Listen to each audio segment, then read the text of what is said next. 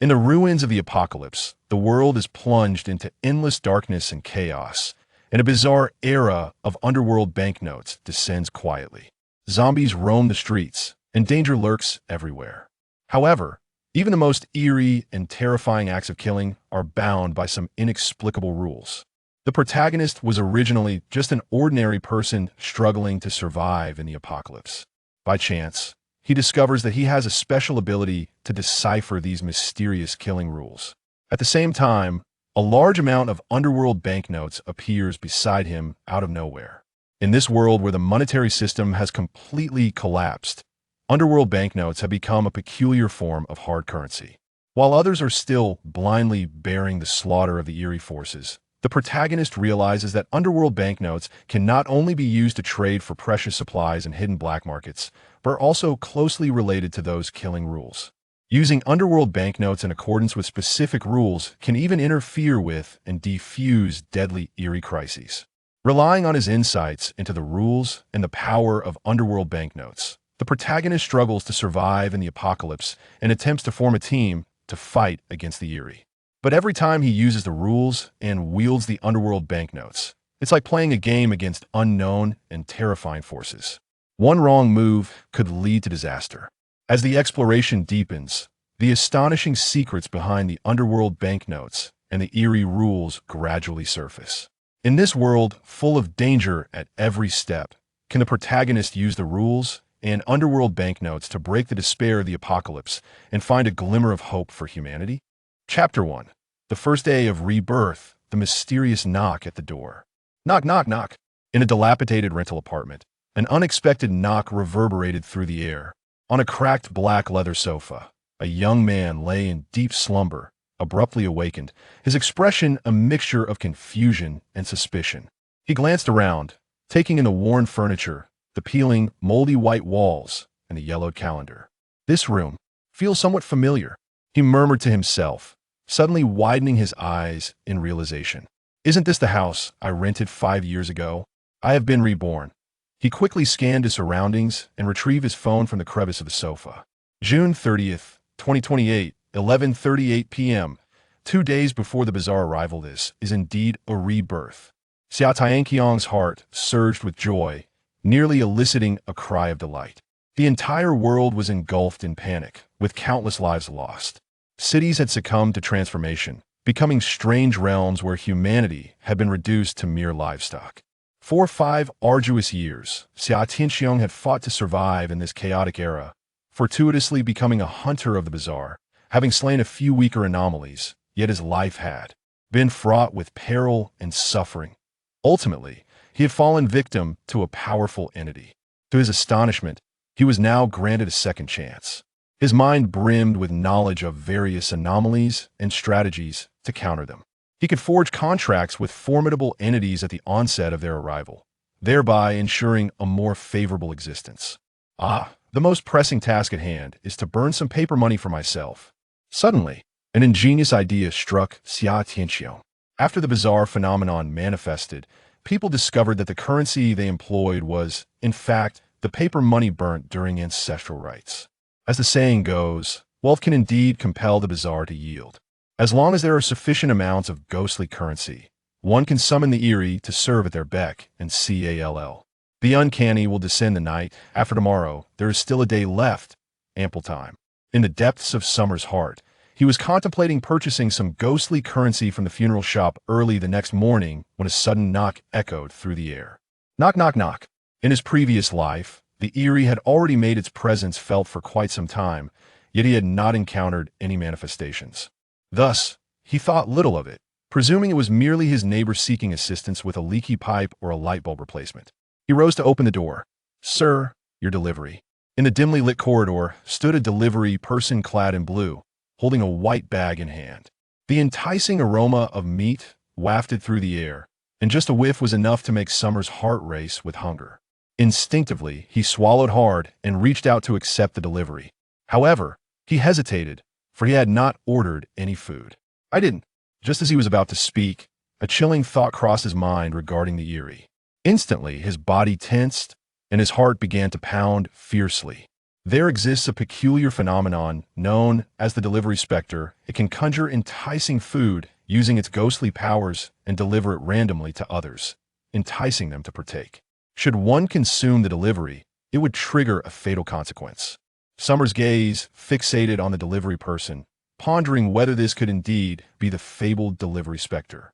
Yet, something felt amiss. According to the official announcement from his previous life, the eerie's arrival was scheduled for the night after tomorrow. How could it possibly manifest now? Another grave concern loomed that on this day in a previous life, no one or any peculiar entity came to knock on his door. "Sir, your delivery." The delivery person noticed Xia Tianxiong lost in thought and repeated himself. His words were sincere, his demeanor genuine. He appeared utterly ordinary, devoid of any anomalies. Could he have misjudged? A flicker of realization ignited within Xia Tianxiong as he accepted the delivery. "Oh, thank you." The delivery person turned and descended the stairs. Xia Tianxiong lingered at the threshold until the figure vanished from view before closing the door. "I shall see whether this is a delivery anomaly. If so, that would be splendid. Perhaps I could forge a contract with an enigma on the very first day of my rebirth." Intrigued, Xia Tianxiong placed the delivery on the coffee table without opening it. Anomalies are not permitted to kill indiscriminately. It is said that the rules of the anomaly realm forbid such actions. At this moment, Xia Tianxiong had already triggered the death rules of the delivery anomaly, yet only the preliminary conditions had been set. As long as he refrained from opening the delivery, the anomaly would return to knock, reclaiming its package, thereby terminating the rules without incident. However, this did not ascertain whether the individual was indeed an anomaly. It was possible that the delivery person had simply made an error. The delivery anomaly conjures its offerings using spectral energies, resulting in a unique flavor and possessing special properties. With just a taste, Xia Tianxiong could discern the true nature of the delivery. Yet, before indulging, he must acquire some ghost coins. Otherwise, should it truly be an anomaly seeking compensation, the absence of ghost coins could result in dire consequences. These so-called ghost coins could be the colorful paper money sold at funeral homes, valued in the millions, or gold and silver paper folded into ingots. However, to ensure the receipt of spirit money for oneself or one's family, it must be burned through a special ritual.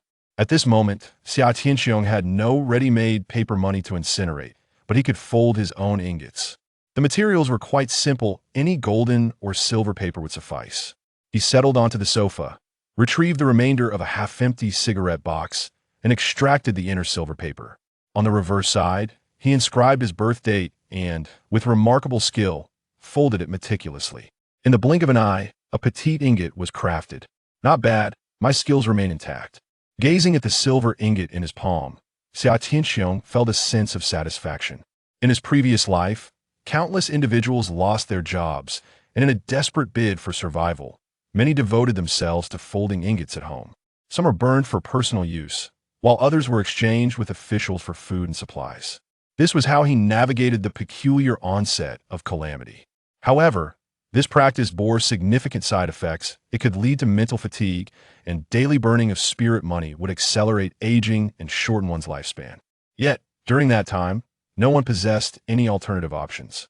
Now, merely possessing one ingot might not suffice. He rummaged through the trash bin, discovered an empty cigarette box, and extracted more silver paper to fold another ingot.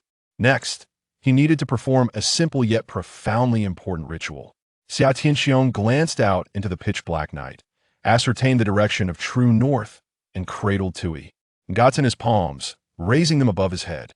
He bowed deeply towards the north, performing 3 bows in total to complete the ritual. Following this, he simply needed to burn the paper ingots to receive spirit money. It was as straightforward as that. Where is the lighter? Xia Tianxiong searched for quite some time, rummaging through the crevices of the sofa, beneath the coffee table, and across the bed, yet he found nothing. He was accustomed to smoking, and his home was never lacking in lighters. However, today he could not locate a single one. It was indeed peculiar. Suddenly, a knock echoed through the air. Fortunately, he had not touched the takeout, or he would have been in a dire predicament. He felt a wave of relief wash over him as he prepared to return the meal to its rightful owner. Yet, when he turned to glance at the coffee table, his pupils constricted in shock. leaving him frozen in place. The takeout had inexplicably toppled over, the broth seeping from the white bag and permeating the room with a savory aroma. Oh no! Xia Tianxiong's heart sank. Just moments before, while searching for the lighter, he had shifted the coffee table with utmost care, certain he had not disturbed the takeout. But how had it fallen now? The damaged meal could trigger the rules. Either he would pay with money or with his life. Without a lighter, he could not burn paper money for himself. If the entity outside truly was the takeout spirit, his demise was imminent. To perish on the very first day of his rebirth due to his own folly would be utterly absurd. Suddenly, the lights in the room flickered ominously. Then, with a creak, the doorknob turned as if moved by an unseen force, slowly opening the door. Chapter 2. How dare you deceive the spirit? Outside the room, the corridor was dimly lit, casting a yellowish gloom. The delivery man had shed his pretense. He was, in fact, the takeout spirit. His eyes were ink-black, devoid of pupils, and his complexion was as pale as snow, as if he had caked on layers of foundation. The most terrifying aspect is its gaping maw. Its cheeks are split wide open, extending all the way to the base of its ears, revealing a jagged array of sharp teeth. Observing the extent of its opening, one could surmise it could easily consume a human head. It possesses the ability to sense that the takeout has been unwrapped by the humans within. According to the rules of mortality, it is time to feast. This marks its inaugural target since descending into the human realm. Suddenly filled with anticipation, it recalls the words of the elder spirit, who mentioned that fresh, living humans are not only delectable, but also enhance the peculiar strength though. F the devourer. Droplets of saliva trickle from the corners of its mouth, plopping onto the ground below. It craves the feast. Thud, thud, thud. The takeout spirit exhibits a flicker of irritation. It can sense the human is still inside. With a swift motion, it raises its hand and gestures towards the door lock, summoning an invisible force that flows forth. The handle inside twists and the door swings open. It strides into the room, finding the living room empty and the bedroom devoid of presence. Ultimately, it locates its target in the kitchen. Sir, the takeout has been delivered incorrectly. Please return it to me. The takeout spirit, dripping with repulsive saliva, is eager to commence its meal. Yet, according to the rules, it must complete one final step. Should the human manage to produce ghost money as compensation, it would be unable to consume them. However, it is utterly convinced that a living person cannot possibly know how to acquire ghost money, let alone possess any. I have already eaten. At this moment, Xia Tianxiong stands in the kitchen, happily enjoying the takeout. He is not the slightest bit startled by the terrifying visage of the takeout spirit. The takeout consisted of braised pork, conjured through an eerie manifestation of ethereal power. Yet, its texture was exquisitely tender, melting upon contact, surpassing even the most authentic braised pork in flavor. However, it offered no sense of satiety. Instead, waves of inexplicable energy surged through the body, invigorating the spirit and enveloping one in a delightful euphoria, akin to the effects of a stimulant. The delivery specter, observing his famished demeanor, harbored disdain within, though a chilling smirk graced its visage. Having consumed my takeout, you must either pay or forfeit your life. Xia Tianxiong inquired, how much is it? I will compensate. 88 yuan. Here, 100 for you. Consider the excess a tip that I only accept ghost currency. Lacking such, you shall pay with your life. As the specter spoke, it lunged forward, confident that the other could not produce ghost currency. Suddenly, Xia Tianxiong extended his right hand. Are you blind? This is ghost currency.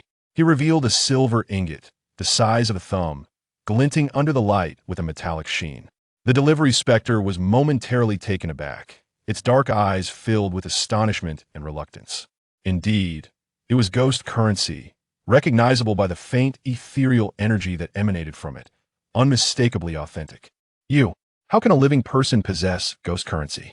It was disheartened. It had finally prepared to savor the delicacies of humanity, only for this individual to present ghost currency, thus thwarting its lethal demands. I found by the roadside. Xia Tianxiong fabricated nonchalantly. In truth, just before the specter had opened the door, he had recalled that there was a gas stove in the kitchen, capable of igniting a flame.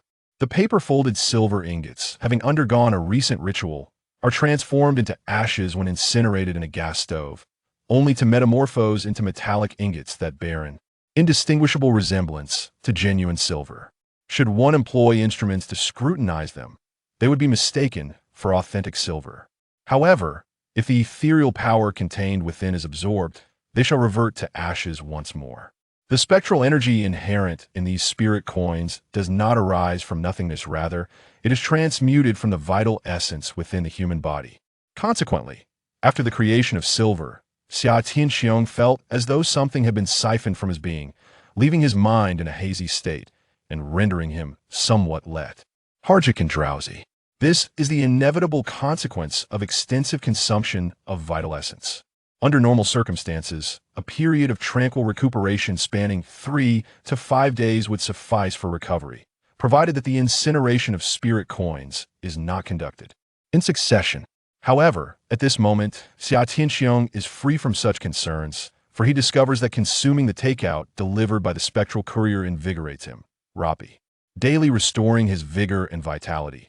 The spectral courier gazes at the silver ingots with great fondness, for spirit coins serve not only as currency, but also as pivotal resources for cultivation and enhancement of power, or within the realm of the uncanny.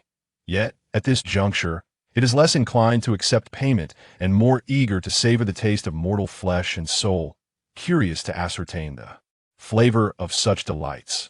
Nevertheless, according to the regulations of the spectral realm, acceptance of payment is imperative. Failure to comply with the rules could result in dire consequences for the SPE. With a begrudging expression, the spectral courier takes possession of the silver ingots, poised to speak, when suddenly Xia Tianxiong interjects, "Change, please." Caught off guard, the courier pauses momentarily and weighs the silver in its grasp, estimating it to be approximately 3 taels in weight. The previous quotation of 88 yuan pertained to the value of the paper spirit notes, yet it now holds genuine silver. Spirit coins manifest in several forms. There are ancient coins made of gold, silver, and copper, as well as modern, flamboyant paper currency. According to the conversion rules, 1 tael of gold is equivalent to 10 taels of silver, and 1 tael of silver equals 1,000 copper coins. Furthermore, copper coins are regarded as equivalent to paper ghost money, with 1 coin being equal to 1 yuan. This means that the 3 taels of silver given to it by Xia Tianxiong are valued at 3,000 yuan in paper ghost money. It must provide the recipient with over 2,900 ghost notes. What? Can't you break such a large denomination? Xia Tianxiong couldn't resist mocking as he saw the delivery specter standing there motionless. The specter's gaze flickered, and a hint of embarrassment surfaced on its terrifying visage. As a low-level specter, it had never cultivated the habit of saving. It typically absorbed ghost currency immediately upon receiving it to enhance its own power, lest it be robbed. Why other aberrations that, if you hand over all this silver to me, I can let you go, the delivery specter threatened. Although these entities are gruesome and cruel, relishing human flesh, they must adhere to specific rules when dealing with humans. They cannot kill or rob without cause, nor can they lie to humans. At this moment, Xia Tianxiong continued to indulge in the succulent braised pork, a dish that filled one with exhilaration, making it impossible to stop once begun.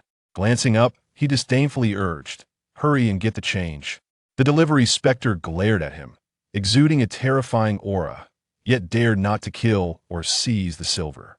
"I will absorb the equivalent of 88 ghost notes worth of ethereal power. No, it is 100 ghost notes. The remainder will be returned to you." It had not forgotten that Xia Tianxiong had promised to give it 100 ghost notes. Once spoken, a certain rule is established. The delivery specter can justifiably accept the payment, while no additional sum may be collected. In the midst of conversation, a glimmer of ethereal light emanated from the coins in its grasp, merging into the pale palm, causing the coins to diminish slightly in size. After collecting the fee, it tossed the coins to Xia Tianxiong. Xia Tianxiong received the coins and casually tucked them into his pocket. "I have compensated. May I leave now?" The delivery specter grinned, a blend of horror and peculiarity. "Since I have delivered the wrong order, I must verify the information with you. What is your exact address?" The delivery specter wielded 2 death rules.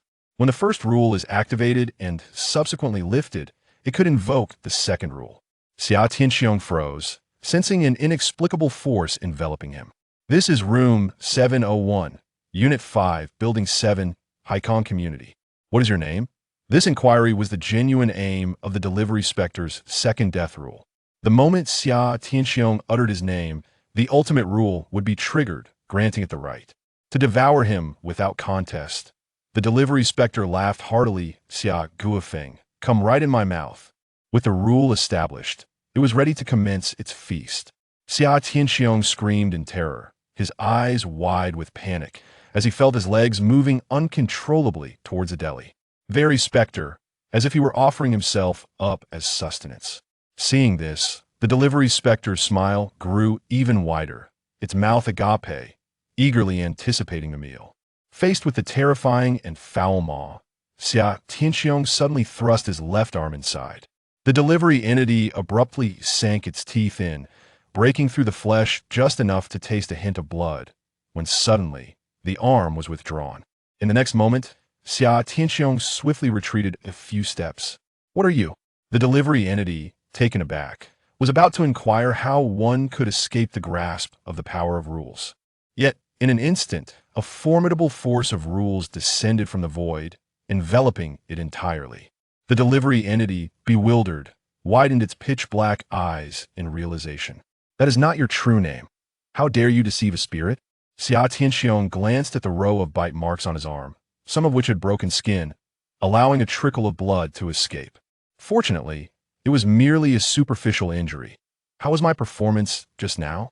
He was well acquainted with the two death rules governing the delivery entity and understood the implications of triggering the second rule. This deliberate act was intended to mislead the opponent into believing he had activated the rule, prompting it to attack. As long as substantial harm was inflicted, it would constitute a violation of the rules. No matter how powerful or bizarre the entity, any transgression of the rules would result in annihilation by the force of the rules. At this moment, the delivery entity was being torn apart by the power of rules, its body floating uncontrollably. Streams of deep blue, ethereal energy were being stripped from it, disappearing into the ether in an instant. The delivery entity, filled with dread, found itself devoid of any means of resistance. Unless an unforeseen event occurred, it would soon be torn to shreds, dissipating into the void. Signing a contract with me is your only chance of survival. At last, Xia Tianxiong revealed his intention. It can be said that from the moment he suspected the other to be a delivery spirit, he contemplated exploiting the rules to ensnare his opponent. This was not an invention of his own. Many had engaged in such tactics in a previous life. Chapter 3. The Vanished Lighter. Cursed humans. Even in death, I shall not yield. The delivery spirit glared furiously at Xia Tianxiong, enduring the tearing force of the rules that ravaged his body. Steadfast, INH. Is defiance. Quite resilient are we? Then embrace your demise. It will conveniently aid me in conducting an experiment. Xia Tianxiong retrieved another folded paper ingot from his pocket. Having burned one previously, he now had a second to manipulate. He began to unfold it, biting his finger to draw a complex and peculiar rune on its backside with his blood, before refolding it into the shape of an ingot. Holding the silver ingot, he gradually approached the delivery spirit. He observed as the ethereal power that had been torn away seemed to be magnetically drawn towards the ingot, flowing into it in a tumultuous rush. The once paper-like ingot began to shimmer with a metallic luster, gradually gaining weight. As the ethereal energy continued to pour in, the silver ingot grew heavier and larger. The delivery spirit watched this spectacle, his mouth agape, eyes nearly bulging from their sockets. Is it the forbidden art from the realm of spirits? What does it matter to you? Since you refuse to enter into a pact, then meet your end. Your demise will perfectly facilitate your transformation into ghostly currency. Xia Tianxiong was elated was his first attempt at this, and he was astonished by its success. In his previous life, he had heard whispers of this self-made, ghostly currency from a peculiar entity and had pursued the leads ever since. As a result, I stumbled upon a peculiar scene, witnessing the method of crafting ghost money. Unfortunately, I failed to escape in the end, falling victim to the formidable and uncanny forces at play. One could say that Xia Tianxiong sacrificed his life for this very technique. Unlike the traditional burning of paper money or ingots, which drains one's vitality, this method negligible loss. There is no need for rituals, nor the incineration of paper offerings. One merely requires a drop of their own blood to inscribe intricate runes. This act will draw upon the ethereal power dissipating from the uncanny entities, thereby transforming it into ghost money. The only complication lies in the necessity to incapacitate or eliminate the uncanny beings, akin to leveling up in a game. The silver ingot in Xia Tianqiang's hand gradually expanded from the size of a thumb to that of a fist. The delivery spirit began to feel a twinge of regret. Its eyes darted around before it suddenly implored, "Brother, I was wrong. I am willing to enter into an equitable contract with you." As the words left its mouth, Xia Tianxiong sensed a peculiar energy enveloping him. He recognized it as the power of the contract. However, he shook his head, shifting his gaze from the ingot to the delivery spirit. "Had you agreed earlier, I would have formed an equal contract with you. Now, I shall only accept a master-servant contract." "You." The delivery spirit seethed with rage, yet refrained from voicing any insults. There are three types of contracts that can be forged between the uncanny and humans: the master-servant contract, the uncanny master contract, and the equitable contract. The names themselves reveal their meanings. The master-servant contract places humans in the dominant role, with the uncanny as subordinates. Humans can utilize the abilities of the uncanny at will, without incurring any cost. Even a mere thought can determine the bizarre dance of life and death. Should humanity perish, the bizarre shall follow suit. In stark contrast, the contract of the bizarre lord places the bizarre as the sovereign and humanity as the servant. The bizarre possesses the unfettered ability to extract the lifespan or soul of humans, unbound by any rules. Should the bizarre meet its demise, humanity shall perish alongside it. As for the equal contract, it resembles an employment agreement. Here, humans coexist with the bizarre on equal footing. Utilizing the abilities of the bizarre necessitates a price, be it lifespan, soul, or a currency of the underworld. When one party succumbs to death, the other merely suffers the backlash of the contract, entering a state of severe injury. Why? Without facing death themselves. Time is running short. Make your decisions swiftly. Summer Sky urged, cradling an ever-growing silver coin, not forgetting to offer a reminder. As the power of the rules tore at the fabric of reality, the delivery bizarre's form grew increasingly faint and diminutive. Perhaps in the next moment, it would shatter into oblivion. Yet, within its heart, it continued to wrestle with indecision. To recognize this human as its master would mean relinquishing its freedom and the right over its own life and death, a profound humiliation for the bizarre. The delivery bizarre felt discontent, having descended into this world merely a day ago. It had yet to savor the essence of humanity, only to find itself the prey of humans. What an unfortunate fate! Gazing at the ever-expanding silver coin in Summer Sky's hand, a sudden realization struck. This individual possessed the forbidden art of crafting underworld currency. Aligning with him would surely guarantee an abundance of such currency in the future. Perhaps this was indeed a commendable choice. After a moment of self-reassurance, a resolution finally emerged. "I concede. I agree to enter into a master-servant contract with you." With a chuckle, Xia Tianxiong finally achieved his objective, stating, "We shall enter into a master-servant contract. I shall be the master, and you shall be the servant." He truly found it difficult to part with the delivery specter. Although the delivery specter possessed feeble strength and ranked among the lowest of the supernatural entities, it wielded two exceptionally practical abilities.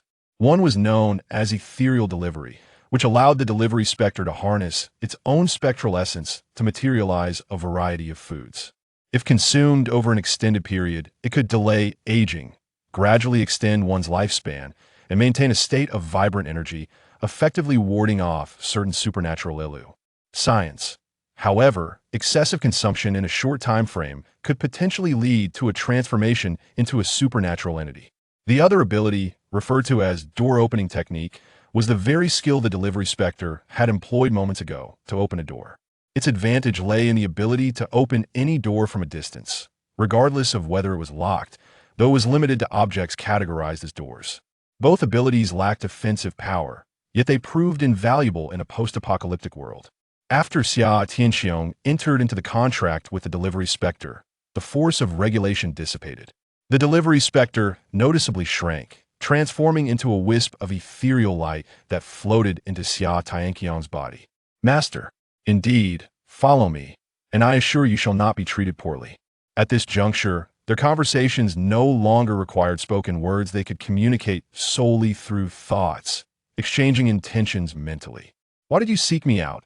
Xia Tianqiang eagerly posed the question that lingered in his mind. The delivery specter replied, I was merely passing through this area when I sensed a significant fluctuation in someone's lifespan. Following that fluctuation, I arrived at your presence.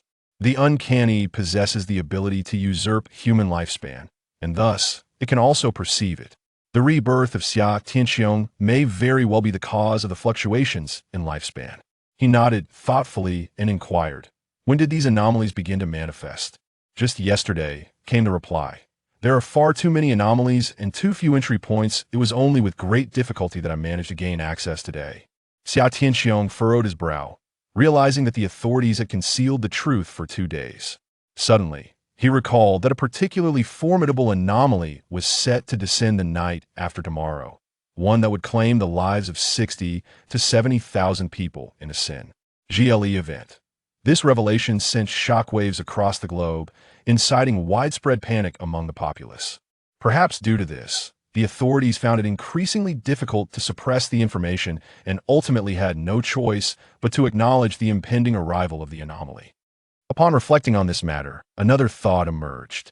This anomaly had caused countless deaths during the early days of the apocalypse, and after several evolutions, it had Asin, dead from malevolent specter to a formidable entity, transforming a city of millions into a realm of terror.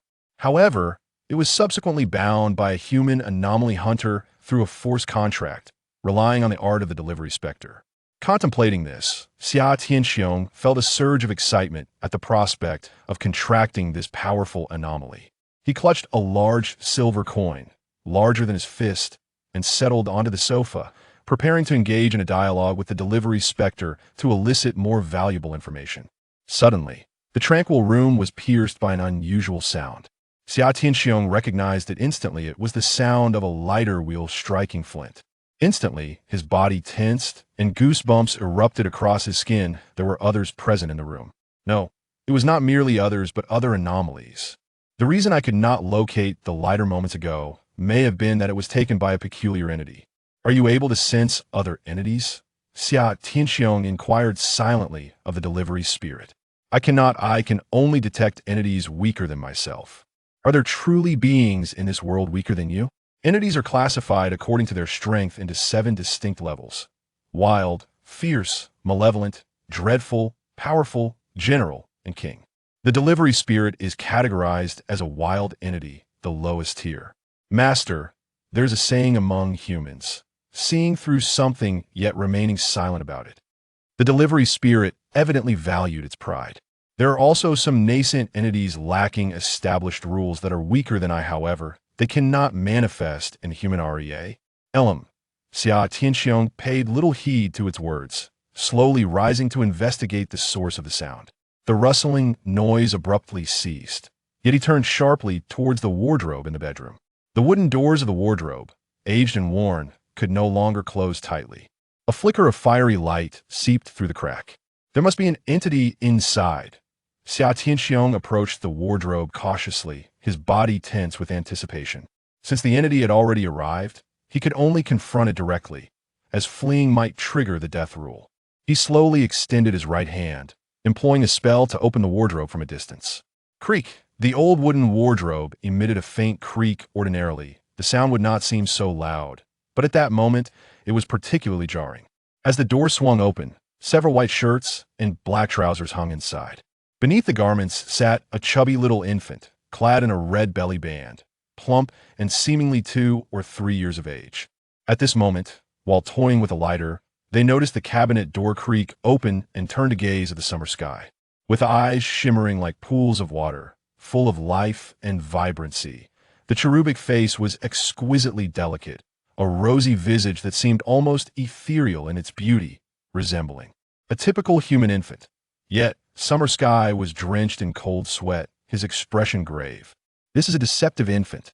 Deceptive infants are a particularly troublesome breed among the uncanny. with the lowest tier classified as fierce deceptions, and they could very well be malevolent or deadly manifestations. They wield an array of deathly rules that are bizarre and nearly impossible to decipher. In his previous life, the appearance of any such deceptive infant invariably resulted in a considerable loss of human life, far surpassing the threat posed by mere delivery deceptio.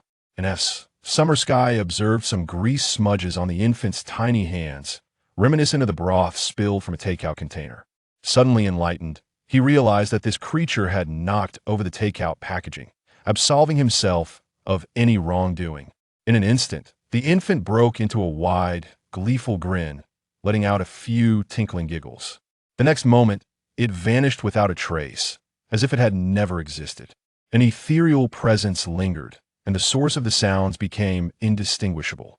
At that moment, not only Summer Sky, but the entire unit from the first floor to the seventh, every room and every inhabitant was filled with the haunting cries of an infant. Summer Sky's countenance grew even more somber as he recognized the nature of this deceptive infant. It was not merely a singular anomaly, but a mother and child duo. They possessed a fundamentally unsolvable rule known as the deceptive mother seeking her child. Those marked by their presence were almost certainly doomed. Chapter 4. Can you help me find my child? It was the dead of night, a time when respectable families had long since retired to slumber. The inexplicable wails of an infant pierced the stillness, rousing everyone from their peaceful repose. Some irritable residents flung open their doors, shouting into the hallway, "What a racket! Whose child is that? Can someone do something about it? It's the middle of the night. How can anyone sleep? Aren't you afraid? No child should cry so loudly. It's quite terrifying. Could it be a ghost?" Gradually, more residents emerged from their abodes.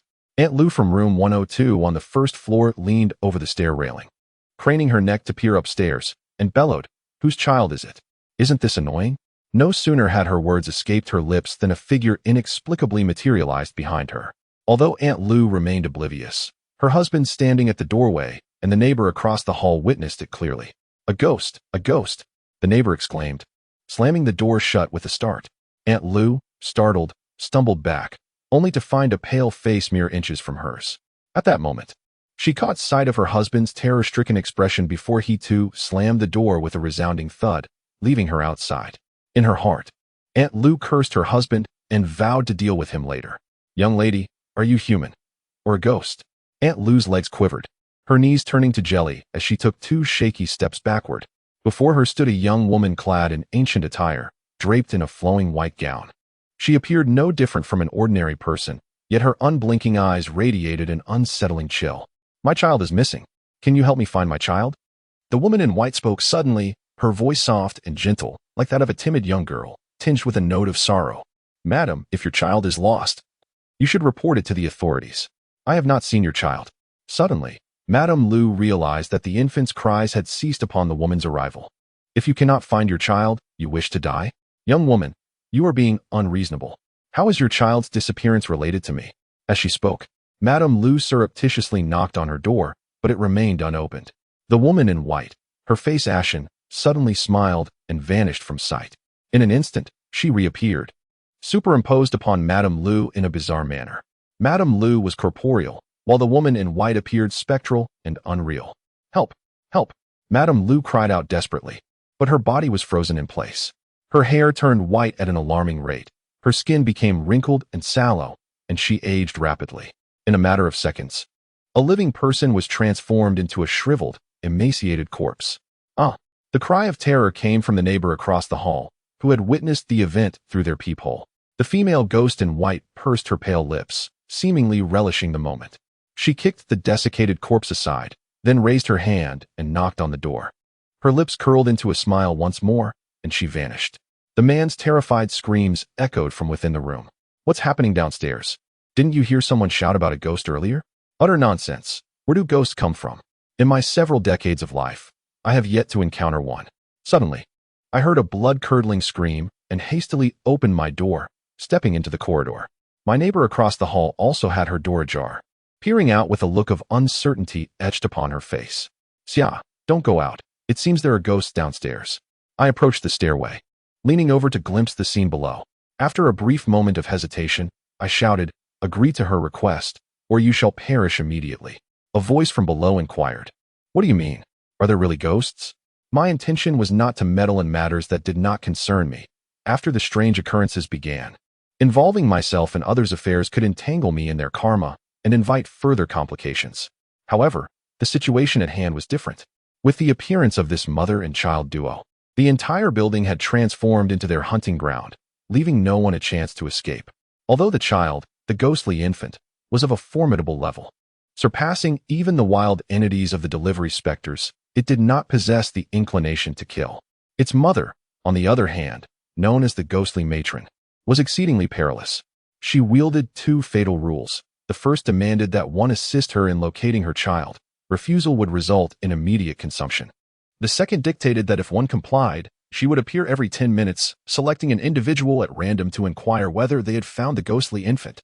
Should they succeed, that person would live and receive a ghostly artifact as a reward, while the others would be devoured. This would continue until someone located the infant or all were annihilated. The first rule could be evaded with relative ease, but the second posed a daunting challenge, for the ghostly infant could teleport. As long as there existed shadows or darkened corners, it could traverse freely between them. Even if one were to spot it, capturing it would be an impossibility. The fulfillment of the second rule was thus rendered an almost insurmountable task. The reason Xia Tianxiong reminds others is that the more individuals who survive, the longer the time of procrastination extends. Otherwise, if the entire unit were to perish under the first rule, even if he promised to assist the ghostly mother in her search for her child, only 10 minutes would remain. Yet, he remained oblivious to how he might locate and capture the ghostly infant. Although his mind recalled a plethora of bizarre information, most of it had been deciphered by humanity, leaving a considerable portion still shrouded in mystery. The ghostly mother's quest for her child was among those enigmas. In his previous life, this mother and child had manifested numerous times, with the overwhelming majority of individuals meeting grim fates. Only two managed to survive. One was chosen by the ghostly infant, becoming its servant through a pact, thus ensuring their survival. The two rules regarding the ghostly mother's search for her child were revealed by this individual. Yet the reasons for being chosen by the ghostly infant remained undisclosed. The second survivor was a ghost hunter who, through the formidable power of their own contract, forcefully shattered the rules set by the ghostly mother, thereby evading catastrophe. Currently, Xia Tianxiong possessed merely a low-level delivery ghost, while the ghostly mother ranked as a malevolent ghost, one tier above the ghostly infant's formidable classification and 2 tiers above that of the delivery ghost. Consequently, he could not utilize the rules of the delivery ghost to override those of the ghostly mother. Moreover, he had no desire to become the servant of the ghostly infant, as that would be akin to a fate worse than death. The sole path to survival now lay in contemplating how to capture the ghostly infant. Xia Tianxiong, Jiang Yu gently called out, "What are you talking about? Could it be that there are actually ghosts?" She was an ordinary urban white-collar worker, possessing a commonplace appearance. Yet her figure was strikingly alluring. Xia Tianxiong had previously assisted her in changing light bulbs, repairing pipes, and retrieving deliveries. She had also invited Xia Tianxiong to partake in a meal she had personally prepared, and the two had grown somewhat familiar with one another. "Jiang Yu, do as I say. When that thing approaches, whatever it requests of you, agree to it first. Otherwise, death will ensue immediately. If you wish to survive, acquiesce to its demands." Xia Tianxiong shouted into the corridor once more. In the ensuing 3 to 5 minutes, the entire unit fell into an eerie silence, devoid of any further screams. Jiang Yu emerged from her door, standing beside Xia Tianxiong, peering into the crevice of the staircase. "Why is it silent? Has it departed?" She mused. Perhaps she was akin to a raven. No sooner had she spoken than a shadow materialized beside her. The ghastly mother fixed her lifeless, colorless gaze upon Jiang Yu. "I have lost my child. Can you assist me in finding him?" I. Jiang Yu's legs trembled as she clutched Xia Tianxiong's arm tightly, her fear rendering her tongue tied, unable to articulate a coherent response. Failing to provide an answer promptly would trigger the death rule, allowing the ghastly mother to take her life.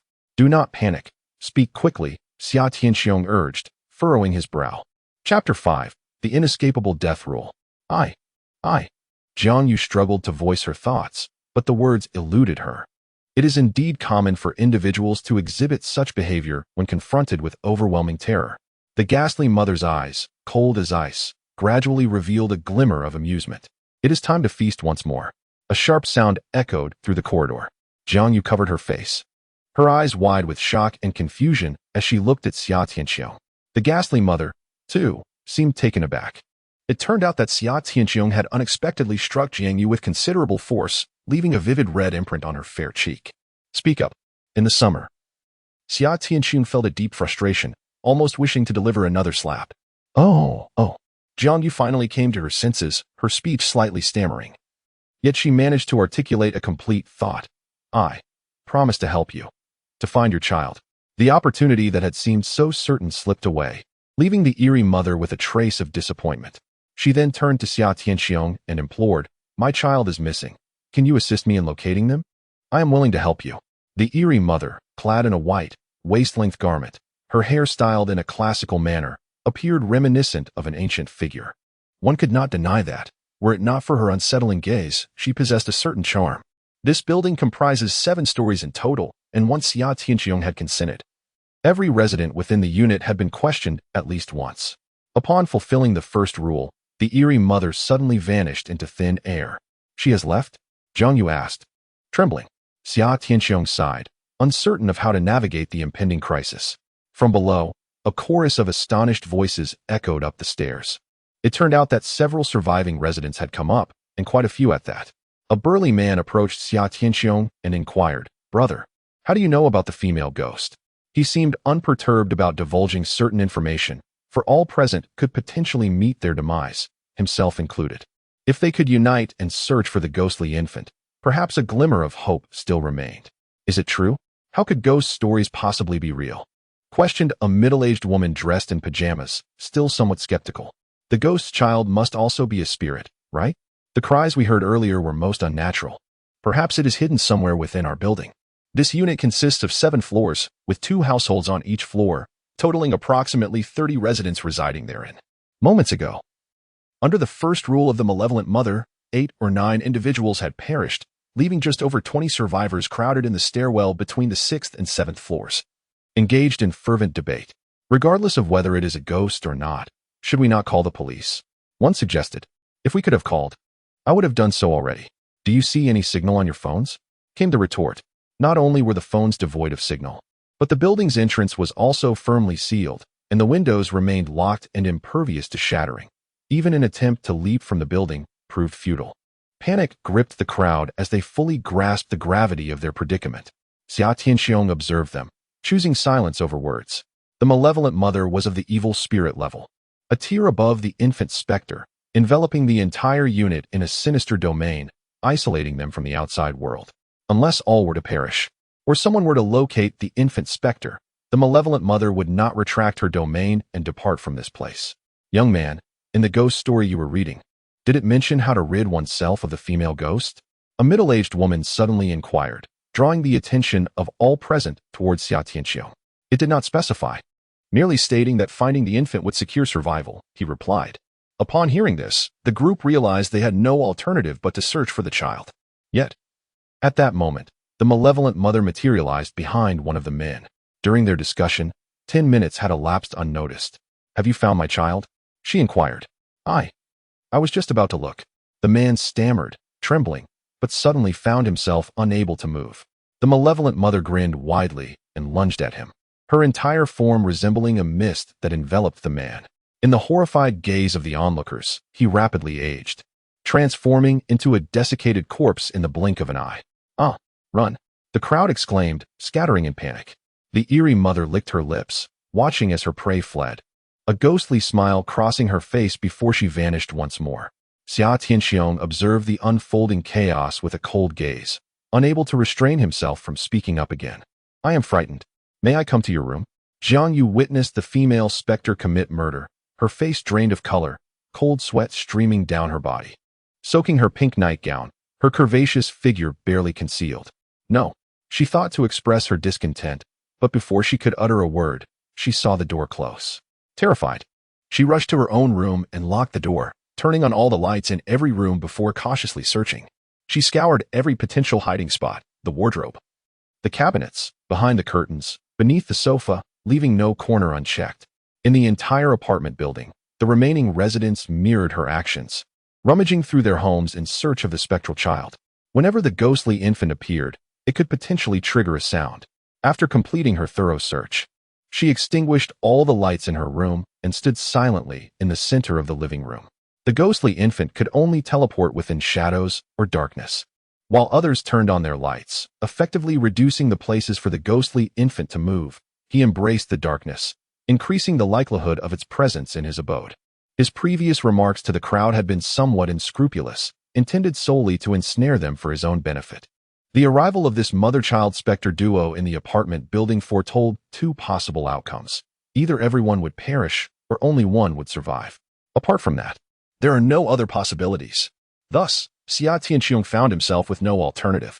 10 minutes later, a blood-curdling scream echoed from below, clearly indicating that the malevolent mother had claimed yet another victim. 20 minutes, 30 minutes, an hour. The anguished cries from downstairs erupted every 10 minutes, the toll of the dead increasing with each interval. Xia Tianqiong stood motionless in the darkened living room. The sinister infant had yet to invade his room. Perhaps it had, but he remained oblivious. Knock, knock, knock. The sound of knocking resonated once more. Brother, open the door. We need to discuss what to do. Outside, a group of over 10 individuals had gathered. The remaining survivors mostly congregated here. They had scoured their own homes multiple times and even searched the residences of the deceased. Yet the elusive infant remained unfound. Even those who had glimpsed the creature had failed to capture it. As they convened and exchanged thoughts, it became evident that the crux of the dilemma lay in the fact that the ghastly infant was simply uncatchable. This implied that anyone could potentially meet their demise. Feeling utterly helpless, they turned their thoughts to Xia Tianqiong. Perhaps he possessed some insight, for he alone had a semblance of understanding regarding the situation. Open the door. If you don't, we'll force it down. Xia Tianqiong had initially intended to disregard them, but the incessant knocking proved unbearable. Reluctantly, he switched on the light and then opened the door. Why did you take so long to open up? A burly man outside demanded angrily, only to be taken aback by the scene within the room. What are all these bottles and jars doing on the floor? Immediately, someone behind him exclaimed, I told you. He must have a way to catch the ghostly child. Indeed, he must be concealing something from us. How dare he withhold the truth? This is tantamount to endangering us. As the door swung open, the onlookers beheld the situation within, as if they had stumbled upon incriminating evidence, further affirming their belief that he possessed the knowledge to capture the elusive specter. Their gazes towards Xia Tianqiong were suddenly filled with ire and skepticism, as though he had inflicted harm upon them. Everyone, please remain calm. I am equally at a loss, Xia Tianqiong implored, yet his words fell on deaf ears. You cannot conceal the truth. Otherwise, you will bear the burden of everyone's demise. I must know how to deal with this. If I had such knowledge, I would have apprehended the specter long ago. Why would I still be waiting? Outside in the corridor, over 10 individuals exchanged glances, contemplating the validity of his assertions. However, a burly man furrowed his brow, sensing that Xia Tianqiong was withholding something vital. I do not believe you. It would be prudent to divulge everything you know. In a sudden burst of aggression, he seized Xia Tianqiong by the collar. Enraged, Xia Tianqiong was on the verge of summoning the spectral entity within him to intimidate his assailant, but in an instant, the expressions of those around him shifted dramatically. Retreating in terror, the robust man released his grip, recoiling as though electrified. All eyes turned to the space behind Xia Tianqiong. Oh no, the spectral mother has arrived. Xia Tianqiong's body tensed, his heartbeat momentarily halting. The spectral mother had set her sights on him this time. With the specter still at large, only doom awaited him. Chapter 6. Neighbors bashed the door demanding spirit money. The spectral mother materialized silently behind Xia Tianqiong, licking her bloodless lips, having developed an insatiable appetite for flesh. Just as she was about to utter a word, a loud voice erupted from the crowd before her. Silence. Xia Tianqiong's exclamation startled those outside the door, leaving them utterly dumbfounded. Even the enigmatic mother shivered slightly. Do not speak, just listen to me, commanded Xia Tianqiong, swiftly turning around. He could not allow the enigmatic mother to utter a word, for if the death rule were to be fulfilled, it would spell certain doom. The enigmatic mother gazed at him in astonishment, a flicker of curiosity igniting in her eyes. What is it that you wish to say? I have found your child, but it has since escaped. Here, I possess something it left behind. Do take a look, is it yours? Xia Tianqiong extended his right hand into his pocket, retrieving a thumb-sized piece of silver, cradling it in his palm. The enigmatic mother's eyes brightened at the sight, and she instinctively wanted to claim it as her own, yet restrained herself. In the face of humanity, the enigmatic cannot utter falsehoods nor seize by force, for to do so would violate the rules of the enigmatic realm. Nevertheless, her desire for the silver was palpable. What if I were to give you this silver? Would that suffice for me to find your child? The enigmatic mother shook her head, stating that the rules forbade such an exchange. Tension mounted in Xia Tianxiong's heart, realizing this approach would not yield results. He pondered briefly before inquiring, "Might I request that you refrain from seeking me out for the time being? You may inquire of me later?" Haha, a deal. The enigmatic mother emitted a few melodic chuckles, her smile quite enchanting. "Cunning human, let me remind you, in the end, I shall still drain you dry." As she spoke, she raised her delicate, pale hand to seize the silver. Outside the door, all onlookers widened their eyes in disbelief. So this was a method to prolong life. This lad truly harbors secrets from us. In an instant, the enigmatic mother vanished, only to reappear before a woman outside the door. "Have you found my child?" The woman, trembling in fear, stammered, I can give you gold, just, please do not seek me out." She hurriedly yanked the golden necklace from her neck and offered it to the ghostly mother. However, the ghostly mother did not even glance at it, insisting only on receiving paper money for the deceased. Paper money? Everyone present, except for Xia Tianxiong, was taken aback. They thought to themselves, indeed, she is a ghost, otherwise, she would not demand only paper money. I will burn it for you." The crowd seemed to have grown accustomed to this, and surprisingly, no one fled this time. After a brief silence, a burly man suddenly inquired of Xia Tianxiong, "Was the silver you gave her paper money for the deceased?" "Indeed." Xia Tianxiong nodded affirmatively. "How did you come by this paper money? Where did you obtain it? And do you have any more?" "I found it by the roadside. Just that one piece." Xia Tianxiong had no intention of revealing the truth. The burly man was skeptical, and so were the others. "You cannot do this. Produce the paper money and share it with everyone." "Yes, you cannot just watch us perish. What difference does that make from murder?" The crowd grew increasingly agitated, as if Xia Tianxiong owed them something. The burly man glared menacingly and strode towards Xia Tianxiong, declaring, "Do not waste your breath on him. Let us search his home. Yes, let us go find it together." Among the more than 10 people, only 2 or 3 remained indifferent, while the rest, incited by the burly man, surged towards Xia Tianxiong's room. After the ghostly mother departed, Xia Tianxiong had already prepared. Suddenly, he lifted his leg and delivered a powerful kick, striking the burly man at the front, causing him to stagger backward. He then swiftly closed the door. Bang, bang, bang. "Damn it, open the door. He intends to kill us. We cannot let him off the hook either. Break down the door. He must have more paper money inside." The crowd was barred from entering, incessantly pounding on the door, their shouts laced with insults and accusations. Perhaps the female ghost was summoned by him. Otherwise, how could he possess such knowledge of the situation? It might even be that the child was a product of his union with the ghost. These individuals, armed only with their bare hands, found their efforts futile after hammering on the door for an extended period, only to be filled with resentment. Thus, a torrent of vile language and curses ensued. Xia Tianxiong feigned ignorance, for if it were not for the need to delay them, he would not have even bothered to acknowledge their presence.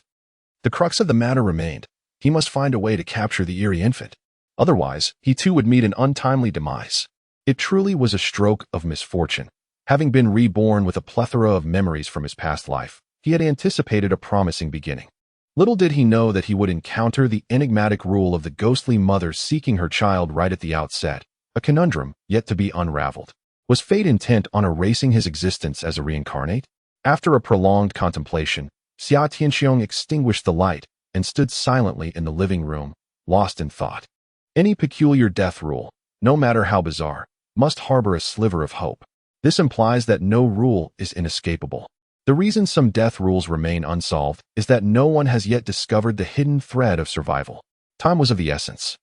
The urgency weighed heavily on Xia Tianxiong's heart. There were still 15 or 16 survivors left in the building, which meant he had barely over 150 minutes remaining. If he failed to capture the eerie infant before then, his fate was sealed. Suddenly, a sound echoed from the kitchen, akin to something knocking over a glass. Xia Tianxiong swiftly turned on the light and rushed into the kitchen, only to find the eerie infant sitting with its back to him beside the gas stove. In the blink of an eye, the figure vanished. Indeed, it is utterly impossible to capture it. Summer Cheong was filled with both anger and frustration. How could mere mortals ever hope to seize such a peculiar entity that could teleport at will? what glimmer of hope remained. He picked up the toppled glass and set it upright, placing it once more beside the gas stove, when suddenly he realized something was amiss. Where's my braised pork? The takeout that had been mysteriously delivered was left unfinished, yet now it had vanished. Had it been consumed by the mischievous infant spirit? An idea struck Summer Cheong. Could food be used as bait to lure it? In the corridor, the crowd had grown weary from banging on doors and hurling curses. Following yet another appearance of the spectral mother, who claimed a life, they gradually dispersed. All departed, except for a burly man who lingered, unwilling to concede defeat. Suddenly, someone called out to him, "Hey, I specialize in lockpicking. I can help us break in." He turned to see a frail, sickly young man, his countenance pale. Fuming. The burly man retorted, "Why didn't you take action sooner? Shoo, keep your voice down." The frail youth whispered as he glanced down the staircase to ensure no one was listening. "Think carefully, my friend. If we manage to open that door and discover hell money inside, then each of us would possess it, demanding the female ghost to seek us last. How could that possibly work?" The robust man paused, realization dawning upon him.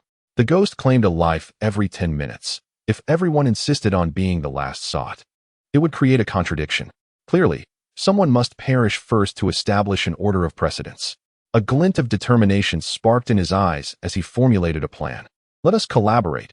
You shall take charge of opening the door, while I will subdue him and procure the ghostly currency. We shall divide the spoils between us, keeping it from others." "Very well, my friend. Your willingness is commendable."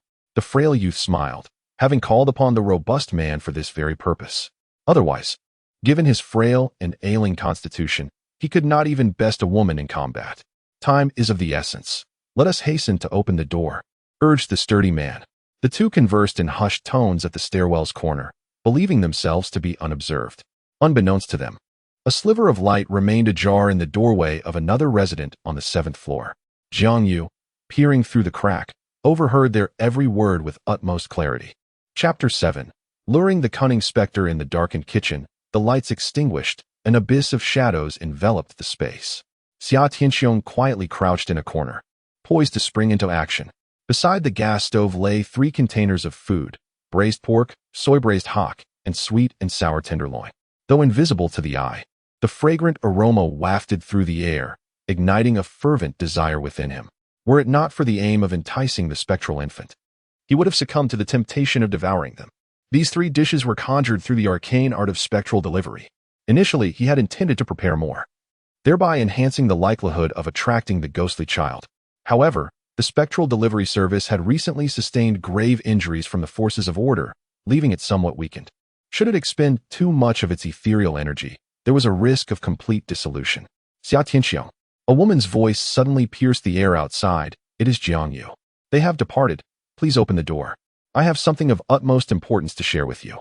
Xia Tianxiong remained unmoved, feigning ignorance. "There is a locksmith in our building. He has gone to fetch his tools and will be here shortly to unlock your door. They intend to seize your ghostly currency." Jiang Yu's voice pressed on. Yet Xia Tianxiong continued to stand resolute, unyielding in his silence. The eerie infant could appear at any moment, and he dared not let his guard down. After a brief silence outside the door, a mournful tone suddenly emerged. "Heavenly Sky, you and I have been neighbors for so long. I often come to you to repair pipes and change light bulbs, but many of these mishaps were intentional, as I sought to engage with you more. I think I have developed feelings for you. I sense that you harbor some interest in me as well, yet for reasons unknown, you continue to feign ignorance. Perhaps we are destined to perish here, but I wish to share with you that if we survive, I long to be with you." These heartfelt words stirred a flicker of emotion within Xia Tianxiong's icy heart. Memories of a past life resurfaced. There had once been a semblance of affection between them. Yet Jiang Yu had become a hunter of the uncanny at the onset of the bizarre occurrences. As their identities diverged further, that affection gradually faded. Nevertheless, Jiang Yu had once safeguarded him during the perilous early days of the apocalypse, offering him protection. Owing to this kindness, he felt compelled to assist her in return. Yet, the fatal rule of the eerie mother dictated that only one could survive. After all, there was but one eerie infant. Whoever found it would live, while the others would perish. Regrettably, this meant he would have to forsake her. Amidst his tumultuous thoughts, a sound echoed. A glass cup had been knocked over. Shortly thereafter, a faint chewing noise ensued. The kitchen was shrouded in darkness, obscuring all vision, Yet Xia Tianxiong knew that the eerie infant had arrived. His heart raced as he waited for 2 seconds before leaping forward. Positioned merely a couple of steps from the gas stove, he spread his arms wide and embraced the source of the sound. Indeed, his arms met something soft and fleshy, and he immediately seized it. Little rascal, at last. I have captured you. In the summer, Xia Tianxiong held the eerie infant tightly, fearing it might teleport away at any moment. The strange child immediately began to wail, its tiny hands and feet struggling futilely against its captor's grip. After approximately half a minute, Xia Tianxiong finally felt reassured. It seemed that as long as he held on to it, the infant couldn't escape. Outside the door, Jiang Yu wore a sorrowful expression, her face a portrait of despondency. How audacious of that wretched person to eavesdrop on our conversation and still dare to inform others. Are you courting death? A burly man brandishing a cleaver approached with an intimidating demeanor, causing Jiang Yu's complexion to drain of color. A slender man hastily rushed forward, shoving Jiang Yu aside at the threshold, and began to pry the door open with his tools. In truth, they had arrived some time ago. Hoping that this woman could persuade the occupant to open the door voluntarily, thus sparing them the trouble of forcing entry. Unfortunately, the young man inside was resolute and refused to grant her access. Within the room, Xia Tianxiong cradled the bizarre infant in his right arm, while his left hand held a box of sweet and sour pork. Only in this manner could the strange child be coaxed to eat peacefully in his embrace. Otherwise, it would cry and fuss incessantly, becoming quite bothersome. Just as he turned on the living room lights, a sharp metallic snap resonated through the air, and he turned to see the lock's cylinder being compromised from the outside. The door swung open, and 3 figures burst in one after another. Is this the ghostly child? The burly man fixated on the infant in Xia Tianxiong's arms, convinced it resembled an ordinary human baby. Time was of the essence. They needed to seize the child at once, the slender man urged. Xia Tianxiong stood calmly in the center of the living room, devoid of any panic, which only served to instill hesitation in the imposing man. He did not rush into action, merely brandishing the kitchen knife for a moment. Hand over the child and the spirit money, or I assure you, my knife knows no mercy. Should I inadvertently sever your limbs, do not hold me accountable. Are you in league with them? Xia Tianxiong disregarded the burly man, his gaze drifting past the two in front and settling on Jiang Yu. Her eyes betrayed a sense of panic as she hastily clarified, No, I have no connection with them. I merely entered behind them. The burly man, incensed by Xia Tianxiong's indifference, erupted, What are you pretending for? I am speaking to you. The scrawny youth, with a chilling glare, threatened from the side, Hand over the ghost child and the spirit money. We shall not harm you. Otherwise, before the female ghost finds you, we will take your life ourselves. Kill me? Xia Tianxiong scoffed. Then by all means, make your move. How dare you think I won't act against you? The burly man seethed, charging forward with the knife in hand. However, Xia Tianxiong's face twisted into a bizarre smile, his mouth stretching unnaturally wide, revealing rows of slender, sharp teeth. His eyes, once white, transformed into an abyssal black, evoking sheer terror with just a glance. Monster! The burly man, stricken with fear, screamed and fled, knocking the other two to the ground in his haste. I'm sorry, we were wrong. The scrawny man stammered as he scrambled to his feet and dashed out the door. Only Jiang Yu remained, paralyzed by fear, or perhaps by the collision with the burly man, unable to rise. You are a ghost too. At this moment, Xia Tianxiong had temporarily assumed the guise of a malevolent spirit, cradling the spirit child in his arms as he crouched before Jiang Yu. Observing her pallid expression, he sighed. You should leave. Remaining here serves no purpose, for I cannot save you. The spirit child had already been captured, and soon, save for Xia Tianxiong, all other survivors would meet their demise at the hands of the vengeful mother. Gasping heavily, Jiang Yu, panic-stricken, inquired, Are you truly a ghost? Certainly not. As she scrutinized his transformation with uncertainty, an unexpected surge of strength coursed through her, propelling her to rise abruptly and grasp Xia Tianxiong's arm fervently. Tianxiong, I implore you to save me. I do not wish to die. I will do anything you ask. Suddenly, the light in the room dimmed, and a figure materialized abruptly, causing Jiang Yu to scream in fright and hurriedly retreat behind Xia Tianxiong. The vengeful mother had arrived, sensing that her offspring had been captured. How could you find my child? A look of astonishment flickered across the cold, rigid visage of the vengeful mother, only to be replaced by understanding as she noticed the spirit child voraciously consuming food. Upon closer inspection, it was evident that the sustenance was imbued with ethereal power. No wonder. Xia Tianxiong queried. If I return it to you, can we not bring this to a close? The vengeful mother nonchalantly nodded. You may live, but all others must perish. To her, it was merely a matter of sparing one individual while she could devour the rest without hesitation. Xia Tianxiong finally exhaled in relief. This ordeal had seemingly passed. He stepped forward to return the spirit child to the vengeful mother, who then plucked a long strand of hair and presented it to him, saying, This is your reward for completing the task. Completing bizarre tasks may yield rewards such as ghost coins, strange artifacts, or other items, as mandated by the rules. One cannot merely demand from humanity without offering something in return. Xia Tianxiong took the slender, elongated strand of black hair and inquired, What is the purpose of this? The reply was straightforward. With the infusion of blood, a position swap can occur within a radius of 100 miles. Xia Tianxiong, having encountered various strange artifacts in his previous life, instantly comprehended its implications.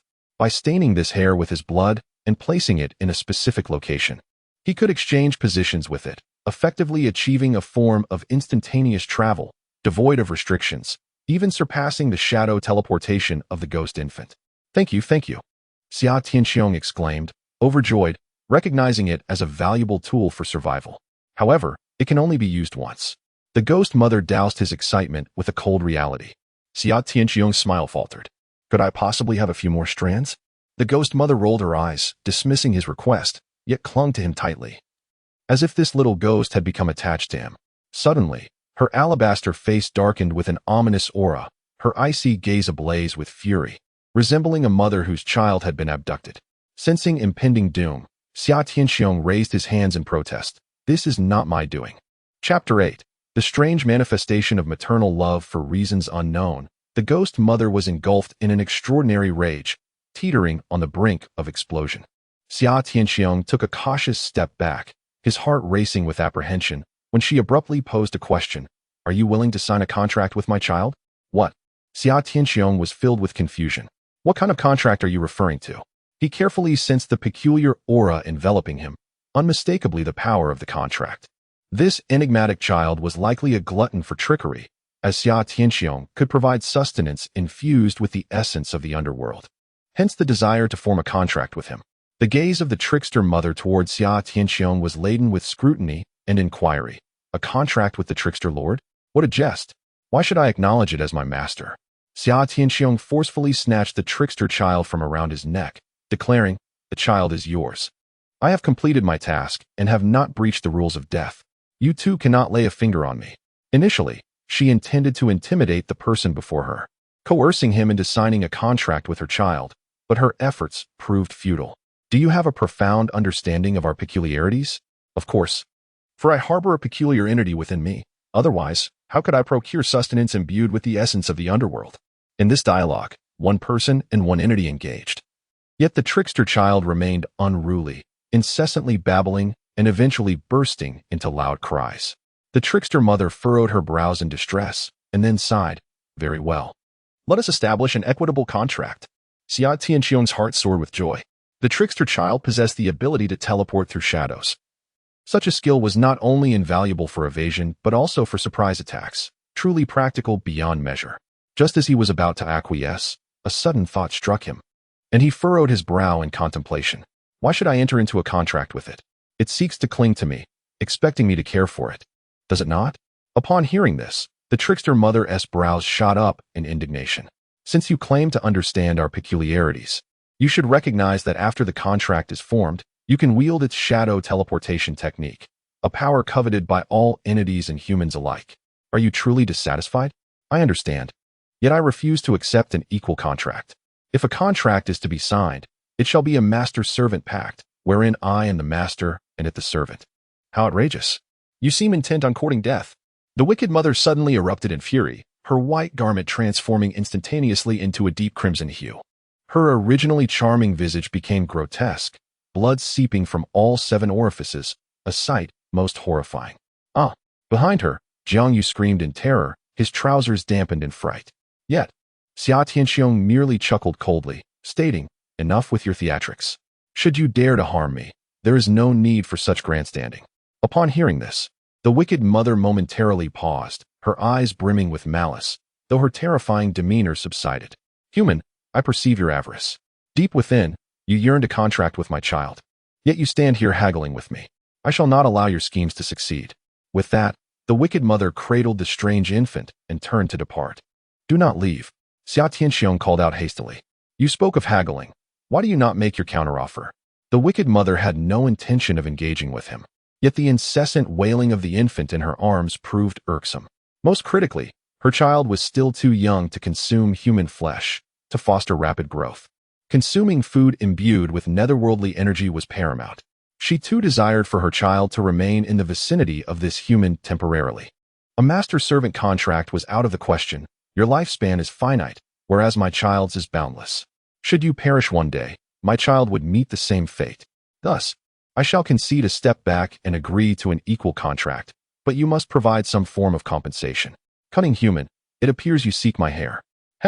It is only fitting that you request something in return, considering you are the one in need of my aid. In the summer, Xia Tianxiong smiled broadly, showing no concern over the potential failure of his dealings. The ghost mother pondered for a moment before conceding, I shall give you one more. You are quite stingy, Xia Tianxiong retorted as he turned towards the sofa, seating himself comfortably and patting the vacant space beside him. Come, let us sit and converse leisurely. The ghost mother said nothing, settling down beside him while cradling her child. Jiang Yu stood frozen, torn between the decision to approach or remain where she was. She could scarcely comprehend how Xia Tianxiong managed to haggle with a ghost, as if he possessed a profound understanding of their affairs. Sister, my request for your hair is a matter of survival. With your kind now manifesting everywhere, I am perpetually at risk. If you could spare me more strands, I would feel considerably safer, allowing your child to stay by my side. What do you think? Is human greed always justified? The ghost mother locked eyes with Xia Tianxiong, evidently unimpressed by his persuasive tactics. The matter of my hair pertains to my own power. I cannot part with too much, at most, 3 strands. It seems you do not cherish your child. At the very least, you ought to provide me with 30 strands to prove your love for him. Our kind knows not love. 5 strands is the utmost I can offer. Nay, while perhaps others of your kind lack affection, I can discern that you possess it. Maternal love transcends all distinctions, be it human or ghostly.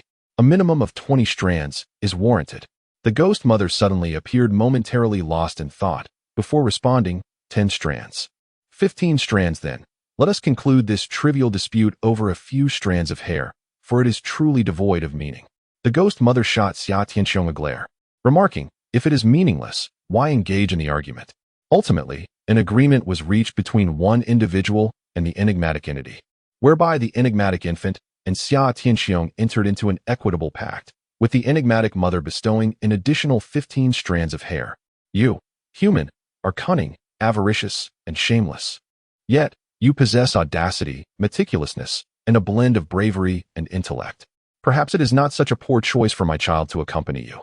You must treat him well, for I shall visit you at any moment. Should I discover any ill treatment toward him, I shall not hesitate to exact retribution, even if it means transgressing the rules of the enigmatic realm. The enigmatic mother gently placed the infant into Xia Tianxiong's arms, her words harsh. Yet her gaze toward the infant was filled with profound reluctance and affection. Xia Tianxiong was momentarily taken aback, realizing that his earlier jest had unveiled an unexpected manifestation of maternal love. Fear not, your child shall thrive under my care, indulging in plentiful sustenance and ample comfort. Let us hope so. I must now attend to my meal. The enigmatic mother's expression hardened once more as she rose, preparing to consume all remaining survivors. Her first target, Jiang Yu, who, upon seeing the enigmatic mother approach, cried out, Xia Tianxiong, save me. I beg you, I do not wish to perish. Xia Tianxiong had no intention of rescuing her, nor could he. Suddenly recalling something, he called out to the enigmatic mother, wait a moment, dear sister. The enigmatic mother, with her back turned, remained still, yet her head spun around 180 degrees, glaring at him with fury. Who is your dear sister? Do not address me as such. Calm down. Let us refer to you as the child's mother, shall we? The enigmatic mother felt somewhat slighted. Xia Tianxiong continued, child's mother, please attend to the others first. I wish to speak with her for a moment. Humph. With a cold snort, the eerie mother vanished from sight, immediately followed by a series of anguished cries emanating from downstairs. Xia Tianxiong, cradling the eerie infant, approached Jiang Yu. I just thought of a way to save your life, he said. Tianxiong, I knew you would save me, Jiang Yu exclaimed, tears of joy streaming down her face, overwhelmed by a sense of rebirth from despair. Xia Tianxiong replied calmly, by entering into a master contract with the eerie infant, acknowledging it as your master while you become its servant. There is a possibility that the eerie mother will spare your life. A master contract? Jiang Yu's smile faltered as she recalled the conversation between Xia Tianxiong and the female ghost. While she did not fully comprehend, she understood that an equal contract was preferable to a master contract. Can I, like you, enter into an equal contract with it? The eerie beings could only form one equal or human master contract, yet they could enter into multiple master contracts. Xia Tianxiong's expression grew solemn. The choice was ultimately Jiang Yu's, and this was the only potential means of salvation for her. Despite her current fragile demeanor, in her previous life, she had transformed into a decisive and ruthless hunter of the eerie, having vanquished countless foes, surpassing many male hunters. If she could be brought under his wing, she might prove to be a valuable asset. Chapter 9. Shadow Teleportation. Another scream echoed from downstairs, causing Jiang Yu to shudder involuntarily. She could no longer recall how many cries she had heard. Faced with the specter of death, she made her decision. I will sign. I am willing to enter into the master contract. As the saying goes, it is better to live poorly than to die well. Xia Tianxiong had anticipated her choice and was not particularly surprised. Baby established the master contract with her. The enigmatic infant, still too small to articulate words, was nonetheless capable of communicating through thought with Xia Tianxiong after the contract was established. Gurgling sounds escaped its lips. The mysterious child cast a glance at Jiang Yu, and a thread of contract power materialized from thin air, enveloping her. Xia Tianxiong promptly urged her. If you now declare your voluntary agreement to this contract and acknowledge it as your master, the pact will be fulfilled. Jiang Yu hurriedly echoed his words, successfully sealing the contract at last. In that very moment, the sinister mother, having slain everyone in the apartment building, suddenly appeared before Jiang Yu. Spare me. I have also entered into a contract with your child. The malevolent mother sensed the bond but wore a scowl, glaring at Xia Tianxiong. What need is there for my child to contract with this waste? Xia Tianxiong replied with a serene smile. What could be wrong with finding a caretaker for your child? Furthermore, as long as you follow me, there shall be no wastrels. Would you too consider entering into a contract with me, so that you need not be separated from your offspring? Do you think you are worthy? The sinister mother scoffed, her form suddenly vanishing. Her voice echoing from the void. Take good care of my child. I shall visit at any time. Farewell, and no need for formalities. Xia Tianxiong called out to the empty air. Jiang Yu trembled and inquired, is it truly gone this time? Will it not return? Xia Tianxiong turned his gaze to the window, where moments ago, darkness had prevailed without a hint of light. Now, however, a faint dawn was beginning to break on the horizon. With the departure of the sinister mother, the ominous realm that had enveloped the entire apartment building dissipated. It was now past 3 in the morning, and the day was soon to dawn. It has departed. You shall not be devoured. Suddenly, Jiang Yu sank to the ground, weeping profusely. More terrifying than death itself is the anticipation of it. Ever since the malevolent mother emerged, she has been shrouded in the dread of awaiting her demise. Now, with the assurance that she need not face death, the overwhelming relief can only be expressed through her loud cries. Xia Tianxiong, cradling the eerie infant upon the sofa, reflected on the treasures he had amassed since his rebirth. He had forged contracts with 2 peculiar entities, a bizarre delivery spirit of the wild category and a fierce infant spirit of the formidable great. He possessed 3 usable supernatural techniques: the delivery spirit's door-opening skill, the spectral delivery, and the infant spirit's shadow teleportation. Additionally, he had acquired 16 strands of the malevolent mother's hair and a silver ingot larger than a fist, weighing approximately several taels. In just a couple of hours, his gains nearly rivaled his entire fortune from his previous life. Xia Tianxiong sighed softly, filled with hope for this new existence. His next objective was to forge as many powerful contracts with the bizarre entities as possible during the early onset of their arrival, or to hunt them down to craft ghostly currency. Presently, a promising target lay ahead. Tomorrow night, a malevolent entity of the fearsome grade would emerge in Jiuhua City, resulting in the deaths of 6,000 to 7,000 people in one fell swoop. This event was regarded as the prologue to the full-scale arrival of the bizarre. It compelled the authorities to disclose the truth about these supernatural occurrences. In his previous life, This entity had wreaked havoc for years, claiming countless lives, until it was ultimately vanquished and contracted by a hunter who had allied with the delivery spirit. Now, with the delivery spirit at his disposal, Xia Tianxiong was poised to strategize against this malevolent force. Although perilous, fortune favors the bold. After a hurried bath and changing into fresh attire, he returned to his room. As he gazed at the damp-haired Jiang Yu, a thought suddenly crossed his mind. He shares an equal covenant with the eerie child, who in turn has a sinister contract with Jiang Yu. As long as appropriate compensation is rendered to the eerie child, one may command Jiang Yu at will, akin to wielding a supernatural art. After all, she is now entirely subservient to the eerie child, who can extract her lifespan and soul at will. The uncanny has descended. In turmoil reigns, it is time to gather our belongings and depart before dawn breaks. Where shall we go? The destination shall reveal itself in due time. You may remain here. I shall test your teleportation abilities. Xia Tianqing placed the eerie child upon the sofa, intending to personally assess the efficacy of shadow teleportation. Upon forming a pact with the otherworldly, humans can harness the supernatural arts it possesses. However, one must ensure that the entity remains within a certain proximity, otherwise, the arts cannot be invoked from a great distance. Xia Tianxiong delicately attuned his senses, discovering that the eerie child's shadow teleportation enabled him to perceive all shadowed locations within a radius of approximately 40 to 50 meters. It was a peculiar sensation, akin to possessing a three-dimensional scanning radar within his mind. Every shadow, along with its shape and size, was vividly clear. He observed Jiang Yu next door, moving about the room. However, more accurately, he sensed the movement of her shadow rather than seeing her physical form. Suddenly, a mischievous thought emerged. She could discern that Xia Tianxiong seemed transformed, somewhat different from his former self. The most pivotal concern loomed. Having entered into a sinister contract with the child of the ghost, he would henceforth be relegated to servitude, leaving one to ponder how he would treat her in the future. As anxiety swirled within her, the shadow beneath her feet seemed to quiver momentarily before an unexpected figure emerged. Jiang Yu clasped her hands protectively over her chest, retreating in terror, convinced that a ghost had appeared once more. Xia Tianxiong? She gasped. Are you truly not a ghost? In Jiang Yu's view, only a specter could manifest so mysteriously. Of course not, he replied.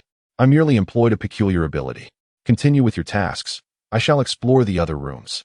No sooner had he spoken than Xia Tianxiong vanished, leaving Jiang Yu bewildered and perplexed. What were you doing in my room? Was it merely to frighten me? Jiang Yu accurately surmised that Xia Tianxiong had indeed come with the intention of scaring her. At around 4 in the morning, as dawn broke and the sun had yet to rise, the two departed the neighborhood in a rugged vehicle. This car had been discovered by Xia Tianxiong at the home of a robust man, who, being deceased, could not accuse him of theft. Xia Tianxiong, are we fleeing? Jiang Yu inquired from the passenger's seat. Her curiosity piqued once more.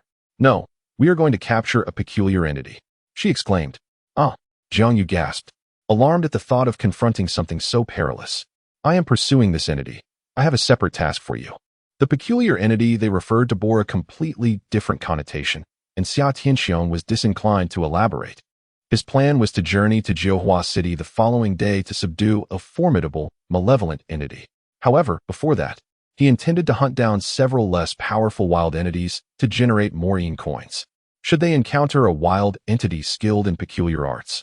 He could also forge a pact with it, thus augmenting his own strength. Chapter 10. You still claim not to be a ghost by 7 in the morning. Upon entering the apartment building where Xia Tianxiong resided, an individual stumbled upon a lifeless body and promptly alerted the authorities. The police swiftly cordoned off the area, and shortly thereafter, 5 enigmatic figures arrived in haste to take over the investigation. They were operatives from the Bureau of Peculiar Affairs, an official organization that has endured for over a millennium. Among them was Fang Mo Yuan, the only woman in the team, youthful and striking, possessing formidable skills. Clad in rubber gloves, she meticulously examined each of the lifeless corpses before reaching a conclusion. Based on the manner of death and the residual eerie aura, she deduced that they had fallen victim to the phenomenon known as the eerie mother seeking her child, a tragic event that had occurred numerous times throughout history. This led her to ascertain that no survivors remained. Standing beside her was a composed middle-aged man named Zhou Boyle, the captain of this hunt for the peculiar. He shook his head, asserting that there were indeed survivors, at least 2. Fang Mo Yuan expressed her astonishment, exclaiming, when the eerie mother strikes, no one survives.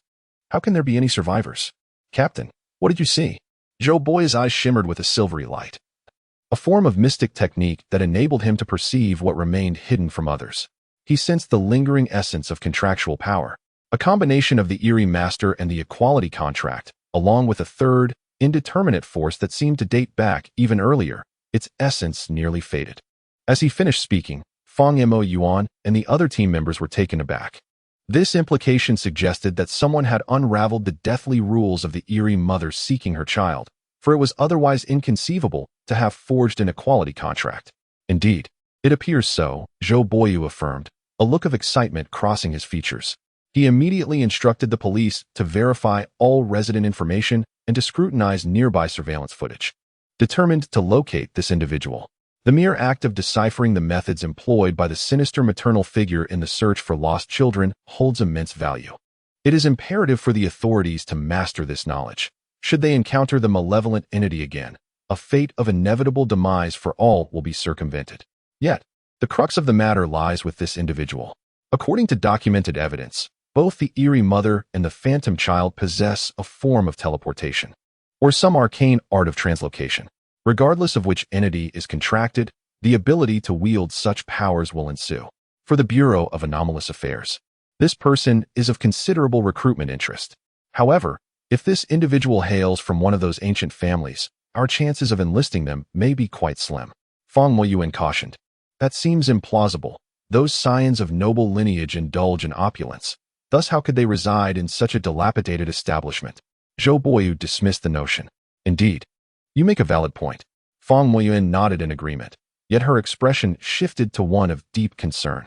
Captain Zhou, the sudden proliferation of anomalies nationwide overnight is rather unsettling, wouldn't you agree?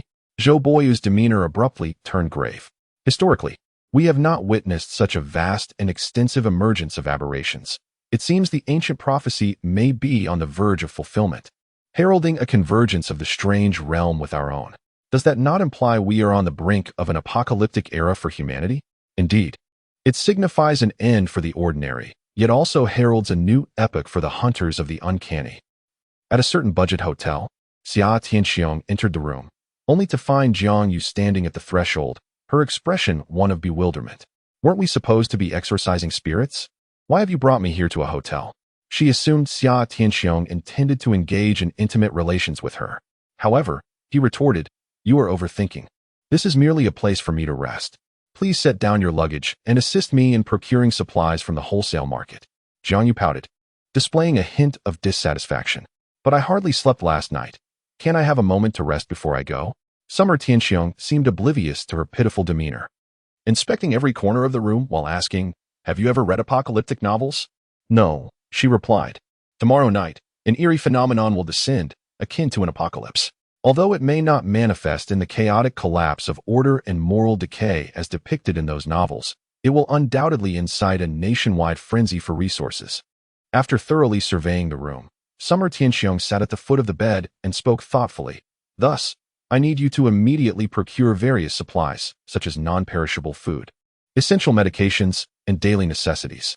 As he spoke, he transferred a portion of his modest savings to Jiang Yu. Initially skeptical of the impending apocalypse, Jiang Yu had dismissed it as mere superstition, despite having encountered a ghost the previous night, which she attributed to coincidence. However, witnessing Summer Tianxiong's earnestness instilled a semblance of belief within her. With a chuckle, Summer Tianxiong remarked, it seems necessary for you to comprehend the formidable nature of the Ghost Lord's contract. Suddenly, he raised his hand and grasped at the air, extracting an intangible force from within her. Jiang Yu felt an overwhelming weakness wash over her. The skin on her hands and face visibly wrinkled at an alarming rate, while strands of white began to invade her once lustrous hair.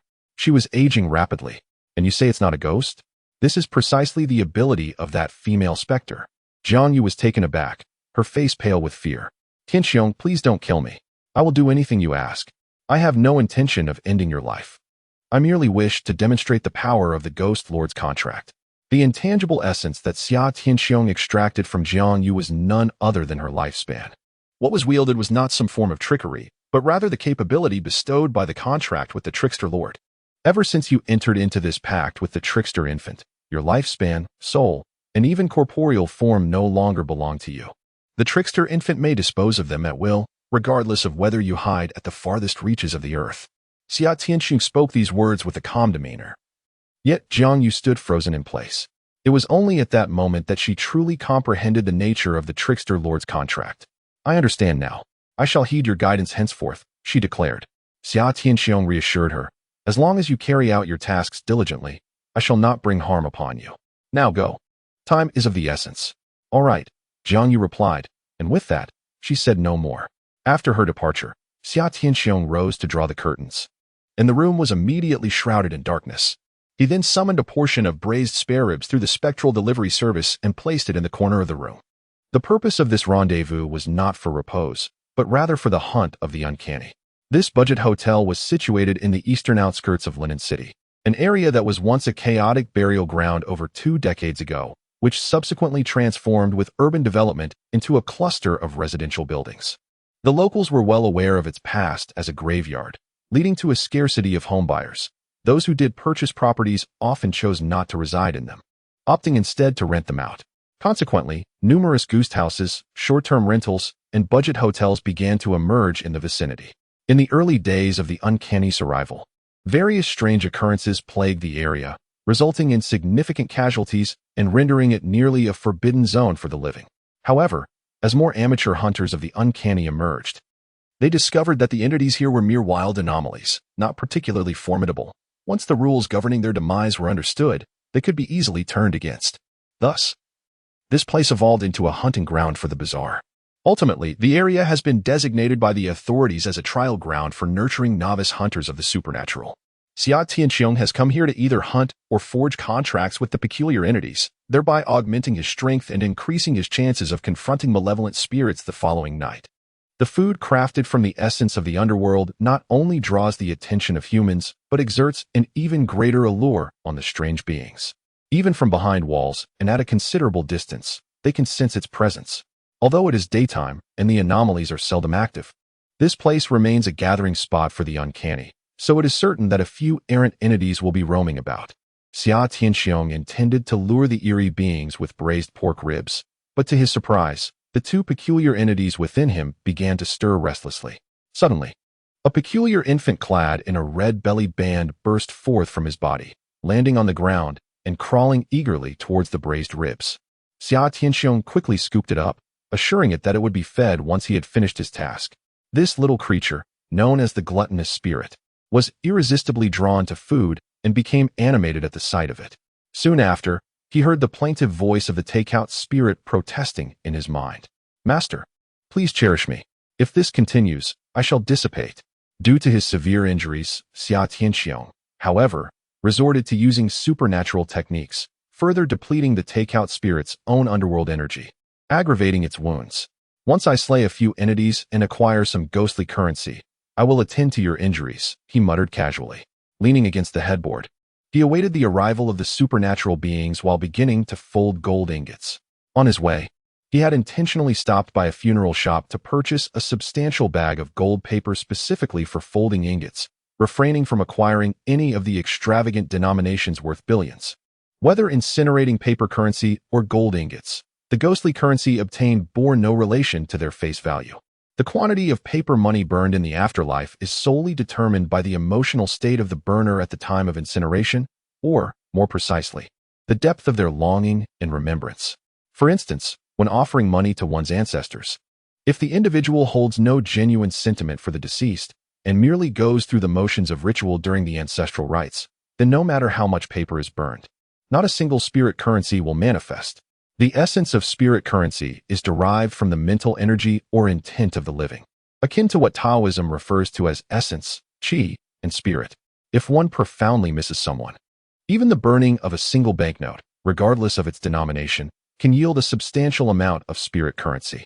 However, this comes at a cost. The more spirit currency generated, the greater the depletion of the burner's vitality and spirit. The same principle applies when the living burn paper for themselves. Yet, when burning paper for the living, it must be conducted according to specific rituals, much like what Xia Tianxiong experienced last night. Otherwise, spirit currency cannot be accrued. Furthermore, one must avoid burning excessive amounts in a short span, lest their vital energy be unable to replenish, potentially leading to fainting or even hastening the aging process. The ingots he was folding were not intended for burning. Rather, he planned to harness the power of the underworld to convert them into spirit currency during the hunt for the supernatural. This method requires drawing special runes on the back of the gold paper using one's own blood, with each ingot needing only a drop of blood, provided that an excessive quantity is not produced in a brief period. As Xia Tianxiong continued folding the ingots, he awaited patiently when suddenly drowsiness overcame him. "I shall rest for a while. Do not disturb me," he communicated telepathically to the two supernatural beings within him before collapsing onto his bed, surrendering to sleep. Time passed in a hazy dreamscape, and he felt a hand gently caressing his cheek. Startled, he opened his eyes to behold a stunningly beautiful sight. Jiang Yu lay beside him, her body completely bare, one hand propping her head while the other gently caressed Xia Tianxiong's face. "Master, are you awake?" Her voice was soft and sweet, dripping with an almost overwhelming allure, making Xia Tianxiong's very bones feel weak. Any normal man would undoubtedly respond to such an invitation. Otherwise, he would be deemed abnormal. Xia Tianxiong cast a glance at Jiang Yu's voluptuous, smooth figure and suddenly rolled over to pin her down. Jiang Yu's cheeks flushed, her eyes hazy with desire as she playfully chided, "Master, be gentle." Little did she know, Xia Tianxiong seized her delicate neck with a fierce glint in his eyes. "I've waited for you for so long." Chapter 11. Spring Dream's strange plea for mercy. "Tianxiong, what are you doing?" Jiang Yu looked at Xia Tianxiong in panic, her eyes filled with confusion. "What am I doing? Why, I'm going to strangle you." Xia Tianxiong scoffed, tightening his grip around Jiang Yu's throat. Her complexion turned a shade of crimson, then gradually purple, tears brimming in her eyes, a pitiful sight that tugged at one's heartstrings. "Why, don't you like me? I'm sorry, but I do not favor women." "Impossible," Jiang Yu exclaimed in shock, then fell into silence. Suddenly, the entire space blurred, and Xia Tianxiong felt a wave of drowsiness wash over him once more. He closed his eyes, and upon reopening them, found himself lying in bed, with no naked Jiang Yu beside him, as if it had all been but a fleeting dream. The sound of running water echoed from the bathroom. Xia Tianxiong hurried over, only to discover a tall, handsome man showering. The man turned to him, flashing a radiant smile. "Master, I'll be done shortly." With an exclamation of disbelief, Summer Tianxiong felt a wave of nausea wash over him as he charged forward, delivering a swift kick to the figure before him. As he kicked, he cursed, "Are you trying to make me sick?" The man collapsed to the ground, his visage twisted in rage. "You vile human, you have seen through me all along and still dare to toy with me?" In truth, Summer Tianxiong had recognized the strangeness of his situation from the moment he began to feel drowsy. Otherwise, he would not have allowed the two anomalies within him to remain undisturbed. This encounter was with a dream anomaly, a peculiar entity capable of ensnaring individuals in various dreamscapes, triggering fatal rules that could lead to death. Some dream anomalies excelled at fabricating nightmares that instilled terror, known as nightmare anomalies, while others wove fantastical narratives, allowing individuals to assume roles within them, referred to as scripted dream anomalies. There were those that transformed into alluring figures, enticing desires. This was the type Summer Tianxiong faced, known as the spring dream anomaly. Numerous varieties of dream anomalies existed, and during their initial emergence, they had caused a significant number of human fatalities. It was only after official announcements regarding dream anomalies and methods to counteract them were made that people realized these entities could be quite manageable. For instance, the spring dream anomaly seduced Summer Tianxiong into desire. Engaging in intimate acts within the dream would trigger the fatal rules. However, overcoming this lethal protocol was remarkably straightforward. With self-restraint, the majority could avoid being ensnared, and in fact, could even turn the tables on the anomaly. With all his might, Summer Tianxiong relentlessly kicked at the spring dream anomaly. Although it was a dream, the sensations felt strikingly real. Suddenly, he was once more besieged by drowsiness, his vision blurring gradually. If, at this moment, one were to close their eyes, the elusive spring dream demon might escape the confines of the dream or weave a new one altogether. Summer Tianxiong would not allow this entity to evade him. "Sword, come forth," he bellowed emphatically, focusing his mind to resist the encroaching drowsiness while conjuring an image of a sharp longsword with sheer willpower. Though the dream was initially crafted by the spring dream demon, it was fundamentally rooted in Summer Tianxiong's memories, thus establishing him as the master of this realm. With unwavering determination and a vivid imagination, He could manifest anything within this dreamscape.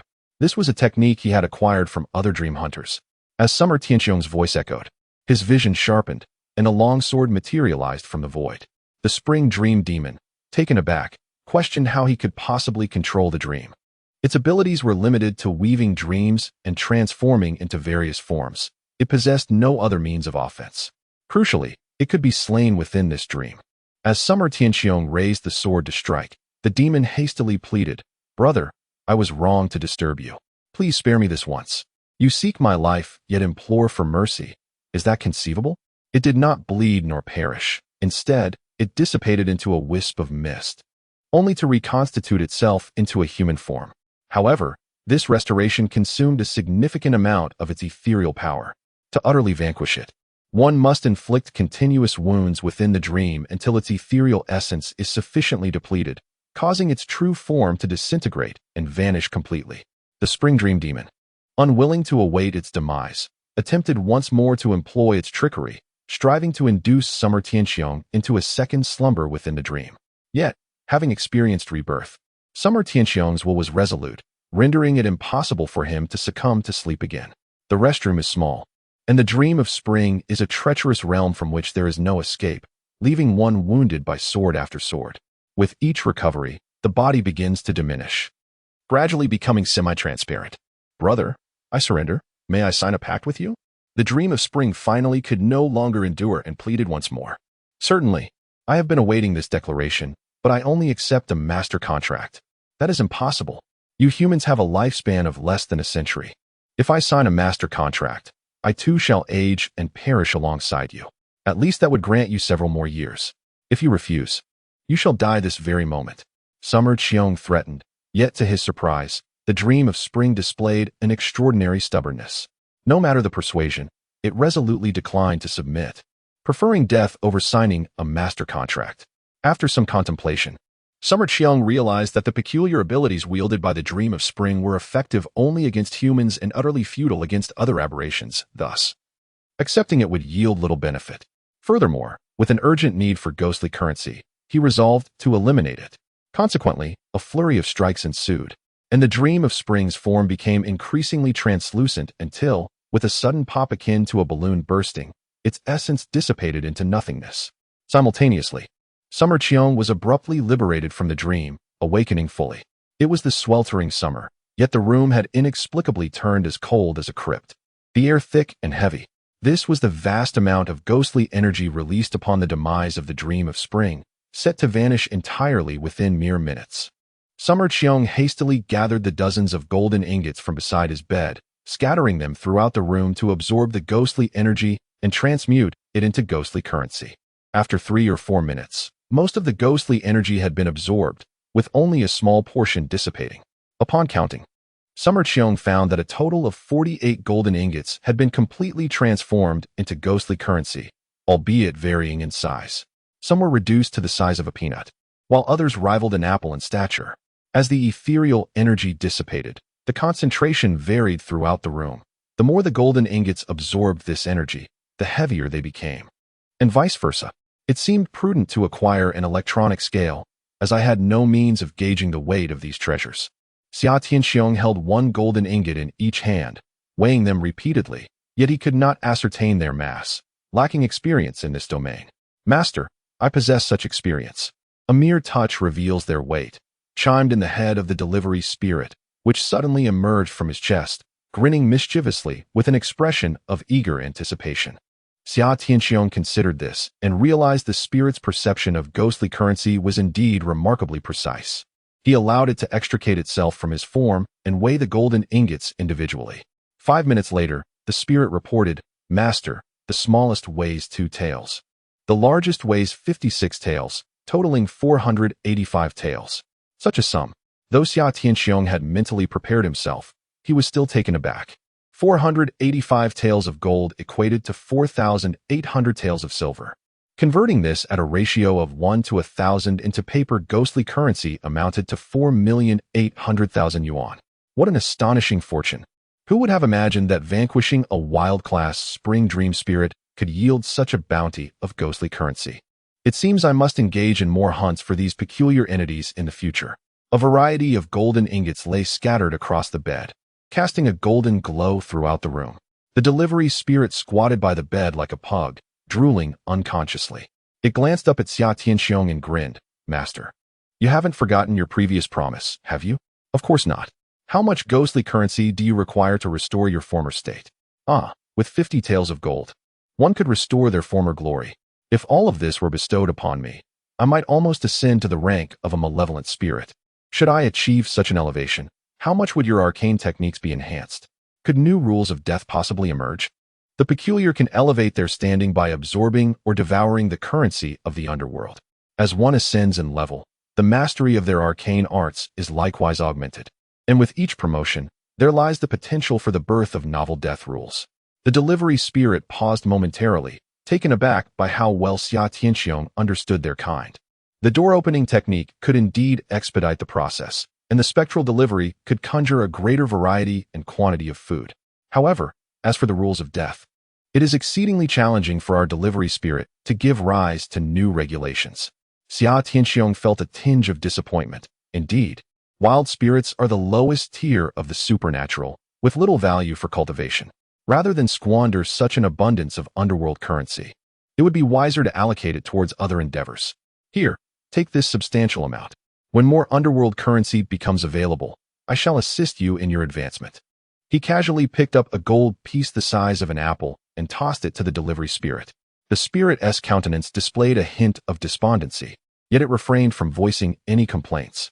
Suddenly, the spectral infant scurried forth, pointing at the delivery spirit and then towards the corner where a plate of braised ribs lay. Xia Tianxiong chuckled. Very well, indulge yourself. The spectral infant could also absorb underworld currency, but it had a particular affinity for food condensed from the power of the netherworld. Xia Tianxiong tossed several dozens of taels of gold to the delivery spirit, instructing it to absorb and conjure various foods each day for the spectral infant to enjoy. Master, you are biased. The delivery spirit grumbled, yet it had no choice but to comply. Thereafter, Xia Tianxiong resumed his position against the headboard, stacking gold ingots while awaiting the arrival of the supernatural. As the afternoon wore on, the anticipated presence never materialized. It is conceivable that the ethereal force emanating from the death of the spring spectre instilled a sense of caution in the other entities, alerting them to the lethal potential of this place against aberrations of the wild. Thus pondered Xia Tianxiong, since you do not seek me out, I shall venture forth to find you. There must be other anomalies lurking nearby, though their exact locations remain shrouded in mystery, perhaps preying upon unsuspecting individuals. Xia Tianxiong invoked the shadowy art of shadow teleportation, extending his perception to every shadowed corner of the surrounding rooms. His intent was not to transport himself instantaneously, but rather to scrutinize the silhouettes of others, discerning any peculiarities. At that moment, he sensed a figure sprawled motionless on the bathroom floor below. Given the unsanitary conditions, it was improbable for a healthy person to lie there. Either they had succumbed to sudden illness or had fallen victim to some malevolent force. With a mere thought, he materialized in the shadows behind the bathroom door downstairs. Peering out, he beheld an elderly man, hair as white as snow and body emaciated, lying lifeless on the ground, his hollow eyes devoid of vitality. It was evident that he had been drained of his lifespan by some sinister entity. Xia Tianxiong quickly deduced that other aberrations indeed inhabited the building. Upon further probing into the surrounding shadows, he abruptly detected an anomaly in the adjacent room. A woman, likewise in the bathroom, exhibited a frantic motion in her upper silhouette, while the shadow below her waist remained utterly still. Such behavior was atypical for a normal person, strongly suggesting she was under the control of a malevolent force. Chapter 12. Rock, paper, scissors. This wretched bed is truly uncomfortable. It is clear that a budget hotel lacks quality. Song Shixiao rubbed her neck, feeling quite displeased. She threw off the covers, walked barefoot to the bathroom in her loose-fitting pajamas. It seemed as if another wrinkle had appeared. Gazing at her reflection in the mirror, she couldn't help but sigh. Suddenly, the mirror version of herself displayed a peculiar smile. Do you wish to regain your youth? Startled, Song Shixiao stumbled back, only to find her legs immobilized. It felt as if she were nailed to the ground, with only her upper body able to move. The mirror's Song Shixiao beamed at her. Do not be afraid. Let us make a wager. If you win, you may become young again. Are you a ghost? She asked. No, I am something uncanny. What does uncanny mean? Having graduated from university and worked in her family's business, Song Shiqiao had gained considerable experience over the years. She quickly forced herself to regain her composure and posed a question to the entity. The mirror as Song Shiqiao extended her right hand, forming a gesture reminiscent of counting money. Asking questions incurs a fee. How much? One question costs a year of your life. Song Shiqiao's pupils dilated in shock. She hadn't anticipated that the price would be her lifespan. Then I shall refrain from asking. Can you release me? At the very least. You must engage in a wager with me to leave. How do we wager, and what are the stakes? Quite simple. Rock, paper, scissors. Best 2 out of 3.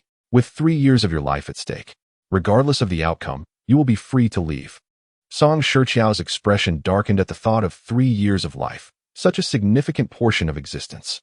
Yet, upon reflection, she realized she had no means of escape at present. Not wagering was not an option. Very well, I shall gamble with you, hoping you honor your word. We placed our right hands behind our backs. I counted to 3, and then we struck simultaneously.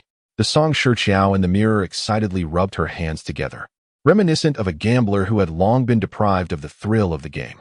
Outside the mirror, the real Song Shiqiao appeared solemn, fully prepared for a loss. To her surprise, she won the first 2 rounds. Alas, I have lost. This is 3 years of your life that you have won. The reflection of Song Shiqiao looked despondent as she waved her hand, and an intangible essence drifted out from the mirror, entering her body. Instantly, she felt invigorated. Her entire being lightened, as if she had transformed into a younger version of herself. Gazing at her reflection, her skin seemed to radiate a newfound luster, and several wrinkles at the corners of her eyes had vanished. Am I younger now? Indeed, the extension of life is synonymous with the enhancement of the physical form, allowing you humans to live longer. The Song Shiqiao in the mirror elucidated. Initially gripped by fear, her heart was now gradually overtaken by astonishment. Is it truly this simple to gain 3 additional years? Who in this world does not yearn for an extended lifespan? Who does not wish to reclaim their youth? Can I continue to gamble? At this moment, Song Shiqiao had regained her freedom. Her legs could move, yet she chose not to leave, instead proactively suggesting to continue the game. She understood that there are no free lunches in this world, and there must be some hidden trap. However, the opportunity to regain youth lay before her, a temptation that no one could resist. Of course, you may.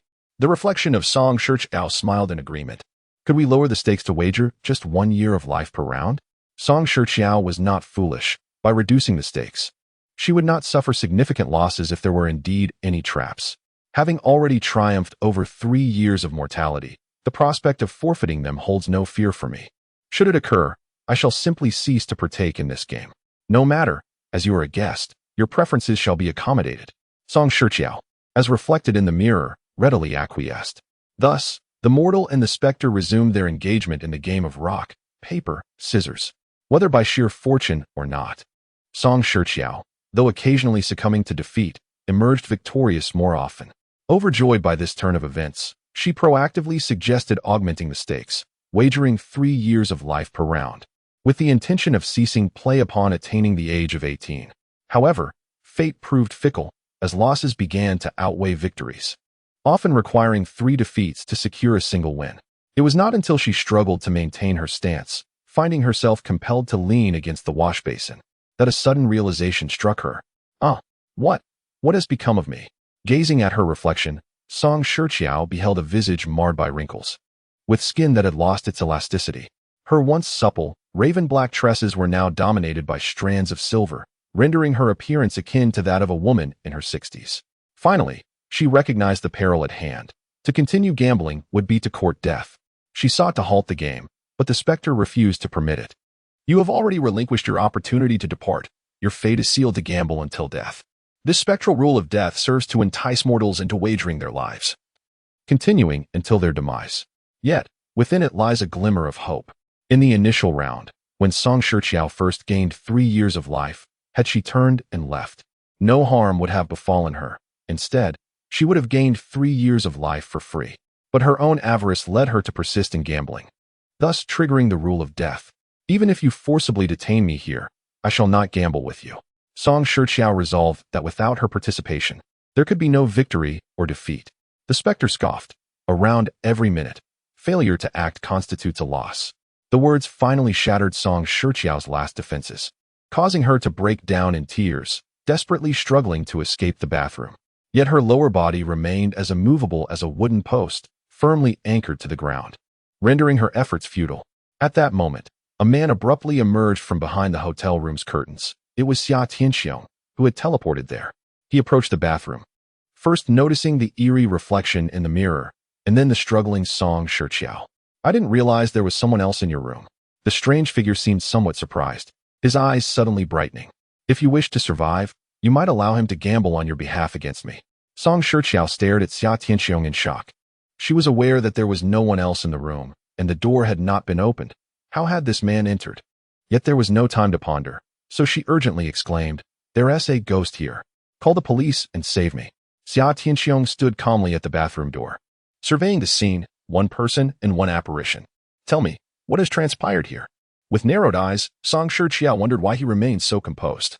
Before she could speak, the eerie figure in the mirror smiled cheerfully. "Would you care to place a wager with me?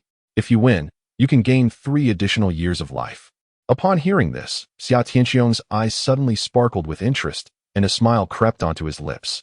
Ah, a life gamble. What an intriguing proposition. Though classified as a wild anomaly, this particular entity was highly sought after, with many willing to exchange even higher-tier anomalies for it, simply because it promised to extend human life. Don't be fooled by its charm. Look at me. It has stolen my years. Song Shiqiao couldn't help but urge. Hurry and call the police. Don't just stand there. In the summer, Qiong shook his head, declaring that the police could not save her. Song Shiqiao observed his unwavering calmness, and a flicker of hope ignited within her. "Then can you save me?" she implored. "To save a life is to entangle oneself in karma. I have no intention of doing so," Qiong replied coolly, simultaneously instilling hope and irritation in Song Shiqiao. His implication was clear. He could save her but chose to stand idly by. How could such a cold-hearted individual exist? "I will pay you. Please, just save me," she pleaded. Qiong merely shook his head, crossing his arms and leaning against the doorframe, as if he were merely an observer of a play. Song Shiqiao seethed internally but restrained her emotions. "Name your price. I will pay anything, even 200 million, if you can truly produce that sum." "I would not mind getting embroiled in some karma," Qiong scoffed. "These budget hotels charge only 200 or 300 per night. It is unlikely that a wealthy person would stay here." Realizing the absurdity, Song Shiqiao asserted, "I am the president of Songtian Group. If you wish, you may verify my identity. My ID is on the table, and you can also check online. My family is quite affluent. If you save me, I will immediately give you 200 million. Qiong hesitated for a moment, then turned to rummage through the room, eventually finding the ID and a business card. Indeed, she was the president of Songtian Group. "I plan to acquire several nearby budget hotels and transform them into a 5-star establishment. Staying here is part of my research," Song Shiqiao hastily explained. "Please, save me. Every minute that passes, 3 years are being drawn from my life." "There's no rush," Qiong said, leaning against the doorway. "Your family is so wealthy. Isn't 200 million a bit too modest for your own life? How much do you truly desire?" "At least 1 billion. And it must be credited today." "No problem. Please save me. I feel as if I'm on the brink of death." In the midst of their dialogue, the gamble of life and death extracted 3 years from Song Shiqiao's lifespan. She aged rapidly, her body gradually becoming hunched. Xia Tianxiong furrowed his brows. "You agreed far too quickly. I fear you have no intention of fulfilling this promise?" Indeed, Song Shiqiao harbored such thoughts. Preserving her life took precedence. Leaving no room for negotiation, everything could wait until she was saved. Just as she was about to argue, Xia Tianxiong chuckled indifferently. "It matters not. I possess the power to save you, as well as the ability to end your life." Upon uttering these words, while Song Shiqiao was momentarily taken aback, he turned his gaze to the gamble of life and death reflected in the mirror, declaring, "I shall wager on her behalf." "Excellent. Your presence is most welcome." The gamble of life and death responded with an exceptionally radiant smile. From the moment Xia Tianxiong appeared, it had been captivated. This man exuded a vitality that far surpassed that of ordinary humans. Were it not for the constraints of the rules preventing a forceful change of targets, it would have abandoned the woman and focused on this man long ago. Now that he voluntarily offered to substitute for her, it did not violate any regulations. Xia Tianxiong stepped into the bathroom, positioning himself before Song Shiqiao. In an instant, the gamble of life and death in the mirror transformed into his likeness, albeit with a somewhat lewd smile for reasons unknown. Simultaneously, Song Shiqiao felt her legs regain their freedom and stumbled out. I will wager with ghostly coins in place of my lifespan. As Xia Tianxiong exited the room, he stuffed some smaller gold ingots into his pocket, which were now quite useful. The gamble of life and death, witnessing him produce the glistening ingots, widened its eyes in astonishment. Are you even human? How can you possess so many ghostly coins, and all in ghostly gold? Chapter 13, A Game of Life and Death. No wonder you dared to gamble with your life. It appears you possess a substantial amount of ghostly currency. Within the mirror, two reflections of Xia Tianxiong coexist, seemingly identical, yet wholly distinct in demeanor. The exterior exudes calmness, while the interior is rife with avarice, fixated on the golden ingots. To the peculiar, ghostly currency is a product of condensed spectral energy, readily absorbable without the need for refinement. However, the purity contained within various types of ghostly currency differs. Ghostly gold embodies the most exquisite spectral energy, thereby enhancing the entity's power with greater ease. In contrast to the lifespans and souls of humans, the peculiar beings exhibit a preference for gold. How do we equate gold to lifespan? Xia Tianxiong inquired. The rules of the ghostly realm dictate that one tael of ghostly gold corresponds to 1 year of life. The gambling entity, lacking ghostly currency, must wager lifespan, while Xia Tianxiong utilizes gold, necessitating a predetermined exchange rate. Let us commence. In the restroom, the game of rock, paper, scissors resumed. The gambling entity counted 1, 2, 3, and both participant and entity revealed their choices simultaneously. With a best-of-3 format, Xia Tianxiong successfully secured victory in the first round, earning 3 additional years of life. This is far too easy. Feeling rejuvenated in body and spirit, Xia Tianxiong's mood soared. Let us simplify this. We shall play a single round for each victory, wagering 10 years of life per game. What say you? Are you willing to bet? Of course. I have no qualms with the amount. Indeed, humanity is both foolish and greedy. Watch as I claim all your ghostly currency, and your lifespan shall likewise become mine. In a flurry, Song Shiqiao hastily donned her attire, preparing to flee the room. As she passed by the restroom door, she overheard the dialogue between one person and one entity. She couldn't help but remind him that he should cease gambling. Winning the first round would allow him to move, so he ought to leave promptly. It was a well-meaning suggestion, yet when Xia Tianxiong glanced at her, he coldly retorted, "Don't forget to prepare the funds, 1 billion. And I require it today. Why are you so fixated on money? Is life less significant than wealth?" Song Shiqiao had completely forgotten how she had succumbed to temptation in the past. Initially, she intended to walk away, thinking that if this man were to perish here, she would not have to pay anything. However, her curiosity was piqued.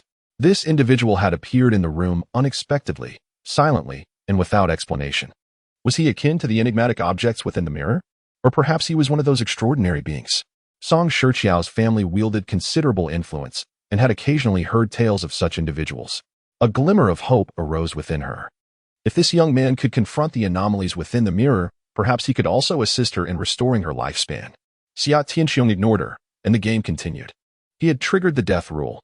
His options were either to win against his opponent or to find a way to unravel the rules, lest he meet his demise. After several rounds, winning more than losing, he gradually transformed to an appearance of 18 years. My luck is indeed splendid. The sensation of youth is delightful. Xia Tianxiong had now gained a lifespan of 4 to 5 decades. If he truly were to reverse his aging, he might even revert to a cellular state. However, due to the protective nature of the rules, when he reached the appearance of 17 or 18, there were no external changes to his physique. Instead, his internal functions continued to enhance. He radiated vitality and vigor. The gamble of life within the mirror revealed a barely perceptible smirk. The time was nearly ripe to ensnare his prey. As with the previous encounter with Song Shiqiao, where victories were followed by defeats, this instance unfolds in a similar manner. Xia Tianxiong suddenly chuckled, remarking on the slowness of the proceedings and inquiring how long the game would continue, suggesting they wager on the remaining span of his life in a decisive round. A decisive round? Gu Minggui felt bewildered. Was this person so eager to embrace death? For every year of your life remaining, I shall present an equivalent amount of gold. Let us stake it all on this final game. As soon as Xia Tianxiong's words left his lips, Gu Minggui's eyes widened and a smile crept upon his lips, peeking from behind the door. With only half her head visible, Song Shiqiao suddenly exclaimed, "Are you mad? This could cost you your life. How could that be? Did you not see my extraordinary luck? Yet, one cannot win every round. What if you were to lose the next? Fear not, I possess ample wealth. Human, while you may have some spirit coins, it is hardly sufficient for me to wager my entire lifespan. If you wish to gamble on this final round, I accept. Place all your spirit coins and remaining years on the table." Gu Mingue scoffed, dismissing the proposition with a laugh. The individual before him had merely produced a handful of gold, perhaps a few dozen taels, even combined with his entire lifespan. It would not be enough for Gu Mingue to wager all that he possessed. Song Shiqiao sighed softly. Is that all? She had initially believed her opponent to be a person of extraordinary caliber. Very well, I shall offer all my gold, and I hope you possess sufficient years to match. Xia Tianxiong smiled, retrieving a collection of gold ingots of various sizes from his pocket and placing them in the basin before the mirror. The enigmatic gambler cast a fleeting glance, mocking, "This is merely 30 or 40 taels, even with your entire lifespan added. It barely amounts to 170 or 80 years. If you wish for me to wager all my years, you are sorely mistaken. Patience, there is more," replied Xia Tianxiong as he bent to open the cabinet beneath the sink. To his astonishment, a chubby infant sat within, cradling 2 gold ingots. Xia Tianxiong gently stroked the baby's head in a gesture of comfort before taking the ingots and placing them in the basin. The gold was too abundant and heavy to carry in its entirety, yet he was fortunate to possess the mysterious infant. Unbeknownst to the gambler, who viewed through the mirror, Song Shiqiao at the doorway beheld the scene with clarity. She nearly gasped in shock. How could there be a baby inside? The infant noticed her, offering a sweet smile before vanishing abruptly. In less than 2 seconds, the baby reappeared, again holding 2 gold ingots. Song Shiqiao stood in stunned silence, at a loss for words. The day's events were simply astonishing. Xia Tianxiong continued to produce ingot after ingot, each larger than the last. The gambler's expression grew increasingly rigid, yet his eyes sparkled with greed and excitement. He pressed his face against the mirror, yearning to escape and seize the gold for himself.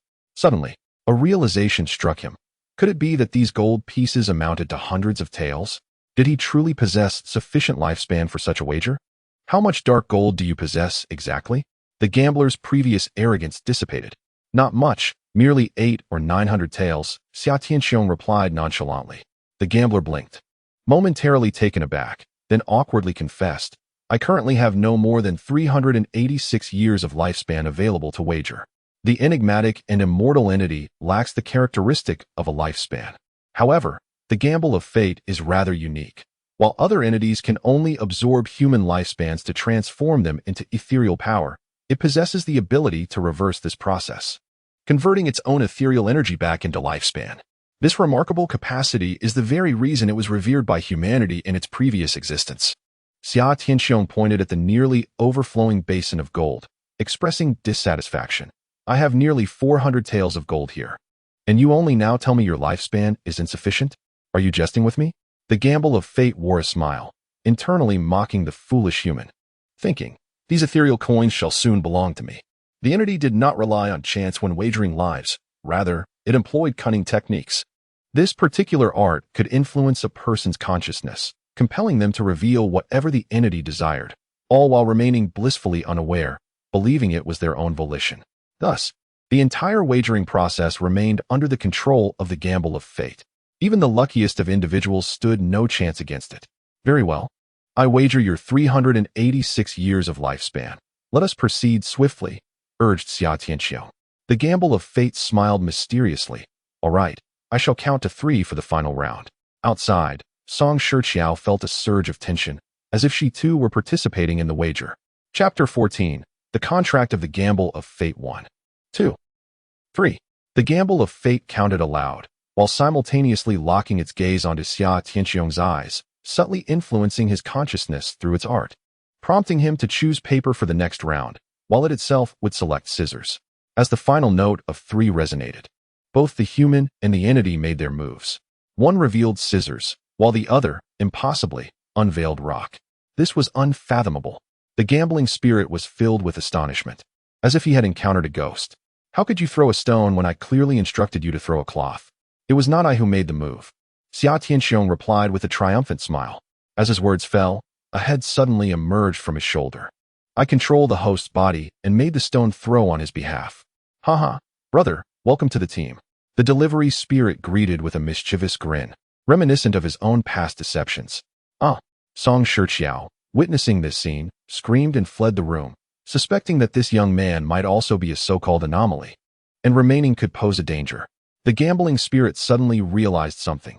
Incredulity etched across his face as he pointed at Xia Tianxiong. Do you understand my supernatural techniques? Xia Tianxiong nodded. Indeed, I am aware that your techniques can influence human consciousness. Therefore, in the final round, I allowed the anomaly within me to act on my behalf. It is attuned to my consciousness. When you instructed me to throw a cloth, it comprehended your intention to throw scissors. Thus it controlled the body to throw a punch. It is as simple as that. That is impossible.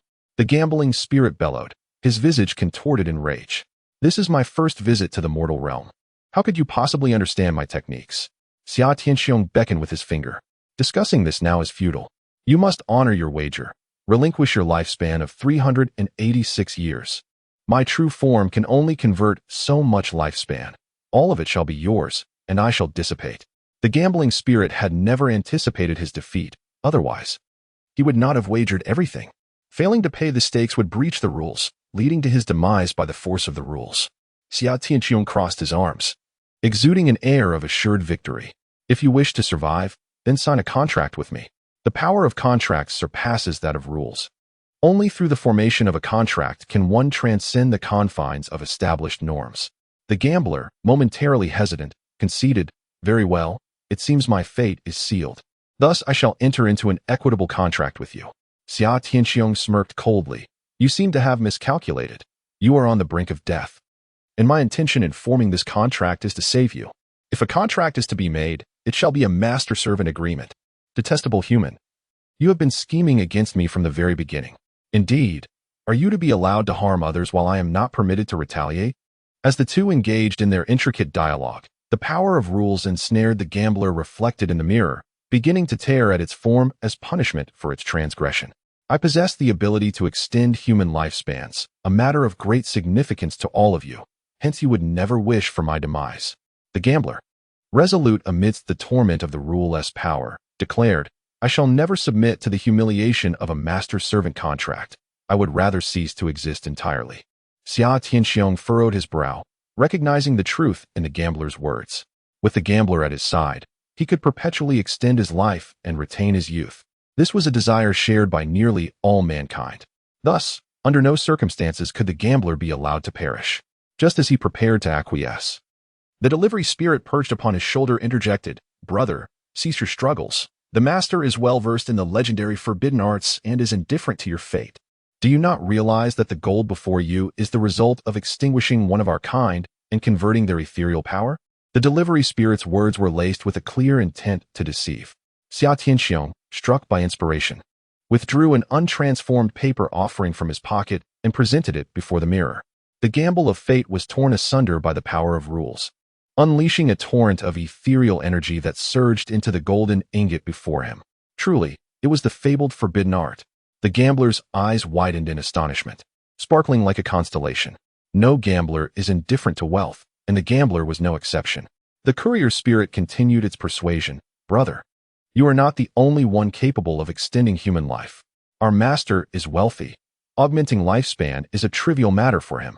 Heed my counsel. The pact with the master is not without its merits. If you persist in your defiance, the master will indeed witness your dissolution, converting your ethereal energy into ghostly coins to satisfy his own hunger. Look at me. I too have entered into a pact with the master, and it has proven quite beneficial. Just recently, he bestowed upon me over 100 taels of gold.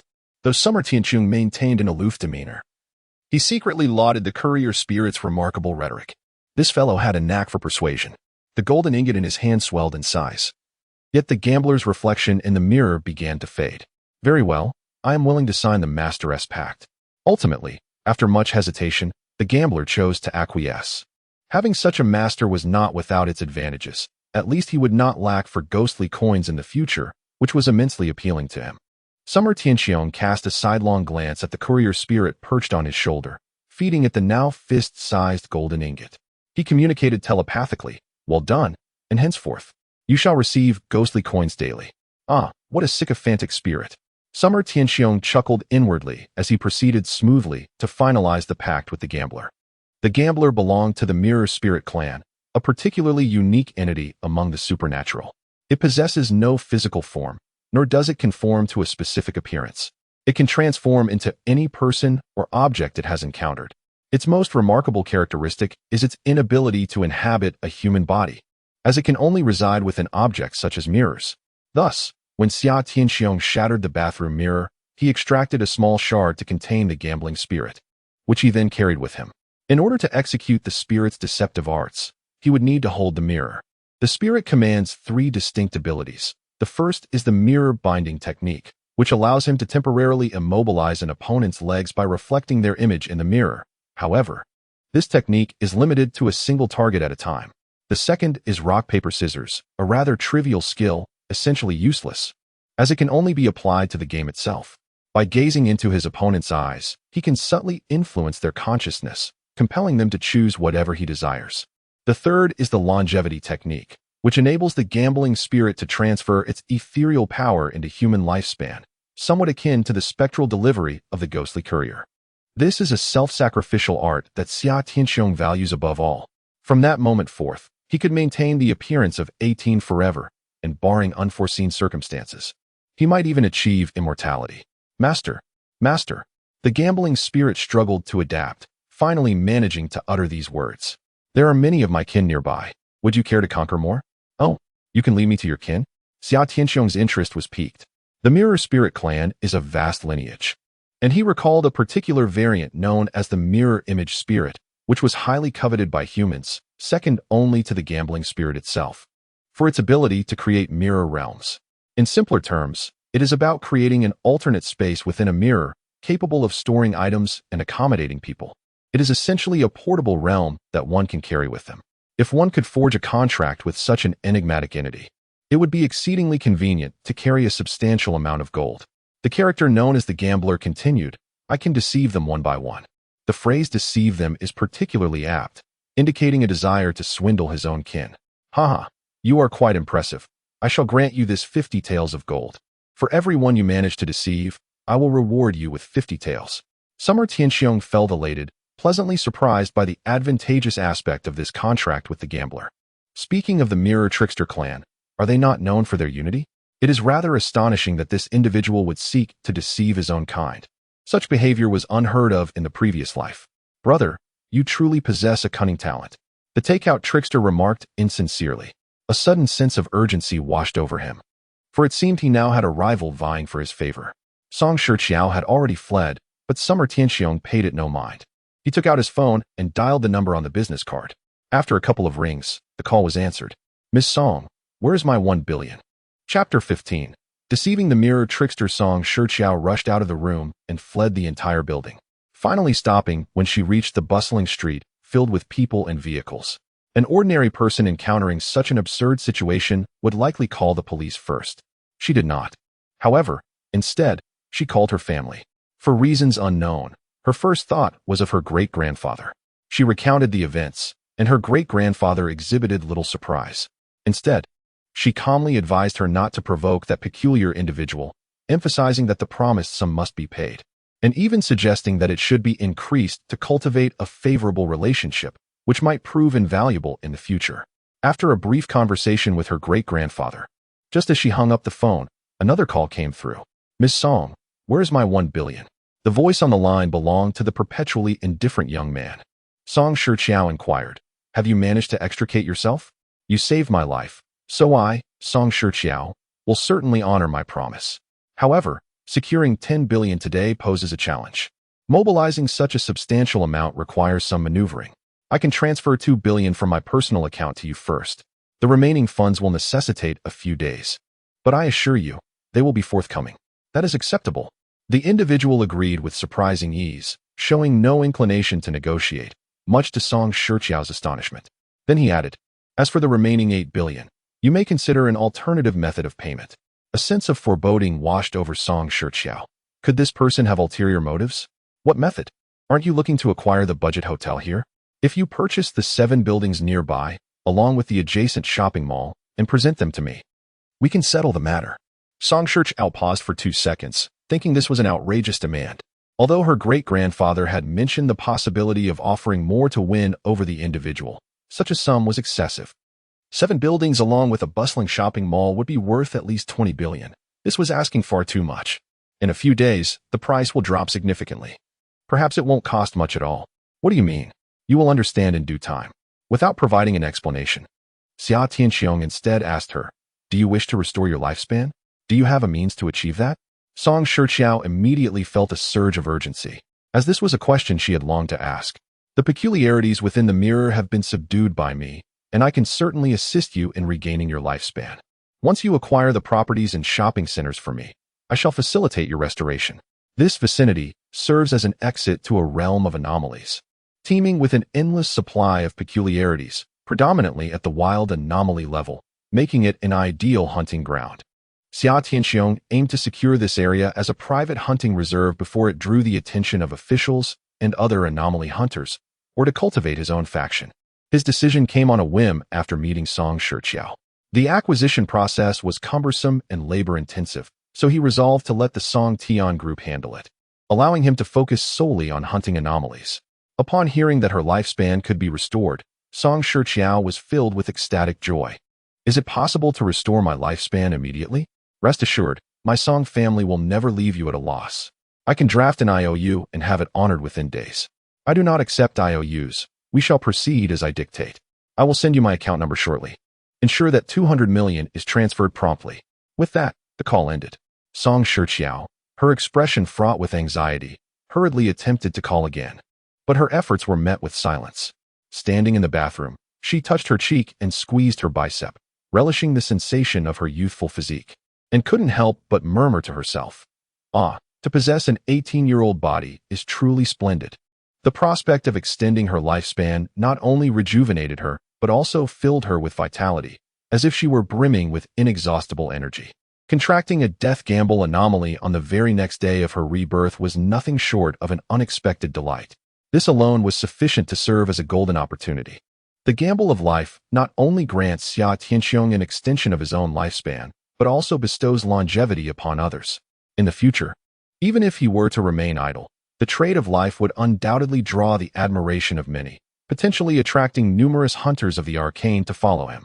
However, should he lack the strength to protect himself, he may find himself ensnared by others. Xia Tianxiong retrieved a small mirror from his pocket, within which resided the gamble of life. A faint glimmer wafted from the mirror, entering the larger mirror in the bathroom, where the reflection of Xia Tianxiong sprang to life. "Master, do you require me to seek out our kin now?" The gamble of life appeared more anxious than Xia Tianxiong himself, eager to recruit their kindred for a pact. "Go forth. It would be best to find a mirror specter, for I am in need of such an entity." "Very well, I shall do my utmost." With that, the gamble of life floated out of the mirror and vanished from sight. Meanwhile, Jiang Yu departed from the budget hotel with a heavy heart, finally grasping the meaning of servitude. It seemed she would never again regain her freedom. Yet, who could she blame for this predicament? It was her own choice. However, upon further reflection, she considered that if the apocalypse were indeed to arrive tomorrow, aligning herself with Xia Tianxiong might not be such a poor decision. After all, he appeared to possess knowledge others lacked, and accompanying him might afford her a longer life. Just as last night, had he not intervened, she would have ended up like her downstairs neighbor, a mere desiccated corpse. After this self-reassurance, Jiang Yu's spirits lifted considerably, and she resolved to diligently accomplish the tasks assigned by Xia Tianxiong. First, she took to the internet to research what supplies would be necessary in preparation for the impending apocalypse. Upon investigation, she discovered a plethora of online posts offering guidance on how to navigate various apocalyptic scenarios, with specific survival strategies tailored to different types of end-of-the-world events. After perusing several of these tactical guides, she followed their advice, engaging in online lending, overextending her credit card, and supplementing it with her own savings, ultimately amassing nearly 400,000 yuan. Subsequently, she proceeded to lease a warehouse and procure an array of supplies. Overwhelmed by the magnitude of the task, she employed 5 errand runners, providing them with a shopping list to purchase rice, flour, oil, and other essentials from the local market, as well as various food items from wholesale vendors and daily medications from pharmacies. With a sufficient volume of purchases, the merchants would deliver directly to her. She anticipated that completing such a daunting task in such a short span would surely please him. As Jiang Yu contemplated this, a flicker of accomplishment stirred within her. At that moment, a message from Xia Tianxiong arrived via WeChat, requesting her bank account number, claiming he intended to transfer funds to her. Without hesitation, she sent him her account details. Shortly thereafter, he messaged again, stating that 200 million yuan would be deposited into her account, instructing her to purchase supplies with the entirety of the sum, leaving not a single cent unspent. Jiang Yu was momentarily taken aback, musing to herself that he could not possibly possess such an amount. Could he be involved in some illicit activities? She quickly dialed Xia Tianxiong, her voice laced with concern. You aren't planning to rob a bank, are you? In her eyes, Xia Tianxiong, elusive as a specter, could indeed possess the audacity to commit such a crime. On the other end of the line, a light chuckle resonated. Robbing a bank? That's an intriguing idea. I shall consider it. Jiang Yu was left in a state of bewilderment, pondering the origin of such a staggering sum. Do not concern yourself with the details provided by others. Simply spend freely. Your task is to swiftly convert it into essential supplies. Moreover, be sure to stock up on gold and silver paper. With that, Xia Tianxiong hastily ended the call. Jiang Yu stood frozen in place, unable to suppress her complaints. What a carefree manager. How am I supposed to spend so much money? Meanwhile, a voice echoed in his consciousness. Master, I encountered a mirror specter as soon as I stepped outside. I have successfully lured it here. It will arrive shortly. So please prepare. Upon hearing this, Xia Tianxiong was filled with delight. The mirror specter's reflective space was particularly useful, should he form a contract with it. He would possess a personal storage realm. All the supplies Jiang Yu had purchased could be stored within and carried effortlessly. Xia Tianxiong promptly took out 50 taels of gold as a reward for the specter, then pocketed several smaller gold ingots before entering the restroom. He pretended to wash his hands before the mirror. As he washed, an unsettling sensation washed over him.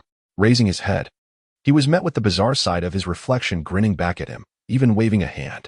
In the next moment, an invisible force surged forth, enveloping Xia Tianxiong and pulling him toward the mirror.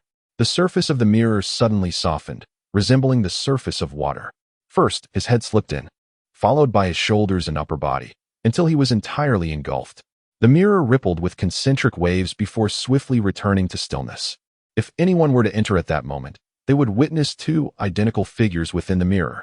With a thud, Xia Tianxiong fell to the ground and, upon lifting his gaze, found himself still in the restroom, though standing beside him was another version of himself, manifested by the mirror specter. This space is the mirrored realm, identical to the restroom outside. Hello? Summer Qiong rose to his feet, a smile gracing his face as he extended his hand for a handshake, exuding the warmth of an old friend reuniting. This demeanor left the mirror entity momentarily stunned. A typical person would be filled with fear, terror, and confusion. Yet this human exhibited none of these sentiments, appearing rather delighted to meet him. Aren't you afraid? The mirror entity queried, astonished, as it shook hands with Summer Qiong. Not at all. In fact, I eagerly anticipate your arrival. Summer Qiong clutched the entity's hand, refusing to let go. Would you be willing to enter into a contract with me? I possess considerable wealth. If you align yourself with me, you shall never lack for funds. With his other hand, he retrieved several gold ingots from his pocket, cradling them in his palm and presenting them to the mirror entity, a blatant temptation. The entity's eyes widened in astonishment, fixated on the gold, unblinking. Indeed, you possess a great deal of underworld currency. It recalled the words of the gambling entity, which had mentioned that many residing here possessed ample currency, hence their audacity to harm others in broad daylight. So, what do you say? Consider it, if you agree now. We can forge an equitable contract. After all, there are certain risks involved. The mirror entity scrutinized him, a smile gradually spreading across its lips, though it was unmistakably a cold grin. Why would I enter into a contract with you? Once you are trapped here, all your underworld currency will belong to me. Its method of death was alarmingly straightforward. It ensnared individuals within the mirrored realm. Should one fail to escape within 10 minutes, they would perish in this place. The solution was equally simple. Shattering the mirror would allow for a return to the realm of reality. However, while it may seem simple in theory, it proves to be rather challenging in practice. The mirror specter obstructs one's ability to shatter the mirror. Yet, Xia Tianxiong remains unperturbed. He possesses a means to break the mirror and escape the clutches of death's rules. However, he cannot act on this impulse just yet. as his objective lies with the mirror specter itself, rather than seeking an escape. Chapter 16. Let us engage in a game. Xia Tianxiong gazed at the mirror specter, which bore his exact likeness. You are indeed short-sighted, he remarked. How much gold could I possibly carry? At most, only a few dozen taels. Should you forge a pact with me, you would have an inexhaustible supply of ghostly coins. Can you not fathom this simple arithmetic? I roam freely. Why would I bind myself to a feeble human for a mere handful of ghostly currency? You might as well relinquish your hopes. The mirror specter sneered coldly, its expression rife with disdain. To refuse the invitation of wine and instead face the penalty of liquor, you shall find no opportunity to negotiate an equal contract. As Xia Tianxiong prepared to take action to subdue the mirror specter by force, a sudden knock echoed through the air. Knock, knock, knock. Both man and specter turned their gaze toward the mirror. The sound emanated from the realm of reality outside. At that moment, 2 police officers and a hotel staff member were rapping on the door of Xia Tianxiong's room. A guest had perished in this budget hotel the previous night. Initially thought to be an isolated incident. However, when several guests failed to check out by noon, the staff decided to investigate. They discovered more bodies, each in a frightful state. This alarming revelation led the police to suspect that additional victims remained within the building, prompting a thorough examination of each floor and room. Stop knocking. I am about to open the door. Is there anyone inside? The hotel employee was aware that someone occupied the room, and according to protocol, she had to announce her intentions before entering. As she called out, she produced the room card and, with a beep, unlocked the door. The rooms in budget hotels are not particularly spacious. Upon opening the door, the sight of the bed immediately captured the attention of the 3 individuals outside, where a pile of glimmering objects lay atop it. The younger officer, exhibiting a sense of urgency, was the first to approach. Following him was a portly older officer. And lastly, the female staff member. The bathroom was conveniently situated near the entrance, and the 2 officers merely glanced inside, confirming the absence of anyone before refraining from further inspection. However, the female staff member leaned in to take a look. In that fleeting moment, she caught sight of a figure in the mirror, someone who bore an uncanny resemblance to herself. The mirror, before she could finish her sentence, a force surged forth, pulling her into the glass. The 2 officers, initially intent on examining the pile of gold on the bed, hastily drew their firearms upon hearing her exclamation and rushed toward the bathroom. Yet, similarly, they merely glanced at the mirror before being drawn into it as well. Who are you? The female staff member exclaimed in sheer terror, noticing beside her a reflection that was identical to her own. As the 2 officers entered, each was met with a doppelganger of themselves. This was the peculiar characteristic of the mirror's enigma. For each individual that entered, a mirrored counterpart would materialize.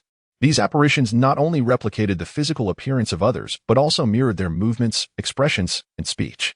For instance, as the 2 officers stepped inside, they instantly became 4, all aiming their firearms at one another.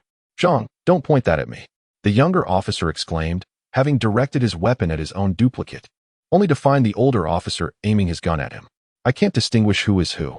The seasoned officer, possessing keen intellect, discerned that as he aimed his firearm at others, there existed a figure adjacent to him, mirroring his every action and expression with uncanny precision, akin to gazing into a reflective surface.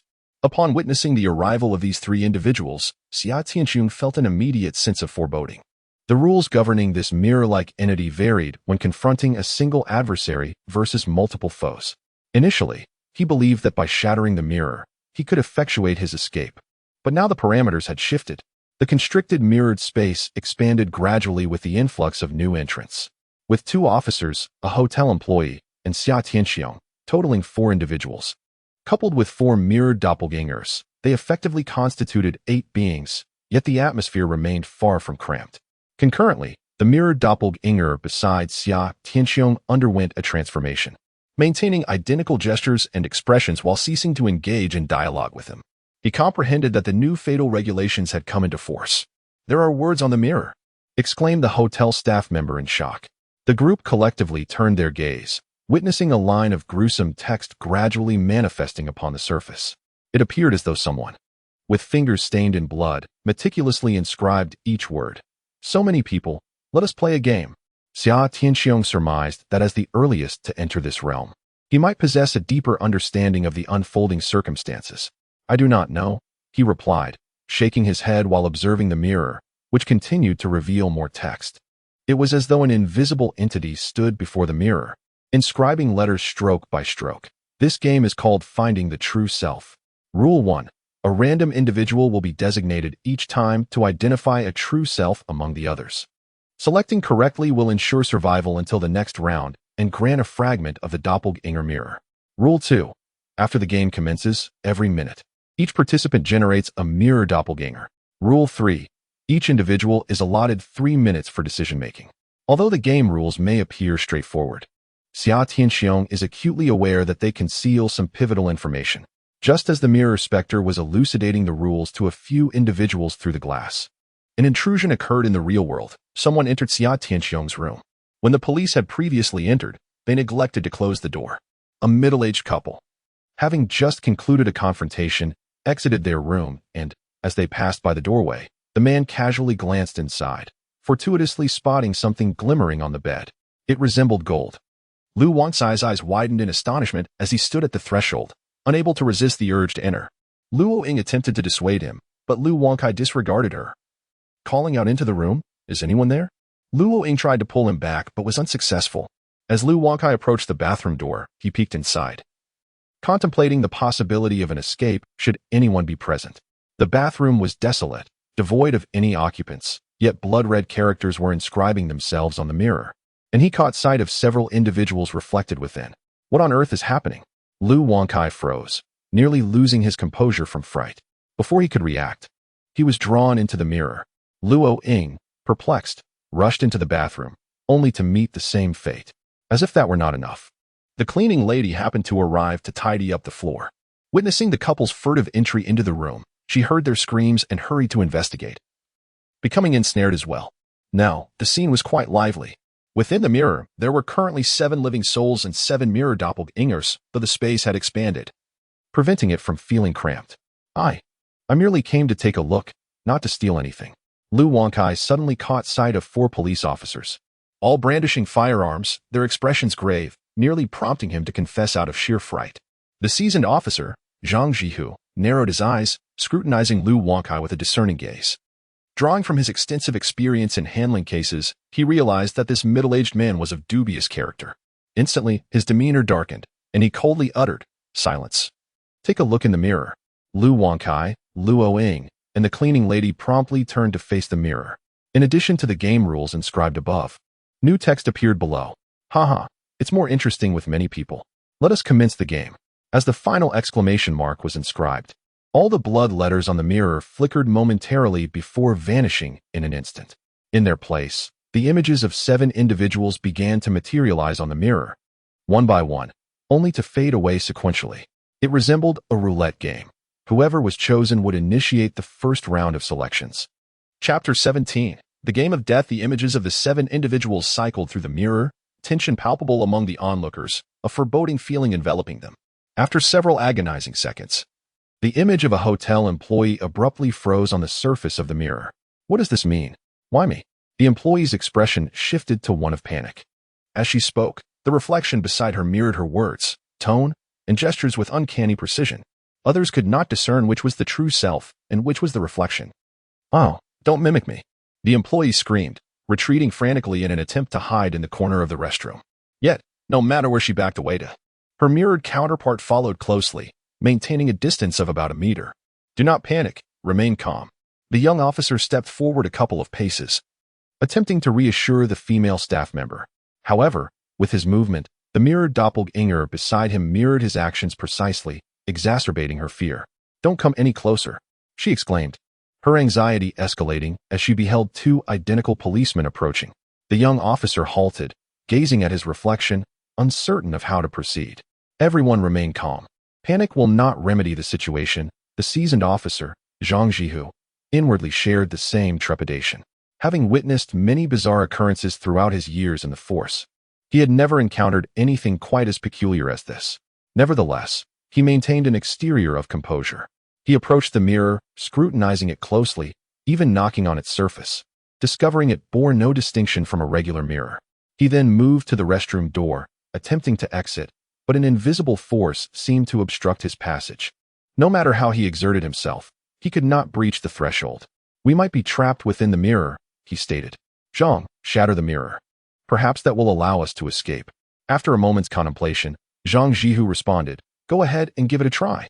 With encouragement, the young officer hurried towards the mirror, raising his firearm to strike it with the butt of the gun. A resounding crash echoed through the air. The mirror remained unscathed. Yet he stumbled back several steps from the impact. Everyone stand back, I'm going to fire, he said, visibly irked, as he disengaged the safety and prepared to shoot.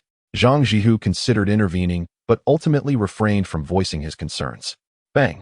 The gunshot rang out, and a bullet hole appeared in the mirror, with spiderweb-like cracks spreading across its surface. A wave of hope surged among the group, believing they might finally succeed in shattering it. Yet, in the blink of an eye, the cracks rapidly vanished, and the mirror returned to its original state. The young police officer's face reflected disappointment, yet the adjacent mirror doppelganger erupted into eerie laughter. Destroy the mirror space, perish, it exclaimed, abruptly extending its right hand, striking like lightning towards the young officer. Caught off guard by the unexpected aggression of the doppelganger, he lacked the time to evade, and that hand penetrated into his being. Amidst the horrified gazes of onlookers, the doppelganger extracted a wraith-like essence from his body, tilting its head back to devour the apparition, chewing it thoughtfully. It had been ages since it had tasted a human soul, and how delectable it was. The young officer's doppelganger smacked its lips with a sinister grin, casting a glance at the others before vanishing into thin air. Only then did the young officer's lifeless body thud to the ground. A gasp erupted from the crowd, and panic ensued. No one had anticipated that the mirror doppelganger was a soul-devouring monster. As the crowd remained in disarray, suddenly, each person found themselves accompanied by a mirror doppelganger. It seemed that a minute had quietly elapsed. Was it necessary to engage in a game to escape? A female employee huddled in a corner, trembling uncontrollably, shocked that death had truly occurred. The rules stated that by identifying the true forms of others, one could survive to the next round. Did that imply that an incorrect choice would lead to demise? The reflection in the mirror was her image, possibly indicating that the game was to commence with her. This meant that within the stipulated 3 minutes, she had to discern a particular individual's true form. Yet now, with everyone possessing 2 identical mirror doppelgangers, how was she to choose? Do not make hasty selections. This game surely harbors ulterior motives, and one must not be led astray. Zhang Zhihua observed the female employee's gaze shifting towards several individuals, as if she was about to make a choice, and promptly intervened. If a selection is not made before the time expires, might I find myself in peril? He pondered. Zhang Zhihua fell silent, for he could not provide a definitive answer. An instinctive feeling urged him to refrain from participating in this game, lest it lead to danger. Suddenly, he turned his attention to Xia Tianxiong. You are cognizant of the circumstances here, are you not? The crowd was taken aback, all eyes turning towards him. Xia Tianxiong shook his head, indicating his ignorance.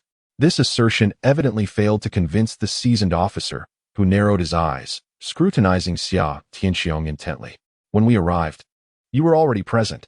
Your unnaturally calm demeanor throughout this ordeal, even in the face of death, has not escaped my notice. I am quite certain you possess knowledge beyond our grasp. The others, upon hearing Zhang Jihua's analysis, also recognized the unsettling tranquility of this individual, who stood as if merely an observer of a play. Brother, what do you know? Pray enlighten us, they urged, now that lives have been lost. Should you withhold any information, you shall bear the consequences. They regarded Xia Tianxiong with a glimmer of hope, though resentment flickered in their eyes. Xia Tianxiong, taken aback by the officer's assertive tone, could only respond, I can inform you that deviating from the rules of the game will lead to death. Adhering to the rules, however, also teeters on the brink of mortality. Why did you not disclose this sooner? Lu Wang grumbled, then turned to the female employee. You are the first. Hasten and make your choice.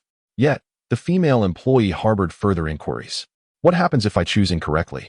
Xia Tianxiong regarded her with a composed demeanor, stating calmly, choosing incorrectly will result in death. Failing to choose will also lead to demise. The female employee was suddenly filled with panic. Had she made her choice from the beginning, she would have had a 50% chance of selecting correctly. Now, with the addition of a duplicate, her odds had diminished to 1 in 3. If she were to wait another minute, another duplicate would emerge, further reducing her probability of success. She could not afford to hesitate any longer and quickly pointed towards the cleaning lady across from her. I choose her. She is the original. 3 identical cleaning ladies stood before her, appearing indistinguishable from one another. Yet, she recognized the one on the far right. Having interacted with her frequently during her shifts at the hotel, and felt a peculiar familiarity towards her, while the other two seemed utterly foreign. Unable to articulate the reason for this instinct, she decided to trust her intuition. Suddenly, a line of text appeared on the mirror. "Congratulations, you have made the correct choice. You are rewarded with a mirror of duplicity." Almost simultaneously, the two mirror duplicates beside the cleaning lady revealed sinister expressions and lunged forward, tearing her soul from her body, shattering it, and consuming it before vanishing. The entire ordeal transpired in the span of merely 2 or 3 seconds, leaving the remaining witnesses in stunned silence. Being chosen as the original also meant certain death, implying that regardless of whether one had selected the true original or not, a life would be lost among them.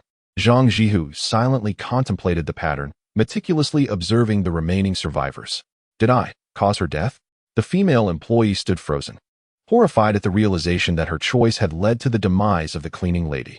At that moment, a palm-sized mirror materialized before her, which she cautiously caught, instinctively inquiring, "What is this for?" Reflects oneself, facilitates communication through intent, and allows for the manifestation of mirror duplicates, lasting for the duration of an incense stick. Such a marvelous object. May I take a look? Lu Wangkai suddenly strode over and, seizing the mirror while the female employee was momentarily distracted, exclaimed, "What are you doing? Give it back," she shouted. "I just want to take a glance. Why be so stingy?" Lu Wangkai retorted, yet he directly employed the mirror. A beam of light emanated from the palm-sized mirror, cascading onto the ground and transforming into his likeness, while the mirror itself shattered into fragments, clearly indicating it was a disposable item. How could you use it? The female employee inquired furiously, only then realizing a grave issue. The more mirror clones one possessed, the less likely they were to be chosen as the true self. "It's not my fault. I merely wanted to experiment, never anticipating this outcome." Lu Wangkai feigned innocence, and it was evident to all that he was being deliberately mischievous. The female employee was left in tears of frustration. As their dialogue unfolded, another minute slipped away, and each person acquired another clone, bringing the total to 4 clones per individual, while Lu Wangkai boasted 5. The mirror once again flickered with several images, commencing the extraction of the next person. Zhang Jihu cast a serious gaze towards Xia Tianxiong, demanding, "What else do you know? If you don't wish to endanger us all, you must disclose everything at once." He adeptly wielded the art of rhetoric, casting the blame squarely upon Xia Tianxiong. Lu Wangkai, Luoying, and the female employee simultaneously turned their attention to Xia Tianxiong. The rules of the game were so straightforward. What more was there to discuss? Xia Tianxiong could not divulge too much in this perilous game of death, for the true danger did not lie in the deceptive mirror images, but rather in the other players. Anyone could be selected as the true self by another, thereby triggering the fatal rules. You undoubtedly possess the knowledge of survival or the means to escape this place. Otherwise, your composure would be unfathomable. Zhang Jihua, a veteran police officer with years of experience, has an astute ability to read people. Xia Tianxiong smiled faintly.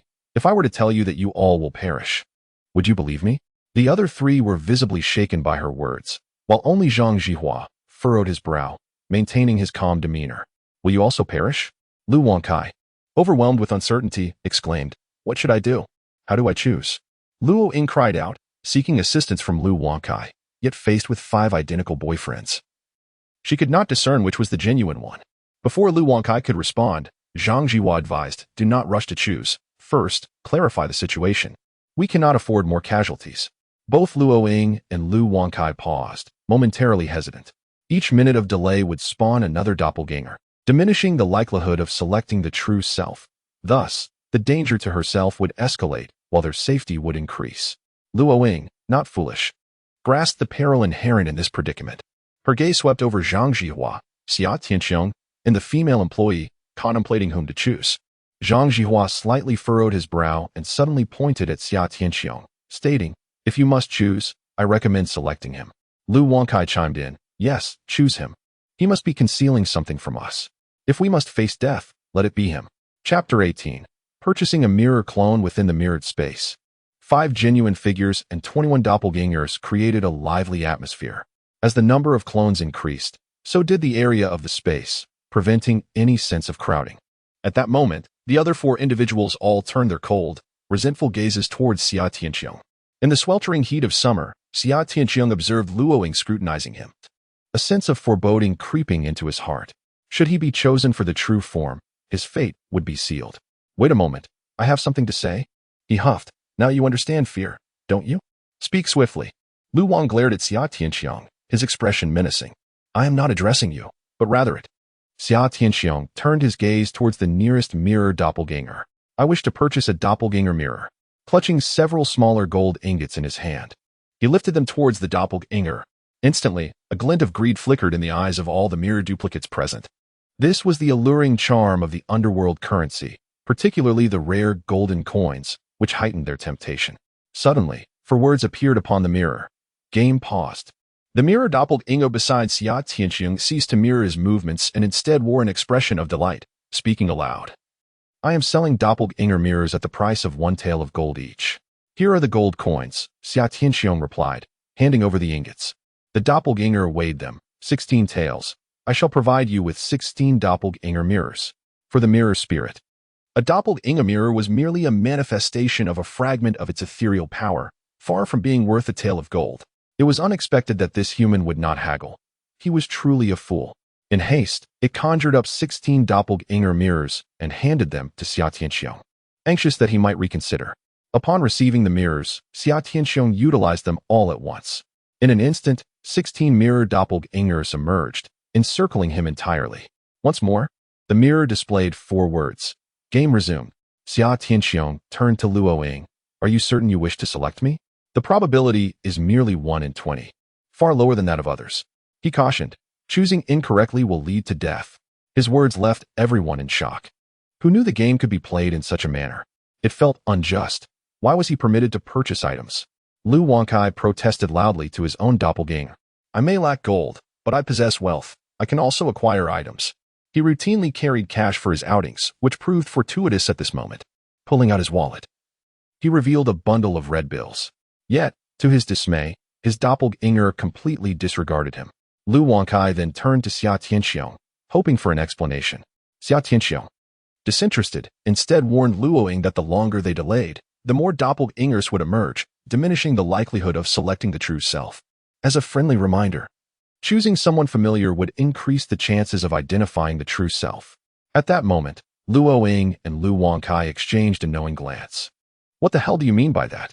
Are you trying to sow discord? Lu Wangkai fumed. Zhang Zhihui, deep in thought, queried a hotel staff member. How were you able to so accurately identify the true self of the cleaner? This was a question both Luoying and Lu Wangkai wished to pose. The staff member's gaze faltered, and hesitantly she replied, I am somewhat familiar with her. Upon locking eyes, I sensed one was familiar while the other two felt rather foreign. Her words corroborated Xia Tianqiang's earlier suggestion that familiarity aids in discerning the true self. Familiarity. Locking eyes. Zhang Zhihui silently noted these 2 keywords. Another minute elapsed, and each individual gained an additional mirror image. Luoying, startled, suddenly made a decision and turned to Lu Wangkai, scrutinizing him intently. Lu Wangkai's expression shifted dramatically. What are you doing? Do you intend to get me killed? You once professed your love for me, claiming you would divorce for my sake, even contemplate death. Now is the moment for you to honor those vows. To hell with it. I merely spoke in jest. Who in their right mind would die for you? You shall not choose me. As the saying goes, when calamity strikes, each seeks their own escape. Furthermore, these two are not even truly married. They are merely a pair of fleeting lovers. As Luoying faced the harsh words, her expression darkened, yet her resolve to choose Lu Wangkai solidified. She scrutinized the 6 figures before her, and through years of intimacy, an inexplicable familiarity enveloped her regarding the one in the center. Her countenance brightened momentarily as she prepared to point, but Lu Wangkai sensed the impending danger and rushed forth. Damn it! How dare you choose me? I will not hesitate to strike you down. In the chaos, he could not discern which figure represented the true Luoying, yet he seized one with a fierce grip around the throat. The 6 manifestations of Lu Wangkai surged forward, each locking onto a Luoying, with one additional figure joining the fray. Luoying, unwilling to cower, engaged in a fierce struggle, leading to utter pandemonium. Zhang Zhihui attempted to intercede, but he suddenly noticed that Xia Tianqiang was not focused on the brawling pair, but rather gazing intently into the mirror. He turned his head to follow her gaze, just in time to witness a sequence of blood-red characters appear one by one. Attack the mirror image, perish. As the final exclamation mark materialized, the mirror images of Lu Wangkai and Luo Ying abruptly froze, their faces contorting into sinister smiles before they launched a combined assault on the two. They wrenched the souls from their bodies, tearing them apart and consuming them, until all the mirror images vanished. The restroom fell into an eerie silence. The female employees and Zhang Jihu stared at the two newly added corpses, speechless for an extended period. So this is how the game is played. Are there not other rules, such that a moment's inattention could lead to demise? Zhang Zhihui suddenly cast an intense glare at Xia Tianqiong. Did you know of these rules beforehand? Why did you not speak up? Did you simply watch them perish? Whether I speak or remain silent, it does not alter the inevitable outcome of death, Xia Tianqiong replied coolly, his expression unyielding. This game bears resemblance to the game of the enigmatic mother seeking her child. Ultimately, only one shall emerge alive. Should he divulge the information to others, it would only invite trouble upon himself. Once more, the reflections of three individuals flickered upon the mirror, cycling through until Zhang Zhihui was selected. He glanced at Xia Tianqiong, then at the female employee. Who should he choose? The female employee possessed 5 avatars, while Xia Tianqiong had 21. The choice was clear. Selecting the female employee would make identifying her true self far simpler. Do not choose me. I wish to live. The female employee pleaded, tears welling in her eyes. No one desires death. Zhang Zhihui sighed, diverting his gaze back to Xia Tianqiong. Thank you, thank you.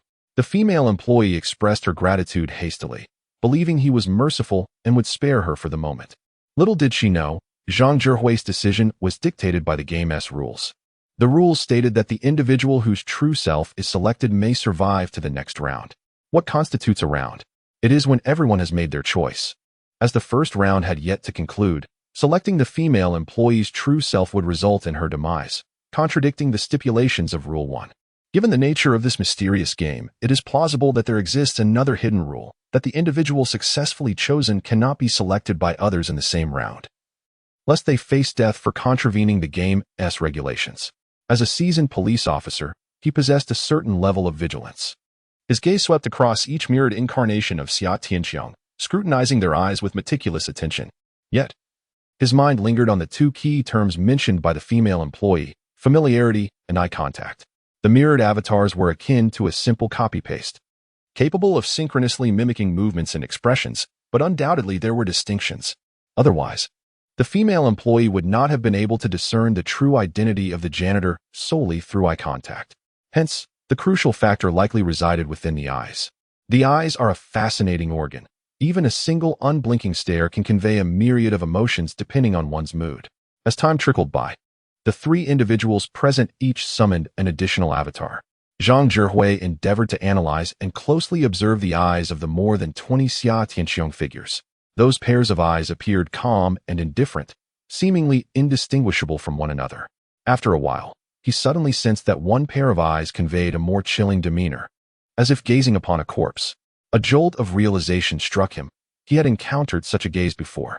Those who had committed heinous acts or seasoned veterans from the battlefield often bore this disregard for life in their eyes. I found you.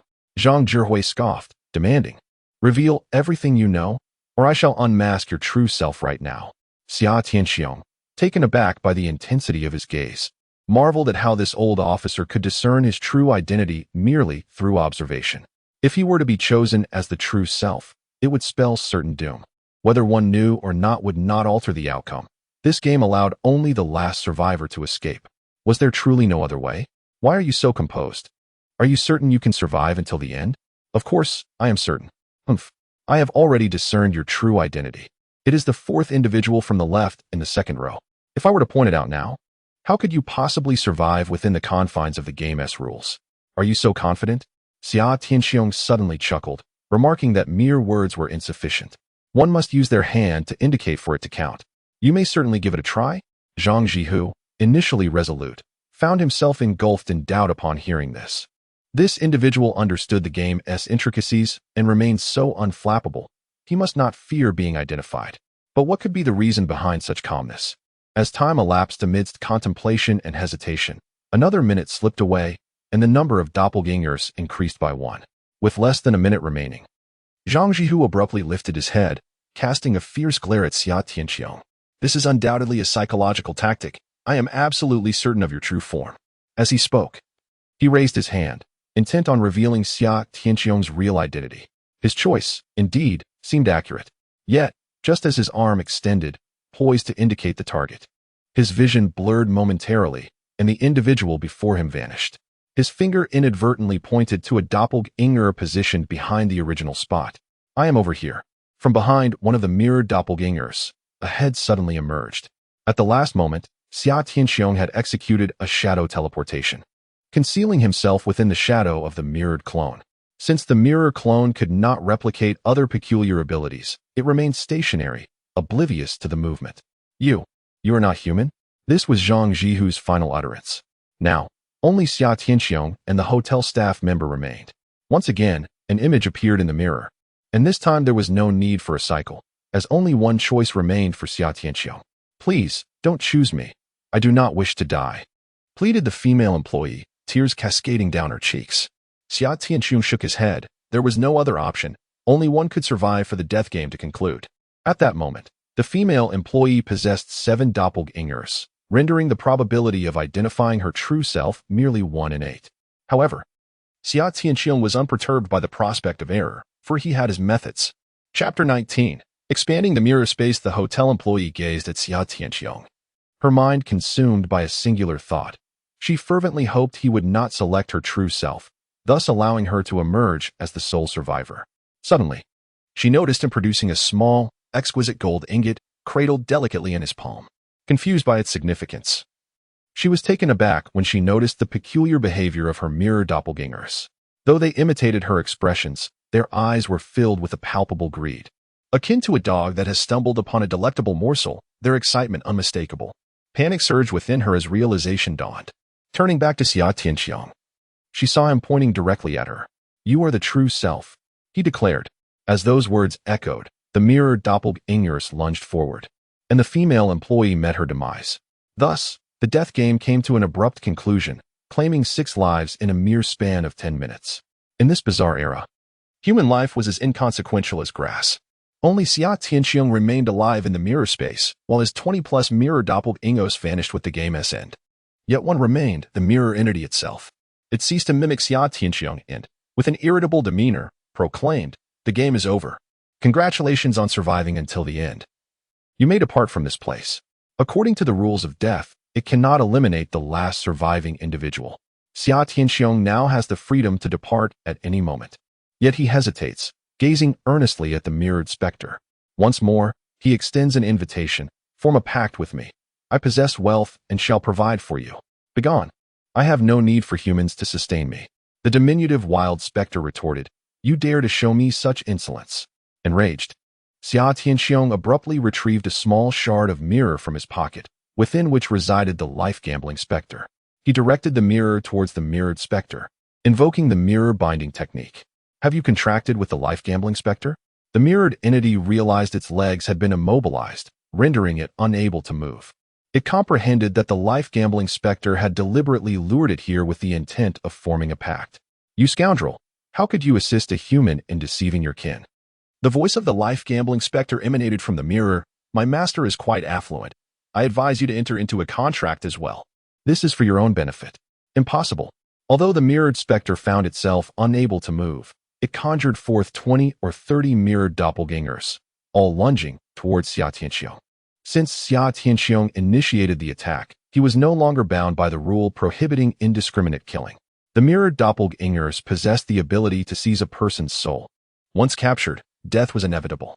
Yet, Xia Tianqiong remained unperturbed. In an instant, his form vanished, only to reappear in the shadow behind the mirrored specter.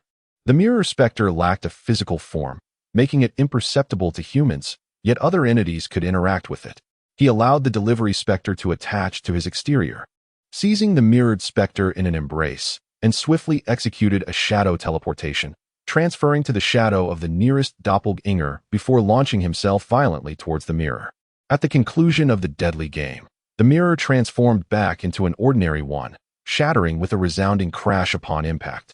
The numerous avatars within the mirrored realm did not pursue. The moment the mirror specter departed, they all dissipated. This is the Achilles heel of the mirror specter clan. Once they leave the confines of the mirror, they are rendered incapable of employing any of their deceptive arts, including the life and death gamble. With the shattering of the mirror, the mirrored space vanished, and the 6 corpses within tumbled out, haphazardly strewn across the restroom. Despicable humans. Release me. Upon entering the real world, the mirror specter's form became ethereal, revealing only a faint outline. Were it not for Xia Tianxiong's current state of possession, capturing it would be utterly impossible. Either form a pact with me, or remain in the realm of reality until your essence fades. The Mirror Spectre clan cannot remain outside the mirror for long. Otherwise, the spectral energy constituting their form will gradually evaporate, ultimately leading to complete dissolution. Xia Tianxiong intended to leverage this to coerce it into a contract. The Mirror Spectre struggled fiercely, yet its legs were ensnared by the Life and Death Spectre, while its upper body was held fast by the Takeout Spectre, rendering escape futile. Brother, cease your struggles. The Takeout Spectre's head emerged from the position of Xia Tianxiong's neck, presenting a somewhat frightful visage, akin to a two-headed entity. It leaned closer to the Mirror Spectre's ear, whispering, "Our master is quite affluent and treats his subordinates well. I feast on ghostly coins daily. You should willingly enter into a pact. Otherwise, your essence will dissipate. And what a waste it would be to have journeyed to the mortal realm for naught. Impossible. My Mirror Spectre clan shall never submit to humanity." In that moment, the Mirror Spectre resembled the Takeout Spectre in its earlier defiance, appearing resolute and unyielding. The gambler's fate emerged to persuade. Brother, the master possesses the legendary taboo arts, capable of generating vast quantities of ghostly currency. My intent in bringing you here is solely for your benefit. Just take a look over there. Following the direction indicated by the gambler's fate, the mirror phantom beheld a mound of golden ingots displayed at the bedside. Instantly ceasing its struggles, it was filled with awe and avarice. How could there be so much gold? Could he truly manufacture ghostly currency? What followed was rather straightforward, as the delivery phantom and the gambler's fate took turns in their entreaties. With the mirror phantom unwilling to dissipate into nothingness, it ultimately had no choice but to forge a pact with Xia Tianxiong. The agreement was a master-slave contract. According to Xia Tianxiong's usual practice, if no aggression was initiated, an equal contract would be signed. However, should he be compelled to act, the only option left would be the master-slave contract. After the contract was established, a palm-sized shard of mirror was retrieved from the bathroom, allowing the mirror phantom to reside within it. It possessed 3 distinct supernatural abilities. The first, which Xia Tianxiong yearned for most, was the mirror space, enabling the creation of an alternate dimension within the mirror, serving both as a residence and a storage area. Its drawback lay in the fact that the mirror phantom's essence must remain within. If it departed for an extended duration, the mirror space would gradually diminish until it vanished entirely. The second ability was termed Mirror Devourer, capable of generating a tremendous suction force to draw targets into the mirror space. This included objects, humans, and even other supernatural beings. However, when attempting to absorb other entities, only those of a lower grade than the mirror phantom could be successfully drawn in. Otherwise, the endeavor would likely fail. The third supernatural skill was the Mirror Clone, which utilized spectral energy to condense a fragment capable of creating mirror duplicates. This peculiar technique proves quite useful. The doppelganger it conjures can exist for the duration of an incense stick, approximately 15 minutes, potentially yielding remarkable results in certain unique circumstances.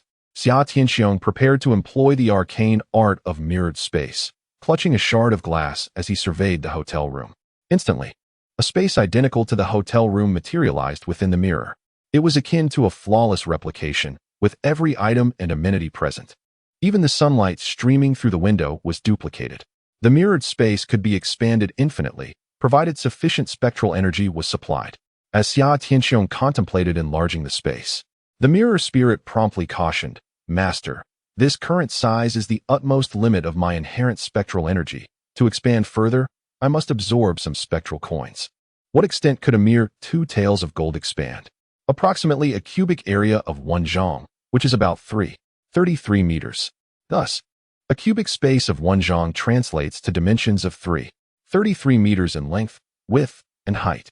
In essence, 2 taels of gold could create a mirrored space over 3 meters high and covering around 10 square meters. Xia Tianxiong pondered briefly and decided to procure over 50 taels of gold, thinking, "Let us begin with this amount." Such a quantity, the mirror spirit expressed surprise, deeming it a considerable waste. "I find it insufficient, were it not for my current lack of gold." I would desire to expand several thousand square meters to serve as a storage facility. Xia Tianxiong fed the gold to the mirror spirit and continued to manifest the mirrored space. 50 tails of gold could yield a vast expanse, towering 3 meters high and encompassing over 500 square meters. In contrast, the actual hotel room measured merely over 20 square meters, allowing him to directly expand and occupy the entire area. One may also copy and paste a room adjacent to another, equally dividing 500 square meters. In the summer, Xia Tianxiong contemplated and expanded the rooms within the mirrored space to 50 square meters each, subsequently duplicating 9 of them, aligning them in a single row connected by a long corridor. It appeared as though an entire floor of the hotel had been replicated. These rooms could serve as accommodations or as storage for various supplies. Having completed this task, Xia Tianxiong hastily organized the room, packing away his and Jiang Yu's belongings into the mirrored space, preparing to depart the hotel prematurely. The disappearance of so many individuals from his room, including 2 policemen, would undoubtedly attract significant official scrutiny, potentially leading to the entire building being sealed off. He had to leave before the authorities arrived. Otherwise, explanations would prove elusive. Xia Tianxiong did not check out at the front desk, nor did he step out of the room. Instead, he utilized shadow teleportation, moving from room to room downward, ultimately transporting himself directly outside the hotel. This method allowed him to evade the hotel's surveillance. After leaving, he initially intended to find Jiang Yu to assist her in procuring survival supplies. However, upon making a phone call, he discovered that she had already made arrangements and was awaiting deliveries from various suppliers at the warehouse. Due to the extensive variety and quantity of items, some supplies would not arrive until the following day. After a moment's reflection, Xia Tianxiong decided against visiting Jiang Yu and opted instead to drive to the nearby Zhuhua city, preparing to hunt the ominous entity he had envisioned. Mere minutes after departing the hotel, police arrived at his room, discovering the strangely deceased body. Shortly thereafter, personnel from the Bureau of Strange Affairs arrived to take control of the situation, sealing off the entire building. 6 individuals perished due to the loss of their souls. And in conjunction with the shattered mirror, it is evident that they encountered the mirrored demon clan. Upon completing her examination of the corpses, Fang Mo Yuan suddenly noticed the captain's peculiar demeanor. "What troubles you, Captain Zhou?" Zhou Bo Yu's eyes shimmered with a silvery glow as he surveyed the living room in repeated circles. Here too lingered remnants of the contract power, akin to that in room 303 below, both being master-servant contracts. Furthermore, a trace of spectral energy remained, suggesting that an anomaly may have met its demise here. How is this possible? Fang Mo Yuan exclaimed in astonishment. To vanquish an anomaly is already a formidable task, yet compelling it to sign a master-servant contract is an even greater challenge, especially to secure 2 such agreements. This is beyond the capabilities of an ordinary individual. Even within the Bureau, those adept at forming contracts with anomalies are exceedingly rare. "Captain Zhou, I have discovered something unusual here." At that moment, another team member entered the room, having checked the lodging information at the front desk, revealing that the individual who booked the room was named Xia Tianxiong, the tenant of Unit 702 in Haikong Community. So it was him. It is highly probable that he contracted with the anomaly mother or anomaly infant, possessing the ability to teleport. Yet, how did he manage to compel 2 anomalies into signing master-servant contracts? Zhou Boyu's mind raced with questions, and he promptly ordered the police to search for him throughout the city. The team member departed to carry out the directive, while Fang Mo Yuan and Zhou Boyu continued their investigation of the room. A few minutes later, Fang Mo Yuan suddenly expressed the need to use the restroom and turned to leave. She found an unoccupied room, shut the door, turned on the faucet, and then made a call to someone. "I have information regarding a folk anomaly hunter. Are you interested in purchasing it?" "Naturally, I shall acquire it, provided the information is precise. The cost is negotiable." The voice on the other end, also a woman, resonated with fervent enthusiasm. "I seek not monetary compensation, but rather a singular artifact of the arcane that hinges upon whether your intelligence possesses commensurate worth." Her tone abruptly chilled, betraying skepticism regarding the value of the information she could provide. This individual has, at minimum, forged pacts with 3 entities of the supernatural, at least 2 of which are principal pacts. He has persevered under the Grave Mother's quest for offspring rule and has entered into a pact with either the Grave Mother or a spectral infant, thereby wielding a supernatural art akin to instantaneous translocation. Would you not concur that such an unregistered, non-governmental hunter of the uncanny, holds value comparable to a singular artifact of the arcane?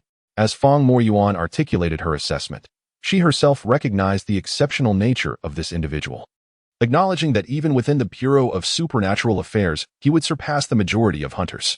A momentary pause ensued on the other end of the line. Are you jesting? The mass descent of the supernatural has only just commenced. How could such a formidable, independent hunter of the uncanny exist? Surely you are cognizant of my station? Would I deign to deceive you? Fang Moryuan's words exuded an air of aristocratic hauteur. The Bureau of Supernatural Affairs not only governs the uncanny, but also oversees ancient lineages intertwined with the supernatural. Relay to me the personal details of this individual, and upon verification of their accuracy, we shall immediately furnish you with an artifact of the arcane. Subsequently, Fang Moyuan transmitted the name and domicile of Xia Tianxiong to the recipient. Given their capabilities, locating an individual would prove swifter than even the authorities could manage. Throughout antiquity, numerous families have been privy to the existence of the uncanny and have amassed fortunes through its exploitation. These lineages are collectively known as the ancient families. They themselves possess a bizarre covenant that has been passed down for centuries, while also gathering strange entities and hunters from the folklore to strengthen their own power.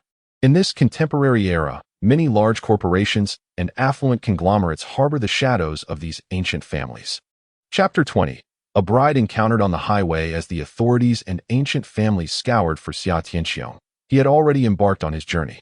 Driving away from Linen City towards Jiuhua City, over 600 kilometers away, departing shortly after 3 in the afternoon. He reached the 2/3 mark of his journey by 7 o'clock in the evening. As night began to envelop the landscape, the flow of traffic on the highway diminished. Yet Xia Tianxiong grew increasingly cautious. The peculiarities were most active during the night, although, given his current prowess, he was not particularly fearful of most of the anomalies that manifested in their early stages. Driving at high speeds posed a risk. Should he encounter an obstruction from the bazaar, it could lead to a disastrous accident, resulting in injury at the very least. Deciding to stop at the next service area to rest for the night and continue his journey in the morning, Xia Tianxiong reduced his speed to the minimum allowed on the highway. Even if unforeseen circumstances arose, he would have ample time to brake. Suddenly, while driving, he was momentarily taken aback, glancing around as if searching for something. It felt as though someone were calling his name, not through sound, but a peculiar sensation. However, after surveying both inside and outside the vehicle, he found nothing amiss. Several manifestations of the bazaar were known to invoke death's rules by uttering names, prompting Xia Tianxiong to exercise caution. Yet, in the ensuing minutes, nothing transpired. Road signs indicated that he was just 2 kilometers from the Mingang service area, allowing him to somewhat ease his vigilance.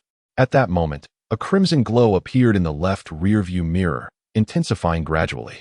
Upon closer inspection, a red palanquin materialized in the dimness behind the lane, exuding a faint red light. In the night, it resembled a colossal lantern, both alluring and eerie. The palanquin was borne by 8 robust men clad in blood-red garments, their expressions expressionless, and their eyes pallid, resembling corpses. They moved with a lightness that belied their size, neither hurried nor slow, yet each stride covered a distance of several dozen meters. Despite the summer vehicle speeding over 60, the palanquin managed to keep pace. The notion of a ghostly bride flashed through Xia Tianxiong's mind, sending a jolt of fear through him, prompting him to slam the accelerator to the floor. This was an exceedingly perilous anomaly. No, 2 anomalies. The palanquin and the bride represented distinct threats, their lethal rules akin to those of the ghastly mother seeking her offspring, which had remained unsolved by humanity in the previous life. The official records on them were scant, lacking even a definitive classification. It was known that hunters who had contracted with these specters had perished at their hands. Xia Tianxiong cursed his misfortune amidst the myriad of anomalies in this world. How had he encountered such an unsolvable and dangerous pair? The SUV surged forward with a sudden jolt, accelerating to a staggering speed of 160 in a matter of moments. At such velocity, even the slightest misstep could lead to catastrophe. Clenching the steering wheel, he focused his gaze ahead, yet his peripheral vision remained attuned to the rearview mirror. A sudden shock coursed through him as he realized the red palanquin continued to trail behind, maintaining its distance without any sign of retreat, and instead, it appeared to be drawing nearer. Clearly, this was governed by some sinister rule, destined to defy escape through mere speed. Gradually, The sedan caught up with Xia Tianxiong's vehicle, racing alongside him on the highway. Suddenly, a delicate, fair hand emerged from the side curtain, lifting it to reveal a bride adorned with a red veil and clad in an exquisite wedding gown. Through the veil, Xia Tianxiong could not discern her face. Yet he inexplicably felt as though he were being scrutinized by a fierce beast. The malevolent spirits and the sinister infant residing within him quivered in unison. Seemingly stricken by dread, Xia Tianxiong harbored no thoughts of resistance. Instead, he executed a shadow teleportation. "Would you be willing to be my groom?" A soft and melodious voice emerged from beneath the veil. Just before the final word escaped her lips, the off-road vehicle containing Xia Tianxiong abruptly vanished. In the next instant, he materialized in a field some 40 to 50 meters away, only to disappear once more, reappearing even farther afield. The eerie bride momentarily appeared taken aback. "He runs quite swiftly. He doesn't even let me finish my words." Her tone bore a hint of reproach as she lifted her veil, revealing a stunningly exquisite face adorned with subtle makeup. With bright eyes and crimson lips, her gracefully arched brows resembled those of an ancient noblewoman, appearing entirely human. She gazed at the receding figure of Xia Tianxiong, her embroidered brows knitting slightly. The palanquin turned direction, seemingly intent on pursuing him. The eerie bride gently interjected, "Never mind. The town of hell manifests in the mortal realm. I must hasten there and seek him out later." As her words fell, the sedan continued along the highway. Not long after, it vanished abruptly, as if entering another realm. The night was thick, enveloped in darkness. In the summer dusk, Xia Tianxiong could freely employ his shadow teleportation, though each leap extended merely to approximately 50 meters. After a succession of teleportations, he traversed 2 to 3 kilometers away from the highway, only pausing upon realizing that the red vehicle had not pursued him. The bizarre occurrences had only just begun. How could such a formidable anomaly manifest? During his flight, he had briefly communicated with the delivery anomaly, the life and death anomaly, and the mirror anomaly. They were unfamiliar with the new bride anomaly, yet by sensing its aura, they deduced it was at least of the anomaly general rank, possibly even a ghost king. In his previous life, an anomaly general alone could obliterate a city of millions, while a ghost king was truly terrifying, capable of conjuring anomaly cities in the mortal realm. Standing amidst the wilderness, Xia Tianxiong gazed towards the distant highway, feeling a surge of relief. It seemed the new bride anomaly was merely passing through and had no intention of pursuing him. Otherwise, escape would have been impossible. Fortunately, the service area was not far off. He discerned the general direction and teleported directly there. In less than 2 minutes, he beheld a brilliant light and a sprawling array of buildings ahead. Teleportation proved swifter than driving. Xia Tianxiong couldn't help but marvel. Shadow teleportation was remarkably efficient at night, allowing for swift transitions, even outpacing a vehicle. It required only a modest expenditure of soul currency. At present, the anomaly infant had attained the fierce anomaly level, capable of teleporting a maximum of 50 meters at a time. Once the anomaly infant evolved, the distance of teleportation could further augment. If only he could leap several hundred meters or even kilometers in a single bound, it would be extraordinary. As he contemplated this, he ambled into the brightly lit service area. It was now 7:30 in the evening. Vehicles flowed in and out, creating a lively atmosphere. The Mingang service area was expansive, featuring not only the standard gas station, supermarket, and restrooms, but also a small shopping mall, hotel, and restaurants. On a summer evening, Xia Tianxiong casually entered a restaurant, ordered several dishes, and while waiting for his meal, contemplated his plans for the following day. Suddenly, the conversation at the neighboring table piqued his interest. "Did I just bump into a person or a ghost?" One voice questioned. "It couldn't have been a human, otherwise. Where is the blood, and where is the corpse?"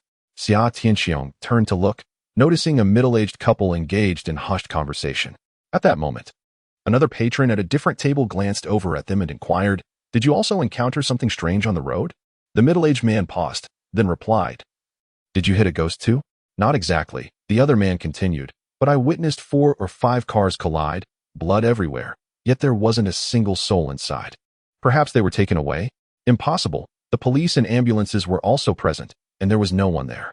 The middle-aged man exchanged a glance with his wife, their expressions tinged with alarm.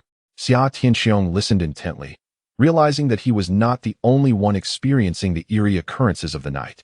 This also provided humanity with a fleeting opportunity to breathe, allowing them to enhance their abilities through contracts with the supernatural, gradually gaining the strength to confront such phenomena.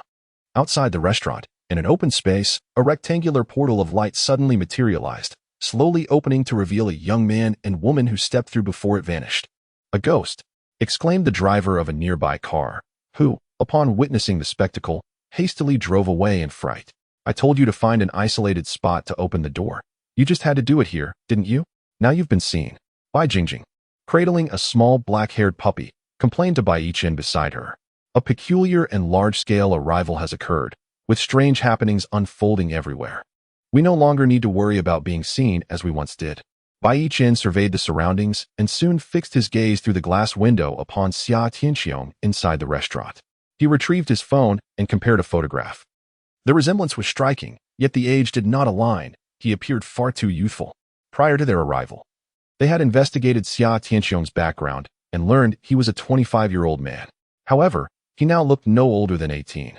Bai Jingjing turned around, directing the scruffy little dog towards Xia Tianxiong's direction. "Dog brother, could you see if he is the target we seek?" The scruffy dog, measuring only half a meter in length and resembling an ordinary rural farm dog, possessed remarkably lively eyes. It lifted its head from Bai Jingjing's soft, warm chest and gazed ahead, suddenly uttering 3 words, "Xia Tianxiong." The voice was soft, reminiscent of an elderly man, carrying a sense of weariness. Meanwhile, inside the restaurant, Xia Tianxiong glanced around, sensing someone calling him. As before, there was no sound, just an instinctive feeling. Could it be that the mysterious bride has returned? Such sensations had preceded the appearance of the enigmatic bride. Xia Tianxiong immediately felt his entire body tense, a sense of panic gripping him, ready to teleport away at a moment's notice. The ability to track him accurately was solely reliant on the scruffy little dog's uncanny skills. Bai Jingjing and Bai Yichen exchanged glances, both expressions filled with astonishment. He has grown younger, indicating an extension of his lifespan. This suggests that he has likely forged a contract with the fateful spirits of the Mirror Enigma clan. At this juncture, the two individuals once again turned their gaze towards Xia Tianxiong, as if beholding a precious treasure. A glimmer of avarice sparked in Bai Yichen's eyes. If this were indeed the case, his worth would be immeasurable, necessitating his incorporation into the Bai family for their purposes. However, the management office had stated that he had at least formed contracts with 3 peculiar entities. To approach him recklessly would be unwise. It would be prudent to first assess his capabilities before pursuing any further actions. Suddenly, an old beggar clad in tattered rags emerged from within Bai Yichen's being. Stooping low, he leaned upon a slender bamboo staff and clutched a chipped bowl, slowly making his way into the restaurant. Ignoring the other patrons, he made a beeline for Xia Tianxiong, who appeared oblivious to the presence of anyone else. Chapter 21. The instantaneous defeat of the beggar's anomaly. Please, show some kindness and spare a morsel. The old beggar, with his hair a disheveled white and sparse, hobbled forward, his gait surprisingly brisk as he maneuvered past the other guests until he stood directly before Xia Tianxiong. The latter, already on high alert, furrowed his brow upon seeing the beggar. He instantly recognized this figure as an anomaly of the beggar type. Why had it chosen to approach him rather than someone else? It was not fear that gripped him, merely perplexity. Scanning the surroundings, he noted the numerous patrons in the restaurant and the presence of surveillance. It was neither appropriate nor wise to act hastily. "Here, take this," he offered, pushing a plate of catfish and eggplant, just served by the attendant, towards the beggar anomaly. The beggar's face, lined with deep wrinkles and his eyes clouded, bore an exceedingly grotesque visage. Even a smile could instill fear in a child. Slowly, he extended a gnarled finger and plunged it into the steaming dish. The once vibrant and fragrant catfish stew with eggplant rapidly decayed, transforming into a heap of gray-black powder before the naked eye. This was the beggar's uncanny technique of accelerated aging, a potent and damaging ability that, however, required physical contact to activate. With a pair of pitch-black eyes devoid of whites, it fixed its gaze upon Xia Tianxiong, suddenly breaking into a bizarre laugh, declaring its insatiable hunger. "Not enough? I crave more. Let me consume you." In an instant, the room's lights began to flicker erratically, casting a strobing glow. The beggar slowly straightened its posture, the sound of creaking bones echoing in the air as its form expanded, tearing through its tattered garments to reveal a corpse-like body. What was happening? A monster? Run. The scene sent other patrons into a frenzy, screaming and rushing out of the restaurant. In the blink of an eye, only Xia Tianxiong remained seated, his expression grim. He had not triggered the beggar's death roll. So why was it turning its wrath upon him? The anomaly could not harm those who had not activated the death rule. This rule came with a stipulation. Once an anomaly had entered into an equal or master-servant contract with a human, should the human command the anomaly to harm another, it would not contravene the rule, as it would not stem from the anomaly's own intent. Thus, it became clear that this beggar was an anomaly contracted by another, sent to assault Xia Tianxing under someone else's directive. Outside the restaurant, Bai Jingjing and Bai Yichen observed through the window. Take it easy, don't disturb the peace, or negotiations may become difficult later. Rest assured, I've made it clear, I do not intend to take his life. Upon hearing these words, Bai Jingjing furrowed her brow. Realizing that this was not a matter of life and death, it was best not to harm him, merely to test the waters. If a negative impression were left, how could they possibly recruit him? Bai Yichen shook his head, disagreeing with Bai Jingjing's perspective. Based on past experiences, once an ordinary person forms a contract with the bizarre and acquires abilities that transcend those of the average individual, their mindset inevitably shifts. If they cannot be intimidated or persuaded, they would certainly be reluctant to be recruited or controlled. To have contracted at least 3 peculiar individuals within a mere 2 days, it was evident he was no ordinary person. We could not treat him as we would other civilian hunters of the bizarre. You have seen his file. He has been an orphan since childhood, lacking any family background, and in his 20s, he is yet to secure a proper job. Such an individual must have simply encountered fortuitous circumstances that aligned with the bizarre's contract conditions. Bai Yichen was resolute in his decision to impose a show of strength on Xia Tianxiong, while Bai Jingjing, seeing that her advice fell on deaf ears, chose to remain silent. Amid their conversation, the altercation had already commenced. The beggar-like anomaly, with its menacing gestures, attempted to pounce forward, only to find its legs immobilized, unable to move. Subsequently, Xia Tianxing brandished a mirror towards it. A powerful suction emerged, drawing the entity into the mirror. Following this, the delivery anomaly and the gamble anomaly entered the mirrored space, joining forces with the mirroring anomaly, rendering the beggar anomaly utterly defenseless. Battles among the bizarre seldom adhere to the rules of death, especially when entities of the same level confront one another. They prefer to engage directly through peculiar techniques or brute force, attacking one another relentlessly. At this moment, the life-risking trick immobilized the beggar anomaly, while the delivery anomaly opened its gaping maw and lunged forth to tear and bite.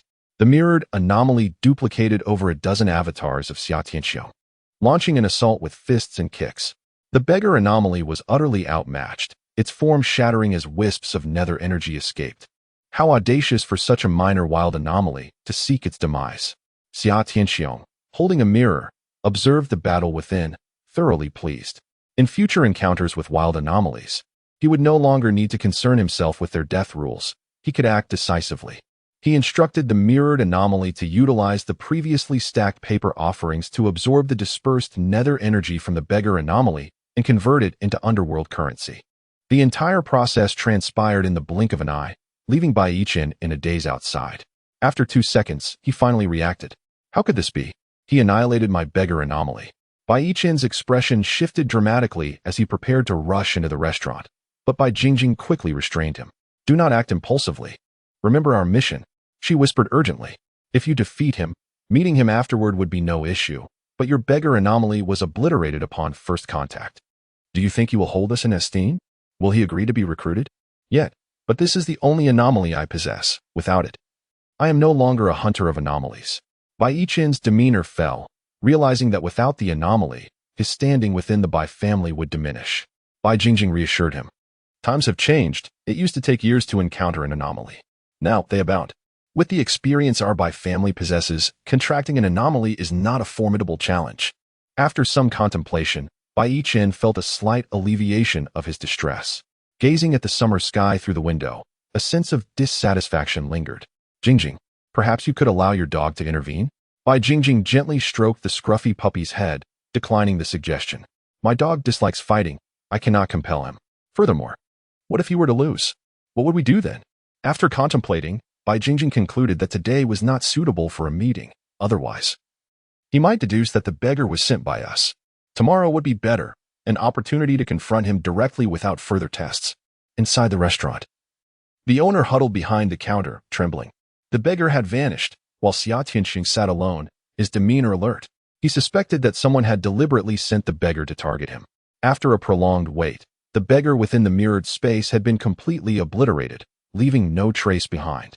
The ethereal power that the beggar possessed had been partially consumed by the delivery entity, with the majority converted into ghostly currency.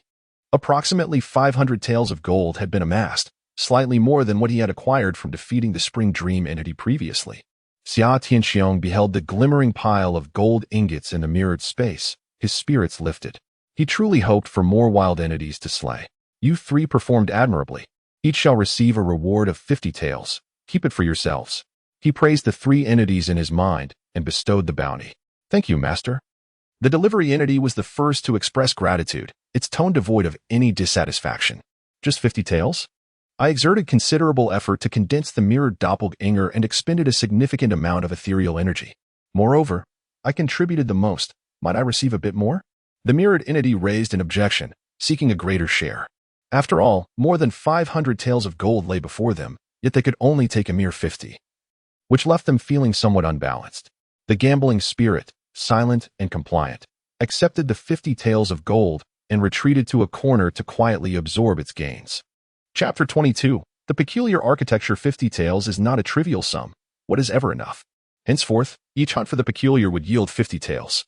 Xia Tianxiong coldly remarked and then dismissed them from his thoughts. This is the advantage of the master-servant contract, granting absolute control. Although the peculiar entities possess their own thoughts, they are compelled to obey their master's commands, unable to resist. Even if they were to receive not a single tael, they could do nothing, not even dare to slack off. However, had an equal contract been established, the scenario would differ.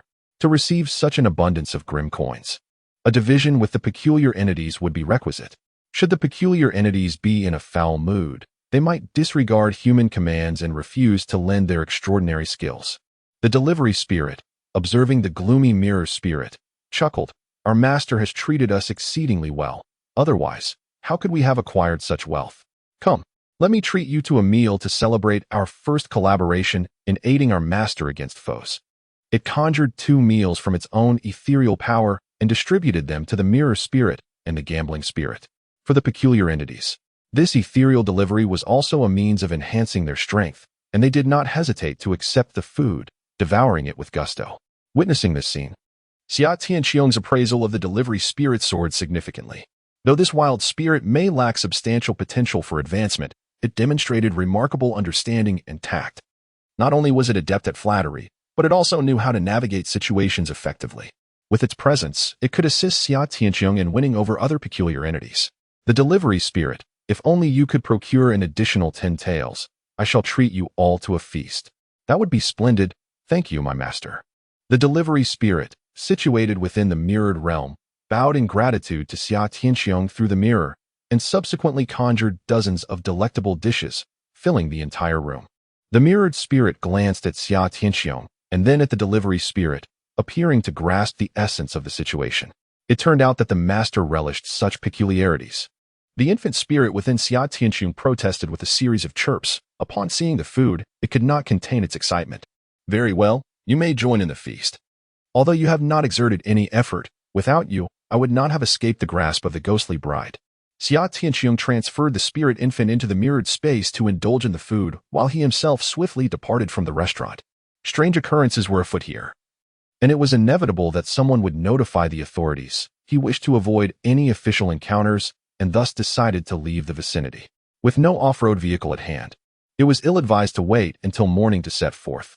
Instead, he resolved to employ shadow teleportation throughout the night to hasten his journey to Jihua City. Should he encounter any anomalies along the way, he would fight if able, but should he be outmatched, he would flee. As Xia Tianxiong contemplated his course of action and prepared to commence his teleportation, he suddenly noticed a luminous fog swirling in the fields behind the service area. This fog was in motion, albeit at a leisurely pace. Approximately several hundred meters from the service area, he could faintly discern a radiant loft nestled within the fog, its spire protruding above the mist, resembling a structure crafted from glass. Upon witnessing this spectacle, Xia Tianxiong's expression transformed with delight. He immediately executed shadow teleportation, making his way towards it. While most anomalies primarily took on humanoid forms, there existed a minority of those resembling animals, plants, objects, and the exceedingly rare architectural entities. Before him stood a mobile octagonal loft, its architectural form strikingly peculiar. Xia Tianxiang experienced 10 instantaneous shifts, appearing at the edge of a misty veil. After a careful observation, he stepped inside. The atmosphere was chilly and viscous, offering a slight resistance with each movement. Fortunately, after only 3 or 4 strides, his vision was illuminated and expanded. An ancient-style octagonal loft loomed ahead, seemingly constructed from golden glass, shimmering brilliantly and exuding an air of opulent grandeur. Towering several dozen meters high, it comprised 9 brightly lit levels. Within, the lively sounds of chatter and revelry echoed faintly. Although resembling a Buddhist pagoda, this octagonal structure was, in fact, an inn. A sign hung above, inscribed with the 4 crimson seal characters that read Wujian Tavern. Indeed, it was the place he sought. Xia Tianxiang gazed up at the sign, his heart racing with excitement. This was a realm brimming with both opportunities and perils. The tavern itself was enigmatic, its location erratic, and encountering it was purely a matter of fortune. Within its walls, various tiers of peculiar beings dined and drank, with whispers suggesting even the presence of ghostly lords. It was undeniably perilous. Yet, countless anomaly hunters and otherworldly entities clamored to gain entry. The dishes and beverages offered by Wujian Tavern possessed extraordinary effects, drawing both humans and anomalies alike in eager throngs. As Xia Tianxiang approached the tavern, he was enveloped by the intoxicating aroma of spirits wafting through the air, igniting an unexpected desire to partake, even in one unaccustomed to drinking. The tavern buzzed with activity, filled with a multitude of humans and an even greater number of anomalies. Those clad in modern attire exhibited expressions of wonder or inexplicable excitement, signifying their human nature. The remaining individuals donned ancient attire, some bore terrifying visages, while others exhibited an air of indifference, making it evident that they were peculiar. Humanity coexisted harmoniously with the bizarre, sharing meals under one roof. A hallmark of the infamous Inn of No Return. "Excuse me, could you make way?" A voice suddenly emerged from behind. Upon entering, there was evidently no one behind him, indicating that these 2 individuals had clearly arrived from elsewhere. It is said that the Inn of No Return possesses numerous entrances scattered across various locales, and it appears to be true. Xia Tianxiang stepped aside to allow the other to enter first. The young man inquired, "Do you know what this place is?" Xia Tianxiang shook his head, uncertain. "I just arrived as well." The young woman, visibly anxious, clutched her boyfriend's arm. "It's late at night, and this strange building has appeared out of nowhere. There must be something amiss. Perhaps we should refrain from entering." Contrarily, the young man was filled with excitement. Dismissing her concerns, what is there to fear? It could be a serendipitous encounter with the extraordinary. Just look inside. There are many others dressed in modern attire like us. Let us go in and inquire. The couple then proceeded into the grand hall of the inn. The first floor was remarkably spacious, featuring an open kitchen occupying a modest area. Surrounding the kitchen were numerous square tables, approximately 70 or 80 in total. Xia Tianxiang chose an empty table by the window, and just as he settled in, a server clad in a gray long robe, with a blood-red cloth draped over his shoulder, approached briskly. "Esteemed guest, may I take your order? Our establishment offers only the finest food and drink. Feel free to choose whatever pleases you, and we assure your satisfaction." In ancient times, the cloths draped over a server's shoulder were typically white, yet this one was crimson, as if frequently stained by blood, deliberately chosen for its striking color. Yet, the fervor in its countenance appeared genuinely earnest. "Do you have a bill of fare? I would like to peruse it." "Assuredly," the waiter responded, with a flourish. Small wooden tablets, each about the size of a palm, emerged from his sleeve, arranging themselves neatly upon the table, numbering approximately 30. Xia Tianxiang picked up a tablet at random. On one side, roasted duck was inscribed in black ink. Turning it over, steamed lamb was written in red ink on the reverse. An unsuspecting individual might assume that one could order from either side of the menu. In truth, the black ink dishes on the front were known as yang cuisine, prepared with normal ingredients, intended for human consumption. The red ink dishes on the back were called yin cuisine, or ghastly cuisine, for which the ingredients were of a more dubious nature, potentially including human flesh and blood, meant for consumption by specters. Specters could consume yang cuisine without issue, but humans who ingested yin cuisine would, in all likelihood, meet an abrupt demise, or, in rare instances, transform into specters themselves. In any case, no favorable outcome awaited them. The waiter stood silently by, offering no guidance, secretly hoping that the guest would order in cuisine, perishing in the process. Every dish, both sides, one of each. The waiter paused momentarily, then rolled his eyes, thinking that this human may be accustomed to posturing in the mortal realm, only to attempt to continue this charade here. His smile remained, however, as he said, "Esteemed guest, ordering one of each would incur a substantial expense, beyond the means of most." In truth, he harbored another thought. Even if one were to order the most modest bowl of plain noodles, you would be unable to settle the account. Mortal currency is not accepted here. Only netherworld currency is valid. Those without such currency are consigned to the kitchen, to be rendered into ghastly cuisine and sold to other specters. With each human that meets their demise, the waiter earns a generous commission. Thus he refrains from informing the guest, "Esteemed patron, as this is your first visit, you may not be aware that our establishment's cuisine comes at a premium. Perhaps you might consider ordering just a couple of dishes to start, and should you find yourself still hungry, you may order more." The human's excessive ordering posed a dilemma.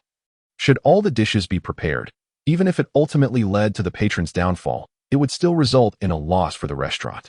Therefore, allowing such an extravagant order was simply out of the question. Enough of this chatter. Hasten the chef to prepare my dishes. And do bring forth 2 casks of your finest wine as well. The imposing figure of the summer sky, with an air of crude affluence, sat like a boorish tycoon. The waiter, observing the obstinacy of the guest, immediately suppressed his smile, his countenance transforming into a ghastly visage, exuding an aura of chill. Just as he was about to adopt a terrifying demeanor to intimidate this pretentious human, he caught sight of the individual tossing a small piece of gold in his direction. The gesture resembled one of tossing snacks to feral dogs, marked by an air of arrogance and utter disrespect. Yet, the waiter, sensing the eerie power emanating from the gold, widened his eyes in astonishment and swiftly caught it with both hands, inspecting it closely. Spirit money. Gold. His heart raced with a mix of surprise and delight. In this establishment, even the most formidable of specters seldom utilized gold for payment. This human not only possessed spirit money, but was in possession of the rarest form, gold. However, what elated him even further was the subsequent declaration from the guest. "This is a reward for you. Should I be satisfied, there shall be more. Forgive my ignorance. Noble guest, do not hold my humble station against me. I shall promptly inform the chef to serve you without delay. Go ahead." Summer Cheong found it quite amusing. It seemed that in both the human realm and the eerie domain, wealth rendered one a master. During his selection of dishes, various individuals and peculiar entities gradually filled the once empty tables of the tavern. The strange beings appeared to be familiar with this place, their expressions relatively normal. Most of the humans entered with a sense of curiosity and adventure, treading cautiously. However, among them were 2 exceptional figures, Bai Jingjing and Bai Yichen. Like Summer Cheong, they wore expressions of excitement and anticipation, evidently aware of the advantages this place offered. He was indeed here. Bai Jingjing spotted Summer Cheong seated by the window at a glance. Suddenly, Bai Yichen's expression brightened as he thought, "I have a way to approach him." What method? The rules of the Wujian Tavern are numerous. A slight misstep could trigger them. We can save him at a crucial moment. And then it would surely be easy to recruit him. Chapter 23. The rules of the Wujian Tavern. The regulations of the Wujian Tavern are abundant, and any carelessness could set them into motion. In front of Summer Cheong, a table was occupied by a pair of young individuals, seemingly university students, radiating youthful exuberance. They resembled tourists, seated as they looked around, chatting and laughing. The decor was exquisitely retro, making it feel remarkably authentic. Indeed, the waitstaff resembled the characters from period dramas. Their performances commendable. I almost believed I had traversed back to ancient times. And those dressed in traditional attire must be part of the ambience. This restaurant is truly fascinating. Look at that table of patrons, their faces ashen, resembling the dead. Could it be special effects makeup? Believing it to be a restaurant of distinct character and feeling quite famished, I decided to step inside for a meal. As a few patrons were engaged in lively conversation, the waiter brought forth a dish, 3 flavor meatballs, invitingly presented. The meatballs, akin in size to eggs, gleamed with a golden hue and exuded a rich aroma of meat. Without waiting for her boyfriend, a young woman promptly picked one up. But after taking a bite, her expression soured. Although they appeared delightful, the taste left much to be desired. Upon hearing her remark, the waiter, poised to leave, was momentarily taken aback, a flicker of delight crossing his face. "You find this dish unpalatable, do you?" he inquired. Indeed, it is rather lacking in flavor, she replied. The young woman possessed an elevated standard when it came to food. Any slight deviation from her expectations rendered a dish unacceptable in her eyes. Her boyfriend attempted to diffuse the tension, saying, "There's no need to speak so harshly. If you don't like it, simply don't eat." His words, though well-intentioned, only served to aggravate her further. "What's the matter? Am I not allowed to express my opinion on its taste?" she retorted, her eyes narrowing at him. As their disagreement escalated, the attentive waiter intervened, suggesting, "Such trivial matters are hardly worth quarreling over. If you find the food unsatisfactory, please follow me to speak directly with the chef." Suddenly rising from her seat, seemingly to assert her stance against her boyfriend, she declared, "Fine, if it's unappetizing. I shall voice it before the chef himself. What is the point of seeking out the chef? If it's my fault for speaking out, then let us just sit down. If you don't fancy it, we can order something else," he urged, well aware that failing to placate her at this moment could indeed lead her to confront the chef.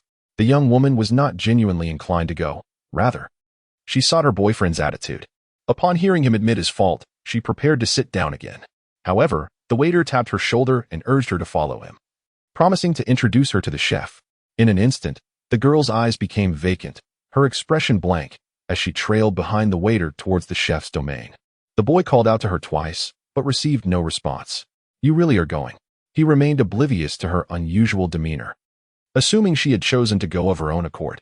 The kitchen was centrally located on this floor, characterized by a semi-open design, unlike the traditional style.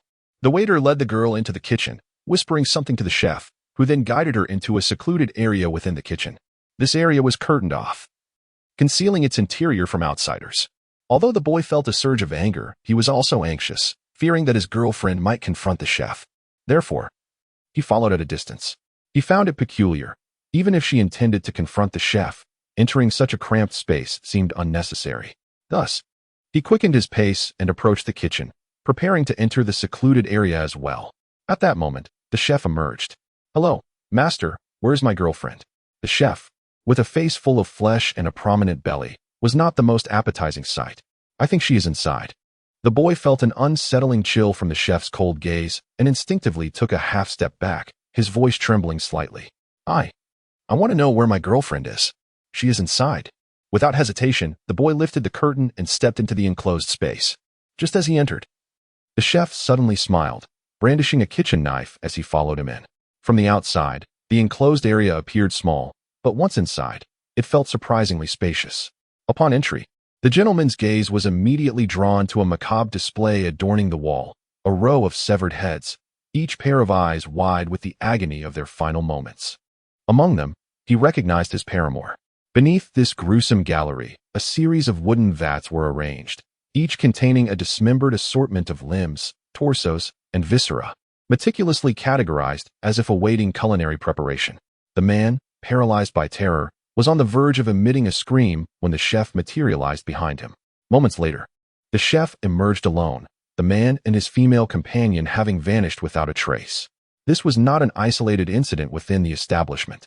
Patrons had been known to consume a few bites of their meal, only to suddenly hemorrhage, collapsing onto their tables. A waiter would then approach, gently tap the afflicted individual on the shoulder, and escort them towards the kitchen, into an adjacent chamber, from which they, too, would never return. Others, upon attempting to settle their bill, would discover that the establishment only accepted spirit money. Unable to produce such currency, they would be led by a waiter into the same kitchen chamber, never to be seen again. As time wore on, the human visitors to this place dwindled, disappearing one by one, until the remaining few began to perceive the unsettling truth. An atmosphere of unease permeated the air, and some desperately attempted to flee the confines of the restaurant. Summer Sky's table was laden with a variety of dishes, which he was consuming with gusto when two figures crept past him, heads bowed low. He recognized them as the couple he had encountered upon arrival. The man, in turn, recognized Summer Sky. "Friend," he whispered, "do not partake of the fare, it is tainted." "I witnessed a man vomiting blood after consuming it." "Then he must have sampled something he ought not to have," Summer Sky replied, his countenance serene as he continued to devour his meal. "Those who vomit blood have likely ingested the spectral dishes intended solely for the consumption of the uncanny." He also ordered some peculiar dishes, but not for himself. Instead, He intended to store them in the mirror space for the four strange entities within. The culinary offerings here, whether for human consumption or for the bizarre beings, possess an extraordinary effect. They give birth to enigmatic arts. This is precisely why the Infinite Tavern enjoys such fervent patronage from all phantom hunters and the peculiar. However, the probability of conjuring these arts is exceedingly slim, relying solely on fortune. Noticing that Summer Tianxiong seemed utterly indifferent, the man continued, "This establishment is quite strange. Many have vanished without a trace. I've even overheard the waitstaff demanding payment in ghostly currency. We may have stumbled into something supernatural. We should flee at once." Summer Tianxiong regarded him, pondering how considerate he was, warning others while he himself sought escape. What a lunatic! You are the one about to meet your demise. The woman beside him shot a glare at Summer Tianxiong, tugging the man along, dismissing the plight of others, insisting that their own survival was paramount. "I fear unforeseen circumstances. Having an additional companion offers extra strength." The two crouched low, using the tables as cover, stealthily approaching the tavern's entrance. Suddenly, a waiter appeared inexplicably before them, blocking their path, mumbling something incoherent, before patting their shoulders, leading them away to the kitchen partition, never to emerge again. Observing this scene from a distance, Summer Tianxiong merely shook his head and continued to savor the food and drink before him. The Infinite Tavern is governed by numerous rules. It is a place where not only the ordinary, who lack understanding, often falter, but even seasoned phantom hunters from previous lives frequently meet their demise here. Seated at a table a distance behind Summer Tianxiong were Bai Yichen and Bai Jingjing. After much deliberation, they finally settled on ordering 6 dishes, as the prices were exorbitant. And ordering more was simply beyond their means. Bai Jingjing devoured her food with abandon, completely indifferent to her table manners, grumbling that a plate of shredded potatoes cost an outrageous 2,000 ghost coins, essentially daylight robbery. A scruffy little dog lounged in the corner of the table, gnawing on a sizable pig's trotter. The dishes here had an exceedingly slim probability of yielding any remarkable tricks, which justified the exorbitant prices. Bai Yichen relished his braised pig trotters, thoroughly enjoying his meal. It was rumored that someone had spent millions of ghost coins here, dining for an entire year, only to acquire a rather lackluster trick. Thus, it was prudent not to harbor excessive hopes. While the two dined, they kept a vigilant eye on Xia Tianxiong's every move, waiting for him to trigger a certain rule, anticipating a dramatic rescue. However, after a lengthy wait, many others triggered various rules and were taken away by the waiter, while he remained seated, unperturbed, not having triggered any rules at all. After a brief discussion, they decided to approach him directly and state their intentions. As Xia Tianxiong savored his dishes and sipped his drink, a man and a woman approached him suddenly, both impeccably dressed in what appeared to be bespoke, high-end attire, exuding an air of distinct sophistication that suggested they were not ordinary individuals.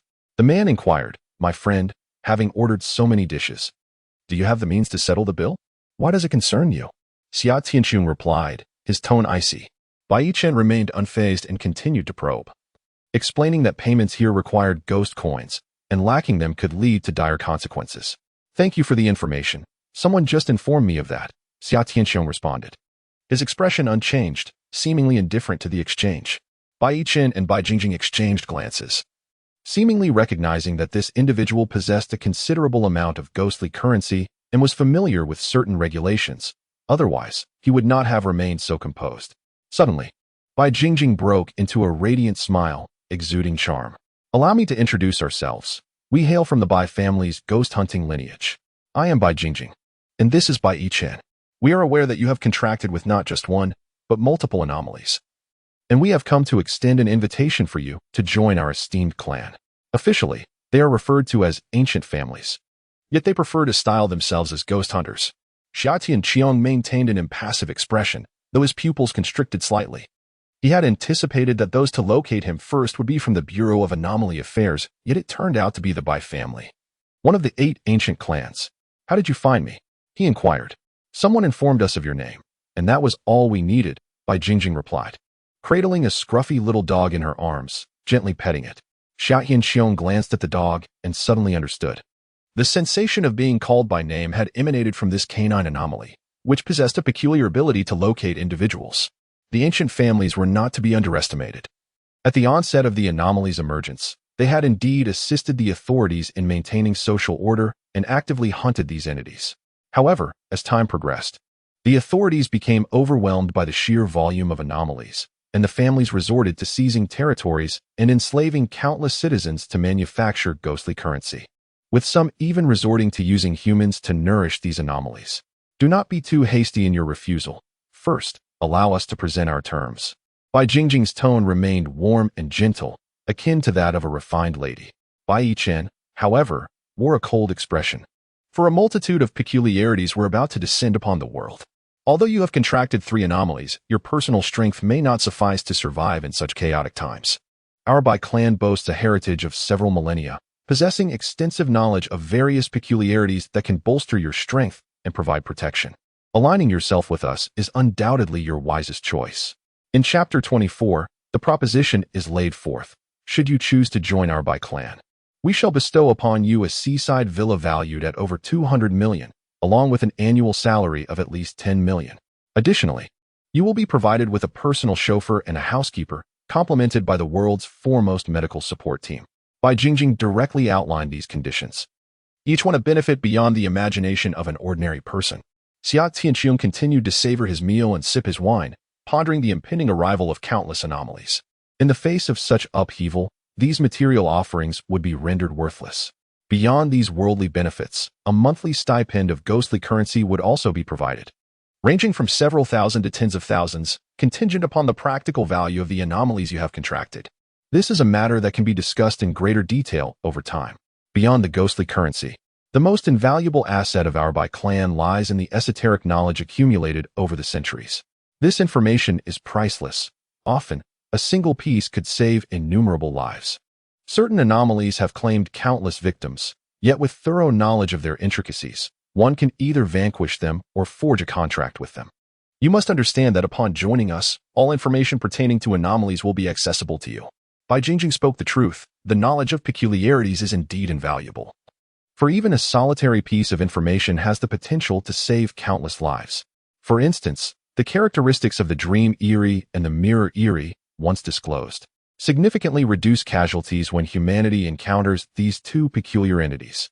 In contrast, the contract eerie has led to the emergence of numerous eerie hunters. Xia Tianxiong exhibits no interest in joining the Bai family. The information at his disposal far exceeds that of any faction. Enough of this. Do not impede my meal. Attend to your own affairs. Bai Jingjing's smile faltered, puzzled by his unwavering refusal.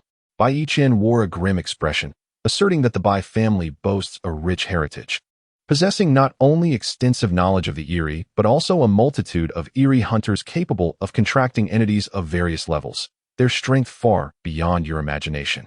It would be prudent for you to reconsider, lest you find yourself regretting this decision. The undertone of this statement was unmistakably threatening. What? Are you attempting to intimidate me? Xia Tianxiong glanced up at him with disdain, a smirk playing on his lips. The beggar eerie was sent by your faction to test me, was it not? The moment these words left his mouth, it felt as though he had struck a nerve with Bai Yichen, whose anger flared, his countenance darkening. What are you so proud of? It is merely a wild eerie. My Bai family possesses far more advanced entities.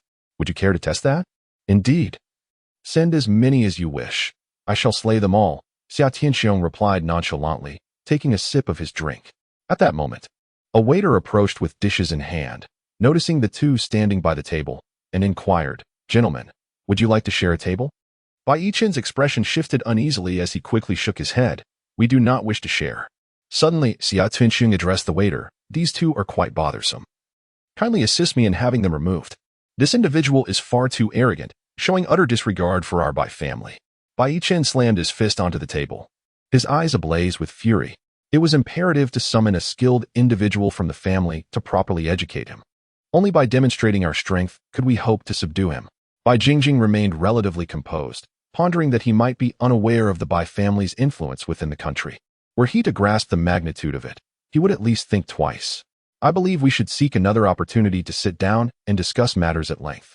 While the two were conversing, a new development arose on Xia Tianxiong's side. The waiter placed a dish on the table and turned to leave, just as a burly man approached. "May I share this table?" he inquired. Xia Tianxiong lifted his gaze and assessed the man, responding affirmatively. The burly man, upon receiving this confirmation, could not suppress a grin as he took a seat opposite. Bai Yichen, witnessing this scene, felt his anger dissipate, replaced instead by a gleeful expression. This fool remains oblivious to the fact that sharing a table invokes the deadly rules. I shall watch how he navigates this peculiar situation. Bai Jingjing placed the scruffy little dog from her arms onto the table, her full attention fixated on Xia Tianxiong, ready to intervene at a moment's notice. The burly man eyed the abundant spread before him, unable to resist swallowing hard as he leered at Xia Tianxiong. Hand over your gold, and I may grant you a more peaceful demise. He had witnessed Xia Tianxiong giving gold to the waiter and had come here specifically to share the table. The two parties were compelled to engage in a brutal confrontation, with only one side permitted to survive. This was precisely why Bai Yichen had hesitated to take a seat earlier. This rule resembled a life-and-death challenge. One party extended the invitation, and should the other accept? A battle for survival ensued. Xia Tianxiong, of course, was well aware of this rule. Greedy and cunning, since I have allowed you to share this table, I have no intention of letting you leave. Upon hearing these words, the burly man widened his eyes in astonishment, taken aback that this human recognized him. A sudden sense of foreboding washed over him, prompting him to launch an immediate attack. He abruptly opened his mouth, expanding it to over 2 meters wide, resembling a large sack, and descended upon Summer Sky. In a swift motion, Summer Sky produced a mirror, directing it towards the gluttonous specter. The gluttonous specter felt an immense pull and quickly retreated, gripping the table tightly to prevent being drawn in. Regret washed over him. This human had indeed forged a contract with the strange entities, and one of considerable strength from the Mirror Spectre clan. Suddenly, 2 more eerie beings emerged from the mirror, the Takeout Spectre and the Life Gamble Spectre. Together, they launched an assault on the gluttonous specter, forcing him into the mirror. The ensuing chaos was swift. The Mirror Spectre replicated several illusions of Summer Sky, initiating a collective onslaught on the gluttonous specter. Everyone, I was wrong. Spare me. I am willing to forge a contract. The gluttonous specter cried out in desperation, kneeling and pleading for mercy. The attack ceased, and the Mirror Spectre inquired if Summer Sky wished to contract with him. Very well, replied the Takeout Spectre, hastily retrieving paper offerings, while the Mirror Spectre and the Life Gamble Spectre resumed their assault. For them, there was a fervent desire to eliminate more of these entities. After all, each kill would yield a reward of 50 taels of gold. If they persisted, it would not be long before they ascended in rank. Minutes later, the gluttonous specter dissipated, and over 500 taels of gold reappeared within the mirror's space. Summer Sky observed the unfolding events, unable to suppress a smile. Suddenly, he felt that this establishment, the Inn of Infinite Delights, was indeed a lucrative venue. He turned his gaze around, observing the peculiar surroundings. This level was filled with wild anomalies, posing little danger to him, rendering them easily manageable. Suddenly, a bold thought crossed his mind. A waiter had been watching from the side, and only approached after the aura of the gluttonous anomaly had completely dissipated. Esteemed guest, you have shattered the dishes. According to the tavern's rules, you are liable for tenfold compensation. Although the skirmish had been brief, it had toppled numerous plates, leaving shards scattered about. This incident had indeed triggered the tavern's regulations. However, it was of little concern, as compensation would suffice. Xia Tianxiong retrieved a small gold ingot, weighing approximately 2 taels, from the mirrored space, and casually tossed it to the waiter. The waiter, overjoyed, caught it with both hands and exclaimed, "Thank you, esteemed guest." Even with the tenfold compensation, the cost for the broken dishes would amount to only a few hundred ghost coins. Yet, the 2 taels of gold he received equated to 20 taels of silver, or 20,000 ghost coins, far exceeding the compensation owed. The waiter assumed the excess was a generous tip. Unbeknownst to him, Xia Tianxiong continued, "You have expressed your gratitude too soon. The surplus is not for you. I may shatter many more plates, tables, and chairs, and the compensation will be deducted from this amount. Any remainder will be your reward." The waiter opened his mouth in surprise, momentarily stunned, as understanding dawned upon him, mingled with disappointment and astonishment. Xia Tianxiong rose from his seat and surveyed the room before striding towards a particular table. There sat a woman draped in red veils. "Madam, may I share this table with you?" The surrounding patrons and anomalies looked on in astonishment at this audacious challenge posed by a mere human. Bai Yichen was utterly astounded. Ever since the demise of the gluttonous phantom, he had remained in a state of disbelief.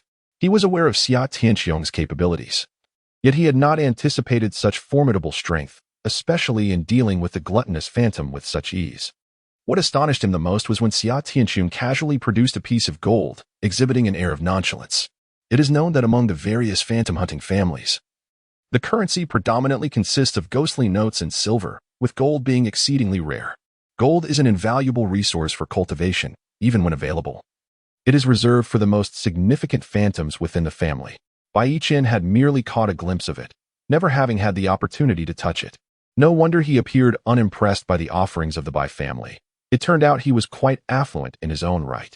Bai Jingjing was equally taken aback, though her astonishment was not directed at the gold, but rather at the peculiarities of Xia Tianqiang, the death gamble phantom, the mirror phantom, and another akin to the takeout phantom. In addition to these, he had also contracted the phantom mother or phantom infant, suggesting he had at least forged contracts with 4 phantoms. The value of this individual was immensely high, and he must be won over. The phantom in question was the illusion of the enchantress, a being capable of conjuring beautiful illusions, somewhat reminiscent of the spring dream phantom. However, while the spring dream phantom could only create illusory encounters and dreams, this one could manifest them in reality. Xia Tianxiong sought to contract it, yet the illusion of the enchantress merely cast him a disdainful glance and coldly declared, "I refuse." "Consider it," he urged, "even if you cannot overpower me. A contract would suffice. I possess ample gold." Xia Tianxiong then produced a gold bar the size of a fist, weighing at least 50 to 60 taels. The sight of this gold instantly attracted a wave of envious and covetous gazes. Some phantoms seemed eager to rush forward and seize it. However, bound by the rules, they could only entertain such thoughts, daring not to act upon them, lest they wish for their own demise. The enchanting yet greedy creature, known as the sucking spirit, ultimately gritted its teeth and shook its head in refusal. Xia Tianxiong did not persist in his pursuit, but instead turned to seek out the next peculiar entity. His intention in producing gold was to entice other anomalies, having effortlessly dealt with the gluttonous spirit moments earlier. The other entities had witnessed his prowess and were naturally hesitant to accept his invitation to share a table. However, the situation had changed. 50 or 60 taels of gold equated to an astonishing 50 or 60,000 ghostly notes, an amount that would tempt any entity. There would inevitably be those willing to take a risk, ready to challenge Xia Tianxiong to a duel of life and death. After inquiring at 3 tables, he finally found a creature willing to engage at the 4th table. Humans may instill fear in others, but I, the sucking spirit, am unafraid. Let us see who meets their demise today. Chapter 25. Slaughtering Guests, and the waiter the sucking spirit appeared as an alluring and seductive woman. Her voluptuous figure adorned with exquisite makeup, each smile and frown imbued with charm. Unlike others, she did not feast on human souls, lifespans, or flesh. Instead, she craved the essence of life itself. As Xia Tianxiong sat down, holding a mirror, the sucking spirit took the initiative. With her crimson lips parted wide, she unleashed a powerful suction. A tempest arose from nowhere, sweeping past Xia Tianxiong's body, ultimately drawn into her mouth. This was no ordinary wind. It could siphon the essence from within him. Xia Tianxiong immediately felt a wave of lethargy wash over him, the rapid loss of his vital energy taking its toll. In a hurry, he directed the mirror towards the sucking spirit, employing the mirror's ability to devour all things. A tremendous force enveloped the sucking spirit, attempting to draw her into the mirror, yet she remained seated, unfazed and unaffected. In the summer, Xia Tianxiong felt a surge of astonishment. After a brief contemplation, he realized that the sucking force of the peculiar entity was perfectly counteracting the mirror's pull. No wonder it dared to challenge him at the table. It had its own confidence. The current situation was somewhat unfavorable for Xia Tianxiong, as he was unable to draw the peculiar entity into the mirror. Yet it could siphon his vitality from a distance. If this continued, he would be drained to the point of death. The patrons of the tavern, whether human or otherworldly, were riveted to the fierce battle for survival unfolding before them. The remaining humans, aware that this was no safe haven, yearned to escape but found themselves trapped, hoping that this individual could incite chaos and provide them a chance to flee. As for the otherworldly beings, their expressions were complex. Some eagerly anticipated the demise of this human for his audacity in provoking them, while others hoped that Xia Tianxiong would not perish at the hands of the peculiar entity. For whoever vanquished him would claim his gold, and they all wished to be the ones to do so. They believed that by allying with a few rogue entities, they could act with impunity in this realm. Such arrogance was bound to lead to calamity. Bai Chen, witnessing Xia Tianxiong's precarious predicament, nearly applauded in approval. "Jingjing, you must intervene and save him." Yet, Bai Jingjing shook her head, asserting that he should be capable of handling the peculiar entity on his own, reminding him that he had yet to employ his teleportation technique. Just as she spoke, she observed Xia Tianxiong suddenly vanish from his seat, reappearing in the shadows behind the peculiar entity at another table. The peculiar entity froze momentarily, its expression shifting to one of panic. In the next instant, an immense force surged from behind. Before he could turn his head, his body was uncontrollably propelled backward, chair and all, sucked into the mirror. The arcane art of essence extraction was effective solely against humans. It held no allure for Summer Sky, who had no intention of forming a pact. A swift termination would suffice, converting the victim into ghostly currency. He promptly instructed the three peculiar entities within the mirrored realm, then dismissed them from his thoughts as he sought a new target. "Excuse me, may I share this table?" Summer Sky inquired with a warm smile and genuine politeness. The entity he addressed was a burly man, his face adorned with a thick beard, dressed in ancient official garb, resembling a zombie. The creature scowled, retorting, "Get lost. You wretched human, if you have the guts, go to the second floor. Is it amusing to bully the weak here?" "Ah. You even use the term bully the weak. Quite modern of you. How about considering a pact with me? I could support you." The image of an 18-year-old sunlit youth proposing to care for a rugged giant was rather bizarre. The surviving humans, seeing Summer Sky clad in contemporary attire, initially assumed he was just another normal person, but upon hearing his words, they began to question his sanity. "Get lost? I have no interest in human money." The giant was quite obstinate, and Summer Sky did not press further, turning his attention to other peculiar beings. After several inquiries, none were willing to share a table or enter into a pact with him. This level was populated solely by wild-grade entities of average strength. Hardly a match for Summer Sky. The peculiar beings were not foolish. Gold was enticing, but not worth courting death. Summer Sky found himself unable to act forcefully, lest he provoke the tavern's fatal regulations. At this moment, the peculiarities of this level were well aware of his prowess, leaving no option but to ascend to the second floor. However, the second floor was rife with formidable anomalies. Among the four entities he had contracted, only the abnormal infant was a fierce anomaly, while the other three were wild anomalies. Thus, their collective strength might not surpass that of the other formidable beings.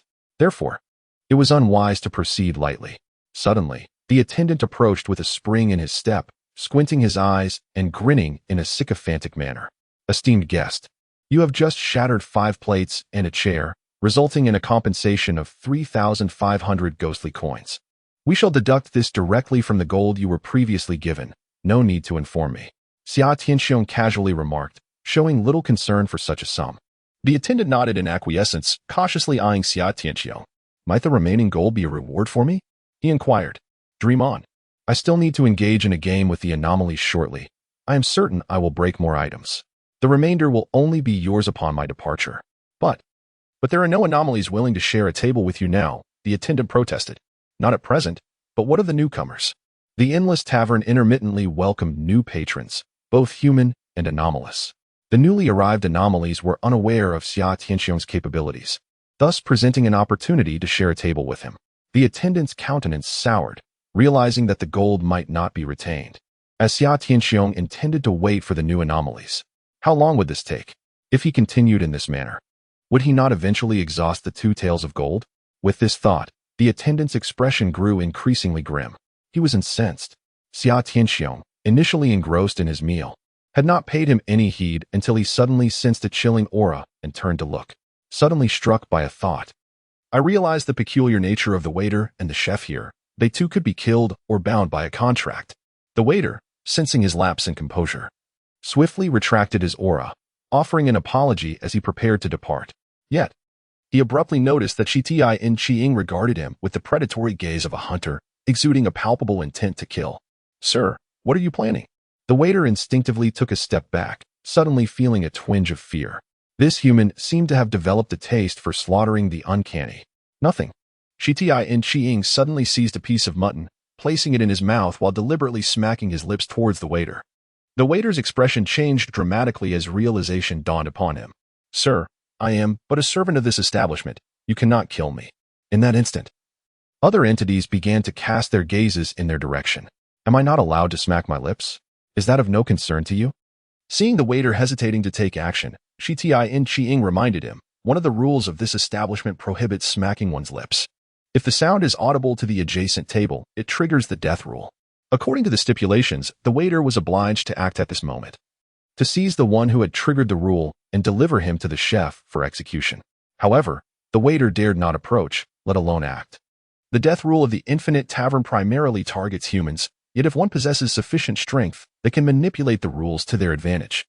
For instance, Shi Ti and Shi Ying, who would normally be unable to strike at the waiter, had now triggered the rule, compelling the waiter to act against him, thus allowing for a justified counterattack. Either killing or binding the other was permissible. Chapter 26. After purchasing the waiter, he aimed for the chef. Is he out of his mind? He even spares no one, not even the waiter. As Bai Yichen rose to intervene, he contemplated the potential consequences of slaying the shop assistant, which might provoke the shopkeeper, leaving him without any means of escape. Bai Jingjing swiftly restrained him, asserting that it was too late to act. The death rule had already been triggered. This individual resembled a rabid dog. Even if he were to survive this ordeal, I would not recommend our family to associate with such a person. Silence, she urged. Let us continue observing to discern his true intentions. Meanwhile, the shop assistant hesitated to take action. A mere minor specter, he recognized he was no match for Xia Tianxiong. However, according to the tavern's regulations, as a shop assistant, he was obliged to deal with individuals who triggered the rules, lest he be obliterated by the very forces of these rules. Just as he wavered, Xia Tianxiong suddenly revealed a gentle smile, proposing, "Form a contract with me, and I shall lead you out of here, providing you with spirit coins for your future endeavors." The shop assistant possessed a trick known as flower slap, which, upon a simple tap on the shoulder, could induce a fleeting state of confusion in a person or specter, allowing him to exert rudimentary control over their body. This practical trick piqued Xia Tianxiong's interest, prompting him to consider a contract with the assistant. The shop assistant stood momentarily stunned before his face lit up with delight. "So the esteemed guest has taken a liking to me. It is truly an honor," he exclaimed. No longer fearful, a sycophantic grin returned to his visage as he stepped forward eagerly. Those surrounding the scene, both onlookers and specters, were taken aback. The shop assistant had so readily agreed to the contract. Other specters deemed him spineless, while individuals like Bai Yichen speculated that Xia Tianxiong had stumbled upon an extraordinary stroke of luck, even contemplating whether they too should attempt a similar endeavor. The shop assistant stood merely a step away from Xia Tianxiong, maintaining a smile that belied the coldness in his eyes. Suddenly, he raised his hand to strike Xia Tianxiong's shoulder. However, Xia Tianxiong was well prepared, his figure vanishing in an instant, reappearing as a shadow behind the assistant. Employing the technique of the mirror that devours all, he drew the shop assistant into the mirrored space. "Beat him until he agrees to sign the master-servant contract," Xia Tianxiong commanded, shifting his gaze towards the other shop assistants. The first floor was expansive, housing a total of 4 assistants. At that moment, the other 3 stood at a distance, their expressions peculiar, as if they were looking at a fool. Although the shop assistants were not particularly powerful, they were nonetheless affiliated with the enigmatic Wujin Tavern. Typically, no one or any entity would dare to strike at them, fearing the wrath of the manager and the even more terrifying owner. To put it lightly, one could be expelled by the manager and forever barred from dining there. To emphasize, one could attract the owner's attention and be ambushed upon leaving the tavern. Xia Tianxiong regarded the other 3 shop assistants, not intending to make a move, as he had no desire to truly offend either the manager or the owner. He resumed his seat, continuing to drink and dine, as if nothing had transpired. 2 minutes later, the shop assistant lay battered and on the verge of collapse, finally conceding to sign the master-servant contract. A minute later, the tavern manager descended from the upper floor, exuding an aura of terror, and approached Xia Tianxiong. "It has been ages since someone dared to harm my shop assistants. You are the first human to do so in 5 centuries. The proprietor, clad in a purple robe adorned with golden patterns, possessed a rather portly figure, reminiscent of the affluent lords from ancient times, exuding an air of nobility. With narrowed eyes, he fixed his gaze upon Xia Tianxiong, a subtle yet palpable pressure enveloping the atmosphere, causing the surrounding diners to feel a sense of oppression. The arrival of the proprietor signaled that matters would not end amicably. Bai Yichen, who previously held Xia Tianxiong in disdain, now found himself concerned for him. Could your canine companion possibly rescue him from the proprietor's grasp? What a ridiculous notion. Bai Jingjing hastily shook her head. According to the rules, The proprietor could not arbitrarily harm guests, at worst merely expelling them. As long as the owner of the establishment was not provoked, there should be no threat to life. The other peculiar beings, upon witnessing the proprietor's approach, looked on with glee, eager to see how Xia Tianxiong would fare. Just moments ago, this human had dared to challenge all the peculiar beings on the first floor, most of whom had not even dared to accept a blatant affront to their dignity. Humans had always been the prey of the peculiar. Now, to turn the tables and bully them was utterly outrageous. With the proprietor's arrival, it was certain that this human would be expelled, providing a sense of relief to the other peculiar beings. Yet, Xia Tianxiong remained seated with an air of calm, unfazed by the situation. How much for a mere waiter? I shall compensate you. In his words, the waiter seemed akin to an object, easily purchased at will. The proprietor, taken aback by his audacity, felt a surge of indignation, perceiving it as an affront. The waiter is the property of my establishment. Should you harm him, you shall pay tenfold. Produce 500,000 ghostly coins, and then leave this place, never to return. The shopkeeper boldly opened his mouth, believing he had quoted an exceptionally high price. Ordinary aberrations rarely possessed such an abundance of ghostly currency, let alone humans. He had been upstairs prior, unaware that Xia Tianxiong had previously produced a gold ingot weighing 50 or 60 taels. Otherwise, he would have certainly offered an even higher price. This ingot of gold weighed nearly 60 taels, with the excess considered a reward for you. Xia Tianxiong retrieved a gold ingot and with a resounding clang, placed it upon the table. The shopkeeper's eyes widened in astonishment. A whirlwind of emotions, shock, greed, and confusion flashed across his plump face. This was gold. Although one tael of gold equated to 10,000 ghostly coins, it was unheard of for aberrations to exchange gold for ghostly currency. Typically, they would exchange ghostly coins or silver for gold, often at a significant premium, to acquire a mere fraction of gold. Rarely did they treat it as currency. Rather, it was regarded as a resource for cultivation. The Wujian Tavern had been in operation for over 1,000 years and had received very little gold in all that time. Losing a wild aberration-level waiter in exchange for nearly 60 taels of gold was undoubtedly a substantial profit for the shopkeeper. Recently, he had hit a bottleneck in his cultivation, and with this gold, he could smoothly break through. This human was truly delivering unexpected delights. The shopkeeper, who had initially worn a stern expression that was intimidating, suddenly transformed. His demeanor becoming humble and his tone gentle, even his imposing presence diminished. Just a mere waiter. If the esteemed guest had a preference, our tavern has plenty more. Upon hearing this, the numerous aberrations were left in utter disbelief, especially the 3 remaining waiters on this floor, who trembled in fear.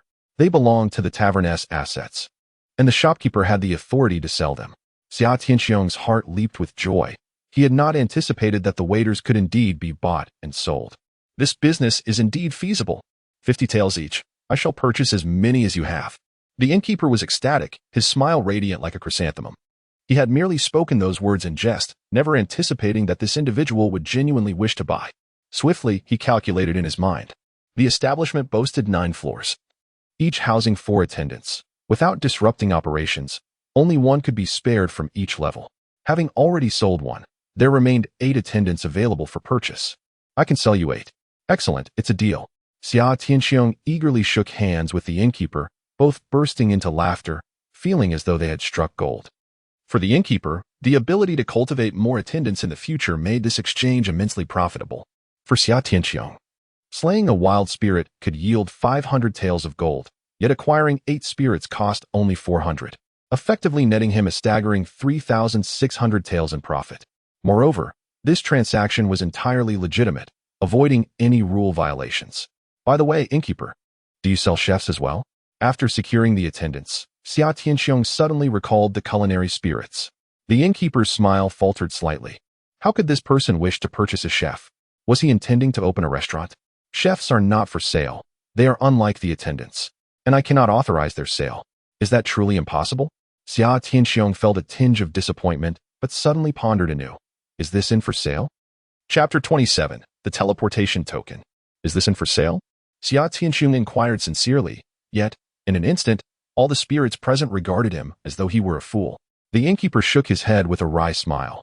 This inn is not for sale. Money is not an issue. I genuinely wish to make a purchase. Summer Tianxiong remains undeterred. For others, and for the strange beings, dining at the restaurant is merely a means to concoct bizarre techniques. However, for him, it also presents an opportunity to hunt various oddities with minimal risk. The infinite restaurant is beyond the realm of commerce. Its value is independent of monetary wealth. The proprietor, unwilling to continue this topic, swiftly diverted the conversation, suggesting that, given the esteemed guest's financial capacity and prowess, he could dine on the second floor. He presented a teleportation token, which, at the cost of 100 nether coins, would grant access to the second floor. He conjured a palm-sized token from the void. Each level of the infinite restaurant offers distinct culinary delights, with varying probabilities of generating strange techniques. The higher the level, the greater the odds. Naturally, the prices for the dishes also escalate. Wealthy and powerful hunters of the bizarre, or the oddities themselves, aspire to ascend to higher floors in hopes of acquiring certain techniques. In a previous life, such tokens symbolized status and strength in the mortal realm, and typically, hunters of the bizarre could scarcely obtain them. Summer Tianxiong refrained from accepting the token offered by the proprietor. Could you provide me with a token that grants access to the highest floor?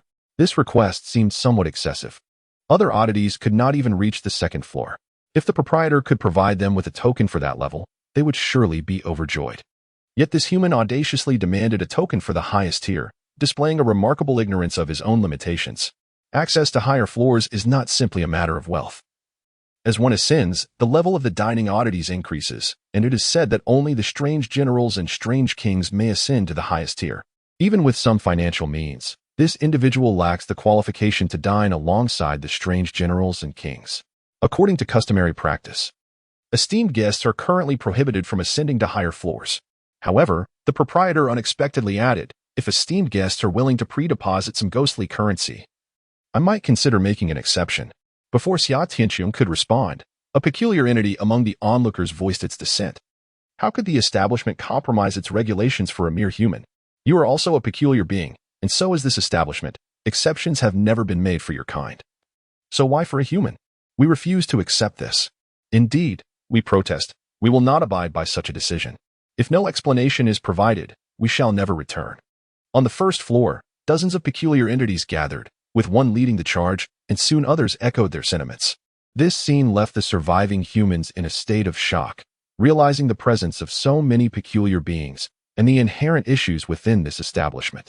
The proprietor's previously amiable demeanor darkened instantly as he turned to face the other peculiar entities. A chilling aura swiftly enveloped the room. Anyone who dares to defy me, leave this place and never return. The proprietor's authoritative tone silenced the protesting peculiar beings, who now shrank back, unable to meet his gaze. A pre-deposit of 100,000 ghostly coins would grant access to a teleportation token for the second floor. A deposit of 500,000 would secure a token for the third floor, 1 million for the fourth, and 2 million for the fifth, 4 million for the sixth. Whoever can provide the requisite funds, I shall make an exception for them. Do any of you have objections? The peculiar beings exchanged glances, none daring to speak. If they possessed such wealth, they would likely invest it in their cultivation to enhance their own powers, rather than squander it here. After all, for peculiar beings, ascending in level naturally grants access to the corresponding floors. The shopkeeper surveyed the surroundings, his expression softening as he turned to look at Xia Tianxiong, once again donning a warm smile. The swiftness of his change and demeanor left Xia Tianxiong in awe. Esteemed guest, which floor's token do you wish to procure? Xia Tianxiong shook his head. I refer to the highest floor. There are 9 levels, are there not? You only mentioned the 6th floor. How much must one deposit for the 9th? The shopkeeper was momentarily dumbfounded, a flicker of regret surfacing in his heart. He had quoted too low. He sensed that this individual was quite affluent, yet he had not anticipated such wealth. The 7th floor and above are not accessible to the public. You may ascend only to the 6th. Why is that? The 3 upper floors serve as the residence of the restaurant owner. Xia Tianxiong had not foreseen this reason, as it was information he had not acquired in his previous life. Very well, then, I shall take the token for the 6th floor. He casually produced 800 taels of gold, placing them upon the table in a dazzling heap, radiant and resplendent. Half of this gold was intended for the deposit, while the other half was meant to compensate the 8 waiters. Suddenly, the air was filled with the sound of numerous people swallowing hard. For them, no delicacy could rival the allure of gold. The shopkeeper's eyes sparkled with unrestrained joy. With a swift flourish of his sleeve, the gold vanished, its whereabouts a mystery. He then reached out, seemingly conjuring another token from thin air. Xia Tianxiong accepted it, scrutinizing it closely. The token was entirely emerald green, resembling a form of jade. It bore the likeness of a miniature Wujian tavern, with the characters Wujian inscribed on the front and access to the 6th floor etched on the reverse. The phrase access to the 6th floor did not imply that one could only reach the 6th floor. Rather, it indicated that any level beneath the 6th could be accessed, with the highest point being the 6th floor itself. The token possesses another function. Whenever the infinite tavern appears, it will indicate the nearest entrance. The shopkeeper explained this to Xia Tianxiong, who was already aware of such matters. Xia Tianxiong understood that the infinite tavern was perpetually in motion, never pausing. At times, it would blend into the enigmatic realm, while at others, it would descend into the mortal world. It could manifest in multiple locations simultaneously, resulting in numerous entrances. I will explore each floor. That should be feasible, he remarked. Of course, the shopkeeper replied, but I must caution you, the higher the floor, the greater the level of the anomalies. Do not provoke them.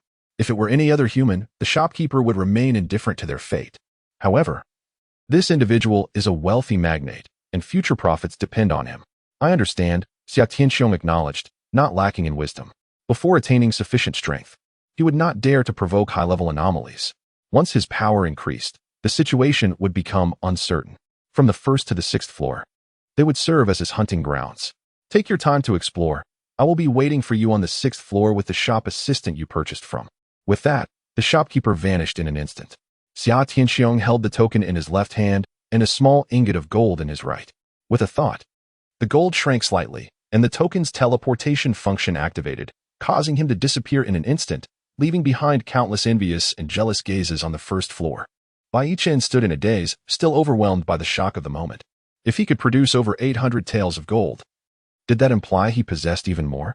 The Bai family, with its millennia of accumulation, could not possibly yield such a vast sum. Bai Jingjing sighed deeply. For he was no ordinary individual, and it seemed we could not entice him, offering nothing that could possibly stir his interest. Xia Tianxiong felt a fleeting blur before he found himself on the 2nd floor of the tavern. It is worth noting that the entire establishment lacked staircases, with each floor completely isolated from the others. His shadowy teleportation was constrained here, allowing movement only within the same level, rendering him incapable of traversing between floors or even sensing the space beyond the building's confines. The 2nd floor was somewhat spacious, with only a modest gathering of patrons, perhaps 20 or 30, comprised entirely of malevolent entities, with not a single human in sight. Xia Tianxiong scanned the room, recognizing most of the malevolent beings present. He calculated that once he summoned 8 attendants, he would likely be able to contend with the malevolent entities, and he intended to descend and test his prowess thereafter. With a thought, he transported himself to the 3rd floor. This level was even more expansive, hosting merely 5 sinister beings. The 4th floor was lined with empty tables, devoid of any patrons. The Infinite Tavern, in a previous life, had enjoyed immense popularity, with every floor bustling with guests. Its current tranquility was a consequence of the nascent arrival of malevolence. As the number of entities that had crossed into the human realm remained limited, and the hunters of the malevolent were few, Xia Tianxiong then teleported to the 5th floor, where he unexpectedly encountered a grand red palanquin. Surrounding it were 8 robust men clad in red, diligently pouring dishes into the palanquin. The eerie palanquin could indeed partake in sustenance. A glance revealed that the enigmatic bride was absent from within. Sensing an insidious intent from the bride of the palanquin, he dared not linger and swiftly transported himself to the 6th floor. This level, too, was devoid of diners, with only 4 attendants and a portly chef present. The proprietor has yet to arrive, and thus Xia Tianxiong casually selected a table, ordering both the yin and yang menus in their entirety, just as he had previously done. After all, earning money was an effortless endeavor. Indulging in a greater quantity of food might even lead to the manifestation of peculiar arts. Whether it pertained to his own abilities or the bizarre contracts of his subordinates, the birth of such arts would signify profit and enhance his prowess. May I share a table? As he awaited his dishes, a sudden apparition emerged beside him. Turning his head, he beheld a figure clad in a red bridal gown, her head veiled, unmistakably the eerie bride he had encountered on the highway. A chill ran down his spine, accompanied by an ominous premonition. This was unacceptable. Fortunately, the tavern upheld certain rules. Unless one consented to share a table, no one could impose such an arrangement upon him. Xia Tianxiong found solace in this thought. Yet, In the next heartbeat, his eyes widened in disbelief. He witnessed the eerie bride pull out a chair and slowly take a seat. It seemed she was indifferent to the tavern's regulations. Chapter 28. Negotiating with the eerie bride. One of the rules of the Inn of No Interference states that sharing a table requires mutual consent. In light of Xia Tianxiong's unequivocal refusal, the eerie bride's presence across from him violated this rule. As soon as she seated herself, a surge of regulatory power erupted from the void, attempting to rend her form. However, she remained steadfast, as if untouched by the chaos surrounding her. The regulatory force appeared utterly ineffective against her. Xia Tianxiong's pupils dilated in shock, and tumultuous waves of emotion surged within him. This situation surpassed the limits of his comprehension. In his previous life, even the most formidable of anomalies, such as the eerie general or the eerie king, could be torn asunder by the force of regulation. Yet, this eerie bride effortlessly disregarded its grasp. Could it be that her standing surpassed that of the eerie king? That seemed implausible. The eerie king was acknowledged as the pinnacle of anomalies, a truth asserted by the anomalies themselves. In the summer, Xia Tianxiong found himself devoid of any thoughts of resistance. To his astonishment, the teleportation talisman exhibited no response, as if it had suddenly become ineffective. A cold sweat broke out. Could it be that even this teleportation talisman was rendered unusable? Would he truly be trapped here today? Although the shadow teleportation remained at his disposal, each level was isolated from the outside world, allowing him to teleport only within the 6th level, rendering him unable to traverse to other floors. Are you planning to flee before I finish speaking? As Xia Tianxiong hesitated on whether to employ shadow teleportation to depart from the table, a melodious voice suddenly emerged from beneath the red veil. Yet, for reasons unknown, the tone seemed to carry a hint of melancholy. My lady, what do you seek from me? Xia Tianxiong fought against the urge to escape. Let me explain. I am a person who seldom bathes, and my physical form is quite odorous. My thoughts are also unwholesome, filled with unsavory notions. Thus my soul is impure. If you were to consume me, it would indeed tarnish your noble identity. How about this? I can offer you gold to replace me with it. The ethereal power of gold is infinitely pure, 1,000 times cleaner than this wretched being, aligning perfectly with your esteemed status. He desperately denigrated himself, recalling the ominous tales of the strange bride from his previous life. It was undeniably cruel. The strange bride posed a bewildering question that left Xia Tianxiong astounded. Suddenly, a thought struck him. Could it be related to his rebirth? It felt as though the strange bride was scrutinizing him. Though unseen, he could sense her gaze. After a moment, she lowered her head slightly, as if murmuring to herself. So, you too are unaware. Xia Tianxiong cautiously inquired. My lady, was this your purpose in seeking me? The enigmatic bride seemed lost in thought, her silence momentarily broken as she suddenly raised her head. I hear you wish to purchase the Wujian restaurant? Well, that is indeed my intention, but the proprietor has stated it is not for sale. Xia Tianxiong was baffled, unable to comprehend why she had posed such a question. What was her connection to it? While the Wujian restaurant was indeed not for sale, the possibility of renting a floor was still on the table. The bride's voice was melodious, and merely listening to it suggested she was a stunning beauty. Is that truly feasible? Xia Tianxiong thought to himself, feeling a surge of joy. His relief stemmed from the realization that this enigmatic bride was not there to harm him, and the prospect of renting a floor was quite appealing. However, a question soon crossed his mind. Are you the owner here? One could say so, she replied. The 9 floors above are already occupied. But I can offer you the basement level. There's a basement level as well. What would the rent be? Xia Tianxiong had never heard of a basement in the Wujian restaurant. The bride adjusted her head covering, seemingly concerned it might slip off. The basement level is larger than any above, with a monthly rent of 3,000 taels of gold. Xia Tianxiong furrowed his brow. This was undeniably exorbitant and reeked of deception. The combined revenue from the 9 floors above might not even reach 3,000 taels of gold in a year, and yet, they were asking for that amount in rent. It was a blatant attempt to swindle a gullible fool. That price is far too steep. I cannot afford it. If it were 1,000 taels a month, I could consider it. Xia Tianxiong casually mentioned this, intending to decline. Yet, the enigmatic bride immediately acquiesced. Very well. I shall rent it to you at that price. Good heavens. He was ensnared by that woman. Xia Tianxiong felt a deep sense of frustration. Had he engaged in earnest negotiation, he might have secured an even lower price. What? Are you having second thoughts? No, that is impossible. I am a man of my word. 1,000 taels is 1,000 taels. The words spoken by the enigmatic figure, once uttered, became akin to a latent contract that demanded fulfillment, lest one be haunted by the peculiar entity. The strange bride suddenly extended her fair hand, beckoning Xia Tianxiong with a delicate gesture.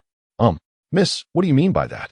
Xia Tianxiong was somewhat perplexed, yet a sense of foreboding washed over him. Are you asking for money? What else could it mean? The strange bride's tone turned ominous. I currently lack sufficient funds. I shall pay you upon my next visit. Having just spent over 800 taels of gold to purchase a servant, Xia Tianxiong found himself with merely over 300 taels remaining in the mirror realm. Very well. I shall offer 200 taels as a deposit. He hastily retrieved a gold ingot and placed it before the strange bride. All right then. The strange bride did not reach for the gold. Instead, a spectral force seemed to emanate from the ingot, merging with her being. In an instant, the 200 taels of gold transformed into a small pile of ashes. Hee. It has been quite some time since I savored such pure spectral energy. She appeared to be in high spirits, chuckling softly. Do you wish to be my groom? You are utterly untrustworthy. Xia Tianxiong's expression shifted dramatically, his heart nearly ceasing to beat. This woman, having just consumed his gold, now wielded the rules of death against him. It was a blatant betrayal, truly despicable. Chapter 29. The Strange Bride's Token of Affection. The death rules of the strange bride were nearly insurmountable. In the sweltering summer, Xia Tianxiong found himself ensnared in a dire predicament, uncertain of how to proceed. Time trickled by, each second stretching into an eternity as cold sweat soaked his back. His mind raced with frantic thoughts of potential solutions, yet clarity eluded him. However, the hourglass was swiftly running out. Damn it, I will confront it head-on. If I must perish, let it be with valor. In a moment of desperation, Xia Tianxiong steeled himself, preparing to take the initiative. He swiftly produced a mirror, directing it towards the eerie bride, invoking the technique of mirror devouring all. A tremendous suction enveloped the spectral bride, attempting to draw her into the reflective realm. Yet, she remained steadfast, utterly unaffected. Even the crimson veil atop her head remained undisturbed. Was it truly futile? Indeed, if even the power of rules could not sway this enigmatic figure, how could the mirrored illusions possibly prevail? Despite his mental preparation, witnessing the scene extinguished any flicker of hope within him. Hiki. The eerie bride suddenly chuckled, her laughter ringing like a bell, clear and melodious, reminiscent of a youthful maiden. What a jest! As the proprietor of this establishment, how could I possibly consume such a wealthy patron? To toy with the very rules of death? Xia Tianxiong glared at her, feeling a mixture of relief and exasperation. The invocation of the death rule typically resulted in either the demise of the target or their ability to counteract it. Yet here, the eerie bride had subverted the rule itself, an act that would ordinarily shatter any other bizarre entity. Yet, she remained unscathed. Is this truly a jest? You nearly frightened me to death. Xia Tianxiong felt the urge to curse, yet he restrained himself. If you do not appreciate this jest, I can certainly be serious. No, I quite like it, if I may say so. She giggled. You might want to give it some earnest thought. For I shall inquire about this again in the future, and I expect a precise answer then. The enigmatic bride chuckled, as if jesting with a friend. However, Xia Tianxiong felt an unsettling sense of mischief, suddenly realizing that the enigmatic bride was flirting with him.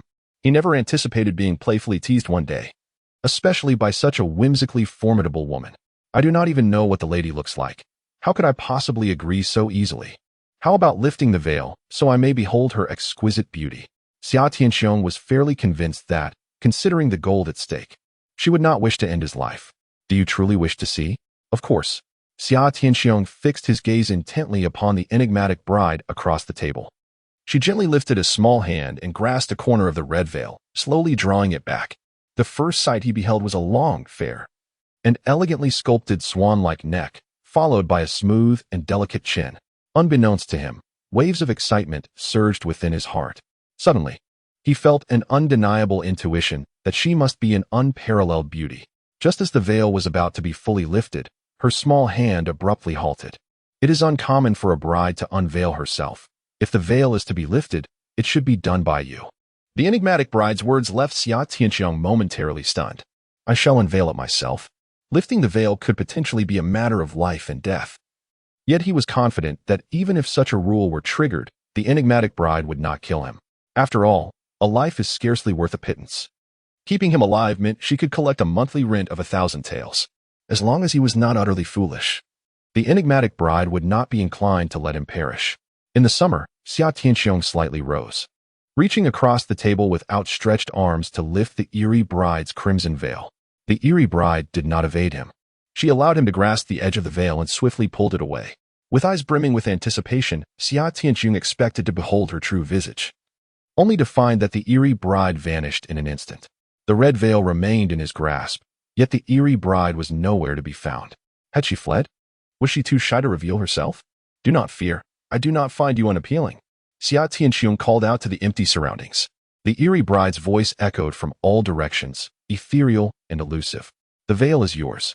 When you decide to become your humble servant's groom, you shall surely behold my true form. Isn't that rather inappropriate? I was merely jesting. May I return it to you? Xia Tianxiong held the veil as if it were a scalding hot potato. Such an uncanny object was not easily handled, especially one so uniquely associated with its eerie origin. To possess, it would entwine him in an inextricable bond with the supernatural. The eerie bride spoke with a tone of melancholy, as if her words bore the weight of truth. Xia Tianxiong furrowed his brow. How had the veil he was urged to lift transformed into a token of commitment? It was evident that the eerie bride had taken an interest in him, intending to ensnare him. The veil appeared to be crafted from silk, soft and smooth, nearly weightless. As he observed it, a sudden thought struck him. Could this veil be a mystical artifact? Did it possess some special power? When worn, could it create a barrier between oneself and the world? In a shift of tone, the eerie bride playfully remarked, "You do not intend to wear it, do you? I would truly love to see that." Xia Tianxiong could not help but roll his eyes, sensing that this female specter was not entirely serious. As the mirror was flipped, the red veil was tucked away into the realm of reflections, a possession that might prove useful in the future. After a few idle exchanges, the conversation came to an end. Moments later, the food and drinks were served, and Xia Tianxiong indulged heartily. A sense of urgency gripped him. He needed to strengthen himself swiftly, for if the enigmatic bride were to turn against him one day, he would possess no means of defense, nor even the ability to flee. While he was savoring his meal, the innkeeper arrived with 8 waitstaff in tow on the 6th floor. Upon seeing the innkeeper's arrival, Xia Tianxiong smiled faintly and remarked, "Innkeeper, your boss has already leased the basement to me. Are you aware of that?" The innkeeper nodded slightly, yet his expression was somewhat peculiar. "I am aware, but—" He hesitated, trailing off mid-sentence. Xia Tianxiong pondered whether he had been deceived. Was the enigmatic bride not the owner of this establishment? But what? Is she not the owner? She is one of the owners, rest assured. She has the authority to lease that level to you, but I advise you to consider it carefully. Why should I consider it carefully? Please clarify, innkeeper. Hesitation flickered across the innkeeper's plump face. First, accept these waitstaff. I shall take you to the basement shortly. You will understand upon your arrival. Behind the innkeeper stood 8 waitstaff, each varying in height and build, some handsome, others not so much. They were reluctant to be sold to a human. Yet they had no choice. They were the property of the inn, and the innkeeper had the right to sell them. At that moment, the waitstaff stood in a line, glaring at Xia Tianxiong with expressions laden with resentment and animosity. I am merely selling them to you. How you choose to contract with them is entirely your affair. The shopkeeper, observing the unwilling expression of the attendant, remained indifferent and had no intention of assisting Xia Tianxiong. I have my own methods to subdue them. Xia Tianxiong, brimming with confidence, summoned 8 attendants at once. Although they all possessed the same peculiar abilities and wielded identical tricks, their increased numbers bolstered their overall strength. He directed a mirror towards the attendants, capturing them all within the mirrored space. Feeling somewhat uneasy, he informed the shopkeeper and subsequently entered the mirrored realm himself. Upon entry, he was met with complaints from the mirror entity. Bringing in so many at once means I must create numerous duplicates to contain them, which is a significant loss for me. The mirror entity expressed its grievances, as each time it manifested a mirror duplicate, it drained its own ethereal energy. Thus, it felt it deserved a greater share of the spoils compared to the other 2 entities. Enough of the chatter. This time, I will provide you with 50 taels. Immediately subdue them for me. Very well, master, just watch. The mirror entity rejoiced, swiftly generating dozens of duplicates of Xia Tianxiong. The 8 newly arrived attendants initially conspired in hushed tones, intending to unite and eliminate this human and his contracted entity. Yet, in an instant, they found themselves surrounded by a multitude of ethereal duplicates, coalescing with formidable energy. While the mirror duplicates possess the ability to extract souls from humans, a lethal technique indeed. The peculiar entities lacked souls, rendering the mirror duplicates ineffective against them. Instead, they could only engage in a chaotic brawl, exchanging blows. However, the attendant's unique ability, the flower dispersal technique, proved effective against the mirror duplicates. Upon striking their shoulder, the doppelganger would momentarily lapse into a catatonic state. In a one-on-one confrontation, the waiter would undoubtedly emerge victorious. Alas, the sheer multitude of phantasms proved overwhelming. Scarcely had he subdued one when a throng descended upon him. Furthermore, the spectral courier and the gambler shade engaged in clandestine assaults, while even the waiter recently bound by contract downstairs joined the fray. Swiftly, the octet of waiters were subdued, pinned to the ground in a linear arrangement. "Submit to my sovereign pact, or face annihilation," Somervault proclaimed, standing before them, gazing down as a monarch surveying his chattel. "Never. We would sooner perish than accede to your sovereign pact. The sovereign pact demeans us. We shall not yield. Were you to propose an egalitarian pact? We might entertain the notion, but a sovereign pact is untenable. If an egalitarian pact is not forthcoming, then obliterate us." They appeared to have deliberated beforehand, cognizant of their inevitable capture, seeking to negotiate more favorable terms. Somervault retorted with glacial disdain, "You came into the terrestrial realm to murder and devour humans. How then does my humiliation of you constitute a transgression?" He sauntered before the 8 waiters, halting abruptly to designate one. "This one is aesthetically displeasing. Execute him forthwith." At this decree, the spectral courier surged forward, its maw agape in a savage assault. The gambler shade and the mirror shade followed closely behind, while the contracted waiter reluctantly lent assistance. He harbored some compunction, for these were once his comrades, with whom he shared amicable relations, yet now he was compelled to participate in their demise. In the summer, Xia Tianxiong produced a paper ingot, standing nearby to absorb the dispersed ethereal energy. After 2 or 3 minutes, the body of the shop attendant disintegrated, with all the ethereal energy being drawn into the paper ingot. This time, only one paper ingot was utilized, resulting in an exceptionally large piece of gold that Xia Tianxiong found somewhat cumbersome to hold, ultimately placing it on the ground. The other 7 shop attendants witnessed the spectacle, their expressions a mix of astonishment and disbelief. It was no wonder that this human possessed the wealth to acquire them. The truth was now laid bare. Xia Tianxiong continued to linger before the remaining shop attendants, deliberating on the next target for his grim intentions. "This one will do," he declared. No sooner had he spoken than the selected shop attendant began to struggle and cry out, "I am willing to sign a master-servant contract. Please, master, do not kill me." Upon hearing this, the other shop attendants hesitated momentarily before also expressing their consent. After all, even the peculiar entities feared death. A smile crept across Xia Tianxiong's lips as he proceeded to sign contracts with each of them. "Let us assign you names, for it would be inconvenient to differentiate otherwise." Now there were a total of 8 shop attendants, each of whom had their own names.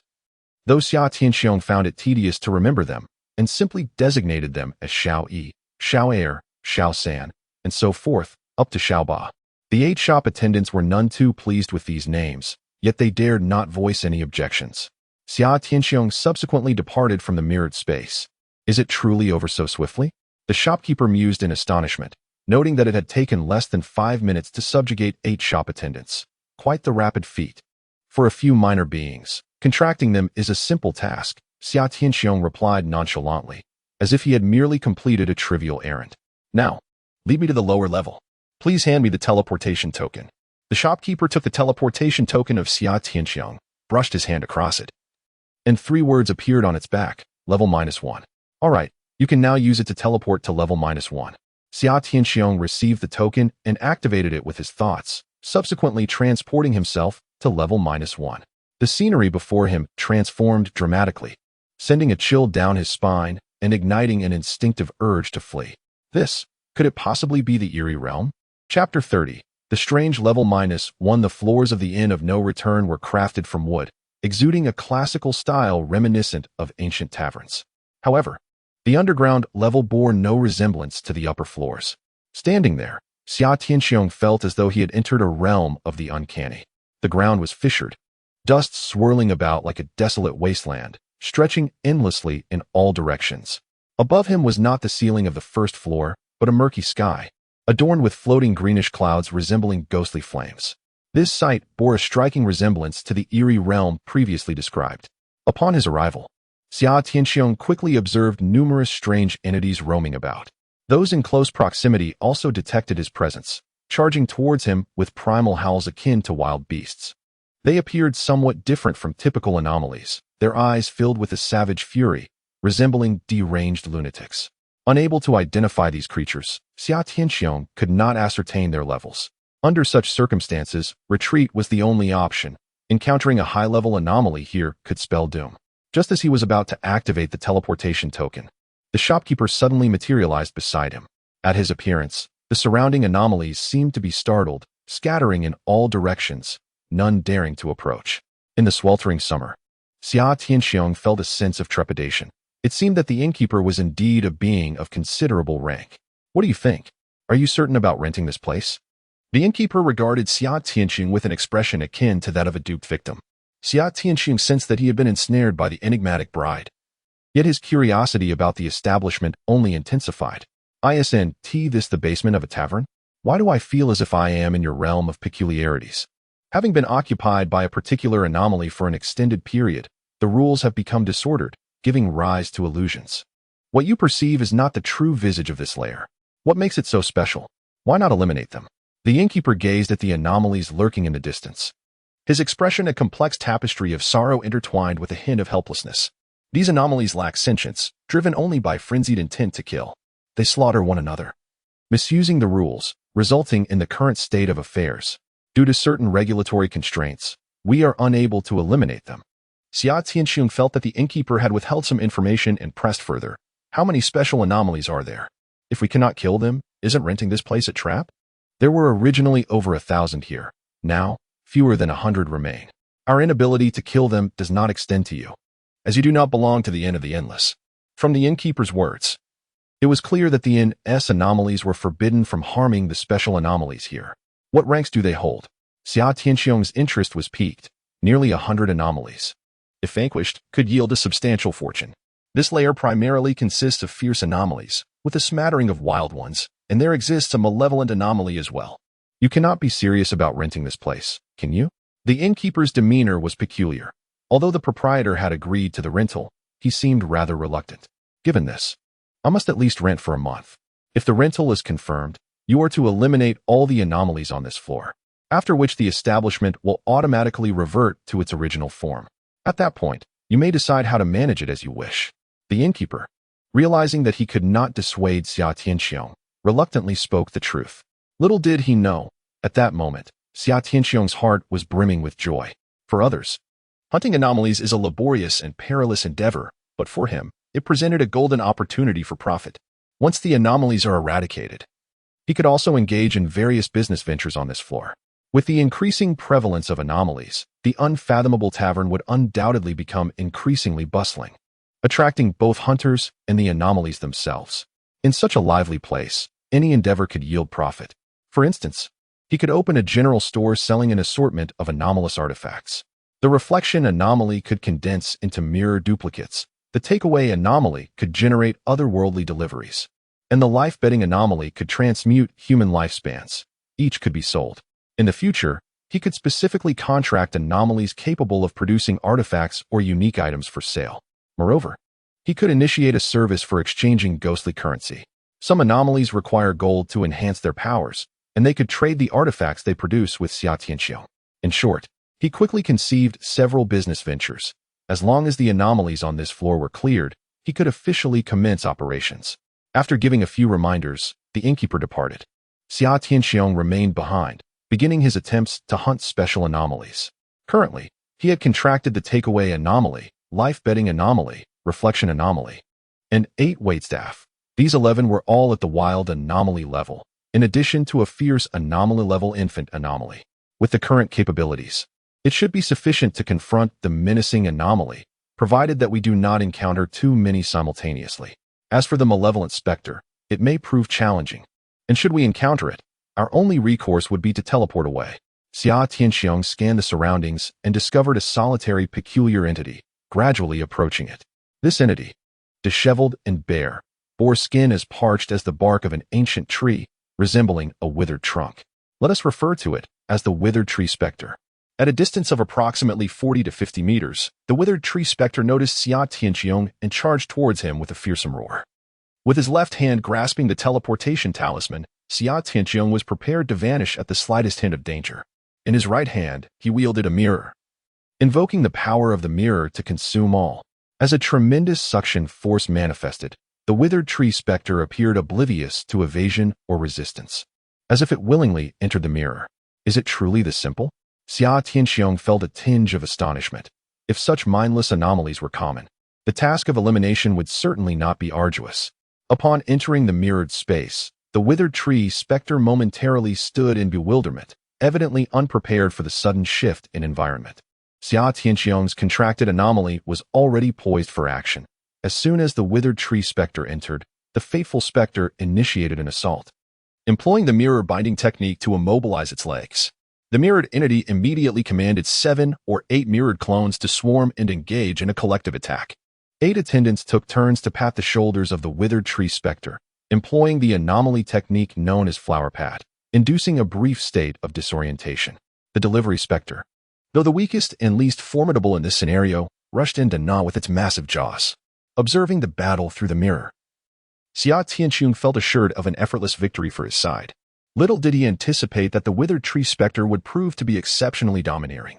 The mirror immobilization art of the gambler ghoul could only restrain it for a mere 2 or 3 seconds before it forcefully broke free. The kidnapper ghoul's shoulder pat technique only caused it to be disoriented for a fleeting moment or two. Upon regaining its senses, it would obliterate 2 or 3 mirror clones with a single slap. However, this was not the most formidable aspect. The withered tree ghoul suddenly roared, its desiccated skin splitting open, expelling numerous droplets of black blood. Any mirror clone that was touched by a single drop of the black blood would melt away like snow encountering a red-hot branding iron, disappearing with a hiss. In an instant, 7 or 8 clones were simultaneously annihilated. 3 particularly unfortunate kidnapper ghouls were splattered with the black blood. They immediately emitted mournful wails as their bodies were corroded by the black blood, leaving behind a series of holes. In the blink of an eye, the situation was reversed. Xia Tianqiong furrowed his brow, his expression becoming solemn. The withered tree ghoul must be a formidable ghoul, otherwise it would not possess such power. He promptly issued commands via telepathy: do not engage in direct combat. The mirror ghoul, continuously replicate mirror clones and use a multitude of them to stall it. The gambler ghoul, continuously employ the immobilization art. The kidnapper ghouls seize opportunities to pat its shoulder, but do not force it if there are no openings. The delivery ghoul, refrain from attacking, instead, retrieve the paper ingots and absorb netherworld energy from the sidelines. This will be your designated task from now on, and you will no longer participate in the battles.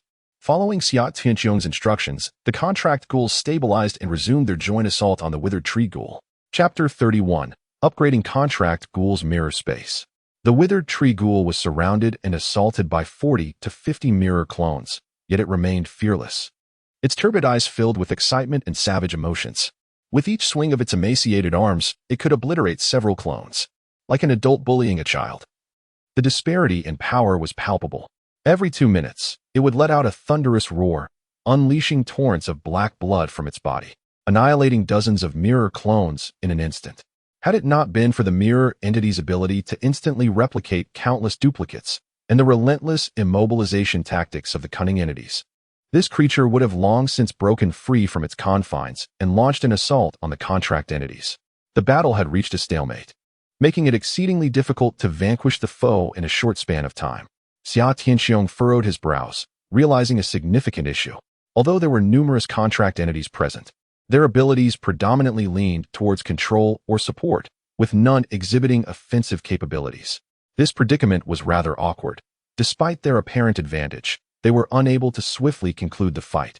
It seemed imperative to secure a contract with an entity possessing offensive abilities. After more than half an hour of relentless attrition against the countless mirror clones, the withered tree entity finally reached a point of exhaustion, no longer able to expel its corrosive black blood, its form battered and broken. It lay pinned to the ground by several clones, utterly immobilized. Xia Tianqiong ventured into the mirror space, hoping to establish a contract with it. The withered tree's ability to spray corrosive blood was quite formidable, easily overwhelming the wild entities. which found their bodies riddled with numerous holes. Securing a contract with it could potentially remedy their lack of offensive power. Can you understand me? If you contract with me, I shall grant you a chance at survival. The shopkeeper had previously informed Xia Tianxiong that these special entities were typically uncontractable, yet he still wished to attempt it. The only response he received was a series of primal roars. The withered tree entity could not comprehend human speech, rendering normal communication impossible, and thus, no contract could be established. Kill it.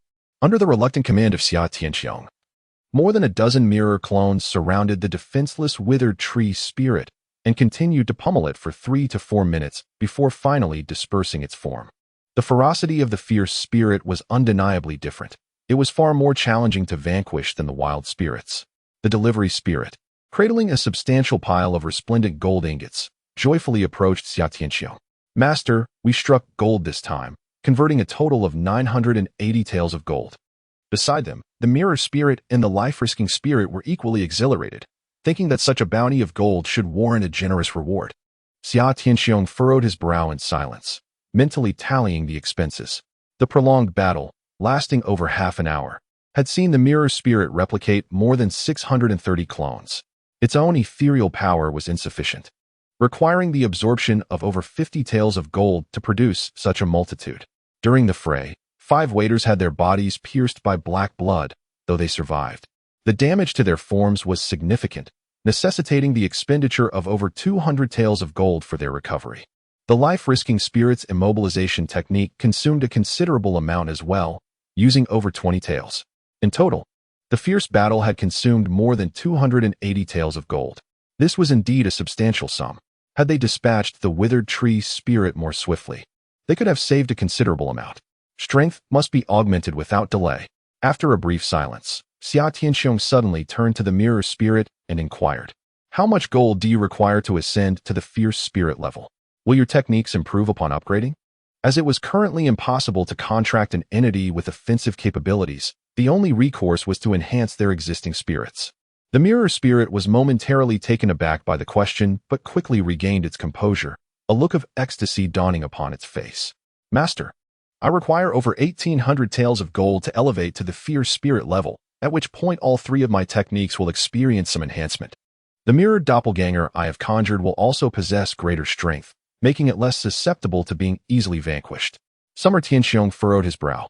With the gold he had recently acquired, he now possessed just over 1,200 taels, still requiring the defeat of another formidable specter to reach his goal.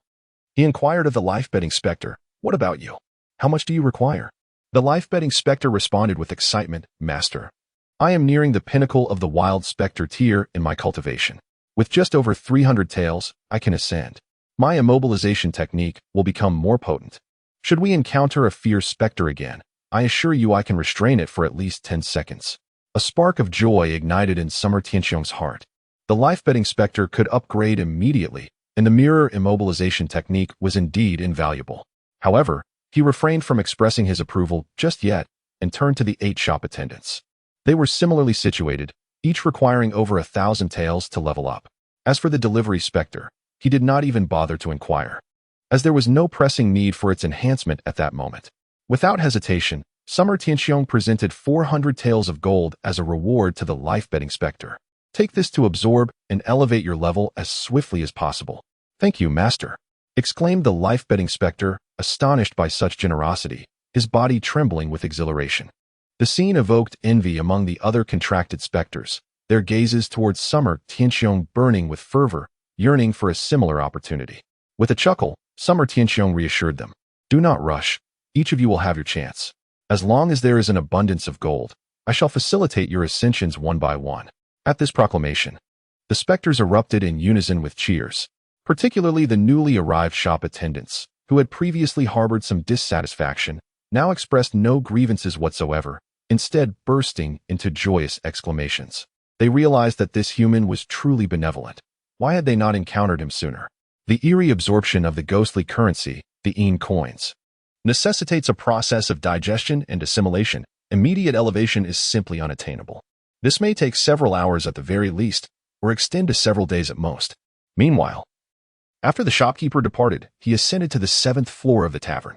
This level diverges markedly from the classical aesthetic of the preceding 6. Instead, it reveals a sun-drenched valley filled with melodious birdsong and fragrant blossoms, resembling a miniature paradise with no discernible boundaries, somewhat akin to the first basement level. At the heart of this valley stood a quaint wooden cottage, where the shopkeeper paused outside, bowing slightly towards its interior. He had commenced the process of purging the peculiar anomalies. From within emanated the enchanting voice of the ghostly bride. "I am aware. You need not have taken the trouble to inform me." The shopkeeper remained silent for a moment before abruptly raising his gaze towards the firmly closed wooden door. "I still fail to comprehend why this is necessary. And why else would it be? It is for monetary gain. He possesses an abundance of spectral gold, and it would be foolish not to profit from it." Yet, the various proprietors had previously established an agreement that these peculiar anomalies should not be handled indiscriminately, lest unforeseen consequences arise. The shopkeeper's demeanor grew serious. He fundamentally wished for Xia Tianxiong to refrain from leasing the basement level. "You must understand one thing. The other parties have yet to descend to the mortal realm. Here, I hold dominion." The ghostly bride's tone suddenly turned frigid. Now that the realms of the spectral and the human are beginning to intertwine, the greatest uncertainty has already manifested. A little more or less is inconsequential. "I see," the shopkeeper murmured with a sigh before departing from that level. Suddenly feeling a wave of fatigue, he pulled out his phone to check the time, only to discover it was already past 4 in the morning the following day. Unbeknownst to him, an entire night had slipped away. "This evening, I must venture forth to subdue that infamous and malevolent entity. It is unwise to linger here any longer. Such entities are relatively rare during their initial descent.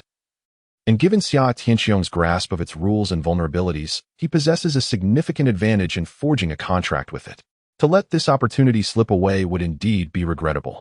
Utilizing a talisman for teleportation, Xia Tianxiong arrived on the first floor and stepped outside, where darkness still enveloped the surroundings in a thick fog. Yet, upon traversing through the mist, he emerged into the bright light of morning. He found himself at the same location he had entered the fog the previous night, just a short distance behind the high-speed service area. This is one of the unique characteristics of the Inn of Infinite Realms.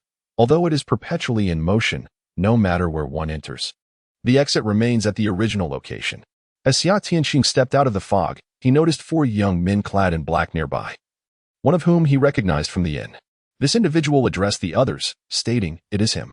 The group immediately approached Xia Tianxiang, with the leader smiling warmly. "Greetings, Mr. Xia. I am a representative from the Bureau of Anomalous Affairs, and we would like to invite you for a cup of tea at our office." Xia Tianxiong paused momentarily, wondering why the Bureau had sought him out. This could potentially delay his mission for the evening.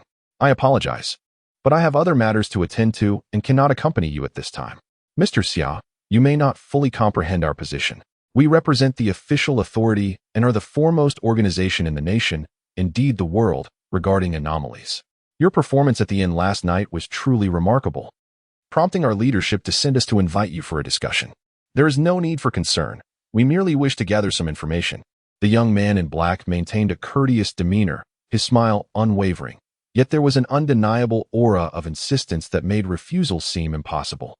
"I truly have matters to attend to." Xia Tianxiong continued to shake his head.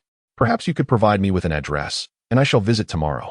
He held a profound respect for this official organization. In his previous life, it was their dissemination of peculiar information that instilled hope in humanity's struggle against the bizarre. It was also their relentless pursuit of the uncanny, even at the cost of their own lives, that barely preserved social order from complete collapse.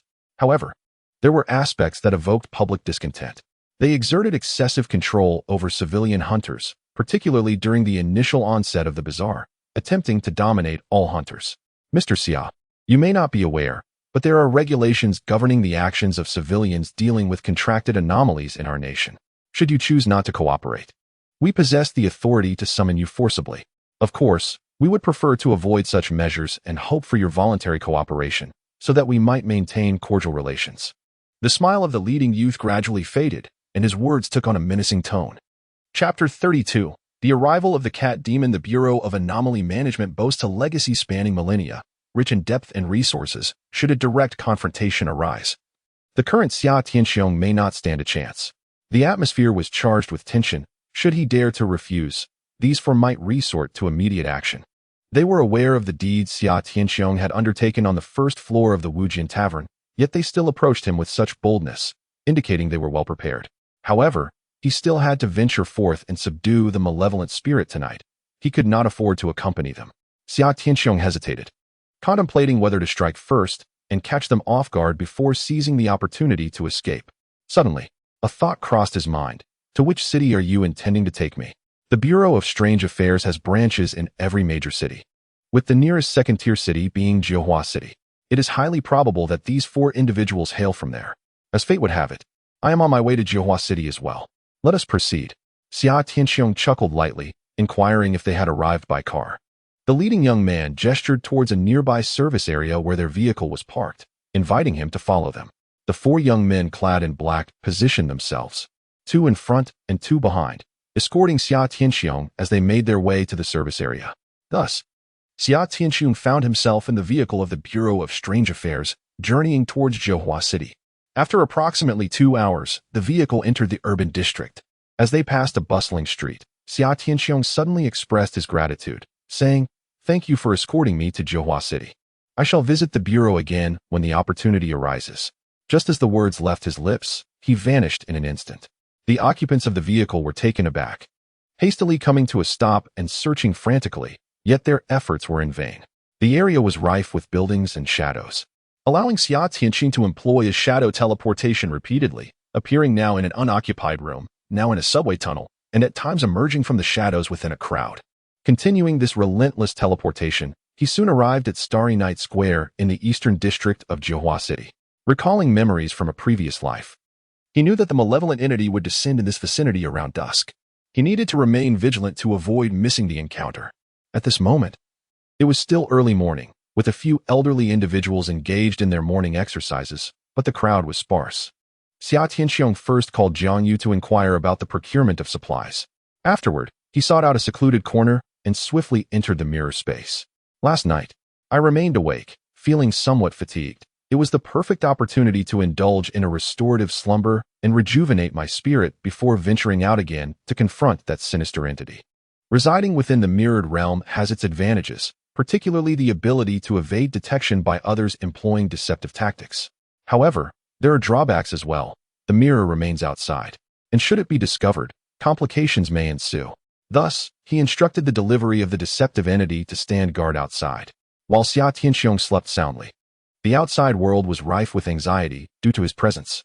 A folk hunter capable of producing substantial amounts of dark gold and effortlessly vanquishing malevolent creatures was, to the Management Bureau, both a valuable asset and a potential threat. It was imperative to ascertain his true nature and conduct a thorough investigation. Meanwhile, the Bai family was strategizing on how to approach Xia Tianxiong. After Bai Jingjing and Bai Yichen reported the events of the previous night to their clan, the family took it very seriously and dispatched a formidable hunter, accompanied by new enticing proposals. Both factions utilized their resources, scouring Jiuhua City for an entire day, yet found not a single trace of him, as if he had vanished into thin air. At 5:30 in the afternoon, with still over half an hour until dusk, Xia Tianxiong finally emerged from the mirrored space.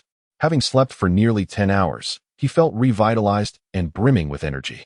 Near Xingye Square, he casually selected a restaurant, ordered a couple of appetizers, and waited for the malevolent entity to materialize. Just as the dishes were served and he had barely taken a couple of bites, a robust man entered the establishment.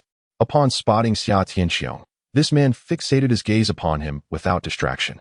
"Greetings, I am Bai Tianxiong from the Bai family, and I extend a sincere invitation for you to visit us.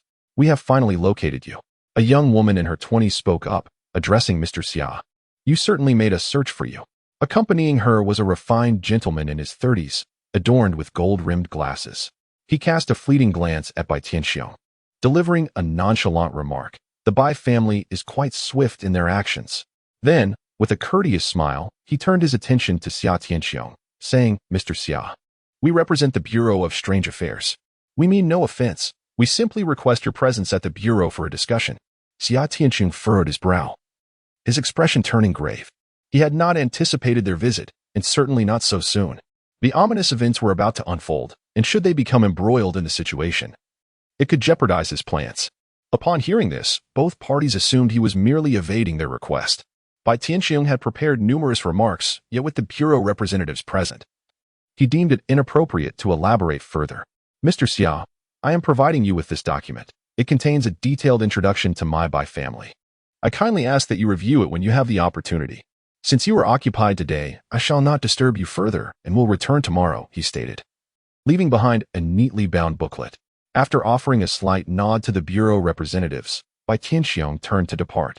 In principle, ancient families must submit to the supervision and management of the Bureau of Strange Affairs, and he found it unwise to openly contest their presence or risk revealing his intentions in their hearing. Departing with elegance left a favorable impression. Once Bai Tianxing exited, the young woman glanced around at the other patrons in the restaurant and quietly suggested, Mr. Xia, this is not an appropriate place for conversation. Might we relocate? Under the summer sky, Xia Tianxiong found himself in a predicament as the bureau seemed unwilling to relent. Without having dined, the trio settled their bill and exited the restaurant, taking a seat on a bench surrounding the starry night square. Mr. Xia, I am Luya, but you may call me Xiaoya. Beside me is Chief Guosheng from our Jiuhua branch. The young woman, radiating an air of confidence, sat to Xia's right. You have entered into contracts with more than one anomaly. You must possess some knowledge of the bizarre. However, you may not be familiar with our Bureau of Anomalous Affairs, the only official organization dedicated to combating such phenomena, with a lineage spanning over a millennium. Anomalies have existed since ancient times, often wreaking havoc among humanity, and it has been our duty to confront these entities and protect the populace from their encroachment.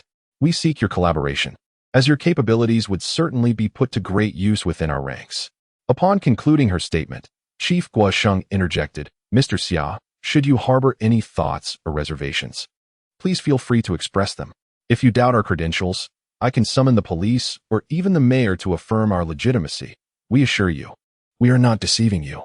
His words carried a weighty assurance, as though summoning law enforcement or the mayor was a mere formality. I believe you, Xia Tianxiong remarked, gazing at the setting sun, sensing the imminent arrival of danger. I truly have matters to attend to today. Please provide me with an address, and I promise to seek you out tomorrow. Luya and Guosheng exchanged glances, their expressions growing colder. They doubted Xia Tianxiong's sincerity, recalling how he had made similar claims earlier that day, only to abruptly flee midway. In their eyes, this individual was neither honest nor straightforward. In accordance with the Bureau's customary practices, individuals exhibiting peculiarities in their contracts would initially receive polite invitations, promising them status and generous benefits, in an effort to integrate them into the system. This approach not only bolstered the Bureau's strength, but also allowed for oversight. Should the individual refuse to cooperate, however, they would not hesitate to eliminate such a dangerous entity from the civilian realm. After all, those capable of wielding bizarre abilities posed a potential threat to ordinary people. Just as Guosheng was about to speak again, he suddenly paused, turning his gaze toward the center of the square, his expression unusually grave. At night, Starry Night Square was at its most vibrant. Amidst the throngs of people, a figure abruptly materialized from thin air.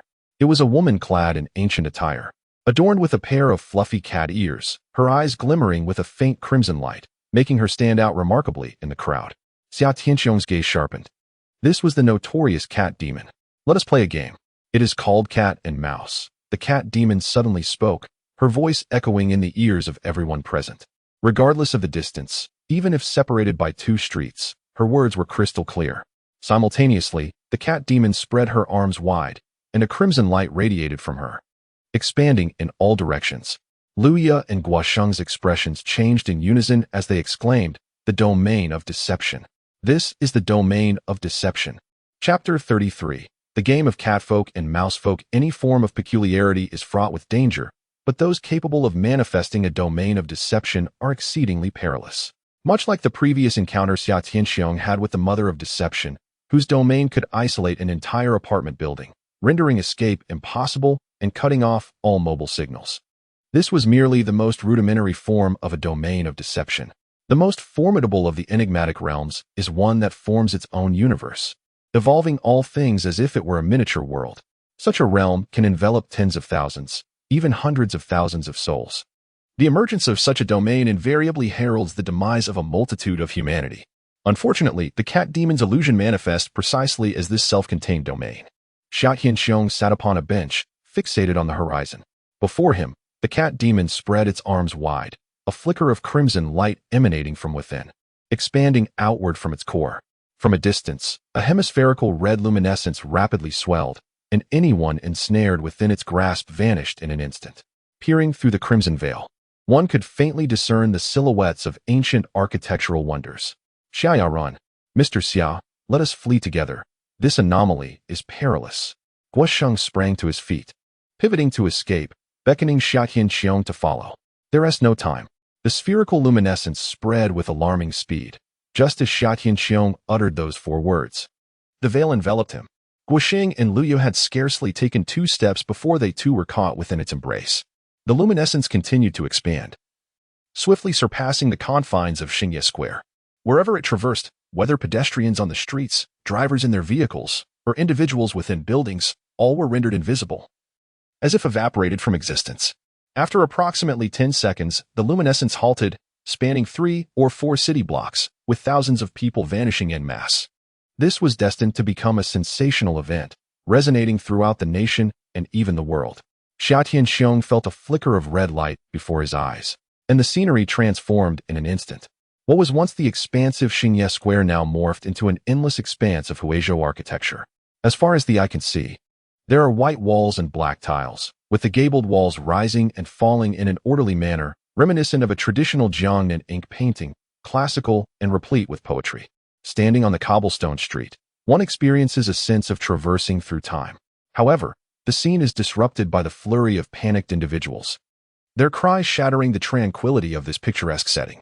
It is hardly surprising, as some were simply dining at home, engrossed in a show, about to pick up a morsel, when suddenly their vision blurred, transporting them here. Others found themselves in the ancient street's heart, trousers around their ankles, having been caught off guard while seated on the toilet, much to their embarrassment, especially with familiar neighbors nearby. Some, while driving, pressed the accelerator to overtake, only to find themselves in an ancient courtyard moments later, fearing they had met with a fatal accident, perhaps arriving in the afterlife or time-traveling to a bygone era. A staggering 60 to 70,000 individuals are scattered throughout this ancient architectural landscape. Amidst the chaos, a voice emanates from the sky. The game of cat and mouse has officially commenced. This voice is long and sharp, resembling a cat's meow, yet also akin to a woman's tone. Each round lasts for 15 minutes. In the first quarter, the mice hide, and in the next, the cats hunt. Everyone gazes upward, unable to suppress their gasps of shock, with some children and women even bursting into tears from fright. Above, a pair of enormous eyes hangs against the pale red sky, with deep blue irises and slender, vertical pupils. These are not human eyes. They resemble those of a cat, and when each person looks upon them, they feel an unsettling sensation of being watched. Yet, this is not the most terrifying aspect. As the cat demon concludes its eerie proclamation, an extraordinary transformation overtakes all present within the strange domain. Most individuals have developed a cluster of dark, fuzzy triangular ears, with protruding mouths and rapidly growing incisors that extend beyond their lips. Their hands have transformed into elongated, sharp appendages resembling those of a rodent. This appearance evokes the notion that they have become enchanted mice. A smaller faction, however, has sprouted orange-red triangular ears that are significantly larger than their black counterparts. While their mouths do not protrude, 3 white whiskers have emerged from each cheek. Their hands, too, have morphed into claws, albeit with longer, sharper nails. These individuals bear a resemblance to cats, reminiscent of feline spirits. As the first round commences, the voice of the cat spirit resonates with mockery and excitement, seemingly eager to embark on this game of cat and mouse. Upon uttering these words, all those who have transformed into felines suddenly find themselves enveloped in darkness, unable to see anything. This promptly incites a wave of panic and screams. Conversely, those who have become mice remain unaffected, noticing that the eyes in the sky have now closed. Director Gua, I can't see either, Luya states, her voice tinged with slight anxiety. Yet, being a member of the Bureau of Strange Affairs, she has encountered numerous anomalies and refrains from panicking excessively. Guosheng furrows his brow, fixating on the eyes above. Do not worry, you have transformed into a cat person. According to the rules of the game, it is currently the mouse's time to hide, hence the cat people must lose their vision. After a quarter of an hour, when the cat chases the mouse, your sight should be restored.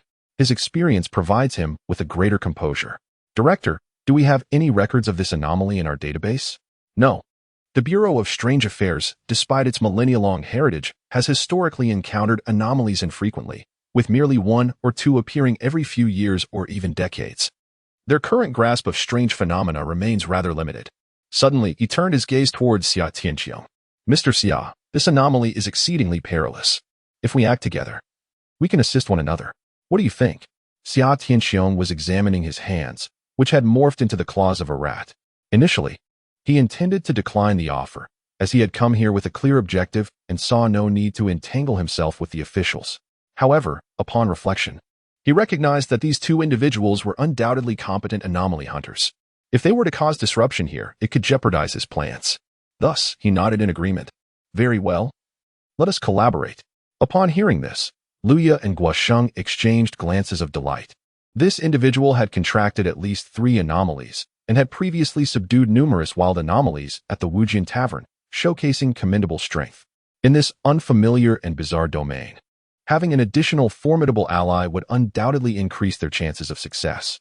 Seemingly eager to demonstrate his expertise, Guosheng began to analyze the situation in front of Xia Tianqiong. This game is called cat and mouse. According to the peculiar customs of the anomalies, a cat that captures a rat man may survive. If it fails, it will be slain. Conversely, if a rat man is caught, its fate is similarly grim. The cat possesses larger, sharper claws, signifying its ability to attack and even kill the rat man. The rat man, although equipped with smaller claws, has sharp fangs that may be used to dig or retaliate against the cat. Among those present, it can be estimated that for every 10 individuals, there is 1 cat and 9 rat men, suggesting a ratio of approximately 1 to 9. Leah listened silently, then added her thoughts. To catch a mouse, a cat must seize it with its own paws. Merely observing does not suffice. You are correct. It is highly probable that this is the case. The mysterious entity is adept at exploiting textual traps, and I even suspect that eliminating the mouse person counts as well.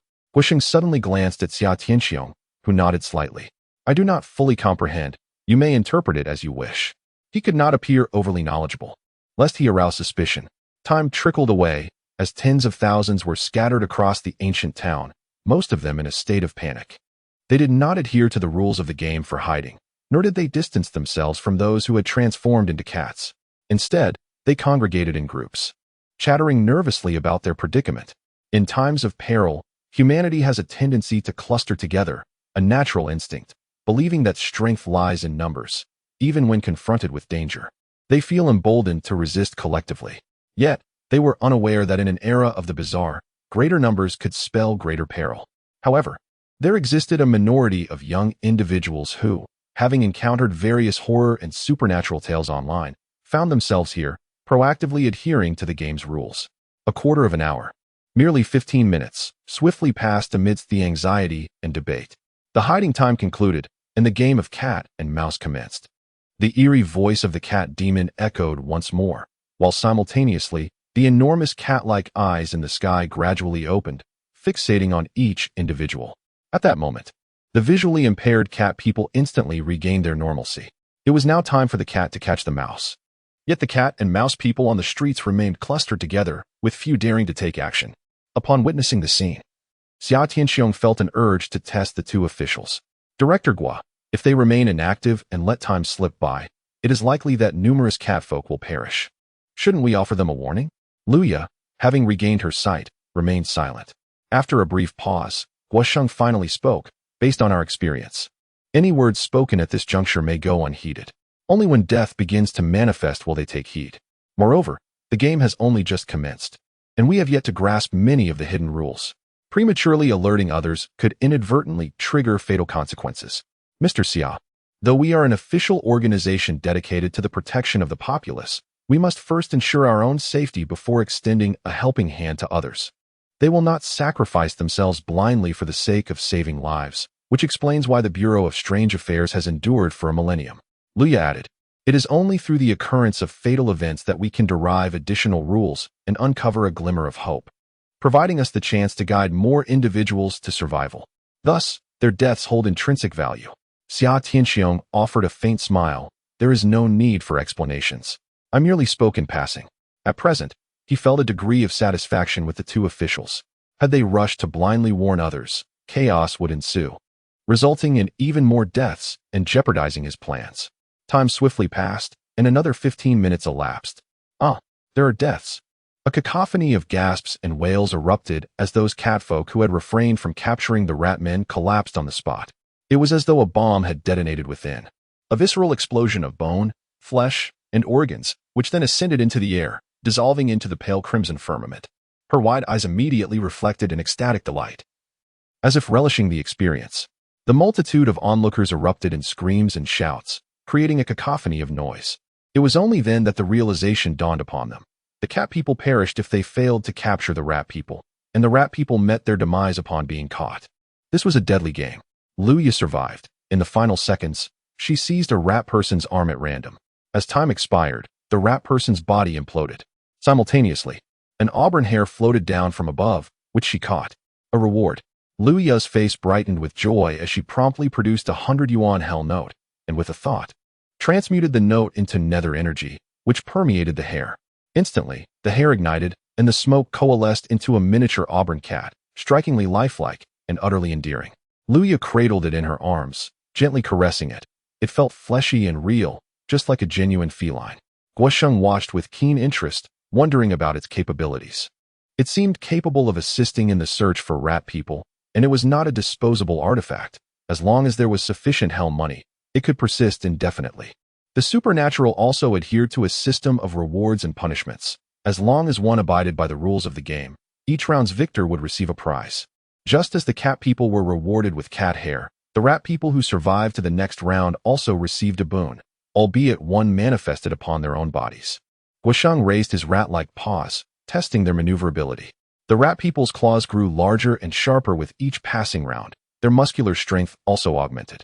This implies that the longer the rat folk survive, the stronger they become, making it increasingly difficult for the cat folk to capture them. Luya pondered this and furrowed her brow. This enigma seemed to encourage the rat folk to resist the cat folk, or perhaps incite both factions to engage in mutual slaughter. Indeed, such a possibility exists. As the two analyzed the rules of the cat demon's game, Xia Tianxiong stood aside, gazing skyward, silently observing the countless remnants of flesh drifting upwards. The number of individuals ensnared in this bizarre domain exceeded 60 or 70,000, with nearly 1/10 transformed into catfolk, roughly 6 to 7,000. In the initial round, most refrained from action, though a minority of catfolk adhered to the game's rules and attempted to capture the ratfolk. It was estimated that 1 or 2,000 catfolk would survive. Xia Tianqun contemplated inwardly, still insufficient. The voice of the cat demon echoed once more. The second round commences.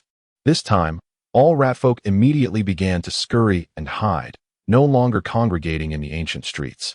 Now, everyone understood that the catfolk would undoubtedly pursue the ratfolk in this round. After all, failure to do so would lead to their demise. However, should they be captured, the ratfolk too would meet their end. With the onset of the second round, the true game of cat and mouse had begun. If there are no rats, or no cats, this game may very well cease to exist, Guosheng suddenly remarked. Xia Tianqing mused that this individual was indeed seasoned, even in the second round. He had devised a way to conclude the game. This line of thought was correct. In a previous life, someone had attempted this, albeit only partially successfully. Director Guo, do you intend to eradicate all the catfolk or the ratfolk? Luyu inquired, astonished. But you and I are one catfolk and one ratfolk. What shall we do? Chapter 34. Scavenging the enigmatic domain. Guosheng is a rat man, while Luya is a catwoman. If exterminating one of the factions could prematurely conclude the game, should such an action be taken? Which faction should face annihilation? The cat people number merely about 1/10 of the total population. In the first round alone, over half have perished, leaving only a few thousand, whereas the ratmen still boast a formidable count of 50 to 60,000. In light of this comparison, it seems logical to eradicate the cat people. Luya bears a troubled expression. She is still young, at the prime of her life, and harbors no desire to meet her demise here. Guosheng furrows his brow, urging caution. This is merely conjecture and may not necessarily hold true. Perhaps an alternative solution exists. Liu understands her counterpart all too well. Were it assured that the demise of either the cat people or the Ramin would bring the game to a close, he would undoubtedly choose to eliminate all the cat people without hesitation. Sacrificing the few to save the many is a hallmark of the Bureau of Peculiar Affairs. Friends, this game appears to pose minimal danger. Perhaps we should part ways for a while, allowing me to explore, suggested Xia Tianxiong unexpectedly.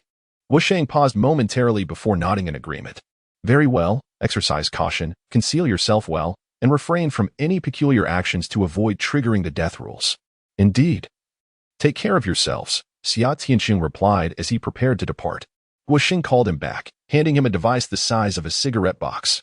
This is a specially designed communication box, functional even in this realm. Should you find yourself in peril, press this button, and we shall hasten to your side. If the red light above flashes rapidly, it signifies that we are in danger or have urgent news for you. Follow the directional arrows on the screen to locate us. The eerie realm isolates both the world and communication signals. This device is a specialized communication apparatus crafted by the Bureau. It cannot facilitate conversations. Yet it allows for rudimentary information exchange through its indicator lights and positioning features. In a previous life, such equipment was an essential item for every ghost hunting team. Xia Tianxiong received the communication box and turned to leave. Shortly thereafter, Luya inquired, "Why let him go? Wouldn't it be safer to stay together?" Guoxing shook his head. "I initially intended to find an excuse to send him away, but he left of his own accord. Why?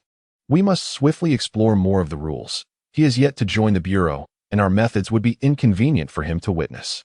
As they spoke, the two departed the street and ventured into various courtyards. At that moment, Luya, devoid of sight, was guided by Guoxing. After Xia Tianxiong's departure, he wandered amidst the white walls and black tiles, resembling a tourist. He occasionally admired a courtyard or marveled at the intricate wooden carvings above. Unlike others, he appeared unfazed. This cluster of Hui-style architecture brimmed with the essence of life. The white walls seemed to have weathered countless storms, bearing the mottled marks of time. Each courtyard was fully furnished, with domestic items scattered about. On a writing desk, neatly arranged stationery awaited, and the inkstone held freshly ground ink, still wet. The dining table was laden with dishes. Though cooled, they had not spoiled. It was as if life had thrived here just yesterday, only to vanish overnight. In the summer, Xia Tianxiong suddenly felt that this place was not a bizarre space that had inexplicably evolved, but rather a small fragment of reality, captured from a certain time and location in ancient history, transformed into a realm of enigma. It was teeming with the essence of life. Although a chaotic era was approaching and antiques had lost their value, he wished to collect some and place them in the mirrored space, crafting an environment steeped in antiquity, where he could occasionally immerse himself in the ancient style. With this thought, he set about his task, weaving through various courtyards, while others were diligently seeking hiding spots. He busied himself gathering an array of items. "Step aside. I arrived first. You should seek refuge elsewhere." Upon opening a wardrobe, he discovered a man concealed within. "Apologies for the intrusion," Xia Tianxiong remarked as he closed the wardrobe door and turned to leave. However, he did not shut it tightly, allowing the man to glimpse the room's interior through the gap, instantly causing him to gasp in shock. When the man pushed the wardrobe door open, he found the room, which had previously contained tables, chairs, utensils, potted plants, and paintings, now utterly barren, save for the wardrobe itself. It appeared as though a moving company had cleared everything away. How can one hide in such a place? He cursed, realizing the wardrobe was now starkly out of place and ill-suited for concealment. He quickly departed in search of another hiding spot. Meanwhile, Xia Tianxiong continued to scavenge various objects within the enigmatic realm. The item that filled him with the greatest pride was a small copper mirror. About the size of a palm, its surface was smooth, and the back was adorned with intricate patterns. It was far more durable than a glass mirror and aesthetically pleasing as well. He promptly discarded the previous worthless items, relocating the Mirror of Enigma and the Life and Death Enigma into the copper mirror. For the Mirror Enigma clan, any mirror capable of reflecting a person would suffice.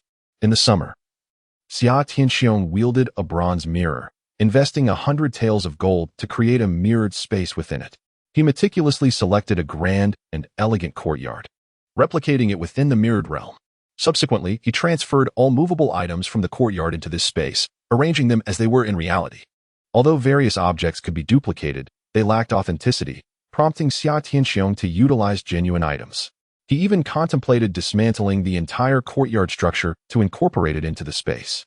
Alas, once disassembled, it could not be restored, and he was compelled to abandon this notion. While he was scavenging for items, a voice from a nearby courtyard pierced the air, crying out, "Please, don't find me. I don't want to die. I still wish to live. But there is no choice. If I cannot evade capture, I shall perish. Can't you seek someone else?" To which a voice retorted, "No. Since fate has led me to you, You must accept your misfortune. 15 minutes had elapsed in the second round, and the cat had begun to stalk the mouse. As Xia Tianxiong passed by the courtyard entrance, he caught a glimpse inside, where a middle-aged man was gripping a woman. He intended to mind his own business and continued on his way. However, upon noticing a mouse person pass by, the woman cried out for help. Help! Save me! She struggled fiercely, summoning an unexpected strength, and managed to break free from the man's grip, fleeing the courtyard with haste. Seeing her retreating figure, Xia Tianxiong rushed forward. Please, help me. That man is after me. He turned to regard the woman, instantly captivated by her striking beauty, which rivaled that of a film star. Despite his admiration, he had no intention of rescuing her. In the realm of predator and prey, it was only natural for the cat to pursue the mouse. Either the mouse evaded capture or retaliated fiercely against its pursuer. He uttered a detached remark and continued his stride forward. Abruptly, the woman seized his arm, as if grasping a lifeline. The middle-aged man then caught up, seizing the woman's hair. Where do you think you're going? You can't escape. Summer effortlessly disengaged himself from the woman and proceeded onward, with no intention of intervening. The middle-aged man abruptly advanced, his sharp claws latching onto his shoulder. You're a rat too. You're not going anywhere. You've already caught one. Why seize me? Summer halted, tilting his head slightly, casting a frigid gaze upon the man. This round I'll use you. The next round I'll use her. That way I won't have to search for others for at least 2 rounds. The middle-aged man's countenance was smug, seemingly elated at capturing 2 rats at once. Accept your fate. Who told you to be rats? It's your cursed destiny. Summer's eyes turned glacial. He suddenly seized the man's wrist, twisting it with force, dislocating the entire arm. With 8 menial spirits, a delivery specter, and a ghostly infant within him, his physical attributes far surpassed those of ordinary humans, even without employing spectral arts. The man emitted a wretched scream, staggering backward in agony, inadvertently tripping over himself. His other hand still clutched the woman's hair, causing her to tumble to the ground as well. The woman was gripped by terror, struggling desperately. Whether by accident or intention, her nails lacerated the man's throat. Blood gushed forth in a torrent, staining a large portion of the white wall crimson, a stark contrast in this monochrome world. The man clutched his neck, convulsed a few times, and then succumbed to death. I killed someone. The woman was panic-stricken, crying out in disarray. Suddenly lifting her gaze, she noticed that the young man did not pause. He continued to stroll forward leisurely, as if taking a casual walk, occasionally glancing around with curiosity. The woman fixated on his retreating figure, reflecting on his earlier indifferent expression, and for reasons unknown, felt a flicker of safety. She hastily rose to her feet and quickened her pace to catch up with him. Young sir, let us accompany one another. We are both mice, and there is safety in numbers. This woman, in her 20s, bore the appearance of an 18-year-old in the summer, which prompted her to address him as young sir, feeling too bashful to call him older brother and too timid to refer to him as little brother. Do not follow me. It is more perilous to be near me. Summer Cheong remained aloof, yet the woman remained undeterred, closely trailing by his side. They exchanged words along the way. Meanwhile, Guasheng and Luya acted in unison, effortlessly capturing 2 mouse people, a young girl and an elderly man. My apologies to you both, Guasheng began, bowing deeply to the 2, his demeanor turning icy as he straightened. Young lady, please take the life of this elder. The young girl, bewildered and terrified, questioned, Why? We are both mice. Why must I kill him? In the name of an experiment, to save more lives, please do it. Otherwise, he may take your life instead. As Guasheng spoke, a visage of a woman with bloodied tears suddenly emerged from his body, startling both individuals into cries of terror. After enduring several threats, the girl ultimately slashed the elderly man's throat with her claws, ending his life. In the next moment, the young girl's body erupted, leading to her immediate demise. The act of a mouse killing another mouse triggered the fatality rule. If one were to speculate, the killing of one cat person by another should indeed trigger the rules. Luya summarized this observation. Guasheng, feeling the blood that had splattered onto his face, wore a grave expression. To proceed with caution, he believed it prudent to find 2 cat people to test this theory. This reflects the peculiar modus operandi of the Bureau of Strange Affairs, which, in its quest to uncover the rules of death, is willing to risk human lives for experimentation. In the past, the number of hunters of the strange was scarce and exceedingly precious. Thus, when a sacrifice was necessary, it was always the lives of ordinary individuals that were forfeited, not those of the hunters themselves. Should the general populace become aware of such actions, it would undoubtedly incite a tremendous uproar. Hence, Guosheng consented to Xia Tianxiong's departure, wishing to shield him from witnessing such grim realities. The two subsequently sought out others to continue their experiments. Beyond the killing of cat people by cat people, they also intended to explore the scenario of mouse people killing cat people, among others. Chapter 35. Murder and the Theft of Cats. I am Huang Yu. May I inquire your name, young sir? Xia Tianxiong felt a surge of irritation, yearning to teleport away instantly. However, within the treacherous domain of the cat demon, employing any supernatural powers would alert the entity, potentially marking him as a target. It was essential to refrain from using such abilities until the critical moment arrived. If you continue to follow me, I may resort to violence. He suddenly halted, casting a menacing glare at the woman, hoping to intimidate her into leaving. Huang Yu was indeed startled, retreating a couple of steps in haste. Yet, she did not depart. Instead, she maintained a safe distance behind him. Seemingly convinced that accompanying Xia Tianxiong would ensure her safety, he chose to ignore her, pressing forward. Just then, a small orange cat darted around the corner, meowing twice at the pair. Soon after, the sound of approaching footsteps could be heard, followed by the appearance of a robust man. He spotted two rat folk, and his face instantly lit up with joy as he hurried over. However, as he approached the summer sky, he slowed his pace, hesitating for a moment. Perhaps realizing that it would be unwise to confront the man, he chose not to linger and continued running toward Huang Yu. Don't catch me, I beg you. Huang Yu recognized the intent of the approaching figure and pleaded for mercy while fleeing. Unfortunately, her cries fell on deaf ears, and the robust man swiftly caught up with her, hoisting her effortlessly onto his shoulder. Beautiful lady, please don't hold it against me. I have no choice, after all. I am a cat, and you are but a mouse. If I do not catch you, I shall perish. I do not wish to die. Oh, young man, save me. Please, save me. Huang Yu understood that in this peculiar world, catfolk were destined to be the enemies of ratfolk, and mercy from the other party was an impossibility. The only potential savior for her was the fellow ratfolk, Summer Sky. Summer Sky continued on his path, disinterested in intervening, for it seemed unnecessary. With a population of 60 to 70,000, the overwhelming majority were fated to meet their end, merely a question of whether it would be sooner or later. Suddenly, he turned a glance at the orange cat positioned at the street corner. This was a reward obtained by the catfolk in the previous round. A tool useful for locating items and individuals. Indeed, a rather practical peculiar object. On a whim, Summer Sky decided to seize the opportunity to acquire it. After a brief moment of hesitation, he lunged forward and captured the orange cat. Hey, what are you doing? That's mine. Let go of me. The sturdy man shouted as he rushed over. Despite carrying Huang Yu, his strong physique allowed him to maintain a swift pace. Summer Sky ignored him, lifting the orange cat by the scruff of its neck and examining it closely in the air. The little creature was quite charming, resembling an ordinary domestic cat perfectly. If it were not for the first-hand experience, one would scarcely believe that this was a transformation of a mere strand of hair. The orange cat bared its teeth, mewing at Xia Tianxiong. This creature has already chosen its master. Even if I were to seize it, it would not acknowledge me. Xia Tianxiong murmured softly. Are you deaf? Did you not hear what I said? A robust man charged forward, his expression increasingly grim. I originally intended to let you off, but since you seek your own demise, I shall take you down alongside her. Xia Tianxiong turned to regard him, still refraining from conversation, and instead addressed the woman upon his shoulder. What was your name, Huang? I can rescue you, but you must agree to one condition. Huang Yu, without inquiring about the condition, replied, I accept, as long as you save me. I will do anything. The burly man, feeling perpetually overlooked, erupted in fury. He advanced to Xia Tianxiong, lifted his leg, and kicked while cursing. You little brat. Looking as thin as a stick, pretending to be tough in front of me. Just wait until I kick you to death. Standing over 6 feet tall, with a muscular build, he resembled an adult bullying a child.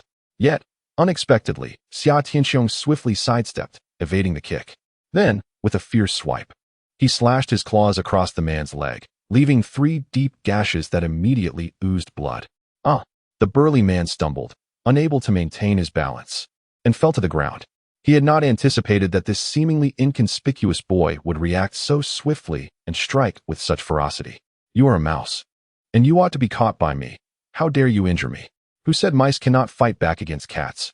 As Xia Tianxiong approached, he delivered a powerful kick to the man's head, rendering him unconscious. At that moment, Huang Yu also stood up, her demeanor still fraught with trepidation. She repeatedly expressed her gratitude to Xia Tianxiong, saying, "Thank you. You are a good person. I knew you wouldn't abandon me. There's no need for thanks. This is merely a transaction," he replied. "What conditions do you require me to agree to?" Huang Yu asked cautiously, feeling an unexpected surge of anticipation within her. Xia Tianxiong, with his right hand holding a ginger cat and his left pointing at the unconscious man, stated succinctly, "Kill him." "Ah," Huang Yu gasped, covering her mouth in shock. "You want me to commit murder? Why? Spare me the chatter. This is our agreement. I have saved you, and now it is time for you to fulfill your part," Xia Tianxiong said flatly, devoid of emotion. His demeanor instilled fear in Huang Yu, yet inexplicably, she found herself reluctant to part ways with him. "If I kill him, can I stay with you?" she inquired. "You are in no position to negotiate." Xia Tianxiong initially intended to refuse outright, but, upon reflecting on her potential usefulness, he swiftly altered his stance.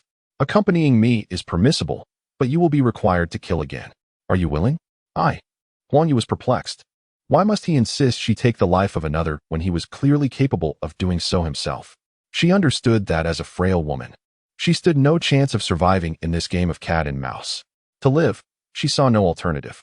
After a moment's hesitation, Huang Yu resolutely approached the unconscious man, her claws poised to slice open his throat. Initially, there was a twinge of anxiety, for although it was her second act of murder, this time it was a deliberate choice, starkly contrasting with her previous experience. Yet, as the crimson liquid gushed forth, an inexplicable sense of relief washed over her. It seemed that taking a life was not so daunting after all. This was Huang Yu's inner reflection. From that moment onward, the act of killing posed no psychological barrier for her.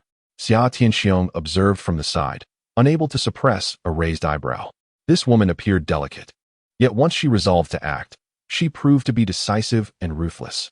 In a world rife with chaos, only individuals of such mettle could thrive. Should she ever have the opportunity to forge a contract with the supernatural, she might very well become a formidable figure in the future. Shaking off his thoughts, Xia Tianxiong focused on the orange cat in his hands. Following the demise of the robust man, the orange cat had abruptly vanished, transforming back into a tuft of orange fur. The activation of such a peculiar entity required the expenditure of one's lifespan or the substitution of ghostly currency. He produced a gold ingot weighing approximately 2 taels, channeling its ethereal energy entirely into the fur. In an instant, the fur morphed once more into an orange cat, plump, chubby, even more adorable than before, with a slightly darker hue. This time, it displayed no signs of aggression towards Xia Tianxiong. Instead, it affectionately nudged its little head against his palm. Indeed, it was possible. A smile finally graced Xia Tianxiong's face. Previously uncertain about whether he could re-establish the bond with the orange cat, he had resolved to eliminate the robust man as a test. To his surprise, it had worked. The reason he refrained from personally executing the act was due to a peculiar rule within this game. When a rat person kills a cat person, they would assume the role of a cat person in the subsequent round. For other rat people, transforming into a cat person was undoubtedly a boon. One need not be captured by the catfolk. Instead, one can seize others, thereby enhancing the chances of survival. However, Xia Tianxiong's motives are distinct.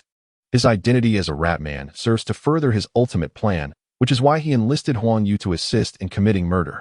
Huang Yu's curiosity is piqued, but alas, Xia Tianxiong is disinclined to provide explanations, for time is of the essence, and they must hasten their departure. "Where to?" she inquires. "To find the catfolk." "Oh, do you intend to slay all the catfolk?" Xia Tianxiong hesitates momentarily, gauging the situation. He plans to gather a few more strands of cat fur before the second round concludes. This material can be utilized for personal purposes, sold, or exchanged for peculiar items or artifacts. Chapter 36. The kind-hearted with a cold exterior in a certain courtyard. A catman is sent sprawling to the ground by a kick from Xia Tianxiong, only to have his throat slashed by Huang Yu's claw. This pair has collaborated in such endeavors 4 or 5 times, growing increasingly adept in their coordination. In the corner of the courtyard sits a heavily made-up woman, roughly in her 30s, clad in a black strapless bodycon dress that reveals ample skin. She had just been seized by a male catman, who intended not only to demand her compliance for a task, but also to violate her. Her desperate cries summoned Xia Tianxiong and Huang Yu, leading to the current scene. "Thank you for rescuing me. Bao Jingya exclaims, somewhat disheveled, yet grateful to her saviors. No need for thanks. I did not come to rescue you. With that, they continue on in search of the next catman. Wait, don't leave. What will I do if you go? Bao Jingya hastily follows. Xia Tianxiong frowns. Do not follow me. Where are you headed? Take me with you. Seek a concealed refuge to prolong your existence. With a stroke of fortune, perhaps you might endure until the very end. However, if you choose to accompany me, your demise will be hastened. Bao Jingya, with a countenance full of despondency, did not surrender. She seized Huang Yu's arm with fervor. Fair maiden, your beauty undoubtedly reflects a kind heart. Since you have rescued me, you must take responsibility for my safety. Numerous individuals of the rodent variety remain here. You should seek them out. We have matters to attend to and cannot escort you. Huang Yu's arm was gripped tightly, and despite her attempts to shake it free, she found herself unable to do so. At that moment, an orange strand of fur drifted down from the heavens, landing in Huang Yu's hand, while distant cries echoed around them. Soon after, fragments of flesh soared through the ancient town, merging into the crimson sky. It became evident that the second round of the game had concluded. Both the captured rodent people and those who evaded capture among the feline beings would meet a gruesome end. Having gleaned from the experiences of the first round, few feline beings perished this time, with most casualties being the captured rodents. Ah, you. Bao Jingya suddenly exclaimed, retreating in alarm. Pointing at Huang Yu, rendered speechless for a moment. It was only then that Huang Yu realized her body was undergoing a transformation. Her formerly delicate claws had grown larger and sharper, while her black triangular ears had morphed into a striking orange hue, larger and more beautiful than before. Have I become a feline being? It appears that identities can indeed shift. Huang Yu stood frozen, uncertain whether this change heralded fortune or misfortune. In her fright, Bao Jingya hid behind Xia Tianxiong. She has transformed into a cat. It is perilous now. You must subdue her. Upon hearing those words, Xia Tianxiong remained nonchalant, while Huang Yu trembled in fear. She and Xia Tianxiong had slain several cat people, and it seemed that this young man was not merely after their fur, but was deliberately hunting them. Now that she had transformed into a cat person herself, would he also seek to take her life? Brother, I have assisted you so much. You wouldn't kill me, would you? Please leave. Xia Tianxiong had no desire to harm the woman, for she had been obedient and had helped him acquire several strands of cat fur. There was no need to burn bridges. I won't leave. I can continue to aid you in hunting other cat people. Huang Yu felt that even as a cat person, she was still in danger. After all, being a woman, encountering male mouse people could render her unable to capture them, and she might even face a counterattack. Most importantly, she had a strong premonition that only by staying with Xia Tianxiong could she survive till the end. Cat people cannot kill cat people, or else they will perish. Xia Tianxiong explained, albeit rarely. Why? Just as Huang Yu posed the question, a sinister voice of a cat demon echoed from above, announcing the commencement of the third round of the game. Darkness enveloped her vision, and she felt a surge of panic, fearing that Xia Tianxiong would abandon her. Brother, please don't go. Here, take this strand of fur. No matter how many I obtain in the future, they will all belong to you. I beg you. Do not leave me. She reached out frantically, her hand brushing against Xia Tianxiong's arm, and she clung to him, refusing to let go. Xia Tianxiong furrowed his brow, momentarily wavering. Observing this scene, Bao Jingya softly cautioned, she has become a cat now. Holding on to you like this could lead to your demise. Hearing this, Huang Yu quickly released her grip, desperately explaining, that's not what I meant. I am simply afraid you will abandon me. You have now transformed into a cat. You are no longer on our side. Bao Jingya coldly retorted, and then turned to Xia Tianxiong, saying, it's dangerous to be with her. Why not take me instead? You. Huang Yu felt a surge of anger, wishing she had eliminated that woman earlier. I never wanted to become a cat. That was not my decision. Xia Tianxiong observed the argument between the two women and found it rather amusing. Because you killed the cat person in the previous round, you transformed into a cat person. So that's how it is. Huang Yu suddenly realized, understanding why she had refrained from acting. Is it true that killing a cat allows one to become a cat? Bao Jingya, equally astonished, pondered aloud, if I kill her now, will I become a cat? Indeed, but you must wait until this round concludes. Xia Tianxiong replied with a slight smile, affirming her statement. Huang Yu's expression shifted dramatically, an ominous feeling washing over her. Bao Jingya quietly repeated the words, contemplating, and then inquired of Xia Tianxiong, can you protect me? If you agree, I can offer you money, and you may make requests. which I will fulfill as long as I am able. Xia Tianxiong shook her head in refusal. What if I choose to kill her? Will you intervene? Still shaking her head, Xia Tianxiong remained indifferent. Bao Jingyan narrowed her eyes, a murderous intent brewing within her. In this peculiar world, within this strange game, the ability to become a cat evidently offered significant advantages, increasing the chances of survival until the end. However, as an ordinary person, she had never contemplated murder before. Now, faced with the prospect of taking action, she hesitated. Xia Tianxiong stood by, observing with an ever-cold demeanor. Huang Yu, in that moment of despair, discerned that Xia Tianxiong's words were enticing that woman to take her life. But why? She had already given him the hair she had obtained. Now, darkness enveloped her, rendering her unable to see anything, and escape seemed impossible. Bao Jingya hesitated, her hands trembling like those of a mouse, glancing back and forth. Suddenly, it struck her that this very woman had used her claws to slice open the throat of the man from earlier. Murder seemed so effortless. If she could kill, why couldn't she? With this thought, Bao Jingya strode purposefully towards Huang Yu. However, lacking experience and gripped by intense anxiety, her arm trembled, and when she struck down, she accidentally grazed Huang Yu's chin instead of her neck. Huang Yu gasped in shock and recoiled, but in her blindness, she collided with the wall beside her and fell to the ground. Don't come near me. Please don't kill me. Little brother, save me. Huang Yu shouted desperately. Bao Jingya stood there momentarily stunned, but then, gritting her teeth, she charged at Huang Yu again. Suddenly, with a resounding pop, Bao Jingya's body exploded, scattering countless fragments into the sky. What happened? What just occurred? Huang Yu questioned, bewildered, as she steadied herself against the wall, trembling. Xia Tianxiong followed the trajectory of the bloody remnants ascending into the heavens and remarked calmly, "She is dead." How did she die? Little brother, did you save me? It was not me. It was the rules of the game. When a cat person's vision is stripped away, no one can kill them. Otherwise, they perish. Huang Yu paused for a moment. Then a realization dawned upon her, and her face lit up with joy. So you deliberately said that earlier to lure her into killing me. In truth, to save me? I knew it. You are indeed a kind-hearted person beneath that cold exterior. Cold exterior, warm heart? In the summer, Xia Tianxiong touched his nose, chuckling self-deprecatingly without offering an explanation.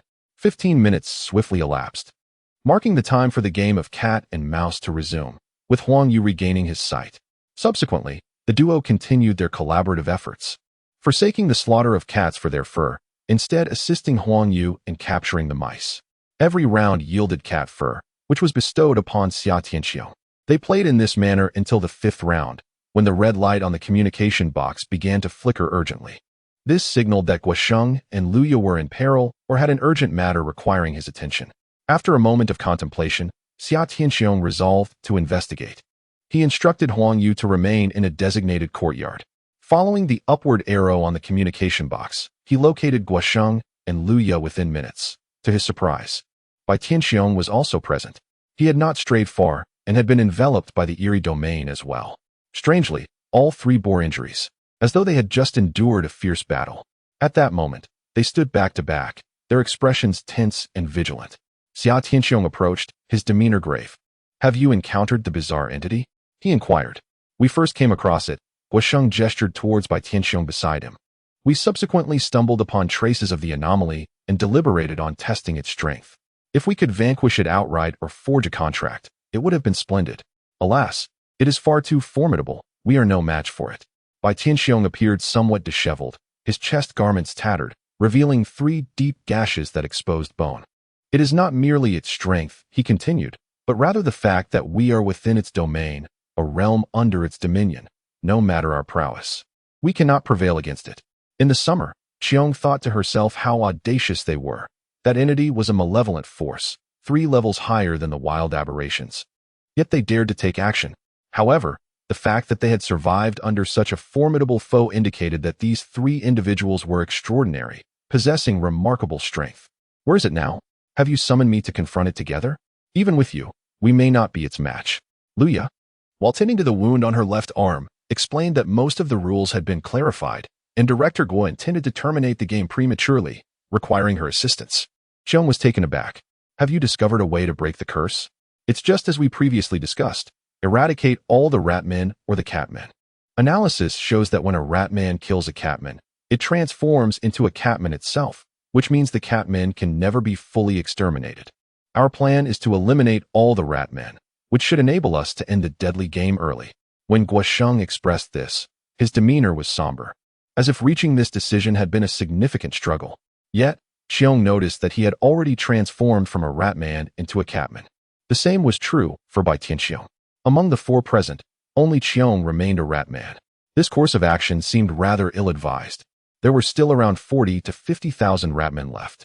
Qiong could not agree to such a plan, as it would jeopardize his own strategy.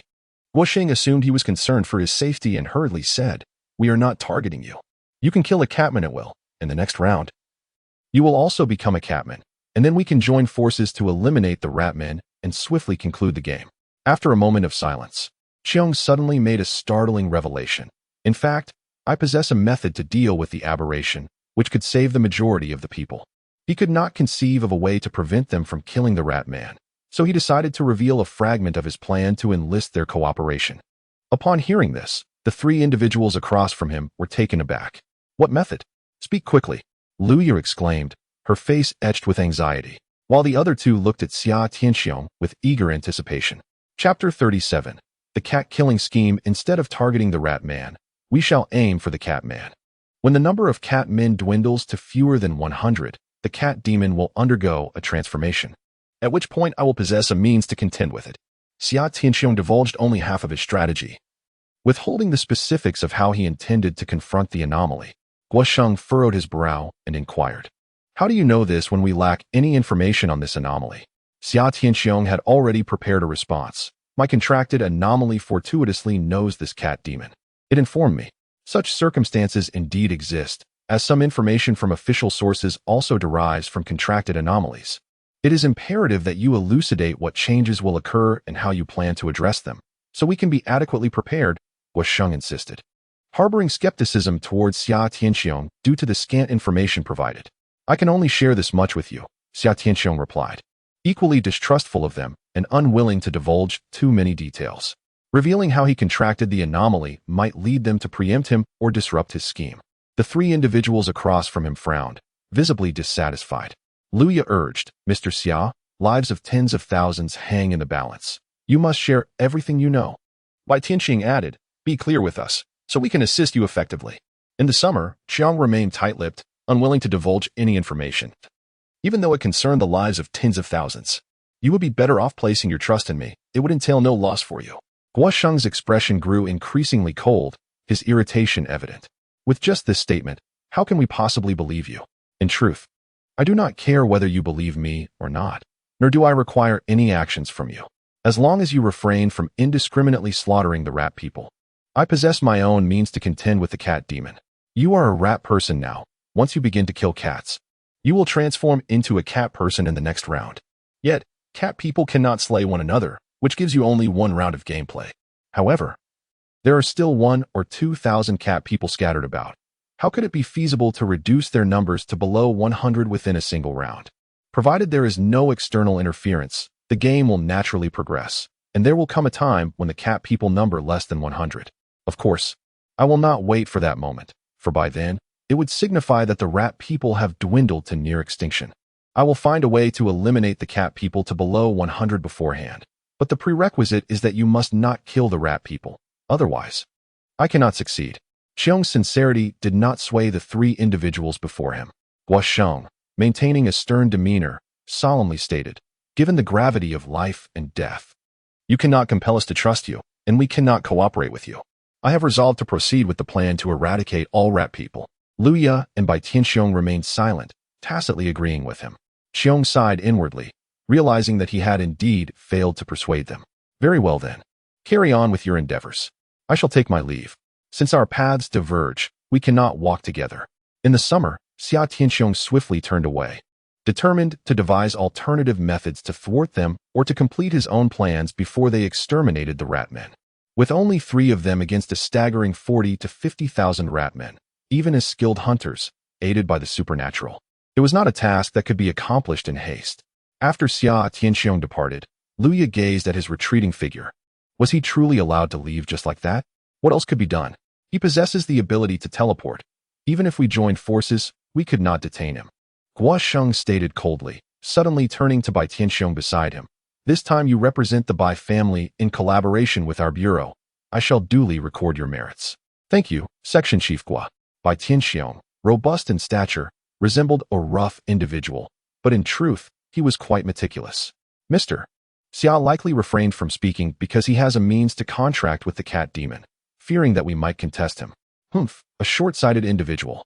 Guo Sheng harbored similar suspicions and was quite displeased. Bai Tianxiong, with a knowing expression, suggested, "Shall we hold off on exterminating the rat men for now and observe what he intends to do?" Meanwhile, Xia Tianxiong sought out Huang Yu, instructing her to disseminate a particular message immediately. Chapter 38, The Slaughter of Catmen. It seemed that nothing had changed. Was it possible he had yet to make his move? Guo Sheng, Lu Ya, and Bai Tianxiong walked side by side along the expansive ancient street, with Lu Ya being quite the chatterbox. Ever since Xia Tianxiong's departure, 3 rounds of the game had transpired, and they were now engaged in the 8th round. As before, the mice hid while the cats hunted them, and there had been no signs of a large-scale massacre of catmen. Could it be that he was merely deceiving us? Lu Ya initially held a favorable impression of Xia Tianxiong and was eager to recruit him into the management bureau. However, his dissatisfaction grew as he discovered that Xia concealed certain information amidst the current circumstances. Guo Sheng gazed solemnly at the enormous cat-like eyes in the sky, pondering the situation. It was unlikely that Xia would resort to such deception, as he had no need to mislead others. Perhaps he was strategizing on how to hunt down the catfolk. By the day's light, Xiong echoed, stating that the eerie domain was akin to a small town, with streets crisscrossing and numerous courtyards. Tens of thousands were dispersed throughout. Yet only a mere 1 or 2,000 were catfolk. It was impossible for one man to locate an abundance of them within such a vast area. You're absolutely right. Lu Yan nodded vigorously, feeling a sense of camaraderie against a common foe. Even if every cat person stood before him, he would struggle to vanquish them all. If only he would divulge the truth to us. With our assistance, he might stand a chance. For now, we shall silently observe how he hunts the cat folk and confronts the cat demon's trickery. Xiong smiled faintly, confident that when he fails, he would come seeking our aid. The 3 exchanged laughter as they walked along the ancient, picturesque streets. For others, this was a deadly game, yet for them, as long as they did not encounter the cat demon, they faced no peril. As they passed a narrow alley, suddenly, 6 or 7 rat folk sprang forth, brandishing kitchen knives, wooden sticks, or even the legs of tables and chairs. "Kill the damned cat folk," they shouted, charging forward without hesitation, their seasoned demeanor suggesting this was not their first encounter. "Leave this to me." Before Lu Ya and Guo Sheng could react, Xiong took the initiative and made his move. A pale, ghostly figure emerged from within him, its long hair flowing like wisps of smoke, resembling a female specter. This ethereal being swiftly darted into the body of a male rat man. In the next instant, the ratman's eyes turned a ghastly white, as if his dark pupils had vanished entirely. He then discarded the tool in his grasp, clutching his head with both hands, twisting forcefully. With a sickening crack, his head spun a full 180 degrees, resulting in immediate death. The entire sequence transpired in mere seconds. The previously aggressive ratmen suddenly stood frozen, their expressions one of astonishment as they gazed at the slowly collapsing corpse. "Ghost!" someone exclaimed in horror, prompting a panicked flight. Yet, they could not escape the swift specter, who pursued and dispatched them one by one. As Guo Sheng surveyed the increasing number of corpses, a sense of unease washed over him. These ratmen had dared to launch a coordinated and premeditated attack against the catfolk. Something felt amiss. "Leave one alive. Director Guo, what do you wish to inquire?" "Ask them why they ambushed us." The captured rat man, a youth of around 20, lay trembling on the ground, clearly terrified by the specter. Bai Tianxiong crouched beside him, asking, "Why did you attack us? Please, don't kill me. I was forced into this." The young man, regaining his composure slightly, pleaded with a mournful expression. "We heard that only catfolk can survive until the end, and that by killing a catfolk, one can become one." "Who did you hear this from?" "I don't know. All the ratmen are spreading this rumor." Bai Tianxiong exchanged a knowing glance with Guo Sheng, both harboring suspicions. This was likely information disseminated by Xia Tianxiong. When the mouse people realized that killing the cat people would allow them to transform into cat people, the majority would undoubtedly resort to this act for the sake of survival, thereby diminishing the population of cat people. However, Lu Ya discerned a flaw in this reasoning. The mouse people who killed cat people would merely become cat people in the subsequent round, resulting in an almost unchanged total of cat people. Such actions seemed futile. By day, Bai Tianxing observed his own feline claws and then glanced at the youthful mouse claws, pondering a possibility. The claws of the cat people were long and sharp. For the mouse people to slay them, they must band together, which would inevitably prevent some cat people from catching the mouse people, ultimately leading to their demise at the hands of the rules of the game. Guosheng shook his head slightly, his expression tinged with regret.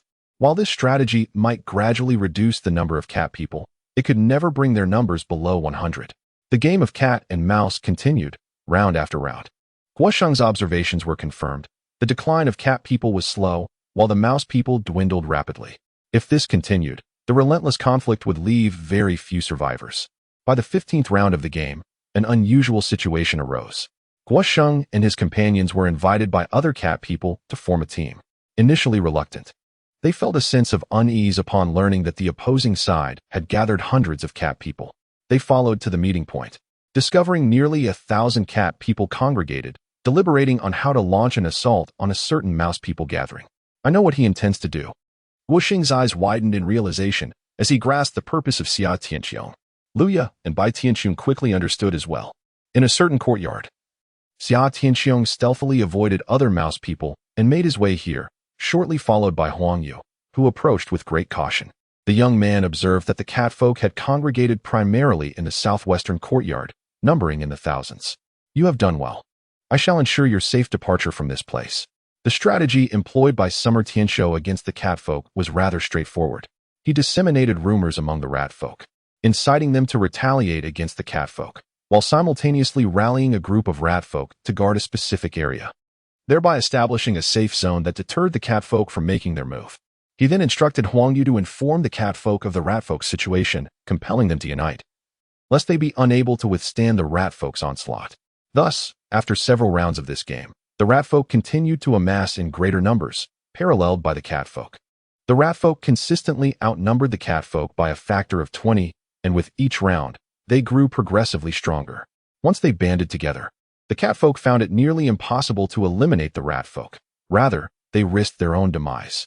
Find a place to conceal yourself. In the next round, I shall take action. Summer Tianshou glanced at the clock. Only 3 minutes remained in the current round, leaving no time for action, and he would have to wait for the next opportunity. Huang Yu appeared somewhat anxious. I have yet to eliminate any ratfolk in this round. No sooner had she spoken than a young man across from them produced a copper mirror, revealing a bewildered ratfolk before them. This was the one Summer Tianshou had previously captured, intended to assist Huang Yu in her task. A warmth spread through her heart as she realized his thoughtfulness in not forgetting her. 3 minutes later, the 15th round concluded, and Summer Tianshou hastened to the gathering place of the catfolk. At that moment, the catfolk had entirely lost their sight, either sitting or leaning against the walls, densely clustered within several courtyards. Now was not the time to strike, for doing so would trigger the death rule. In the summer, Xia Tianxiong leaped upon the eaves, observing the cat people below. If the elusive cat demon were to blend in among them, it would indeed pose a significant dilemma. It would be essential to lure it away before dealing with the other cat folk. Fortunately, the cat demon preferred solitude and did not congregate in this vicinity. However, he did notice individuals from the official ranks as well as from the Bai family. After a moment's contemplation, Xia Tianxiong instantly transported himself into the shadow behind Guosheng. Guo's section chief, he began, but before he could utter another word, Guosheng, along with Luya and Bai Tianxiong beside him, were startled, hastily employing their respective deceptions. In their current state, they were invisible and fearful of a sudden ambush. Do not be alarmed. It is I. I have something to convey. Upon hearing Xia Tianxiong's voice once more, the trio managed to regain a semblance of composure, yet their vigilance remained unabated, uncertain if Xia Tianxiong might strike unexpectedly. I intend to eliminate the cat demon. You should vacate this place swiftly to avoid collateral damage. Xia Tianxiong had indeed entertained thoughts of dispatching the three. Yet their previous alliance against the formidable cat demon suggested they possessed considerable strength. Though they were currently invisible, their contractual deceptions were still visible, making a surprise attack far from guaranteed. Thus, he resolved to urge them to leave to prevent any unintended consequences that could incite conflict. Do you feel confident to confront it alone? Would you like our assistance? Guosheng's tone had shifted from assertive to unusually gentle. Xia Tianxiong inquired. You are also cat people. How can you assist me? We cannot aid you in taking a life, but we can help contain them to prevent a chaotic escape. They surmised that Xia Tianxiong had come to eliminate the cat people and wished to contribute to the effort. Should they vanquish the cat demon, not only would they secure their own safety, but they could also save a couple of tens of thousands of rat people. For the authorities and the ancient families, participating in the resolution of an extraordinary and bizarre event is indeed a significant achievement. Summer Cheong, however, is solely focused on contracting the cat demon and remains indifferent to their trifling concerns. Very well, then, let us trouble the three of you. Their reckless dialogue echoed through the courtyard, where numerous cat people were listening intently. Many of the cat folk suspected the infiltration of rat people among them, resulting in a cacophony of shouts and curses, with some attempting to flee. Yet, as the time had not yet come, the cat people had yet to regain their sight and could not escape, which only incited further chaos. Guo Sheng and his two companions, guided by their respective contracted spirits, departed from the gathering of cat folk to the perimeter, tasked with intercepting those attempting to escape. After several minutes, the cat people's vision was restored, heralding the time for cats to hunt mice. Where are they? Where is that pretentious individual who threatened to annihilate us cat folk? Who has seen him? Bring him forth. I shall tear him apart. As their sight returned, several cat people began to scour the vicinity in search of the one who had spoken earlier. However, after a thorough search, none could find any trace of the rat people nearby. Stop looking, I'm right here. The collective gaze of the cat folk turned towards the voice, revealing a young lad of 17 or 18 perched atop a high horsehead wall. Before they could unleash their vitriol, the boy brandished a bronze mirror.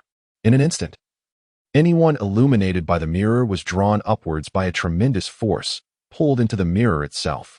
Summer Cheong had already resolved to unleash his powers against the cat demon, and thus had no fear of being discovered while employing his supernatural abilities.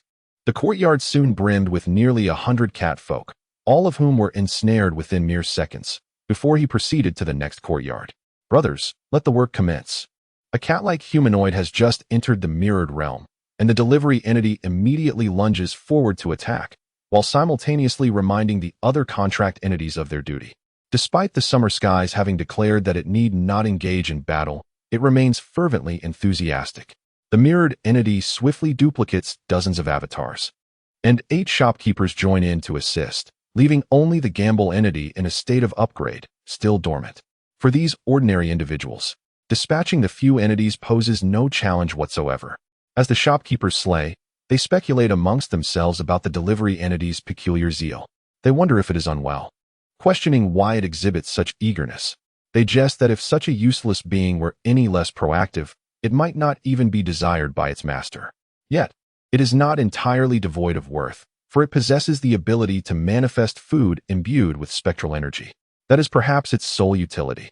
The 8 shopkeepers, having previously known one another and belonging to the same class of entity, naturally band together. They mistakenly believe that their numerical superiority grants them a voice in their master's domain of contracted entities.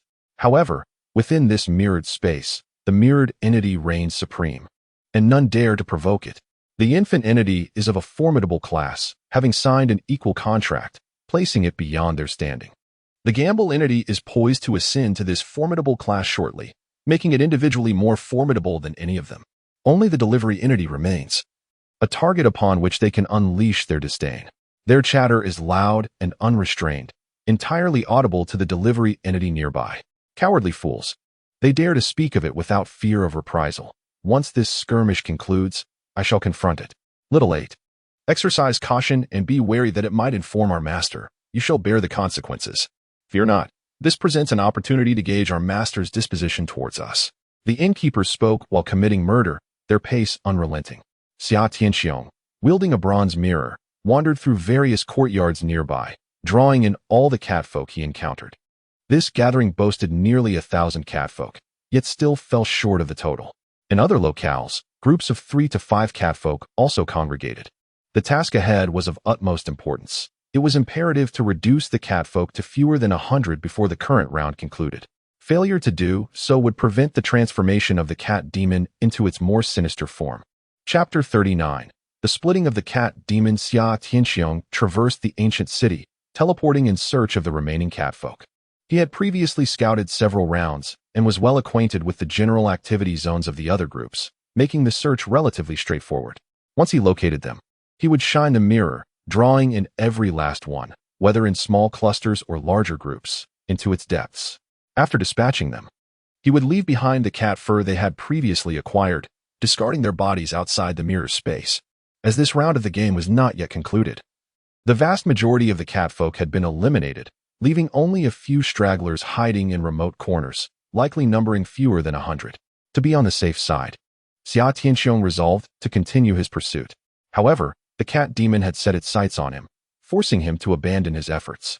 With the round still ongoing, he remained a rat person, while the cat demon, being a cat, was naturally inclined to hunt him. The cat demon moved with astonishing speed, darting across rooftops and walls like a streak of orange lightning, its form only a blur. Were it not for Xia Tianxiong's ability to shadow teleport, he would have been caught long ago. Each time he teleported, his position was random and his path was erratic. Yet, no matter how he attempted to flee, the cat demon could always pinpoint his location. This was the essence of the enigmatic realm. Amidst the antiquated township, a solitary figure and a spectral entity engaged in a relentless pursuit, a macabre ballet witnessed by numerous onlookers. Abruptly, the feline specter halted atop a certain rooftop, its gaze fixed icily upon Xia Tianxiong, who stood a street's breadth away, the chase momentarily suspended, not from a desire to yield, but because the temporal confines of their contest had reached their terminus, Xia Tianxiong undergoing a metamorphosis into a feline humanoid. The spectral feline, bound by the game's inviolable precepts, was forbidden from harming its own kind. Xia Tianxiong, now positioned upon the ancient thoroughfare, felt the nascent alterations to his form, claws, ears, and mouth shifting subtly. Engrossed in his transformation from a rodent-like being to a feline one, his attention remained riveted upon the spectral feline perched above. The feline specter did not manifest as a mere cat demon, but as a comely young woman. Her complexion was bronze, her irises tinged with red, and her hair cascaded in voluminous, auburn waves, reminiscent of an ancient Western region beauty, an allure heightened by her velvety, triangular ears. Mew, she vocalized suddenly, a sound akin to a feline's cry. Thereupon unfolded a scene of extreme sanguinity. Her body abruptly cleaved from the crown of her head down to her legs, as if bifurcated by a blade. The bisected surface was a gory tableau, devoid of blood, yet teeming with countless, vermicular tendrils. These tendrils proliferated rapidly, and within moments, another half of a body sprouted from the severed area.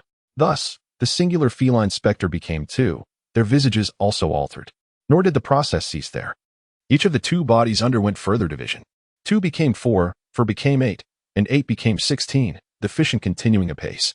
In less than a minute, 8 such divisions occurred, culminating in a total of 256 spectral feline doppelgangers.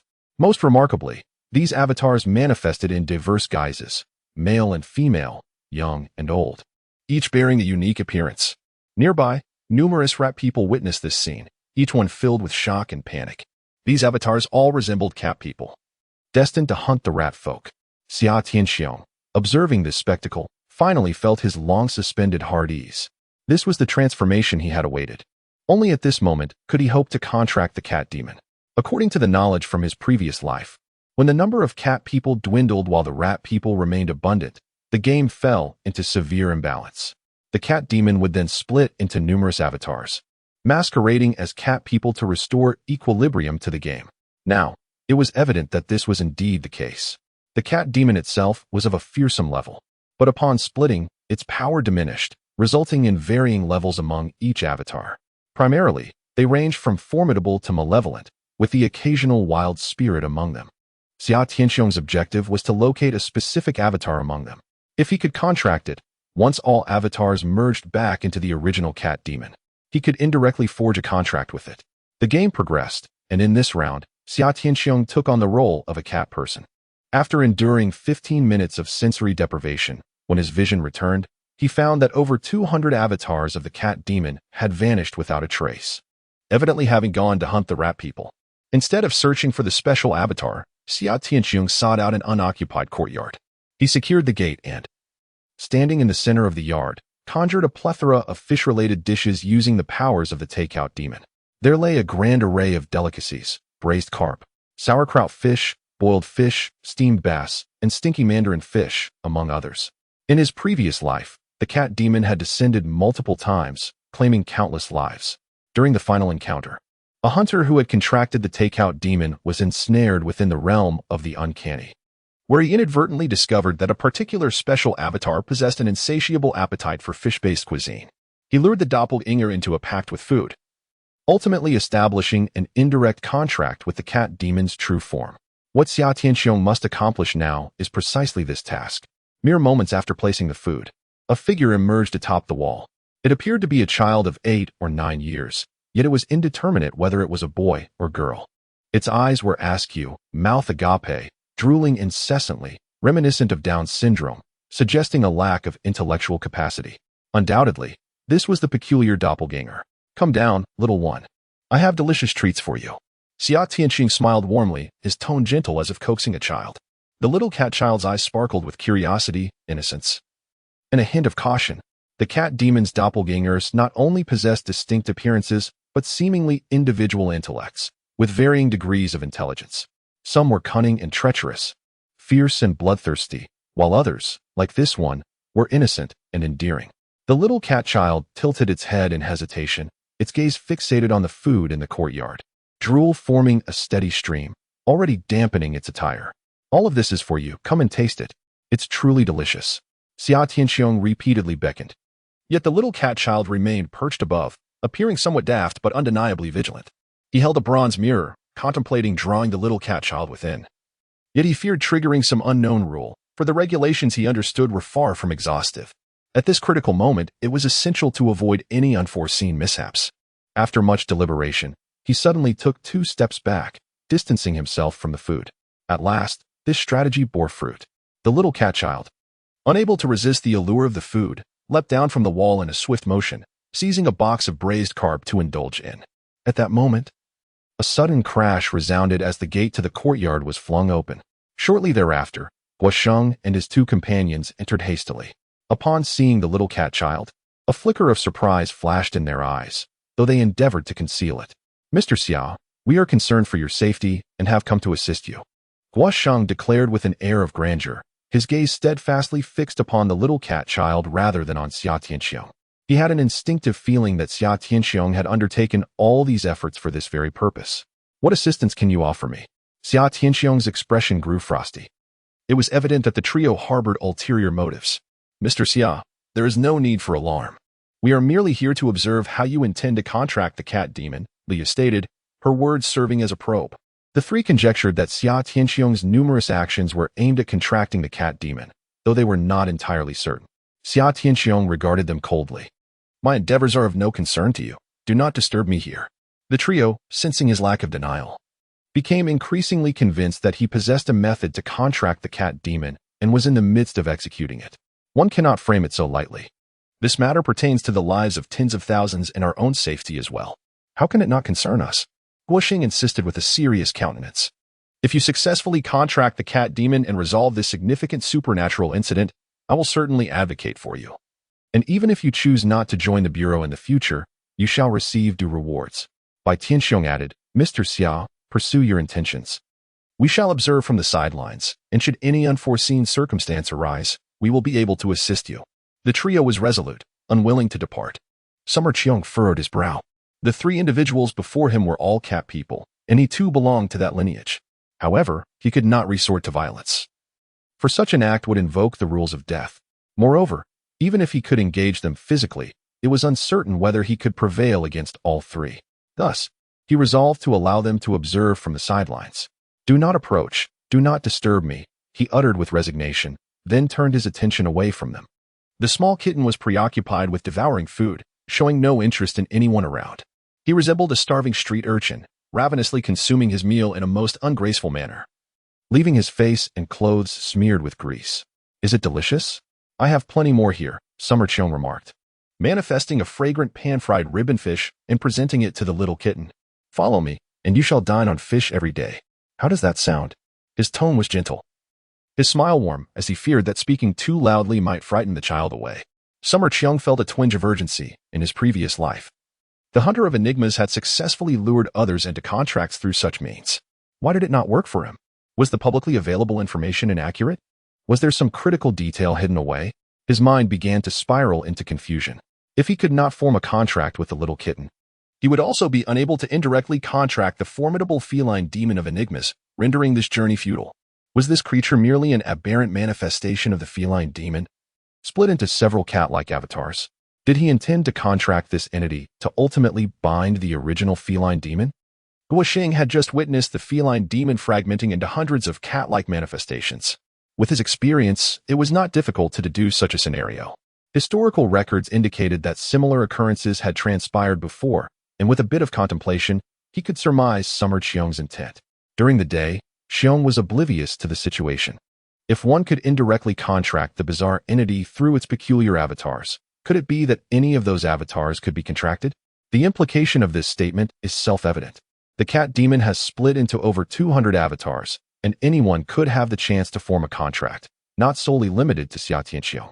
In theory, this is possible, yet within the confines of this game, it may not be feasible. We are all cat folk, bound by rules that prevent us from harming the cat folk avatars. To form a contract, we must resort to his tempting methods. Guosheng fixed his gaze on Xia Tianqiu, his eyes narrowing as he sought to discern some emotion from his expression. Unfortunately, Xia Tianqiu appeared to be impervious to his scrutiny, his countenance betraying no change. The little kitten devoured over a dozen servings of food in one breath, while Xia Tianqiu continuously manifested sustenance beside him. The tiny frame resembled an insatiable abyss. No matter how much it consumed, its belly remained unexpanded. How about it? Would you like to form a contract with me? You could have as much to eat as you desire. Xia Tianqiu coaxed gently, yet the little kitten remained mute, merely gazing at him with wide eyes, utterly silent. This was neither an acceptance nor a rejection, merely an attempt to mooch off Xia Tianqiu's provisions. If you do not agree, then there will be no food for you. Suddenly, Xia Tianqiu halted, ceasing to conjure food, hoping to leverage this as a threat. The little kitten, with its greasy mouth agape, boldly declared, "I want to eat fish." "Ah, so you can speak. I want to eat fish. Agree to form a contract with me, and I shall provide you with fish. I want to eat fish." The little cat child repeated those 4 words incessantly, uttering nothing more, leaving Xia Tianqiu utterly speechless. Indeed, a fool, incapable of normal communication. "Mr. Xia, may I have a try?" Guosheng suddenly stepped forward, acknowledging the gravity of the situation. "I assure you, my intentions are solely for the greater good. I do not wish to compete with you, so I hope you won't take offense." The emerald-hued elixir exuded a fragrant aroma of herbs, accompanied by a potent aura of spectral energy. Xia Tianqiu's gaze sharpened as he recognized the substance. It was a special elixir intended for the peculiar, known as the spectral power pill. Its purpose was to aid the peculiar in swiftly restoring their ghostly energy, exhibiting remarkable healing properties, and assisting them in overcoming cultivation bottlenecks, thereby enhancing their chances of ascension. It held an immense allure for the vast majority of the peculiar. Upon the appearance of the spectral power pill, the little cat child immediately stood upright, fixated on the elixir, and unconsciously approached it. Xia Tianqiu's expression darkened. "Director Guo, are you attempting to seize it from me?" Before Guosheng could respond, Luya reproached him with a harsh tone. "Mr. Xia, I hope you prioritize the greater good. You cannot form a contract with it. Director Guo's actions are also for your benefit. Otherwise, how can we swiftly conclude this game? How can we save tens of thousands of citizens?" "What greater good?" Xia retorted. "You were planning to exterminate tens of thousands of rat folk just moments ago. Where was your concern for the greater good then? It was precisely because you refused to divulge information that we found ourselves with no other recourse. Now that a better solution presents itself, it must be executed. As for who contracts it, that is of little consequence. What truly matters is resolving this peculiar incident and rescuing as many lives as possible." Lu Yai, shedding her previous demeanor of gentleness, now wore a countenance of sharpness and malice, as if Xia Tianqiu owed her a debt. Suddenly, Xia Tianqiu realized that engaging in conversation with this woman was utterly futile.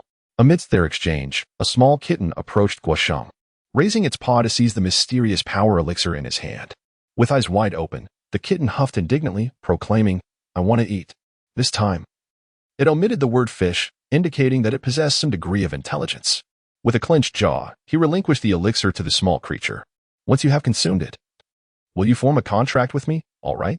Guosheng felt a surge of irritation. This elixir was not inexpensive, priced at 50,000 underworld coins, and he was reluctant to part with even a single contract spirit. However, after consuming the elixir, the kitten not only refused the contract but demanded more. It was an insatiable abyss. No matter how much was offered, it might never agree to a pact. Mr. Xia, are you certain you can entice it to form a contract with food? Do you think I would divulge that information? Upon witnessing Guoxing's failure, Xia Tianxiong felt a sense of relief. Bai Tianxiong, observing from the side, suddenly interjected, "Director Gui, may I give it a try?" Intrigued, Guoxing asked, "Do you have a solution? Let me attempt it. After all, we currently have no other options." As Bai Tianxiong spoke, a female spirit emerged from within him, diving straight into the kitten's body. "Form a contract with me, or face your demise." Both Xia Tianxiong and Guoxing displayed expressions of astonishment. Lu Yao cautioned, "How dare you provoke it? That will trigger the death rule. I possess the means to counteract the death rule. You need not worry about me." With a confident smile, Bai Tianxiong, well prepared, commanded the female entity to torment the little cat child. Crack! The little cat child's limbs twisted grotesquely. "Submit to my contract, or I shall torment you to death." Even the strange entities fear death. The most common method of subduing them for a contract is to intimidate them with the threat of life and death, thus creating an opportunity for a pact. Chapter 41. Game Reset. Rules altered. By Tianxiong unleashed the contracted female entity, binding it to the little cat child's body, causing its limbs to contort and deform, achieving a state of torment. Consequently, he triggered the death rule, becoming enveloped by its power. A mere mortal would have been obliterated instantly, but a grayish-white, semi-transparent figure manifested around him, absorbing the violent pull of the rule's power. The Bureau of Anomalous Affairs possesses knowledge of the intricacies of various ancient families. Yet they remain unaware that the Bai clan harbors methods to counteract the power of the rules. Bai Tianxiong felt a pang of reluctance. This entity could only be used once, serving as a singular opportunity for survival. Should he fail to contract the little cat child, the loss would be insurmountable. "Submit to my contract, or you shall perish." Suddenly, the little cat child emitted a series of sharp, cracking sounds. It shrieked in agony, struggling wildly. Yet it remained immobilized under the control of the female entity. "Release it." Xia Tianxiong clenched his fists, yearning to eliminate the three individuals at once. However, he could not proceed. Killing them would trigger the rules, and besides, he was uncertain if he could overpower them. Guoxing turned his gaze toward him. "Mr. Xia, let him have a try. After all, you have no means to form a contract. I am unable to form a contract, yet you must not treat it this way. After all, this is the domain of the cat demon, a realm filled with enigmas. Should its avatar perish, it may trigger unforeseen rules, which could lead to considerable complications. The more formidable the anomaly, the more intricate its laws of death become, particularly for those possessing their own domains, necessitating utmost caution. The information at Summer Sky's disposal, derived from a previous life, may not be entirely comprehensive. A seemingly innocuous action could very well invoke a particular rule." Guoxing found merit in his words and turned to Bai Tianxiong, urging him to be careful and not to cause its demise. Bai Tianxiong furrowed his brow slightly, offering a wry smile. "Director Gua, please refrain from voicing such concerns. If you speak them aloud, how can I compel it to form a contract with me? Without the leverage of life and death, anomalies typically refuse to enter into contracts with humans." While he spoke these words, his mind was commanding the female anomaly to be more ruthless with the little cat child. "You are on the verge of killing it." Summer Sky watched as the little cat child's body contorted and twisted, its cries growing feeble as it ceased to struggle. However, Bai Tianxiong remained unfazed. The anomaly's form was composed of ethereal power, not flesh and blood, merely resembling it. Such injuries would only deplete its ethereal energy, not lead to its demise. It was merely the weakest among the many avatars of the cat demon and might not conform to the characteristics of ordinary anomalies. "Impossible, trust me. I am quite experienced in this regard," Bai Tianxiong asserted with confidence, while Guoxing and Lu Yao exchanged alarmed glances. The ethereal energy was dissipating rapidly. It seemed to be lifeless. As Lu Yao uttered these words, the enormous feline eyes in the sky suddenly turned a blood-red hue, fixating intently on the few individuals in the courtyard, exuding a palpable aura of fury. "Meow, meow, meow." A chorus of cat calls resonated throughout the ancient town, swiftly followed by the eerie voice of the cat demon echoing from the heavens. "The game has been reset. All cats are to hunt down these three mice and eliminate them. Only then shall the game conclude. With the proclamation, the crimson sky projected 3 colossal phantoms, which upon closer inspection revealed the figures of Xia Tianxiong, Guosheng, and Bai Tianxiong.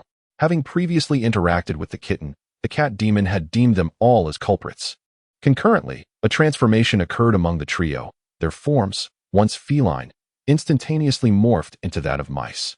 Within the realm of deception, all other ratfolk simultaneously transformed into catfolk. Thus, the trio stood as the sole mice, while the rest had assumed feline forms. The rules of the game had shifted, and those concealed in various corners erupted in jubilant cheers. As long as they could slay the 3, the remaining individuals could escape the game alive. This was indeed fortuitous for them. Bai Tianxiong stood in a daze, approaching the kitten to observe, astonished at how easily it had been dispatched, and even more so at the triggering of the rules. Guosheng glared at him, his expression one of utmost dismay. The ordinary catfolk posed little threat, but the over 200 avatars of the cat demon, if they pursued them, would likely overwhelm them. These avatars varied in strength, yet their sheer number rendered the situation perilous for the 3 ratfolk. Bai Tianxiong, momentarily lost in thought, suggested, "Perhaps we could hunt the ordinary catfolk and then transform into cats ourselves. If no ratfolk remain, perhaps the game will conclude. The rules of the game have shifted. The previous regulations may no longer apply." Xia Tianxiong cast a disdainful glance at Bai Tianxiong. Having made it abundantly clear moments ago that if they were to eliminate the 3 ramen, the game would come to an end, and there were no time constraints. This implies that this is the final round. Even if the catmen were to be slain, they would not advance to the next phase, nor would they transform into cats. What then shall we do? At this juncture, Luya remained a catman, posing no immediate danger to herself, particularly with over 200 peculiar avatars at her disposal. If she could forge a contract with one, perhaps there lies a glimmer of hope. Bai Tianxiong quickly concurred, asserting that they should attempt to capture other avatars. Mr. Xia, if you possess any further information, please share it. Let us collaborate and strategize together for a greater chance of success. Xia Tianxiong furrowed his brow in silence. The alteration of rules left him at a loss. Such a scenario had not arisen in his previous life, and thus he had no means of counteraction. Suddenly, a figure leapt atop the wall. The group turned to see other avatars of the cat demon. Soon, 3, 5, 10. An increasing multitude of avatars appeared on the wall and eaves. A total of over 200 avatars had gathered, encircling the entire courtyard, save for the deceased kitten child. Guosheng's expression turned grave as he sensed the impending peril. Do not panic. The 4 of us can join forces and have a chance to break through. The numerous avatars, comprising individuals of all ages and genders, displayed diverse appearances and expressions, yet they shared a singular emotion, fury. Eliminate them. I crave their flesh and thirst for their blood. Meow, let us attack together. A voice, unknown to me, called out for everyone to join in. And all the duplicates leapt into the courtyard. 2 female specters emerged from within Guosheng. One, pallid as snow, wept tears of blood, causing any duplicate it beheld to bleed from the eyes, losing their sight. The other specter, drenched and seemingly just emerged from water, possessed long, wet hair capable of ensnaring a multitude of duplicates, constricting them tightly. Alone, Guosheng stood his ground. During the day, there was only one specter at his disposal, which tormented the opponent's body through possession, yielding devastating results. The life-risking specter of Xia Tianxiong had yet to awaken, leaving him with only the mirror specter and the shopkeeper as his peculiar allies. He summoned 8 shopkeepers to encircle him, preventing an onslaught. The shopkeepers could only induce a fleeting state of distraction through a tap on the shoulder, yet they were merely wild specters. The cat demon duplicates were predominantly fierce and malevolent, and the dazed state could last only a second or 2. Xia Tianxiong dared not absorb the cat demon duplicates into the mirror space. With the life-risking specter present, even confronting a fierce specter was arduous. Now, devoid of the life-risking specter, the shopkeepers were released. Even a single mirror specter, regardless of how many duplicates it conjured, would find it challenging to contend with fierce specters, let alone malevolent ones. However, the mirror specter had its own utility. Its spectral art could manifest numerous mirrors. When these mirrors reflected upon oneself, they could create a mirror duplicate. Lacking offensive capabilities and control, these duplicates could nonetheless mimic Xia Tianxiong's actions and expressions in synchrony. Thus, he directly replicated dozens of mirror duplicates, scattering them throughout the courtyard, not to slay foes, but to divert attention. This significantly alleviated the pressure on the group, eliciting looks of astonishment and admiration from both Guosheng and Bai Tianxiong.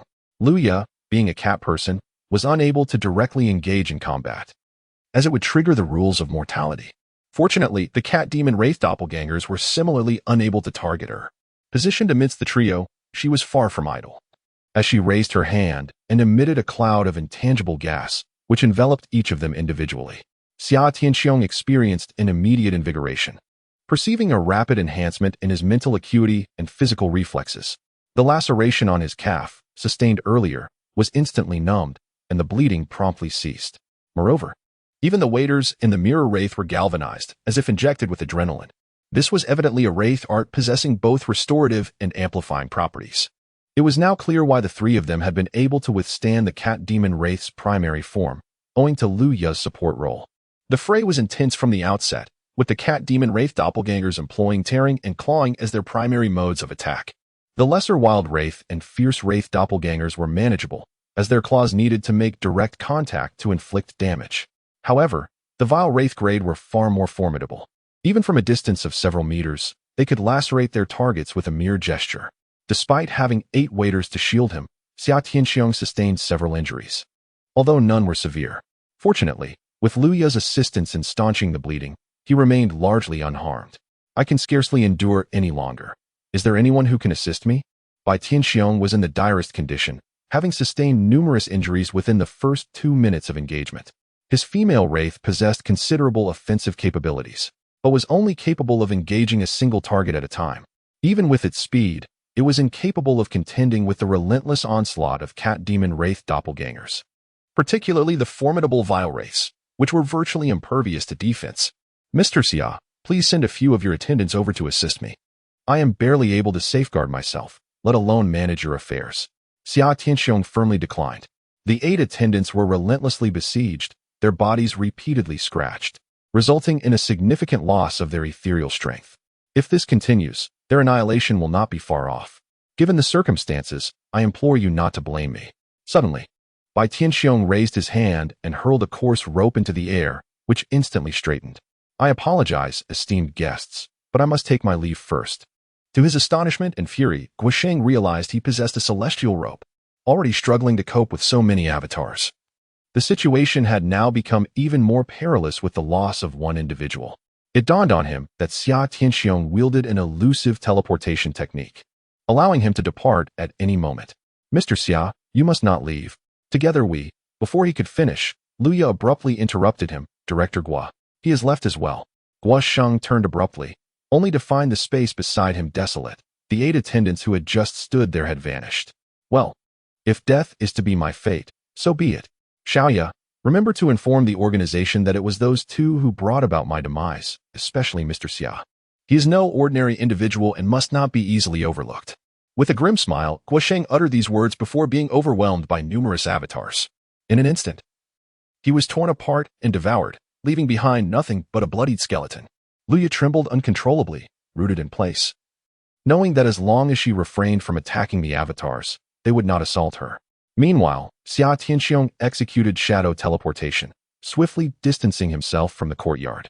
At this moment, he recognized the gravity of the situation. Over 200 malevolent and deceptive entities rendered it impossible for just a few of them to prevail. The most feasible solution now was to seize the opportunity to contract a cat demon's doppelganger. Earlier, upon departing, he had captured a doppelganger using a bronze mirror, which was currently ensnared in a mirrored space, besieged by the innkeeper and hundreds of mirrored doppelgangers. If he could compel it into a contract, a glimmer of hope would emerge. Chapter 42. Contracting the deceptive elder Guosheng was dead, and the only figures remaining in the celestial tapestry were Xia Tianxiong and Bai Tianxiong. The over 200 cat demon doppelgangers split into 2 factions, one pursuing Bai Tianxiong and the other chasing Xia Tianxiong. Simultaneously, the surviving 30,000 or so individuals were scouring the area for the 2. It was well understood that the demise of these 2 would signify the conclusion of the game, allowing the others to escape alive. The atmosphere within the deceptive realm became exceptionally lively, with everyone fervently searching for them. Bai Tianxiong possessed a celestial rope, a peculiar artifact that enabled him to ascend into the air and descend elsewhere. With this item, he adeptly evaded pursuit. initially finding success as neither ordinary cat beings nor cat demon doppelgangers could capture him. However, he could not afford to remain idle.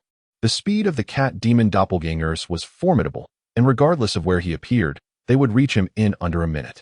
He was compelled to utilize the celestial rope continuously. Yet, much like deceptive arts, this artifact demanded a price for its use. Bai Tianxiong carried only 70 to 80,000 ghostly notes, which would suffice for a maximum of 70 to 80 uses. As he watched his ghostly notes dwindle, anxiety enveloped him. Capture would undoubtedly spell his demise. Suddenly, he recalled that Xia Tianxiong possessed a substantial amount of ghostly gold. Perhaps he could borrow some funds. Mr. Xia, where are you? As the day progressed, Bai Tianxiong found himself fleeing for his life while calling out desperately. He possessed a peculiar artifact meant for locating others. Yet for reasons unknown, it had ceased to function, rendering him incapable of finding Xia Tianxiong. At that moment, Xia Tianxiong was ensconced within the mirror realm, making it impossible for anyone to locate him. Even the cat demon's doppelganger was oblivious to his hiding place. Within the mirror realm, a frail, hunched old man was besieged by countless manifestations of Xia Tianxiong. Despite his apparent frailty, each swipe of his claws obliterated 7 or 8 mirror doppelgangers with the ease of popping balloons. This cat demon's doppelganger appeared to be of a formidable grade, managing to entangle its opponent with an endless array of mirror images. Xia Tianxiong stood at a distance, silently observing, too fearful to approach. The 8 shop attendants, previously injured and nearly dispersed, had since recovered with the aid of gold and were ready to continue the battle. They hid amidst the reflections, occasionally striking out to momentarily distract the cat demon's doppelganger. Master, please sit back and watch. Do not tire yourself. This cunning old man is not easily subdued and will likely require considerable time. One of the delivery demons remarked as it brought a chair and placed it behind Xia Tianxiong. Unable to partake in the brutal fray, it chose to remain by Xia Tianxiong's side, ostensibly as a protective sentinel. Xia Tianxiong regarded it with satisfaction, nodding in approval as he settled into the chair, continuing to observe the fierce struggle. As time slipped by, 10 minutes, 30 minutes, an hour, countless mirror doppelgangers had been vanquished, and the mirror demon had expended dozens of taels of gold to replenish its spectral energy. Finally, the old man-like cat demon doppelganger was brought to its knees. It was due to the exhaustion of his own ethereal powers that he succumbed, subsequently pinned to the ground by a multitude of mirror-like clones. Make a pact with me, and I shall spare your life. At this moment, Xia Tianxiong dared to approach a little closer. The enigmatic old man bore a face of deep wrinkles, his silver hair cascading down, yet his eyes shone with remarkable brightness. I am merely a clone. If I perish, so be it. I cannot allow my demise to jeopardize the essence. Xia Tianxiong was taken aback. The old man articulated his thoughts clearly and with precision, indicating a considerable degree of intellect. Had he known, he would not have captured him. You possess your own thoughts and consciousness. Do you truly wish for death? The old man chuckled softly. As long as the essence survives, I can split into countless versions of myself. But is that still you? The old man fell silent, closing his eyes and ceasing to speak. The consciousness of a clone derives from a fragment of the essence's awareness, yet it also exists independently. Upon death, when the essence resplits, a new consciousness will emerge, inherently distinct from the original. Xia Tianxiong sensed an opportunity and suddenly manifested an array of delicacies before him. Forge a contract with me, and I shall ensure you are well fed and well cared for, every day filled with abundance. You may indulge as much as you desire. The old man's eyes cracked open slightly, glancing at the feast, only to shut again. Do not waste your breath. Kill me if you must. The essence will avenge my demise. You cannot escape the realm of the uncanny. Xia Tianxiong, unwilling to concede, contemplated for a moment and summoned a pile of gold through his minion. Do you see this? I possess an abundance of gold. Align yourself with me, and you will never lack for riches.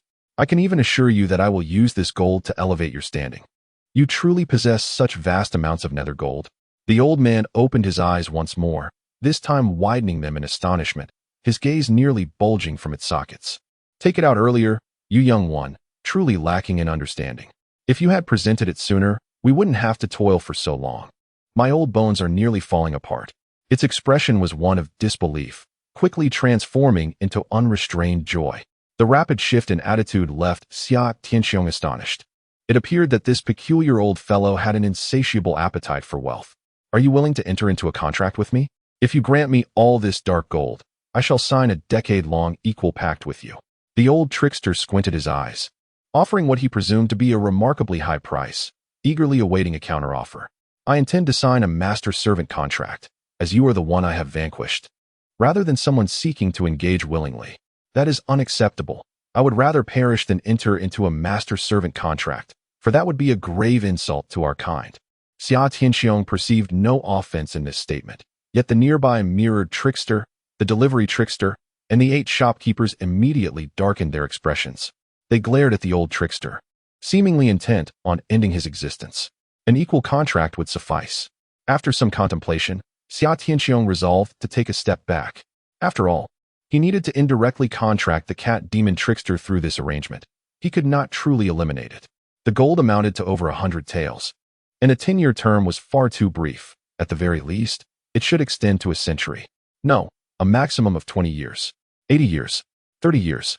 Each party engaged in negotiation, ultimately agreeing to a 55-year equal contract, with options for renewal or termination upon expiration. The old trickster gleefully cradled a pile of gold, unable to contain his laughter, feeling as though he had duped a great fool and made a significant profit. Had he known that Xia Tianxiong could easily acquire wealth, he likely would have harbored a different notion. The enigmatic old man, with a demeanor suggestive of avarice, presented me with a task. To accomplish this, a fee was required. This is where the equality of contracts pales in comparison to the dominion of a sovereign contract. When employing the strange to perform a task or utilizing its peculiar arts, one must pay the requisite price. However, Xia Tianxiong was unperturbed by the expenditure as long as the task was completed, offering an additional 100 taels of gold as incentive. Such a favorable proposition. The old man, smiling like a chrysanthemum, suddenly froze, his expression shifting as he discerned my intentions. "You wish to leverage me, to form an indirect contract with the essence of my being? When a manifestation bound by a contract reintegrates with its true form, the contractual relationship also transfers to the original. Yet, this connection only partially influences the original, lacking the capacity to fully bind it. Hence it is termed an indirect contract." Xia Tianxiong cared little for the nature of the contract, as long as a link to the cat demon's true essence could be established, believing that there would inevitably arise opportunities to persuade it to forge a more complete contract in the future. Indeed, that was the plan. Soon, I would send you to rejoin with other manifestations, merging back into the original form. "I fear that may not be feasible." The old man shook his head vigorously, akin to a rattling drum. "What is it? Do you find the reward insufficient? I can add another 100 taels." Xia Tianxiong was fervently eager to contract the cat demon, a creature of rare and formidable potential, possessing the domain of the uncanny. In a previous life, it ascended to the rank of a strange general. Yet, the old man continued to shake his head. "Once I depart this realm, the original will sense my engagement in a contract with a human. Given its nature, it would rather diminish its own strength than allow me to merge back into its essence." At this juncture, the narrative ceased, yet a conjecture lingered unspoken. It was highly plausible that the primary entity had eliminated Xia Tianxiong, thereby dissolving the pact without sacrificing an extension of itself. The enigmatic elder's insistence on an equitable agreement hinted at such a strategic maneuver. Could it be? Xia Tianxiong mused, skepticism clouding his countenance, as this revelation diverged from his prior understanding. In his previous existence, the spectral hunter had portrayed a different scenario. The hunter entered into a pact with a doppelganger, and upon assimilation, a covenant with the feline specter materialized effortlessly, devoid of any anomaly or mishap. However, the current landscape suggested otherwise. Where did the discrepancy lie? Did the hunter conceal pivotal details, or was he merely fabricating a tale? Should the latter be true, Xia Tianxiong had been led astray. Unable to indirectly bind the feline specter and resolve the life or death predicament, potentially succumbing to the specter's machinations. As despair threatened to engulf him, a sudden epiphany illuminated his mind. What if I were to bind all the doppelgangers? Would that not be tantamount to binding the primary entity itself? Chapter 43. Acquiring the celestial cord bind all the doppelgangers? The elder inquired, his gaze shifting between Xia Tianxiong, the mirror specter, and the delivery specter, before a smirk crept across his visage. With such meager entities at your disposal, how could you possibly bind all the doppelgangers? Cease your delusions, young one. Old coot, what is there to boast about when you yourself are bound? The delivery specter retorted. followed by little 8. Having narrowly escaped annihilation, what gives you the right to mock our inferior status? By virtue of your numbers overwhelming the few. I find myself justified in mocking you. Most of our avatars are of the formidable and sinister grade, with only a handful akin to your kind, belonging to the wild grade. The old specter is not one to be trifled with. Despite having forged a pact with Shi Tian Qiying, it remains haughty and scorns every contract specter here, including Shi Tian Qiying itself. Unlike me, it does not cherish the prospect of dark gold, willing to temporarily forsake freedom for its allure. Pray tell, how does one contract all avatars? The assembly of contract specters fell silent, exchanging bewildered glances, at a loss for a retort. Yet, Shi Tian Qiying smiled gently, adopting an unusually mild demeanor. It was evident that, by their own means, they could not possibly contract all avatars. However, there is still you. With your assistance, the odds would surely favor us. Even if we cannot contract every avatar, we could secure a significant portion, would you not agree? The old specter paused momentarily, hastily shaking its head. Impossible.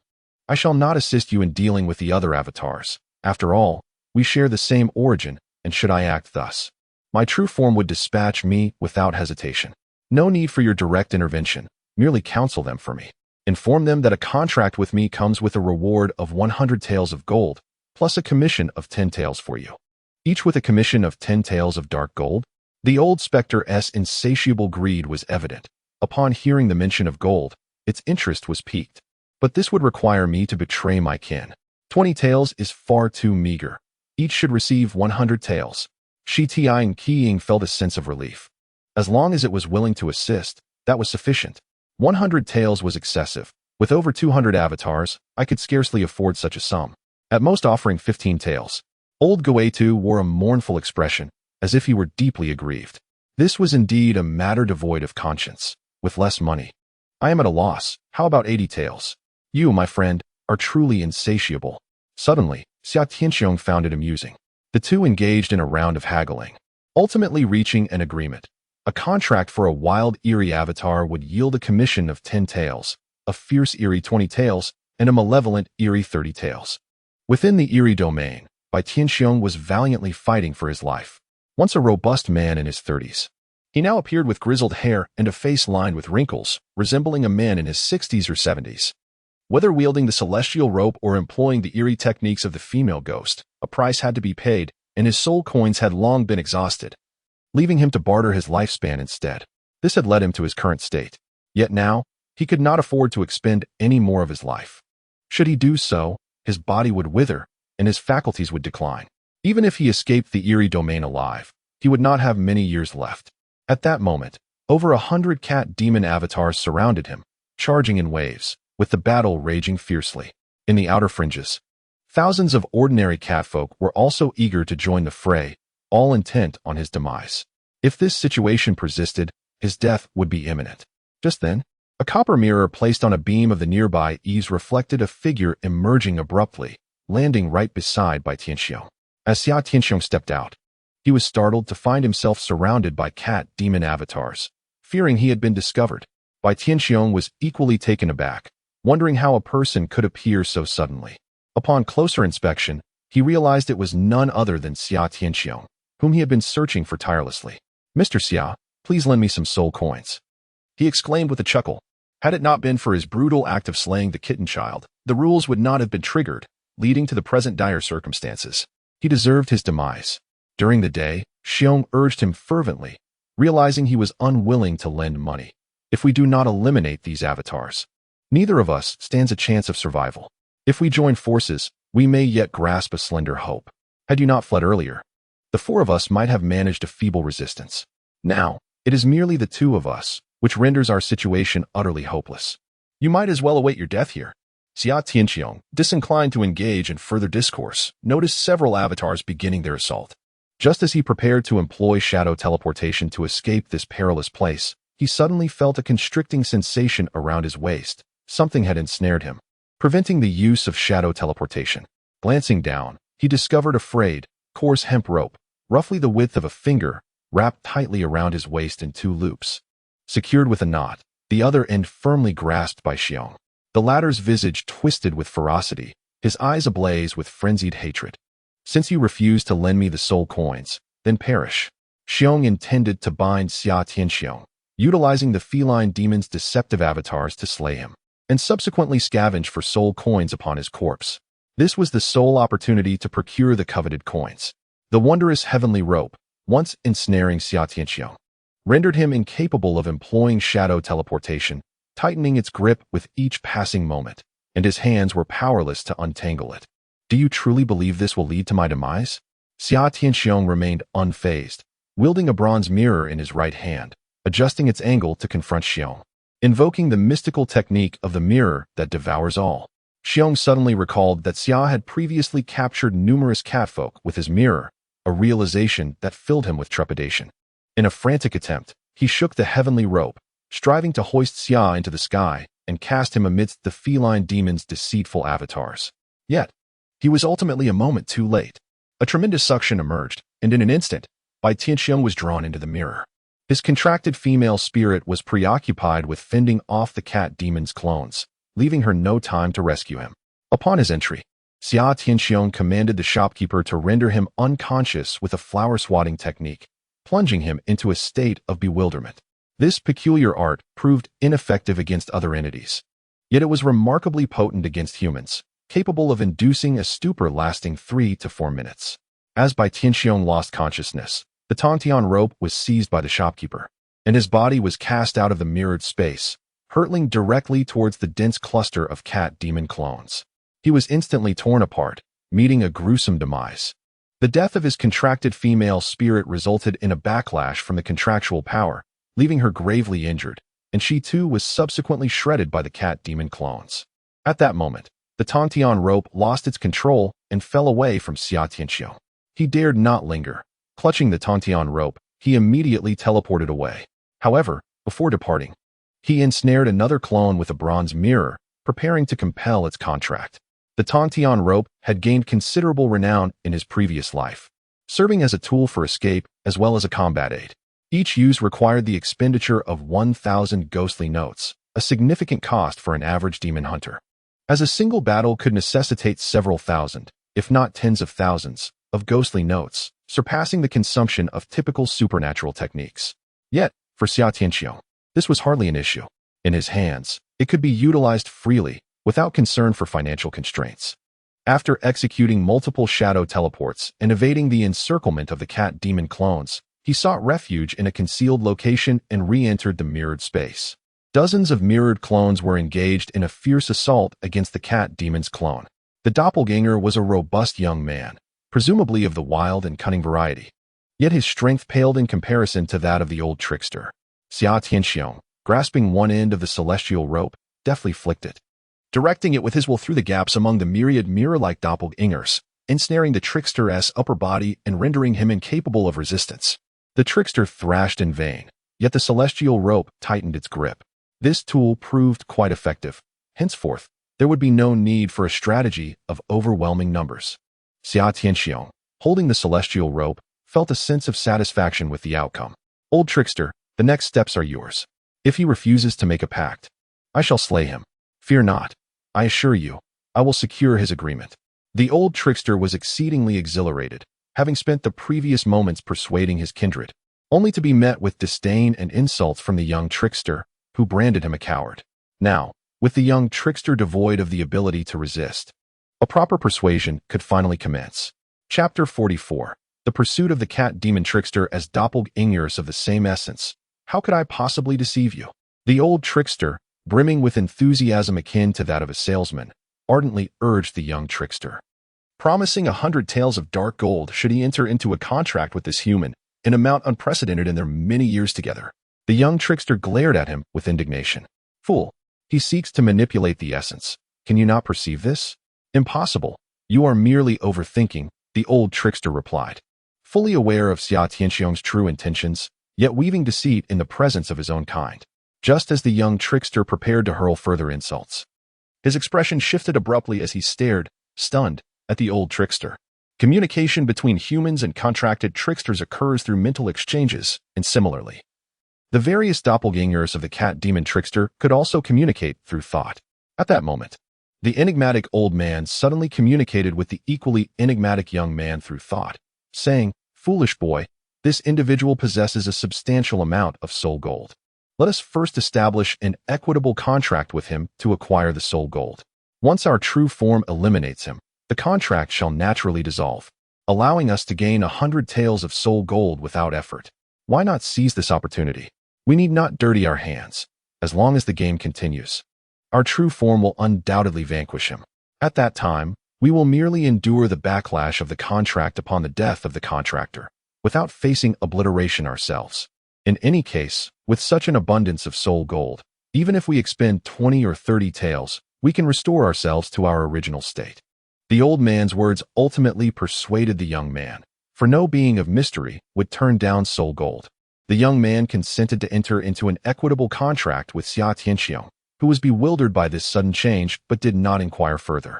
As long as the contract could be made with the avatar, having enough contracts, even if not all, might eventually lead to subjugating the true form of the cat demon. The ensuing actions unfolded with remarkable ease. Throughout the realm of mysteries, all catfolk and the avatars of the cat demon were in search of Xia Tianxiong. Yet, he skillfully employed shadow teleportation, appearing and disappearing without a trace. Each time he materialized, he would capture one avatar and vanish again, leaving no one able to locate him. Those who were ensnared within the mirrored space were gently persuaded by both the old man and the young man, and each attempt was remarkably successful, to the point where Xia Tianxiong himself was taken aback. Eventually, he even found that physical intervention was unnecessary. As soon as an avatar entered the mirrored space and encountered several of their own, a round of persuasion would lead them to join willingly. If this trend continued, it was only a matter of time before all avatars were contracted, and at that point, merging them would effectively mean subjugating the true form of the cat demon. Filled with joy, Xia Tianxiong resolved to persist in this endeavor of contracting. If the ghostly gold proves insufficient, one might as well eliminate a couple of shopkeepers. He had just contracted a doppelganger, intending to depart the mirror space to capture another, when he discovered that other doppelgangers within the eerie domain were congregating, merging in pairs, ultimately coalescing back into the cat demon's true form. Alas, what can be done? The true form is of a fearsome grade. Xia Tianxiong, hiding not far away, witnessed this scene unfold, feeling rather at a loss. The old ghost had warned that the cat demon's true form possesses a fierce temperament, unyielding and resolute, making it impossible to form a contract with it, while he lacked the strength to vanquish it. Lost in his thoughts, the cat demon completed its merging, and at that very moment, its cold gaze fell upon Xia Tianxiong. Then, its body transformed into a streak of orange lightning, spanning several dozen meters, charging towards him in an instant. Not daring to hesitate for a moment, Xia Tianxiong immediately activated shadow teleportation, fleeing into the distance. Cursed rodent! What have you done to my doppelganger? The cat demon relentlessly pursued Xia Tianxiong, its voice rife with fury. Each time Xia Tianxiong teleported, he could only cover a distance of about 50 meters. Regardless of whether he appeared in a wardrobe, beneath the wall, or within a well, within 3 to 5 seconds, the cat demon would be upon him. Its speed was evidently much greater than during their previous encounter. He sought to evade the relentless pursuit, yet found no opportunity to retreat into the mirror space. Your doppelganger is now bound to me. Why not form a contract with me as well? We might as well consider it a fortuitous encounter. From a distance of 20 or 30 meters, Xia Tianxiong shouted, "You, a feeble rodent, dare to propose a contract with me?" The cat demon scoffed coldly, suddenly striking out its claws towards Xia Tianxiong. 3 nearly transparent claw marks shot forth, arriving in the blink of an eye. The structures of brick, tile, wood, and stone that lay in their path were effortlessly pierced, as if slicing through tofu. Summer Sky was taken aback. The power and range of this attack exceeded all imagination. Truly fearsome, it extinguished any thoughts of resistance within him. He hurriedly teleported away, not daring to linger. The eerie domain was vast, filled with numerous edifices. Although the cat demon was swift and formidable, it could not catch up to Summer Sky. Thus, they engaged in a relentless chase, neither able to gain the upper hand over the other. Everyone, think of a way to persuade your true form. As he fled for his life, Summer Sky communicated with the contracted avatars through his thoughts. The old demon, learning that he was being pursued by his true form, could hardly contain his laughter. "Young man, I have warned you long ago that your true form would never contract with you. It is too proud. aspiring to ascend as a demon general or ghost king. How could it possibly form a pact with a mere human like you? You have seen my wealth. I can offer substantial aid in the form of nether gold to help your true form advance. You should reason with it. There is no need for us to clash violently. Contracting with me would benefit us all. Summer Sky hoped these avatars could mediate, believing it might yield some results. For he had no alternative. A fool's dream. You might as well await your demise. Your true form would never contract with someone as foolish as you. We are all part of the true form and cannot aid an outsider against it. The numerous cat demon avatars chattered among themselves, no longer concealing their true sentiments. This is also one of the shortcomings of an equal contract. Although a contractual relationship has been established, it cannot compel them to perform actions they are unwilling to undertake. Nor can it constrain their thoughts. Your trivial schemes are well known to me. I simply find it tedious to contend with you. If you are willing to assist me now, I shall overlook past grievances. Otherwise, even with the constraints of the contract, I have the means to eliminate you. The equal contract simultaneously limits both humans and the contract spirits, preventing either party from inflicting harm upon the other. However, Xia Tianxiong possesses a method to circumvent the contract and destroy the contract spirits. Those who have harbored ulterior motives from the outset will surely seek to annihilate him if they refuse to aid him now, provided he can escape the realm of deception. The old trickster scoffed at Xia Tianxiong's threats, boasting that he could not even defeat his original form, let alone hope to leave alive. The threat having failed, Xia Tianxiong sighed inwardly. Indeed, these avatars are disobedient. It seems that reliance on oneself is imperative. The foremost priority is to evade the pursuit of the cat demon spirit and seek refuge in a secluded location, entering the mirror space. The mirror space can obscure tracking.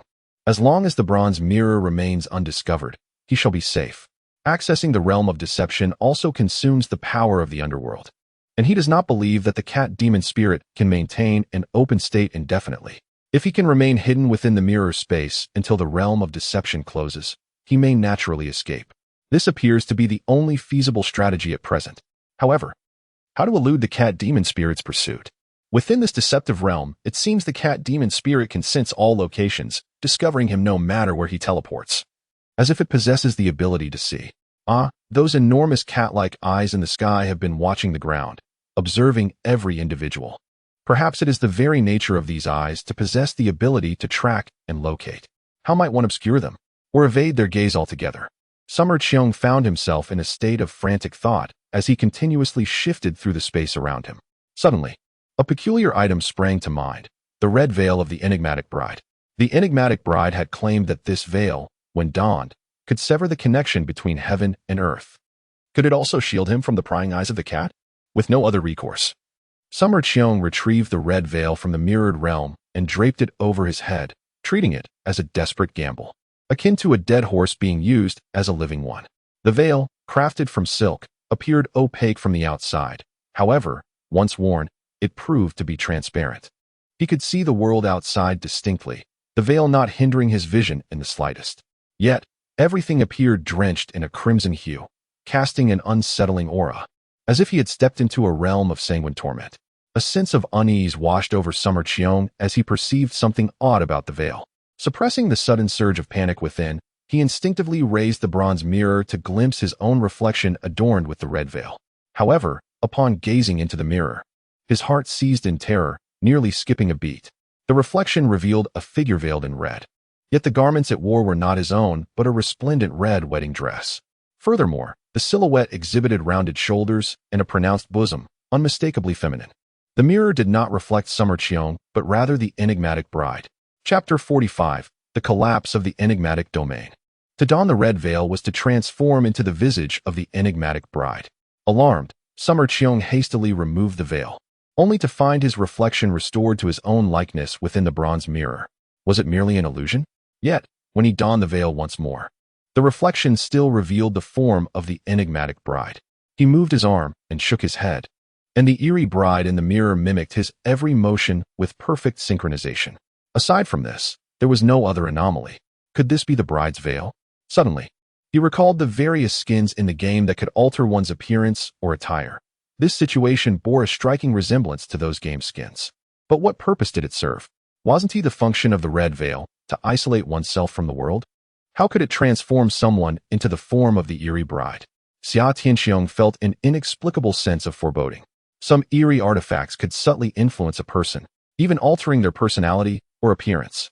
If one wore this red veil for too long, it might just lead to becoming the eerie bride.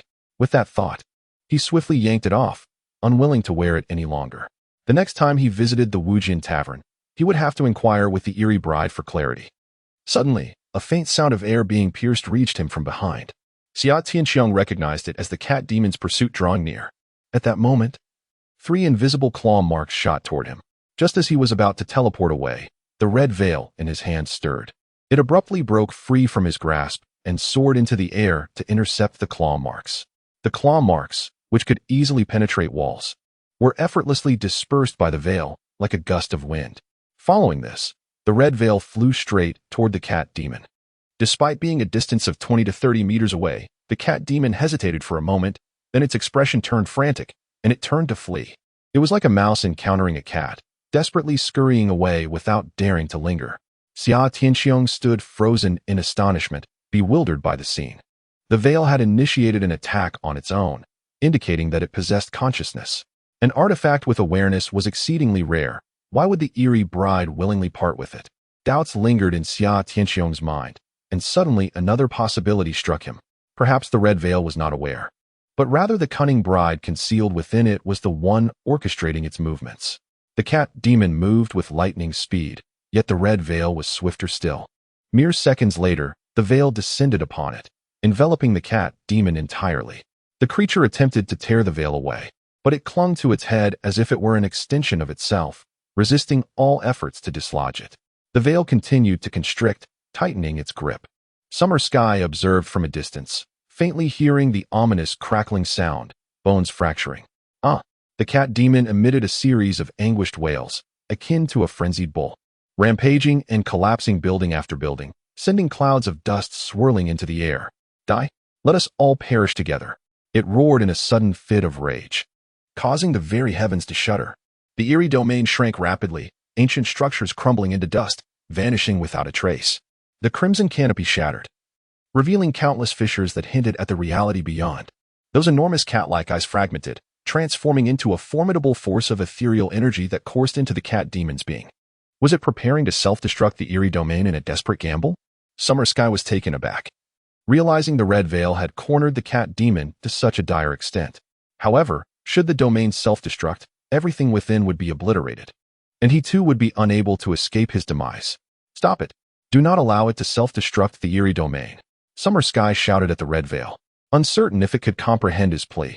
The crimson canopy accelerated its contraction towards the center. As it passed, not only did buildings vanish, but the cat beings were also torn apart, dissolving into nothingness.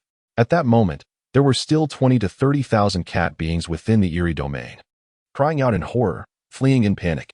Yet, there was no escape. Their fates were sealed. In the midst of summer, Xia Tianxiong found himself in a dire predicament. Even if he sought refuge within the mirror space, the bronze mirror outside would still succumb to the malevolent realm, leading to the inevitable collapse of the mirror space as well. His challenges were far from over. The numerous feline demon avatars he had previously contracted were now in an uproar, pleading, "Cease at once. You cannot slay the original. If it perishes, we too shall vanish. Spare its life, and we shall persuade it to enter into a contract with you." The peculiar nature of these cat demons dictated that the death of the original would also mean the demise of its avatars. They believed that Xia Tianxiong was manipulating the red veil and thus fervently interceded on its behalf. Yet, Xia Tianxiong was at a loss. It was not his desire to kill it. If the malevolent realm collapsed, he too would meet his end. The red veil seemed impervious to commands, intent on annihilating the cat demon. After a brief moment, the cat demons ceased their struggle. Simultaneously, all the feline avatars bound by Xia Tianxiong's contract disintegrated, transforming into waves of dense, ethereal energy. The collapse of the malevolent realm accelerated dramatically, as though this space was being dismembered, fracturing into countless fragments. Standing amidst the streets, Xia Tianxiong felt his heart heavy with despair as an ominous force enveloped him, threatening to tear him apart in the next instant. Having just witnessed the red veil execute its deadly maneuver against the cat demon, he felt a surge of panic, wondering if it intended to do the same to him. Yet, it hardly mattered. Whether by its hand or through the collapse of the malevolent realm, death seemed inevitable. Before him, the The picturesque ancient town, reminiscent of an ink-wash painting, gradually disintegrated into ashes, along with the cat-like beings that similarly dissolved into the ether. Xia Tianxiong observed silently, only to suddenly realize that the tearing force that had once surrounded him had vanished, seemingly obscured by the red veil. Is this the effect of severing the connection between heaven and earth? Summer Tianxiong rejoiced, for if this were indeed the case, he might survive. Suddenly, another thought struck him. When he first encountered the enigmatic bride at the Infinite Tavern, she had the ability to disregard the power of rules. It was highly likely that this was due to the shielding effect of her red veil. Can you comprehend my words? The collapse of the enigmatic realm resembled a chain reaction, accelerating with a ferocity akin to an explosion. A dust storm swept through the space between heaven and earth, wreaking havoc everywhere. Summer Tianxiong remained steadfast, like a nail driven into the ground, impervious to the chaos surrounding him. Tens of thousands of catfolk had perished, leaving only a handful still scurrying about in search of a safe haven. Among them was Huang Yu. She had initially believed that by aiding the young man in his murderous deeds, she would secure his protection and survive until the conclusion of the game. Little did she know that a series of unforeseen events would lead her to this desperate state, now awaiting her demise. She was uncertain whether that man had survived or fallen. As the space behind her gradually fractured, Huang Yu ran for her life, tears streaming down her face. In the bloom of youth, she had not yet fully savored the joys of life, and she was unwilling to meet her end here. As she ran, she suddenly spotted a bride clad in red amidst the ruins, her appearance strikingly peculiar. The bride noticed her as well, appearing momentarily stunned before beckoning her over. Huang Yu felt a surge of fear, sensing the danger emanating from this figure. Just as she hesitated, the moment slipped away, and the surrounding space began to shatter. Suddenly, the bride produced a copper mirror and directed it towards her. Huang Yu's eyes widened in shock. She recognized the mirror. It was him. As the thought materialized, the disruptive force of the spatial rupture enveloped her, coinciding with the drawing power emitted by the bronze mirror. A harrowing scream escaped her lips as Huang Yu's body was torn asunder, a fraction of her dissipating into dust, while the greater portion was drawn into the mirror's depths. Xia Tianxiong, witnessing this, knitted his brows in a frown. This woman had been of assistance to him, displaying obedience, and he had pledged to safeguard her life, which prompted his intervention. Yet, he had not foreseen such an outcome. The tearing of her body asunder sealed her fate. Such was her destiny, and he bore no culpability. Xia Tianxiong muttered these words, dismissing the matter from his thoughts. The uncanny domain teemed with copious amounts of nether energy, almost viscous in its density. He swiftly produced several paper ingots, scattering them about to absorb the spectral force. Upon their emergence, the paper ingots rapidly expanded, swelling like inflated balloons, swiftly attaining the size of watermelons, and continuing to grow unabated. As the uncanny domain crumbled, dust filled the air, gradually obscuring Xia Tianxiong's vision until he could perceive nothing.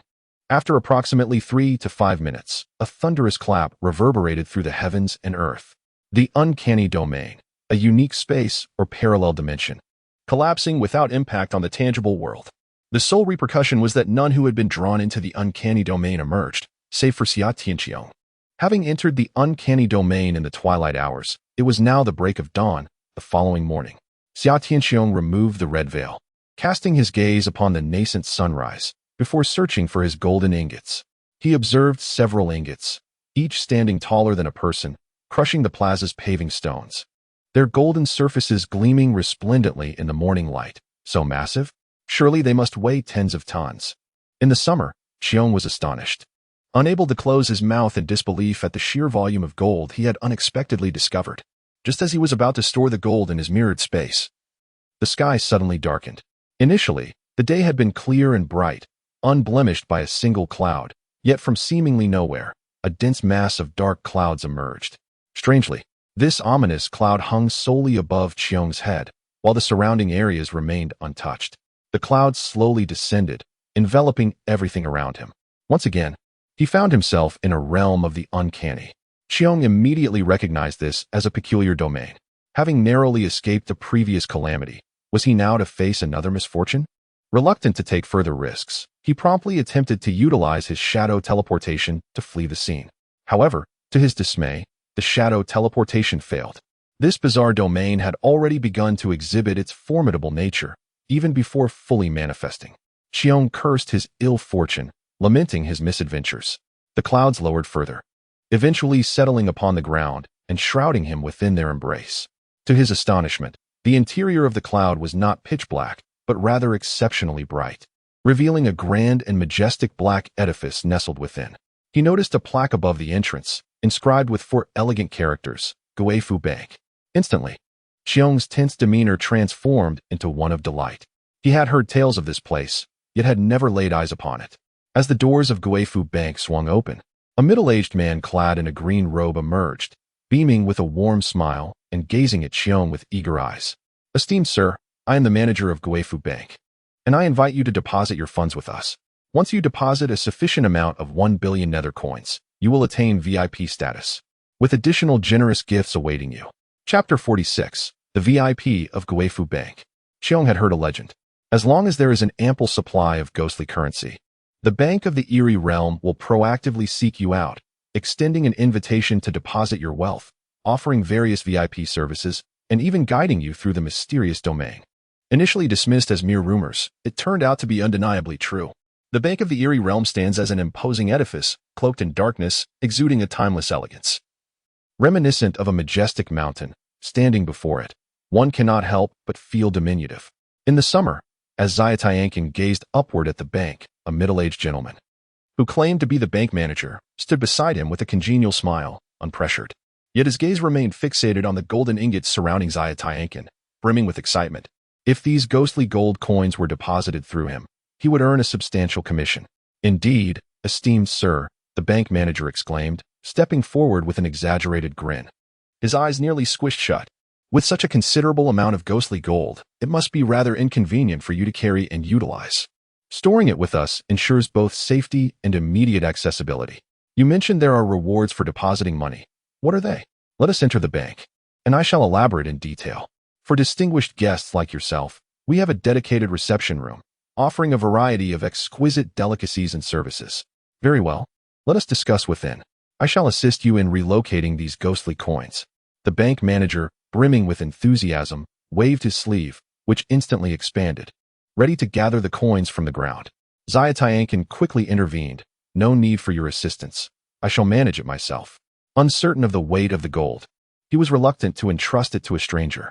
He retrieved a copper mirror, absorbing all the gold within, and then stepped confidently into the bank. The bank manager exhibited a hint of astonishment. This individual possessed a mirrored space. Consequently, he might not necessarily need to deposit his funds in the bank to ensure their safety. Even if he were to deposit, it would likely not be a substantial amount. Contemplating this, the bank manager resolved to devise a means to retain this client, striving to persuade him to deposit all his dark gold into the bank. Thus, his smile became even more cordial as he swiftly approached the entrance, eagerly opening the bank's grand doors. "Sir, please," he gestured. Xia Tianxiong nodded with a smile and strode confidently inside. In that moment, he profoundly realized that wealth conferred immense power, even in a realm as peculiar as this. As he crossed the threshold of the bank, he was instantly struck by the sensation of entering a bustling marketplace. Before his eyes lay a vast hall spanning thousands of square meters, teeming with an array of bizarre entities, all queuing to conduct their business. The atmosphere was lively and cacophonous, indistinguishable from that of a bustling market. Xia Tianxiong stood at the entrance, intrigued by the scene before him. Among the eclectic crowd were terrifying humanoid aberrations, creatures with the heads of humans and bodies of fish, and plants adorned with clusters of small red flowers. This place was a veritable cornucopia of the strange, far surpassing the official anomaly museum established in his previous life. As Xia Tianxiong gazed upon them, they too took notice of him. One by one, they turned their heads, their eyes brimming with excitement and fervor. A living human? How is it possible for a human to venture into the anomaly bank? They mused. It has been ages since we've tasted human flesh. I'm absolutely ravenous. No one dare compete with me. I saw him first. The multitude of oddities stirred restlessly, mistakenly believing that this human had stumbled into their domain. The bank manager suddenly strode purposefully to the front of the summer dome, his demeanor commanding as he addressed the gathering of peculiar entities. "These are our esteemed guests. Line up obediently. Anyone who dares to act out of turn will be promptly ejected." With this authoritative proclamation, the crowd of oddities immediately fell into line. At the Guifu Bank, no strange being would dare to provoke the esteemed clientele, at least not within the confines of the bank. "Sir, please follow me," the bank manager said, turning on his heel and instantly donning a congenial smile. Leading the way, the peculiar beings voluntarily parted to create a path, while Xia Tianxiong quietly trailed behind. "As this is your first visit, you must enter through the main entrance. Once you become a VIP client, you may use the direct VIP passage on your next visit, bypassing this area entirely," the bank manager elucidated as they walked. Xia Tianxiong glanced around, feeling as if he had stepped into a peculiar zoo. Passing by so many strange entities was indeed a marvel. "Your bank appears quite busy, with such a multitude of oddities attending to their affairs," he remarked. The hall was filled with ordinary beings, each one notably impoverished. They were not there to deposit money, but rather to seek loans. The bank manager's tone was laced with disdain, for in his eyes, these ordinary entities hardly qualified as true clients. To him, they were merely destitute individuals devoid of value, with only those capable of depositing substantial sums deserving of genuine attention. As they traversed the hall and passed through a smaller door, they entered a somewhat more intimate room. Here, only a dozen or so peculiar beings resided, and their treatment was markedly superior to that of those outside. The room was furnished with exquisite and luxurious seating for waiting, and an array of food was available, free for the taking without limit. Attentive attendants stood by, offering massage services or even feeding assistance. As Xia Tianxiong entered alongside the manager, a peculiar creature, exuding an odd excitement, inquired, "Manager who, is this your bank's new gift?"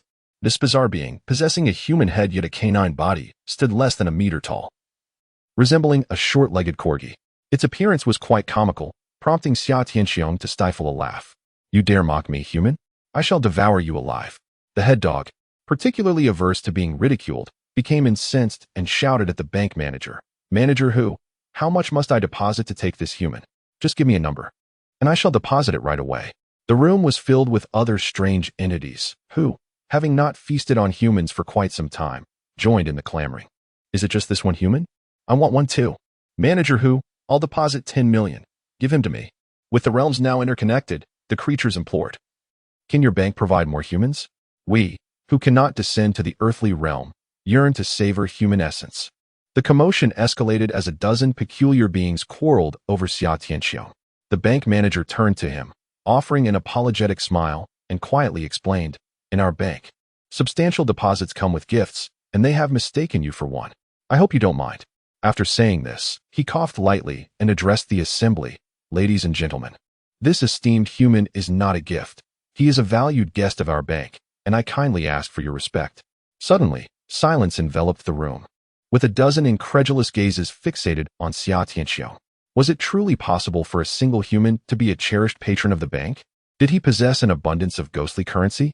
In the present day, the realm of the uncanny intertwines with our world, allowing humanity to possess spectral currency. With this currency, one can become a client of my establishment. Manager who, adhering to his professional ethics, refrained from further remarks. He continued to lead Xia Tianxiong forward, declaring that they were merely in the primary VIP service area, and that he would escort her to the intermediate VIP service area. Upon hearing this, the headless canine's eyes gleamed with excitement. It is well known that the regulations of the Bank of the Uncanny dictate that one must deposit a minimum of 1 billion spectral notes to acquire basic VIP status. To attain intermediate VIP status, a deposit of at least 100 billion is required. Could it be that this human possesses such a vast sum of spectral currency? Not only the headless canine, but also the other peculiar beings present were left in utter astonishment, struggling to comprehend this reality. Xia Tianxiong followed manager who as they traversed the primary VIP service area toward the next door. Suddenly, a barking sound echoed from behind. Woof, woof, woof. A sense of impending danger surged within her. She swiftly turned around to find the headless canine's mouth opening and closing, waves of sound rippling outward. This was a form of sonic attack. How dare it resort to violence so recklessly, especially within the confines of a bank? Xia Tianxiong, filled with indignation and fury, was prepared to retaliate when manager who bellowed, "Enough! This is the Bank of the Uncanny." His voice carried an undeniable authority. With a single roar, the headless canine's sonic assault was immediately dispersed. "Lu Changming, do you dare to violate the bank's regulations? Are you courting death?" Manager whose anger was palpable, after all. Xia Tianxiong was a significant client he had procured. Should anything go awry and she chose not to deposit her funds here, it would be a monumental loss. The headless canine, named Lu Changming, offered an awkward smile in response. Given the immense wealth of this individual, it is evident that he is no ordinary person. I was merely jesting, testing his capabilities.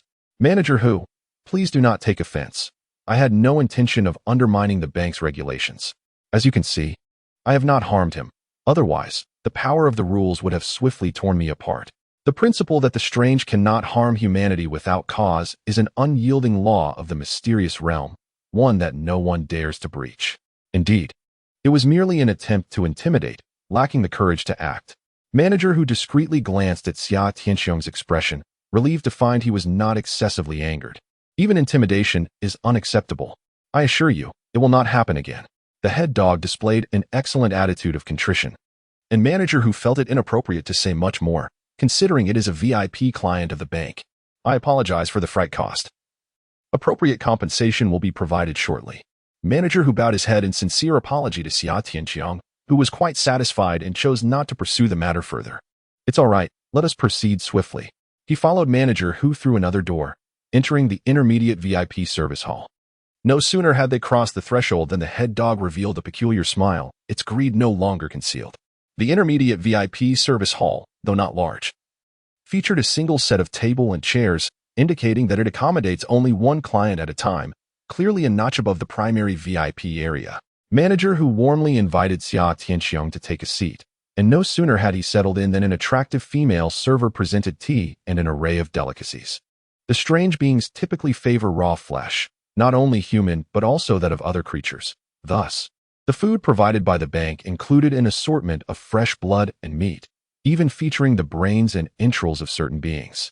In the summer, Xiong frowned slightly, prompting Manager Hu to swiftly react and reprimand the waitress. How could you serve such a thing? Immediately remove it and replace it with human food. The waitress, tall and voluptuous, possessed long legs that surpassed Xiong's waist. However, her face was somewhat plump, bearing a hint of baby fat.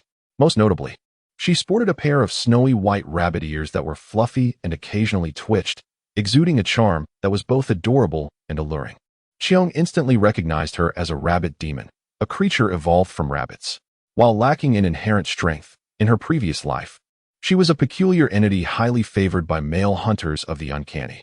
The rabbit demon glanced at Manager Hu and then at Xiong, appearing somewhat perplexed. Manager Hu, what constitutes human food? The Bank of the Weird had never entertained human clients before, and being a new entity herself, she was unfamiliar with humanity. She had only heard from older entities that humans were quite delectable, akin to other beings, all considered strange delicacies. At this moment, it was baffling for her that such food had become a revered offering for Manager Hu's esteemed client. Manager Hu, wishing to scold her, refrained from doing so in front of Xiong, instead exercising patience as he said, for instance, blood dates, ginseng fruits, white bone grass, and strange honey, bring forth some of these more vegetarian options and remove all this meat. Oh, I understand now. I shall attend to it immediately. The rabbit demon replied with a slight bow and an apologetic smile, before turning to leave. Manager Hu explained, you are our first VIP human client. She has never encountered one before, and I apologize for the oversight. No problem at all. Please, do tell me about the privileges that come with being a VIP. In the summer, Xia Tianxiong found himself pondering the benefits of becoming a VIP at the bank. Chapter 47. The billion yuan of Netherworld currency and VIP privileges. By depositing 10 billion units of Netherworld currency in our bank, one can attain the status of a junior VIP. A deposit of 100 billion elevates one to a middle VIP, and 1,000 billion secures the title of senior VIP. Manager Hu sat beside Xia Tianxiong, elucidating the conditions and privileges associated with the bank's VIP status. Upon glancing at the figures, it became apparent that he possessed approximately 12 million taels of nether gold, which translates to 2 billion units of Netherworld currency. By depositing this amount into our institution, he would qualify for the middle VIP status. Allow me to outline the benefits that accompany this rank. Xia Tianxiong was somewhat astonished by the substantial sum. Previously, defeating a wild specter yielded 400 to 500 taels of gold, while vanquishing a fierce specter netted 800 to 900 taels. If one were to extrapolate from these figures, it seems that as the level of the specter increases, the gold acquired nearly doubles. Defeating a malevolent specter should grant around 1,007 to 800 taels, and a ferocious specter approximately 3,500. Yet, the cat demon specter, classified merely as ferocious, astonishingly yielded over 100,000 tails, an increase of nearly 300 times. This seemed rather unusual. However, upon further reflection, it became clear that nethergold is derived from the power of the netherworld. The power at that time did not solely originate from the cat demon specter, but also from the collapsing specter domain. This domain was once a tangible, independent space, likely maintained by the cat demon specter for a millennium. Following its collapse, it transformed into a dense essence of netherworld power. This essence serves as the primary source of the netherworld force. Furthermore, a total of approximately 60 to 70,000 individuals have entered this enigmatic realm, including 3 anomaly hunters along with their respective contracts with the peculiar entities. Upon their demise, both their corporeal forms and souls were transmuted by the realm into spectral energies. Thus, the acquisition of over 1 million spectral coins seems quite justified. Sir, what occupies your thoughts?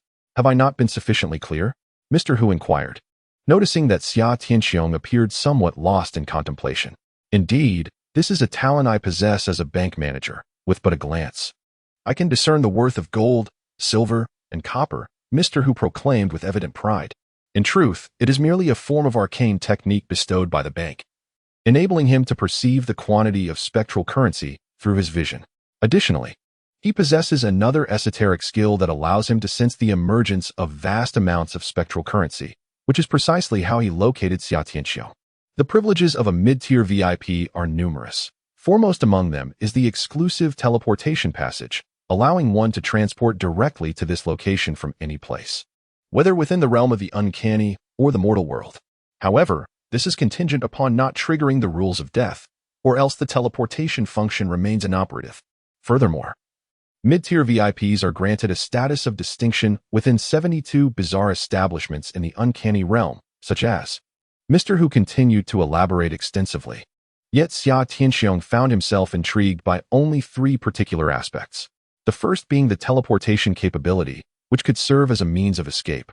Should he find himself ensnared by the enigmatic realm again or confronted by insurmountable oddities, he could teleport to the bank, provided he does not invoke the rules of death.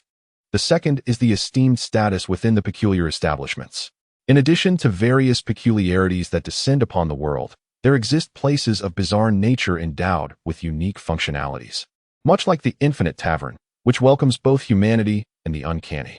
Other such establishments include the Eerie Auction House, the Pawn Shop, the Curiosities Emporium, and the Mysterious Dental Clinic, among others.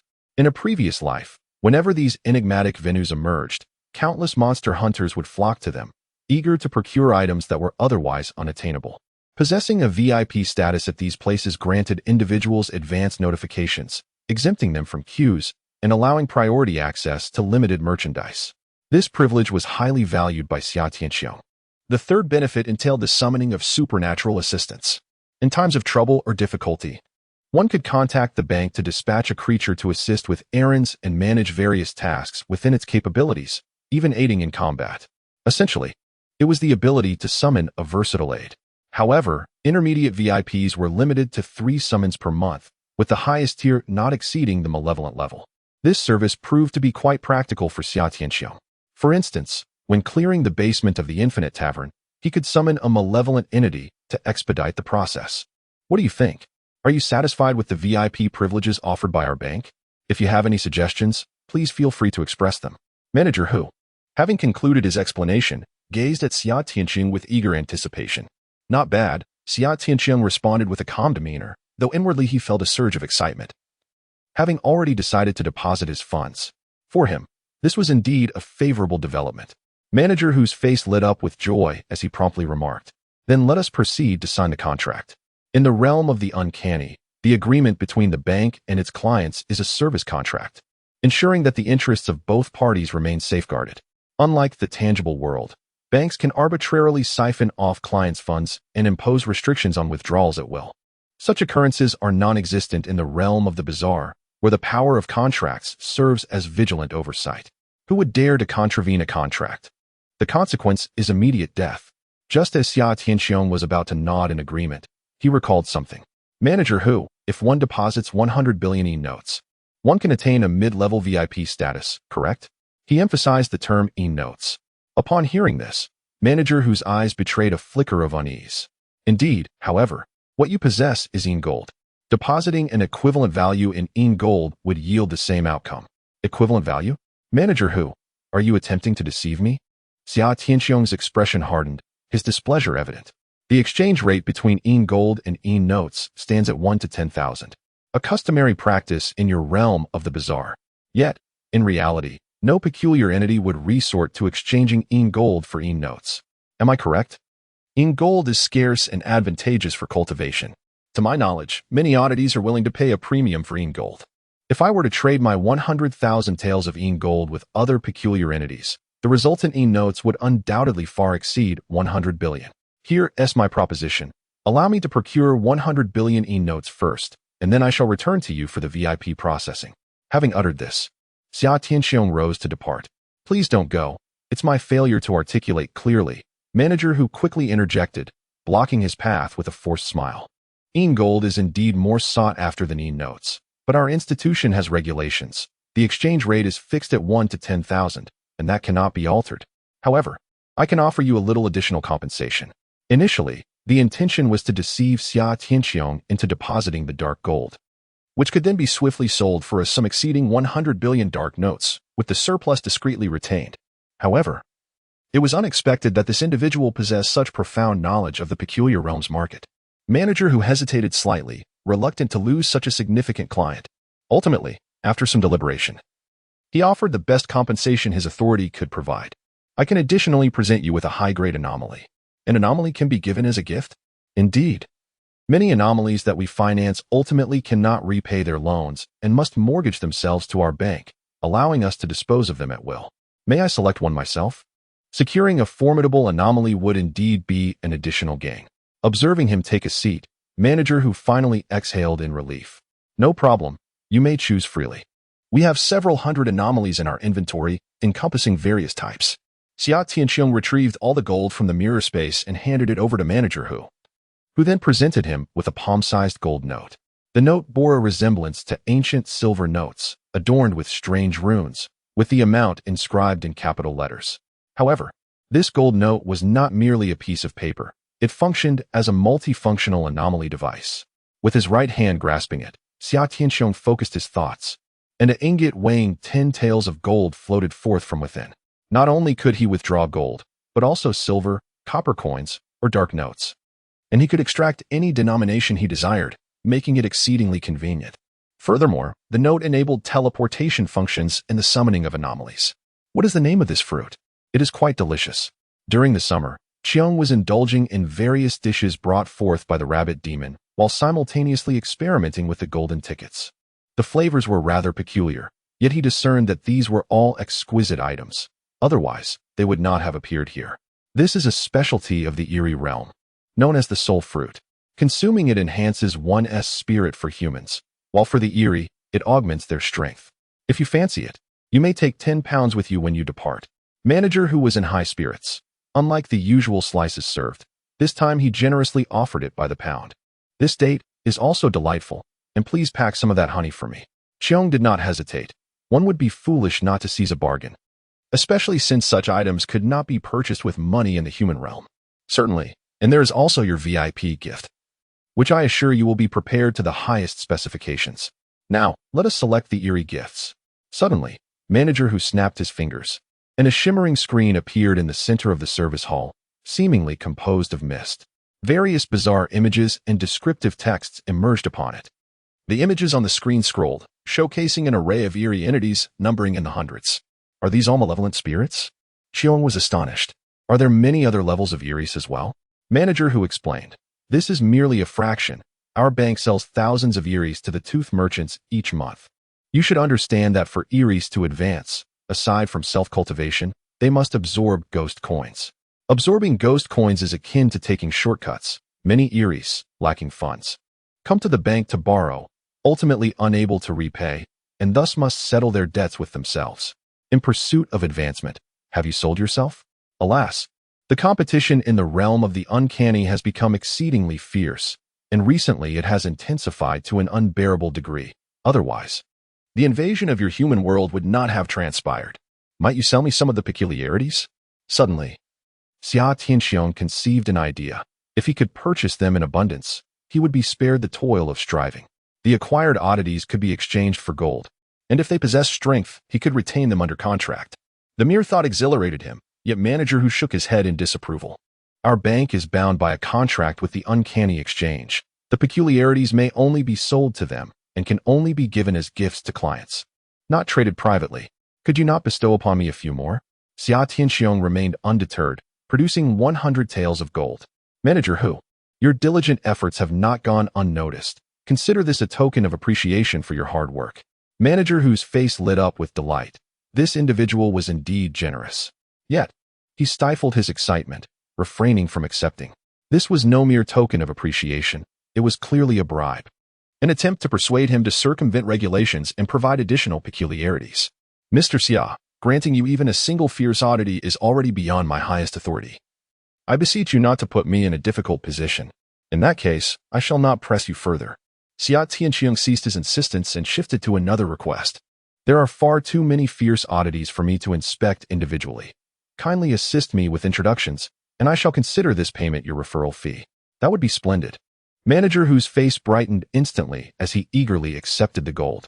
While the quantity of fierce oddities was indeed substantial, they were largely the leftovers from the exchange, and only a few held genuine value.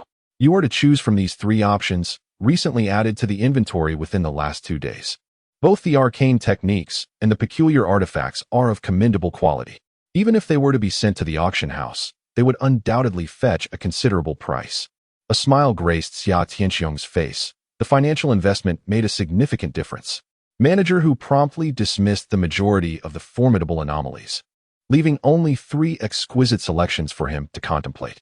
After perusing the introductory details, he felt that the expenditure was exceedingly worthwhile. Chapter 48. The eerie yellow jade. The first item, known as the ghostly fire stone, is an artifact of peculiar design.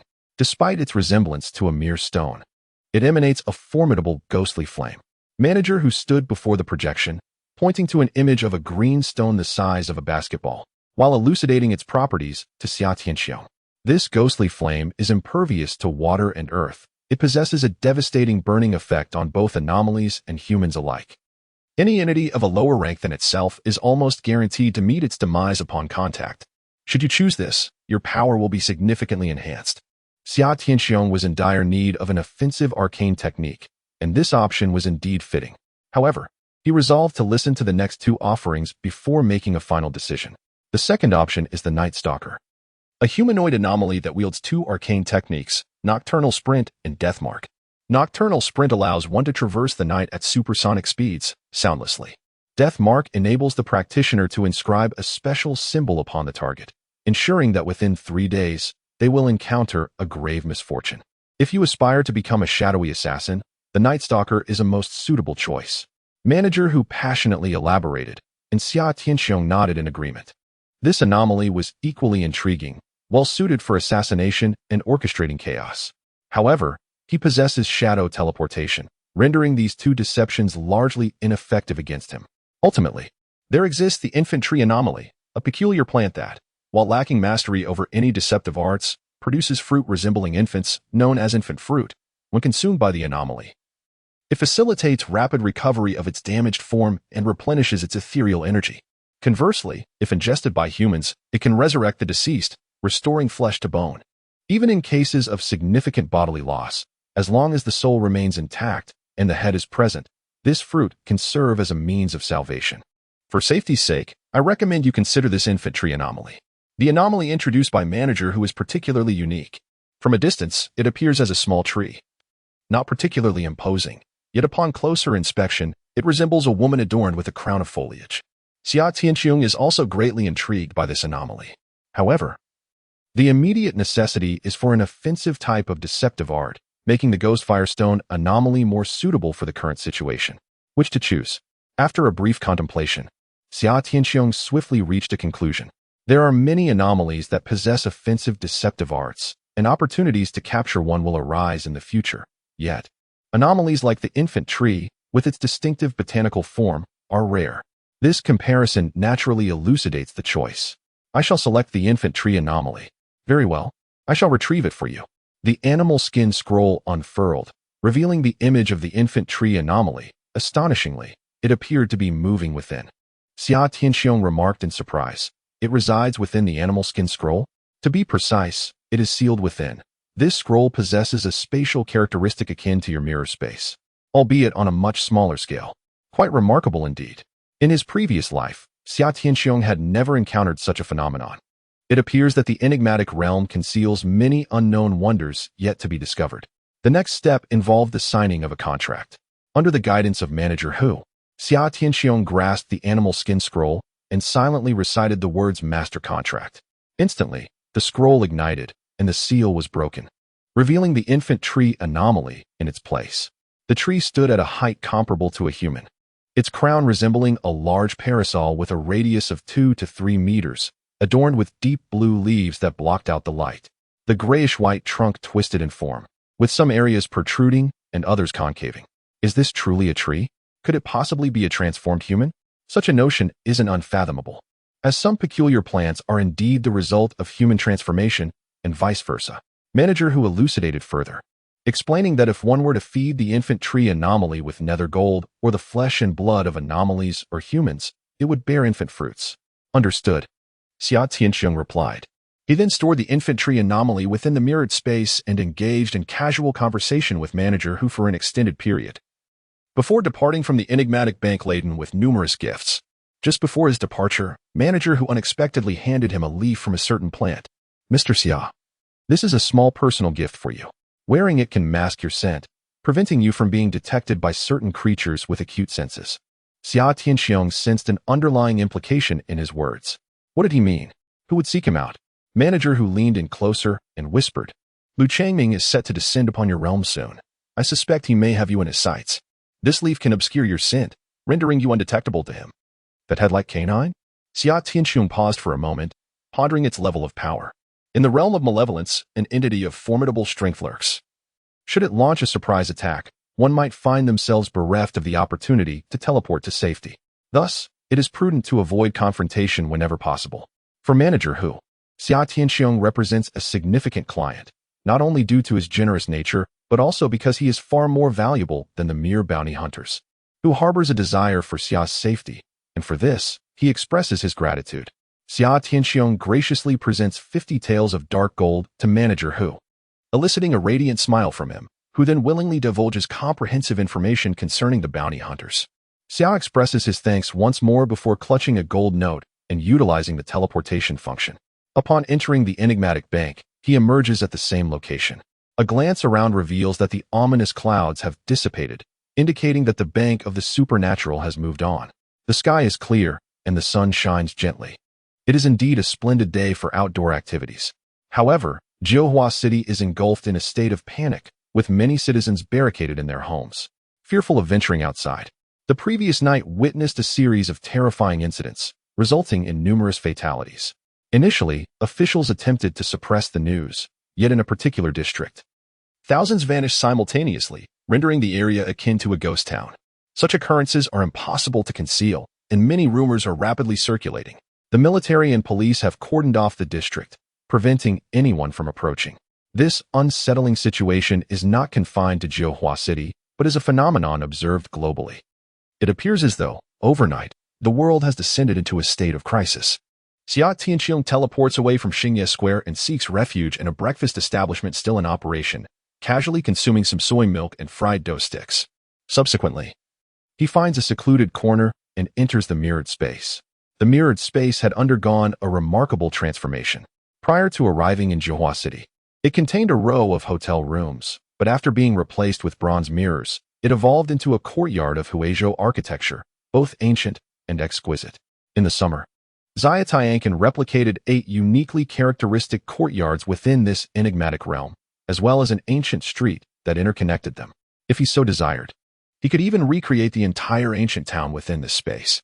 However, such an endeavor would require an excessive amount of ghostly currency, which was entirely unnecessary. He had no use for such a vast expanse.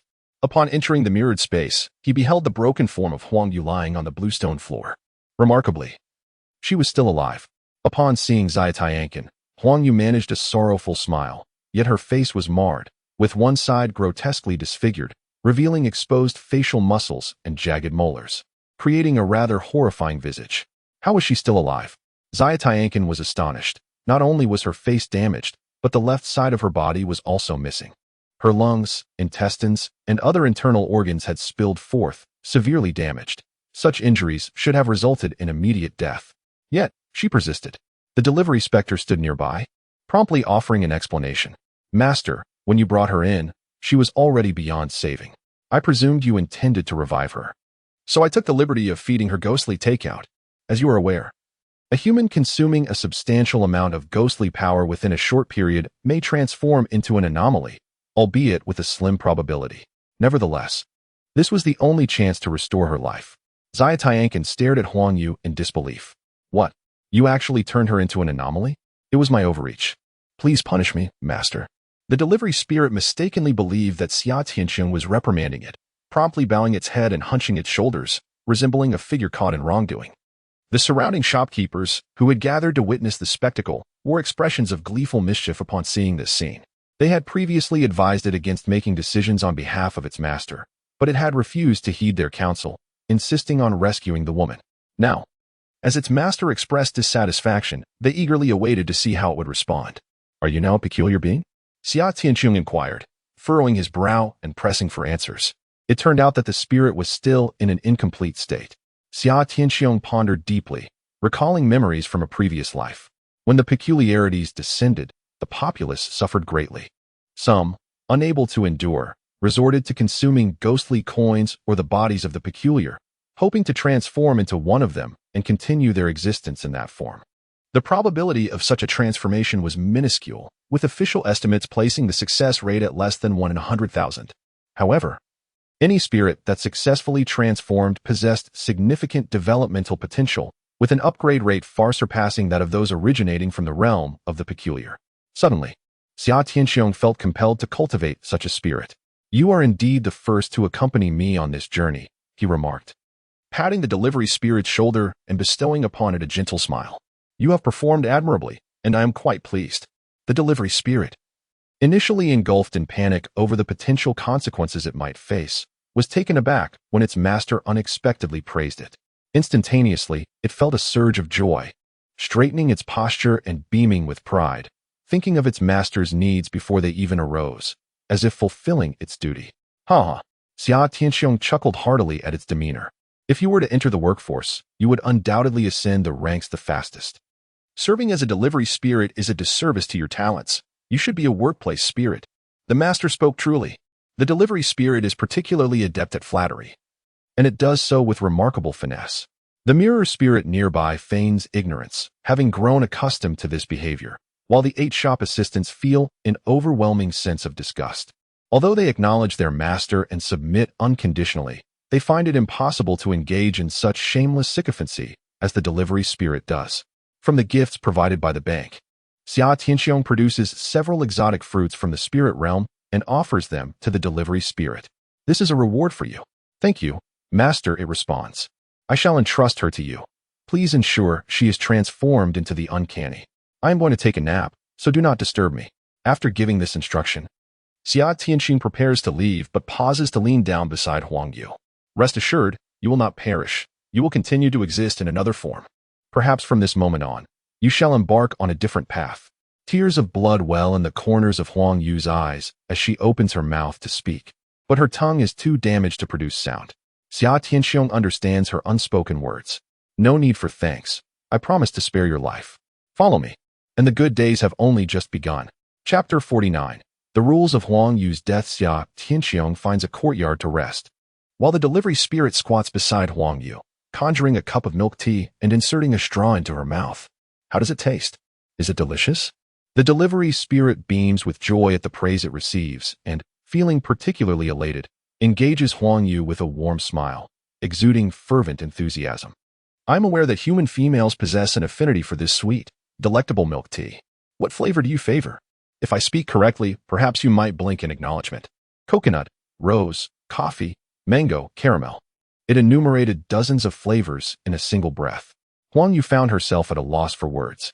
Yet her large eyes remained fixated on the delivery entity, as though they could converse. The delivery entity discerned her gratitude. No need to thank me. I am merely assisting my master. Once you transform into something peculiar, we shall serve our master together. Why aren't you blinking? Which flavor do you truly prefer? Very well, I shall conjure a cup of each for you. Upon hearing this, Huang Yu's brows arched gracefully, forming a particularly charming curve, reminiscent of a smile. The milk tea manifested by the delivery entity, whether in its essence, straw, or packaging, was fundamentally imbued with ethereal power. Once it entered her mouth, it was immediately assimilated by her body. With each sip of this enigmatic essence, both her corporeal form and soul underwent a metamorphosis. Gradually, her consciousness slipped into a wondrous state of chaos, as countless memories surged into her mind. The transformation from human to something extraordinary marked the final and most crucial step. If fortune favored her, she might directly grasp a particular rule of death or an esoteric technique. This process unfolded slowly, with the delivery entity dutifully feeding Huang Yu cup after cup of milk tea. Meanwhile, it occupied its own mouth with delight, savoring an array of otherworldly fruits provided by summer sky, its expression radiating joy. Despite its origins in the strange realm, there were many fruits it had never tasted before. Hindered by the lack of funds to purchase them, this scene filled the 8 nearby shop attendants with envy. Those are blood dates. I have never even tasted them in the bizarre realm.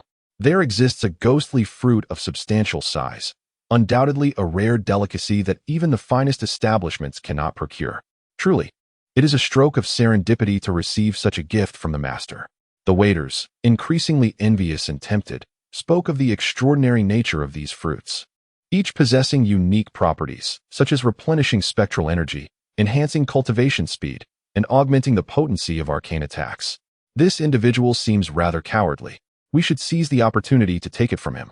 Among the waitstaff, Xiao Ba, the smallest in stature, was the most inclined to stir trouble. Xiao Wei hastily cautioned him to refrain from reckless actions, lest the master become aware. Xiao San voiced his agreement with Xiao Ba, reasoning that the master had bestowed so many fruits upon him that he could not possibly consume them all. Thus, they could assist in alleviating his burden without attracting the master's ire.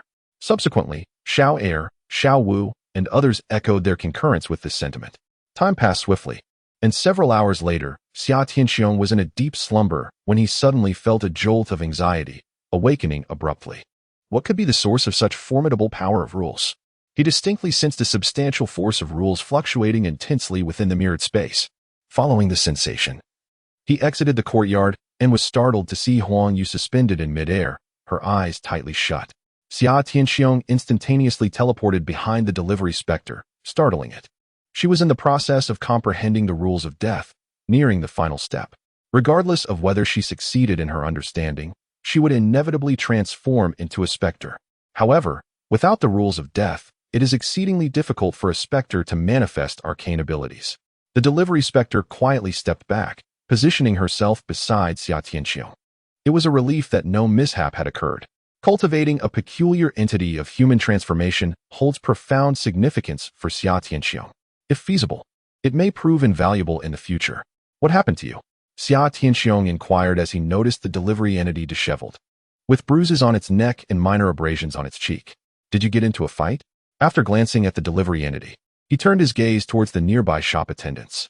The 8 of them immediately lowered their heads in guilt, each feeling a surge of anxiety while silently cursing the delivery entity. As an entity, everything about it, from its garments to its very form, is condensed from the power of the underworld. Unless the entity suffers severe injuries, it naturally heals from minor wounds without the need for treatment. The delivery entity could have effortlessly mended the bruises on its neck and the abrasions on its cheek, yet it chose to retain them for several hours. This was clearly intentional. What was its aim? Surely, it sought to report to its master. The 8 shop attendants harbored various thoughts, yet all condemned the delivery entity for its shamelessness. Having lost a fight, it still had the audacity to tattle. Just as they suspected, the delivery entity was about to complain. It spoke. It's merely a minor injury. The master need not worry. I shall recover swiftly. Entities cannot lie to humans, but they can choose their words carefully. Xia Tianxiong smiled meaningfully, opting not to press further. Meanwhile, the 8 shop attendants exchanged puzzled glances at the delivery entity, unsure of its intentions. I say it's a coward, whispered Xiaoba. You are the fool. It's merely putting on a show before the master. Do you think the master is oblivious to who harmed it? Let us refrain from speaking. We might be overheard, another cautioned, as they whispered quietly among themselves. An unexpected transformation occurred with Huang Yu suspended in the air. A surge of rule power enveloped her, its fluctuations intensifying. In an instant, this power vanished, as if it had all been drawn into her very being. At that moment, she abruptly opened her eyes, revealing a dull grayness devoid of any vitality. Only an abyss of endless coldness and silence. Emotionless, she numbly turned her head, scanning her surroundings, observing the other peculiar entities. She found nothing amiss until her gaze fell upon Xia Tianxiong, at which point her eyes widened in sudden intensity, glowing faintly red, filled with madness and insatiable greed. Xia Tianxiong frowned. If Huang Yu had lost her sanity, he would have no chance to negotiate her contract and would be left with no choice but to eliminate her. Am I beautiful? Huang Yu suddenly spoke, and Xia Tianxiong's expression shifted dramatically. He sensed a trace of rule power swirling around him, realizing that after her transformation, the first target of her deathly powers was none other than the one who had saved her, Xia Tianxiong. It appeared that one could not perform good deeds without facing the corresponding consequences. Chapter 50. Breaking the death rule, it's all your fault. If you hadn't turned her into a peculiar being, my master wouldn't be in such peril. Xiao Ba exclaimed angrily as he rushed over, pointing accusingly at the delivery entity. The other waiters, arriving slightly later, encircled Xia Tianxiong, standing guard over their master while simultaneously directing their ire towards the delivery entity. Huang Yu was a creation of its making, and if she were to kill their master, all entities bound by the human master contract would meet their end as well. Thus, they harbored resentment towards the delivery entity, directing all their grievances at it. The mirror-like entity, which had remained a mere observer, swiftly replicated a dozen or so mirror avatars to shield Xia Tianxiong. What are you all so anxious about? Xia Tianxiong remained utterly unfazed, having just transformed into an anomaly. She was merely at the wild anomaly level. Eliminating her was not a daunting task. Once the anomaly invoked the death rule, regardless of whether it was triggered or not, as long as one could vanquish it before it commenced its murderous intent, the rule would naturally be nullified. In truth, the waitstaff were well aware of this situation and felt that Huang Yu posed no threat to their master. Their overt display was motivated by two factors. Firstly, to tarnish the reputation of the delivery anomaly, as such an opportunity was rare. Secondly, to win Xia Tianxiong's favor in hopes of receiving a reward. Although they were anomalies themselves, their cunning was no less than that of humans. I will deal with her. Do not interfere. Xiao Ba, the most eager, bounced with excitement, ready to charge forward. This opportunity for glory was not something he wished to relinquish to other anomalies. There is no need for haste. None shall move without my command. Xia Tianxiong promptly admonished Xiao Ba and the other eager contractual anomalies. It was a rare occasion to witness a human transform into an anomaly, and to simply extinguish her would be a regrettable loss. He intended to attempt unraveling Huang Yu's death rule and then meticulously study it, to see if he could assist her in regaining her sentience. Yet, the more straightforward the rule, the more elusive it became to decipher. The same phrase, uttered by different anomalies, could manifest as distinct death rules. For instance, when the bride anomaly asked, "Would you be willing to be my groom?" Other female anomalies employed the same phrase to invoke their death rules. Huang Yu, once exceptionally beautiful and comparable to a movie star, now appeared tragically disfigured. Half of her body was torn apart, with a hand and a foot missing, her innards spilling forth and clinging to her form. At this moment, she resembled a zombie, both grotesque and terrifying. It is imperative to analyze her character and temperament in conjunction with her current state. After spending several hours with her, Xia Tianxiong perceived this woman as outwardly delicate yet inwardly ruthless, demonstrating a decisive nature in her actions. Such a person would likely harbor a disdain for deceit, preferring frankness instead. You are not beautiful. You are quite ugly. Upon hearing these words, the fiery gleam in Huang Yu's eyes dimmed slightly. She made no immediate response, but continued to inquire, "Do you wish to be with me?" Xia Tianxiong exhaled in relief. The first rule of death had seemingly been navigated. Now came the second. "I do not wish to." As soon as the words escaped his lips, disappointment flickered in Huang Yu's eyes. Simultaneously, the power of the surrounding rules that enveloped Xia Tianxiong dissipated, signifying the end of the death rule. For reasons unknown, Huang Yu's gaze fluctuated between confusion, madness, and indifference. She remained in a state of delirium, unable to communicate coherently, floating aimlessly as if unsure of her own intentions. Xia Tianxiong looked up, brow furrowed in concern.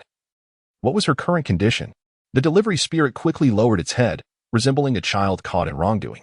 I'm uncertain. It might be due to the severe injuries she sustained earlier, causing a deviation in the transformation process. Remaining suspended like this was not a viable solution.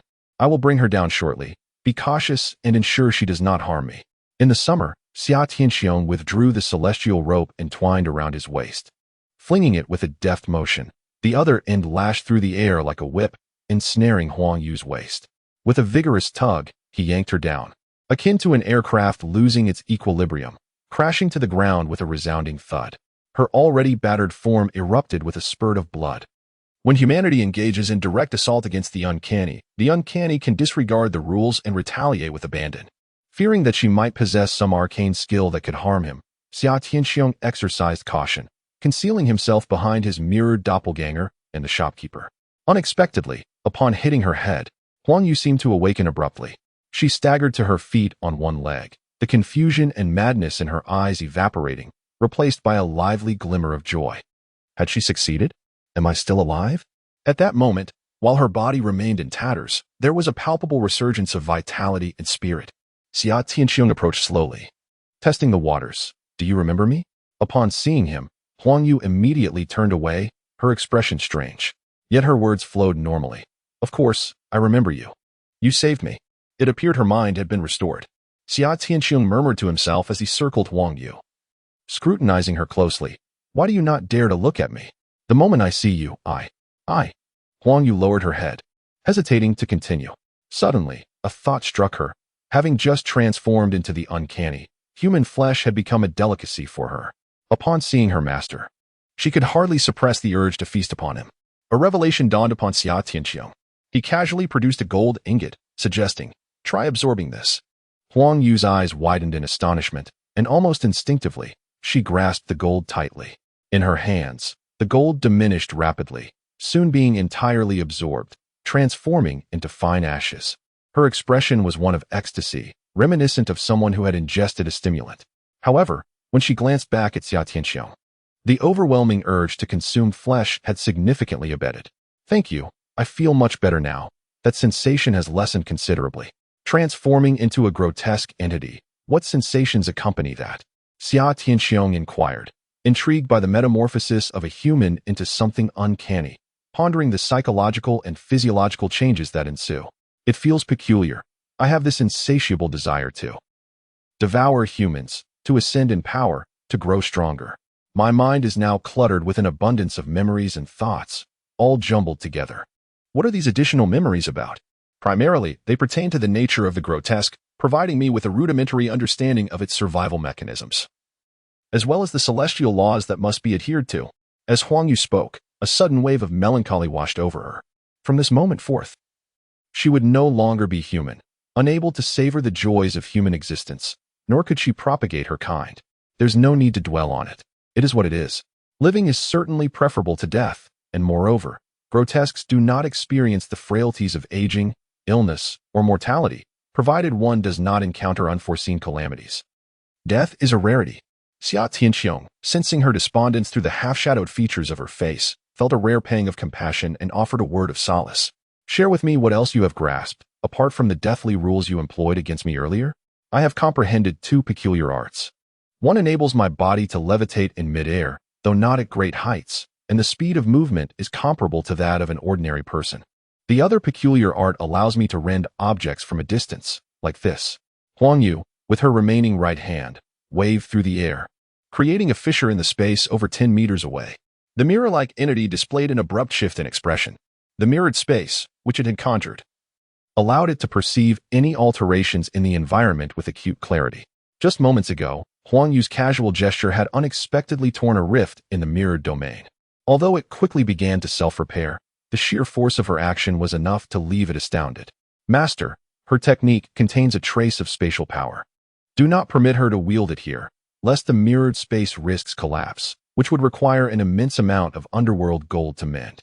Xia Tianxiong was simultaneously taken aback and elated, never having anticipated that Huang Yu had grasped such a formidable technique. This was precisely the offensive skill he urgently required. What are these two techniques called? I have yet to name them. Then let us call them floating technique and rift technique. Without seeking Huang Yu's input, Xia Tianqiang promptly assigned names to the abilities. Huang Yu, without further contemplation, nodded in agreement. All right, I trust your judgment. As Xia Tianqiang gazed upon Huang Yu, who possessed a visage of half a human face and half a skeletal form, he found himself increasingly enamored, not in a romantic sense, but rather in admiration of her unconditional trust and obedience. Let us form a pact. From now on, you shall accompany me, and I assure you. Before he could finish, he was abruptly interrupted by Huang Yu. Chapter 51. The Cocky Baby Tree Entity. You saved my life. Without you, I would have perished in the second round of the game. There is no need for gratitude. I shall offer myself to you. Huang Yu was refreshingly forthright, cutting off the carefully constructed speech Xia Tianqiang had prepared. Now that you are an anomaly, can't you utilize the power of the underworld to restore your fractured body? It is impossible. My body remains a mere vessel of flesh and blood, necessitating the absorption of a substantial amount of ethereal power to transform into a specter. However, the transformation process must utilize my current form as a template. Whatever my present state is, that will be the form of the specter, and I cannot rectify any imperfections. As Huang Yu's voice dwindled, tears began to cascade down her cheeks. After all, she is a woman who cherishes beauty, a strikingly attractive woman at that. It is only natural for her to feel sorrow and distress at her current appearance. Yet, Xia Tianqiang chuckled heartily, reassuring her not to weep, for he possessed a method to restore her physical form, urging her not to rush into the transformation. Is that true? Huang Yu inquired, her eyes alight with anticipation and excitement. Look at that tree. The fruits it bears can aid in regenerating your incomplete body. Xia Tianqiang pointed towards the corner where the infant tree specter stood. This peculiar plant, having been stored in the mirrored space, resembled a decorative tree. As Xia Tianqiang and Huang Yu approached, a multitude of contracted specters quietly followed behind. This peculiar entity, known as the infant tree specter, bears a fruit called the infant fruit, capable of resurrecting the dead flesh and bones with remarkable efficacy. While speaking, he produced 50 taels of gold and placed them at the base of the tree.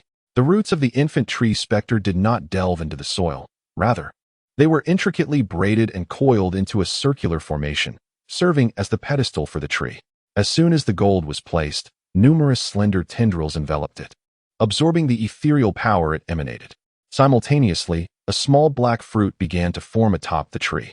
As the ethereal power was absorbed, the fruit grew at a visible pace, gradually taking on an appearance reminiscent of an infant. It's growing quite rapidly. In the summer, Xia Tianqiang felt a sense of novelty as he retrieved 100 taels of gold, casting them upon the roots of the tree.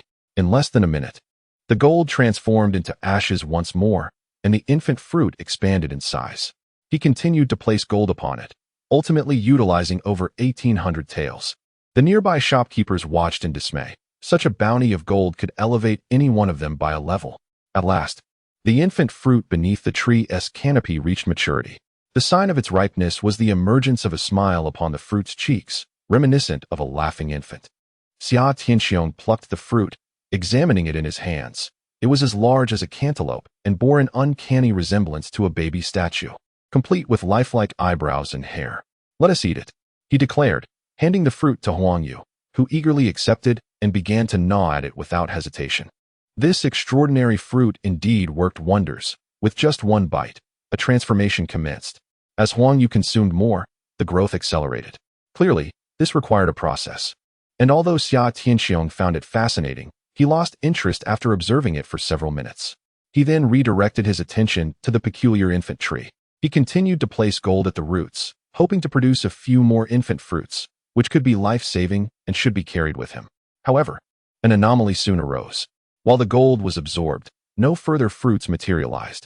Xia Tianqiang assumed he had not offered enough, so he boldly produced 2,000 taels of gold, piling it around the roots of the peculiar tree. Quick, remove it. Do you wish to suffocate me? A youthful voice suddenly emanated from the trunk of the tree, startling Xia Tianqiang. You can speak? Indeed. I haven't uttered a word for centuries. If I remain silent any longer, I shall become the first entity in the world to be suffocated by the weight of gold. The voice was tender and melodious, reminiscent of an infant. Yet its tone bore the weight of wisdom far beyond its years, creating a striking contrast. Suddenly, the roots of the peculiar infant tree began to writhe, and astonishingly, it emerged from the mound of gold, using its roots as legs. Summer Sky was both astonished and delighted. Not only could it speak, but it could also move. This bizarre plant possessed immense potential. While other anomalies sought to acquire more nether gold, this one seemed to lament its abundance. I am merely at the level of a fierce anomaly. It takes at least 9 days to bear fruit. If you feed me so much nether gold, the power of the nether cannot condense into fruit, accumulating within me to the point of explosion. Then simply refrain from absorbing it, came the retort. Nonsense. That is nether gold. I have lived for hundreds of years without encountering it. How could I possibly resist now that it is before me? The infant tree spoke with a conviction that masked its weakness. Upon closer inspection, it was clear that its inability to resist stemmed from its own cravings. Even in the face of the peril of bursting, it continued to absorb. One could not entirely blame it. Having lived for centuries, it had only consumed wild anomalies and creatures from the anomaly realm to level up, never having encountered nether gold. Everyone understood its value, yet it had never been able to afford or acquire any. Now, faced with such an abundance, it could not help but indulge in its consumption. However, given its level, the capacity for absorption had its limits when it could not bear fruit. For the sake of its own survival, it had no choice but to speak up, urging its new master to collect the gold. Otherwise, it risked the absurd fate of bursting from its own gluttony, a potential source of ridicule in the anomaly realm. Summer Sky suddenly chuckled. This is your own dilemma. The infantry spirit immediately retorted. If you haven't seen a woman for hundreds of years, and suddenly a woman crawls into your bed naked, can you really resist? Summer Cheong was at a loss for words. The infantry spirit, with its youthful voice, employed crude metaphors that exuded a certain audacity, revealing that it was no ordinary spirit. Upon reflection, its analogy seemed rather apt. An anomaly encountering a ghostly gold was akin to a lecherous man encountering a beautiful woman, both yearning to seize their respective targets. Very well, from now on, every 9 days, I shall provide you with a portion of ghostly gold. Summer Cheong was reluctant to engage further with this individual, perceiving it as a rather unsophisticated spirit with a penchant for vulgarity. That would surely drive me to madness, protested the infantry spirit. Let us do this. 200 taels each day, and by the 10th day, it will culminate perfectly. To bear a fruit of the infantry spirit would require 1,800 taels of gold, a sum beyond the means of most individuals or spirits. Agreed. Let it be so. Summer Cheong assented. Turning to the delivery spirit, this task is entrusted to you. You will be responsible for feeding it henceforth. Also, take charge of this gold ticket. Any gold required shall be drawn from it. He held a deep trust in the delivery spirit, knowing that the contractual spirit could not deceive its master. I shall fulfill the task entrusted to me. The delivery spirit accepted the gold ticket with both hands, carefully placing it within its bosom, filled with excitement, yet maintaining a composed demeanor. The more the master relied upon it, the higher its standing in the master's eyes. Nearby, the inn attendants began to harbor feelings of envy and resentment, casting sour glances at the delivery spirit. They could not fathom why the master would place such trust in what they deemed a mere ineptitude. Unable to contain himself, Xiaoba stepped forward to recommend himself, saying, Master, I am capable of completing this task. I possess greater strength than he does. You can entrust it to me. Upon hearing this, the other attendants began to stir, eager to seize the opportunity. Xia Tianxiong cast a glance at them, his gaze ultimately settling on Xiaoba, and remarked, Are you attempting to instruct me on how to conduct my affairs? I wouldn't dare. Xiaoba lowered his head, and the other attendants fell silent. At that moment, Huang Yu had finally completed her restoration. Her limbs were whole, her skin smooth, her figure exquisitely proportioned. Most importantly, only a few tattered remnants of clothing adorned her, failing to conceal her alluring form. Xia Tianxiong stared, his eyes widening, instinctively swallowing hard as he recalled the words of the enigmatic Yingshu. If a naked woman were to crawl into your bed, could you resist? Now, he had his answer. He could indeed withstand it. There are some of my clothes in that courtyard. You may wear them for now. He pointed awkwardly to a nearby courtyard. Thank you for saving me once more. Huang Yu responded with grace, unperturbed by modesty. From the moment we met, I sensed your uniqueness. My intuition told me that following you was my path to survival. Indeed, my instincts proved correct, as many perished, yet only you and I remain. Xia Tianxiong rubbed his nose and candidly stated, I saved you because you are of use to me. I understand and accept that. My current intuition tells me that accompanying you will lead to an extraordinary life. Let us form a pact. I am willing to recognize you as my master and establish a master-servant contract. Huang Yu proactively requested to sign a master-servant contract, which took Xia Tianxiong by surprise. Without any pretense, they promptly entered into the agreement. After the contract was finalized, Huang Yu suddenly expressed, "I have a small request, and hope you can grant it. You need not call me master. Simply addressing me by my name will suffice." "What is your request?" Though both were akin to tools, Xia Tianxiong felt differently towards Huang Yu. She resembled a proactive and enthusiastic delivery spirit, and with her presence in the team, Xia Tianxiong felt considerable relief. In Chapter 52, encountering the strange sedan, Huang Yu had regained her human form, appearing normal to most, alleviating concerns of alarming her parents. However, having transformed into something eerie, it was unwise for her to remain in close proximity to them for extended periods, lest she succumb to her predatory instincts. Xia Tianxiong did not wish to impose too harshly on her, recognizing that Huang Yu had parents and would undoubtedly carry thoughts of them, unlike herself, who had been an orphan from a young age, free of attachments. Huang Yu beamed sweetly, her smile like a blossoming flower. "Thank you, boss. I will strive to be a commendable employee." After Huang Yu departed, Xia Tianxiong contemplated elevating the levels of the various contracted spirits, as she currently possessed ample gold. Has the gambling spirit not awakened yet? It has been a day and a night, and it still has not completed its upgrade. It resided in the final courtyard, seemingly on the verge of a breakthrough, possibly within the next couple of days. Before the delivery spirit could speak, the mirror spirit interjected, hesitatingly inquiring, "Master, may I also be permitted to upgrade?" Aware of the abundant soul gold Xia Tianxiong possessed, it was sufficient to upgrade all contracted spirits simultaneously. Xia Tianxiong turned to the mirror spirit and asked, "How long will it take for you to advance to the fierce spirit level?" "I desire to extend the duration of the gamble by a few more days, approximately 5 or 6. Upon uttering this, the mirror trickster observed that Xia Tianxiong fell into silence, seemingly hesitating, which caused a twinge of anxiety. Could it be that the duration was deemed excessively lengthy? It guessed correctly, for the primary combat strength in Xia Tianxiong's possession was now solely relying on it. Should it enter an upgrade state, the only aid available would be the shop assistants. Although there were 8 of them, their capabilities were too feeble to stand alone. "Thank you, master," the mirror trickster exclaimed joyfully, hastily expressing gratitude. "And what about us? We also wish to upgrade." Xiao Ba, lacking in memory, was the first to speak up again after being reprimanded by Xia Tianxiong. "Do not fret. I have assured you that each of you will have the opportunity to upgrade, and I shall fulfill that promise. However, to ensure combat efficacy, upgrades must occur sequentially, one at a time." This time, Xia Tianxiong refrained from scolding Xiao Ba, as they were all his contracted tricksters, serving him faithfully. His gaze swept over the 8 shop assistants, each varying in height and stature, ultimately settling on one. "Let us begin the upgrade with Xiaoyi, as it was the first among you to bond with me." The 8 shop assistants expressed their gratitude in unison, initially expecting to be upgraded in numerical order from 1 to 8. However, the subsequent words from Xia Tianxiong left them utterly astonished. "Following Xiaoyi, the order of upgrades will be determined by the delivery trickster.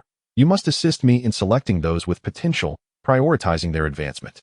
The first part of this statement was directed towards the shop assistants, while the latter half was addressed to the delivery trickster, to whom he patted on the shoulder.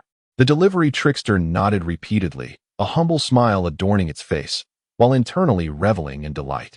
8 shopkeepers exchanged furtive glances, their expressions peculiar, caught in a struggle between speech and silence. A few hours prior, they had brazenly pilfered someone else's fruit, with Xiao Ba even resorting to physical aggression. Now, however, the power to ascend lay firmly in the hands of those they had wronged, a most troubling omen, suggesting that their master intended to intervene on their behalf. Xia Tianxiong retrieved his mobile phone to check the time. It was already past 3 in the afternoon, leaving 3 or 4 hours until dusk. Feeling a pang of hunger, he exited the mirrored space, intent on finding a place to dine. As he emerged, his phone connected to the external network, immediately inundating him with a flurry of WeChat notifications and several missed calls. All the messages were from Jiang Yu, and upon opening them, his brow furrowed in concern. He promptly dialed her number, asking, "Are you all right?" On the other end, Jiang Yu's voice trembled with tears. "I'm fine, but the warehouse was robbed, and I was forced out. I called the police, but they said it's a civil dispute and cannot intervene."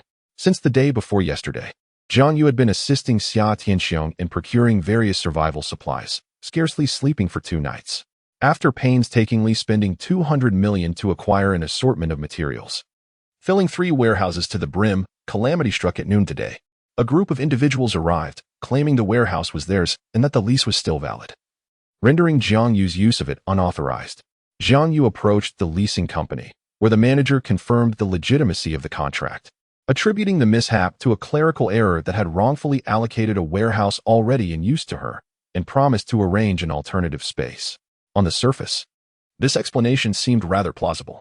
However, as Jiang Yu prepared to transfer the supplies from the warehouse, she was confronted by a group of individuals who claimed that everything inside belonged to them. It was only at that moment that she realized their intent was to seize the materials. After all, purchases are typically accompanied by receipts and payment records. If she reported the incident to the authorities, it would be straightforward to verify that the supplies were indeed hers. Yet, the outcome was far from what she had anticipated.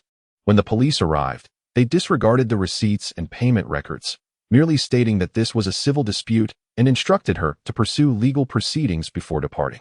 Subsequently, Jiang Yu was violently driven away by the group, who forbade her from approaching the warehouse. In a state of distress, Jiang Yu recounted the events, her voice tinged with sorrow. What should we do next? Tian Xiong, feeling a surge of indignation, replied coldly, in the future, when faced with such situations, do not call the police, simply eliminate them. A chaotic era was on the brink of emergence, if not already upon them, where not only the uncanny could take lives, but humans would also turn against each other. The struggle for mere survival or the fulfillment of some bizarre rule could lead to a vast number of people resorting to violence. Jiang Yu was so taken aback by his tone that she momentarily ceased her weeping, yet she protested, but, I cannot bring myself to kill. Very well. I shall wait for you at the entrance. As the day had not yet darkened, the use of shadow teleportation for swift travel was not an option. Should he drive on the expressway, it would take 6 to 7 hours. Taking the high-speed train would require over 2 hours, with no guarantee of available tickets. Even if he could arrive in 2 hours, he still found that to be too slow, yearning to instantly teleport to the warehouse entrance. Suddenly, he recalled a privilege associated with his VIP status at the Eerie Bank. In any predicament, he could summon the uncanny for assistance. Although it may not guarantee a complete resolution, every effort will be made to address the matter. Summer Tianxiong communicated telepathically with the delivery spirit, instructing it to bring forth the golden ticket. Holding the golden ticket firmly in hand, he inscribed a message within it. Manager Hu, I require an extraordinary means of swift travel, covering a distance of approximately 600 kilometers. After a brief pause of 2 to 3 seconds, the golden ticket emitted a sudden flash. Manager Hu's voice resonated. Mr. Xia, your request has been received. Please hold on for a few minutes. This service could only be utilized 3 times a month, and employing it for travel seemed somewhat impractical. In less than 2 minutes, a crimson palanquin materialized before him, borne by 8 brawny men clad in scarlet attire. Summer Tianxiong was momentarily taken aback. Was this not the palanquin of the ghostly bride? The 8 robust men exhibited expressionless faces, their eyes as pale as those of the undead, exuding a chilling aura even in the daylight. The foremost figure, with eyes devoid of pupils, addressed Summer Tianxiong in a voice as frigid as machinery. Mr. Xia, we have been dispatched by the Ghost Realm Bank to serve you. Please enter the palanquin. Wait a moment. Summer Tianxiong, plagued by doubt, hesitated to approach. The intricacies surrounding the red veil remained unclear. And now he found himself entwined with the ghostly bride, fostering a sense of foreboding. Could it be that the ghostly woman had truly become fixated on him? Chapter 53. Supplies seized. Manager Hu, is this not the palanquin of the ghostly bride? Why have you sent it? Summer Tianxiong once again utilized the golden ticket to voice his inquiry to Manager Hu. This device functioned as a cross-dimensional communicator, proving effective regardless of location. The enigmatic bride is the proprietor of the Inn of Anomalies, a place where all things peculiar yearn to converge, flourishing with unparalleled prosperity. Yet, astonishingly, she finds herself indebted to the bank. Xia Tianxiong, somewhat perplexed, refrains from further inquiries and subsequently boards the peculiar sedan chair. The chair itself appears quite ordinary, reminiscent of those from ancient times, albeit adorned with a faint scent of rouge, likely a remnant left by the enigmatic bride. A burly man clad in red informs him that he need only concentrate on his desired destination, and they shall arrive there. Very well, let us embark. Xia Tianxiong muses silently about the location sent via WeChat. In the next instant, he feels an overwhelming sensation as if being propelled forward. The sedan chair seems to take flight, hurtling through the air at an astonishing speed, leaving him with an impression of being firmly pressed into his seat. He lifts the curtain at the side of the chair to gaze outside, only to be met with an impenetrable darkness, devoid of any recognizable landscape. It appears as though he has transcended the realms of reality and entered an alternate dimension.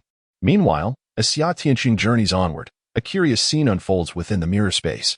8 attendants congregate in a courtyard, each bearing an expression of discontent. The master is so biased. Why should it determine who ascends first and who follows? One exclaims, "It's utterly incompetent. What right does it have?" The first to voice his frustration is the irritable Xiao Ba, his face a canvas of indignation. Xiao Si, observing the commotion, sighs. It is simply because it was the first to accompany the master in its peculiarities. Clearly, the master values sentiment. I have long asserted that we should not bully the delivery anomaly, yet you all refuse to heed my warning, he laments. Instantly, Xiao Sen leaps up, pointing an accusatory finger at Xiao Si, exclaiming, "Do not feign virtue. During the fruit-snatching incident, you were far from merciful, claiming the largest share. However, it was you who first took action and subdued it. You were the one who instigated this matter. How could it possibly be me leading the charge? Clearly, it was Xiaoba who initially proposed it, and it was also it that injured the delivery creature. If blame is to be assigned, it should fall upon it." "Nonsense. How dare you blame me? I have always been the one stepping forward to advocate for everyone's interests. How can you have the audacity to reproach me?" The few peculiar beings grew increasingly agitated, seemingly on the verge of a confrontation. "Enough of the noise," Xiaoyi suddenly shouted, prompting the crowd to cease their bickering. "What is there to worry about? It is merely a matter of determining the order of precedence. Does it truly have the audacity to deny anyone their ascension?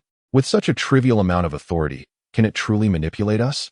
Even if the delivery creature were to create difficulties for them, it would ultimately not dare to prevent their advancement, as this is a matter entrusted directly by the master. We must remain united and avoid squabbling over who is first or last. After all, it is merely a matter of time. And we must never yield to the delivery creature. Indeed, we must not allow it to manipulate us." The peculiar beings quickly reached a consensus, ceasing their disputes. However, after the gathering concluded, Xiaoxi and Xiaolu stealthily made their way to the courtyard where the delivery creature resided. It remains uncertain what was discussed, yet upon their departure, they bore expressions of triumph. In Linen City, in the northern district, numerous logistics and warehousing companies are situated here, including the leasing company that rents warehouses to Jiangyu. At this moment, she stands at the entrance, her hair somewhat disheveled, and 2 buttons of her collar undone. When that group forced her out, their hands and feet were far from respectful, taking liberties with her. Buzzing, a red sports car approached from a distance and paused at the entrance. As the car window slid down, a strikingly handsome young man cast a penetrating gaze towards Jiangyu, his eyes brimming with a certain aggressiveness, particularly fixating on her bosom and visage, scrutinizing her repeatedly. TSK, her figure is decent, but her face leaves much to be desired. He unabashedly critiqued her presence right before her, exuding an air of arrogance that was rather intolerable. Jiangyu, her delicate face flushed with indignation, was on the verge of rebuking him when the young man pressed the accelerator and drove into the gates of a warehouse rental company. This establishment was a colossal enterprise, housing dozens of warehouses of various sizes, alongside 2 substantial cold storage facilities. Lu Zhongjuan parked his vehicle in front of one of the warehouses, where 4 men clad in black stood guard. Upon his arrival, they promptly greeted him with a respectful address of young Master Lu. "Take me inside to have a look," he commanded, striding confidently into the warehouse, with the 4 men in black trailing closely behind. We conducted an inventory of the diverse materials stored within the 3 warehouses, estimating their total value to be around 200 million yuan. As one of the men walked alongside him, providing an overview of the situation, it became evident that the stock consisted entirely of easily preserved foodstuffs, daily necessities, pharmaceuticals, clothing, and tools for wilderness survival. Upon hearing this, Lu Zhongjuan suddenly halted, a flicker of doubt igniting in his eyes. These supplies were unmistakably prepared for the tumultuous times ahead. Could it be that the original proprietor of the warehouse had foreseen the impending chaos? He had only learned of this matter from his family elders the previous day. The family was gearing up to stockpile resources across the nation, and since he happened to be visiting Linen City, he was entrusted with overseeing the accumulation of supplies there. This warehouse rental company belonged to his family, and employees had mentioned that someone had stored a significant amount of goods within the premises. The total valuation of $200 million was merely a trifling sum for their family. However, seizing such a diverse array of supplies without spending a single penny is an opportunity too alluring to resist. With chaos looming on the horizon and orders soon to unravel, what does it matter if one resorts to theft amidst the turmoil? Has that woman been investigated? What is her background? Lu Zhongjuan suddenly found himself intrigued by the previous owner of the warehouse. He suspected that she, like him, hailed from an ancient lineage. Otherwise, she would not be privy to the impending calamities or have the foresight to stockpile resources. Perhaps she was merely an auxiliary operative serving a particular family. Lu Zhongjuan shook his head, a wicked smile creeping across his face as he decided to summon her for a personal inquiry. The ancient families have endured for millennia, engaging in both alliances and conflicts. Causing disturbances to undermine rival families was precisely the sort of endeavor Lu Zhongjuan relished. Moments later, a terrified Jiang Yu was dragged before him by two men clad in black. "For which family do you serve?" Realizing the imminent danger, Jiang Yu stammered. What do you want? Let me go. If you divulge the truth, I shall not make things difficult for you, otherwise. Lu Zhongjuan took 2 steps forward, almost pressing against Jiang Yu. He leaned down towards her neck, inhaling deeply, and softly murmured, "I am quite discerning. A woman of your inadequacies does not pique my interest. However, my associates might find you appealing." Jiang Yu struggled desperately, attempting to evade their grasp, but as a petite woman ensnared by 2 imposing figures, resistance was futile. "Let me go. My boss will be here any moment." "Certainly, I shall await his arrival here." Lu Zhongjuan is utterly indifferent to Jiang Yu's threats, treating them as mere jest. She belongs to you, and with chaos looming, there is no need to worry about the consequences. The 4 men clad in black erupted into lewd laughter upon hearing this. Chapter 54. Descending into a strange realm at the entrance of the warehouse leasing company. A grand crimson sedan chair appeared unexpectedly, as if it had materialized from the void. Xia Tianqiong lifted the curtain of the sedan, gazing in astonishment at the sign at the warehouse entrance. How could it be that they had arrived so swiftly? It had only been a mere 10 minutes since he boarded the chair, yet they had traversed over 600 kilometers. The speed was astonishing, to the point of disbelief. Xia Tianqiong glanced toward the direction from which the eerie sedan had vanished, a sudden itch of desire stirring within him. If only he could procure it. Travel would become exceedingly convenient, allowing him to roam the world freely. The next time he visited the Wujin Tavern, he would inquire with the mysterious bride to see if he could acquire the enigmatic sedan. After all, she was in need of money, and he possessed an abundance of it. But where was Jiang Yu? Xia Tianqing surveyed the area at the entrance, yet he found no trace of her. The warehouse leasing company was vast, with rows of warehouses, all of their doors firmly shut. Within one of these warehouses, 4 men in black were tearing at Jiang Yu's clothing. She screamed and struggled desperately, attempting to attract the attention of others, but alas, the heavy doors muffled her cries completely. Lu Zhongjuan stood nearby, arms crossed, chin resting on his hand, observing with a sinister amusement. This man was nothing short of a pervert. Suddenly, from the shadow behind one of the black-clad men, another figure emerged. Upon the man's sudden appearance, he promptly tapped the shoulder of the figure clad in black, rendering the latter momentarily dazed, ceasing all actions.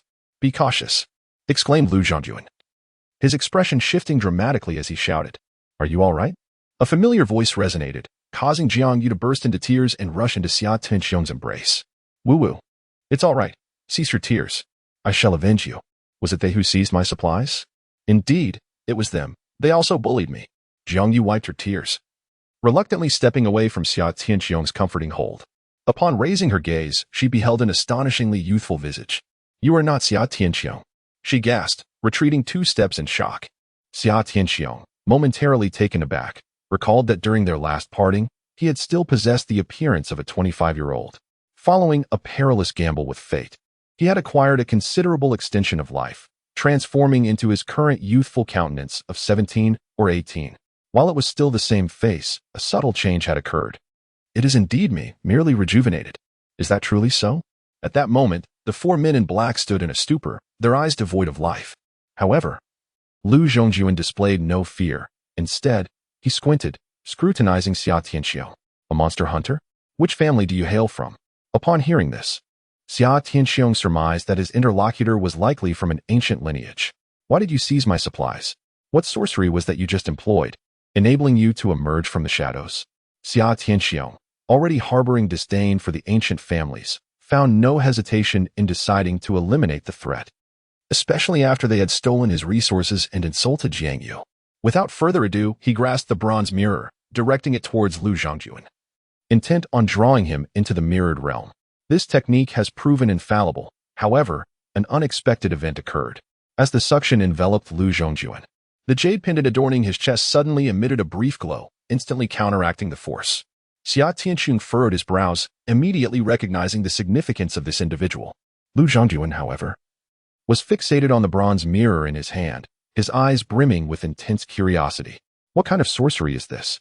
He inquired, abruptly producing a palm-sized object resembling a go board, which he tossed onto the ground. In an instant, Xia Tianxiong felt the entire warehouse expanding, the neatly arranged supplies growing larger, while the few individuals present remained unchanged. Yet, the distance between them rapidly widened, pulling them farther apart. Xia Tianxiong attempted to seize Jiang Yu, but discovered his feet rooted to the ground, immobile. The shadowy teleportation was also restricted and rendered unusable. Beneath him, the concrete floor of the warehouse transformed into a grid-like black surface, as if he stood upon an enormous chessboard. The transformations did not cease, continuing to unfold with fervor. In the blink of an eye, the grid lines vanished entirely, and the ground beneath him became a vibrant green expanse, while patches of white, yellow, and blue appeared in the distance. They were arranged in a crisscross pattern, resembling a colorful checkerboard. Subsequently, the green terrain expanded further, sprouting a dense proliferation of verdant flora. Initially, the plants were minuscule, but within moments, they surged upwards, quickly surpassing Xia Tianxiong's height, transforming into towering trees. A sudden realization struck him. It was not the plants that were growing, but rather, he was shrinking. This elucidates why both the warehouse and the materials are expanding, causing those nearby to distance themselves. They are being infinitely diminished, and during this process, the surrounding objects appear to enlarge and recede. This entire transformation lasts approximately 5 to 6 seconds. When the metamorphosis ceases, Xia Tianxiong finds himself amidst a flourishing, dense forest. He gazes in astonishment at the towering trees, some dozens of meters high, feeling a bit dazed. The scene before him is likely an illusion conjured by that chessboard, or perhaps a realm akin to a bizarre dimension. Upon reflection, he realizes that in his previous life, he had never encountered such a peculiar artifact, nor had he heard of any similar circumstances. This predicament is troublesome.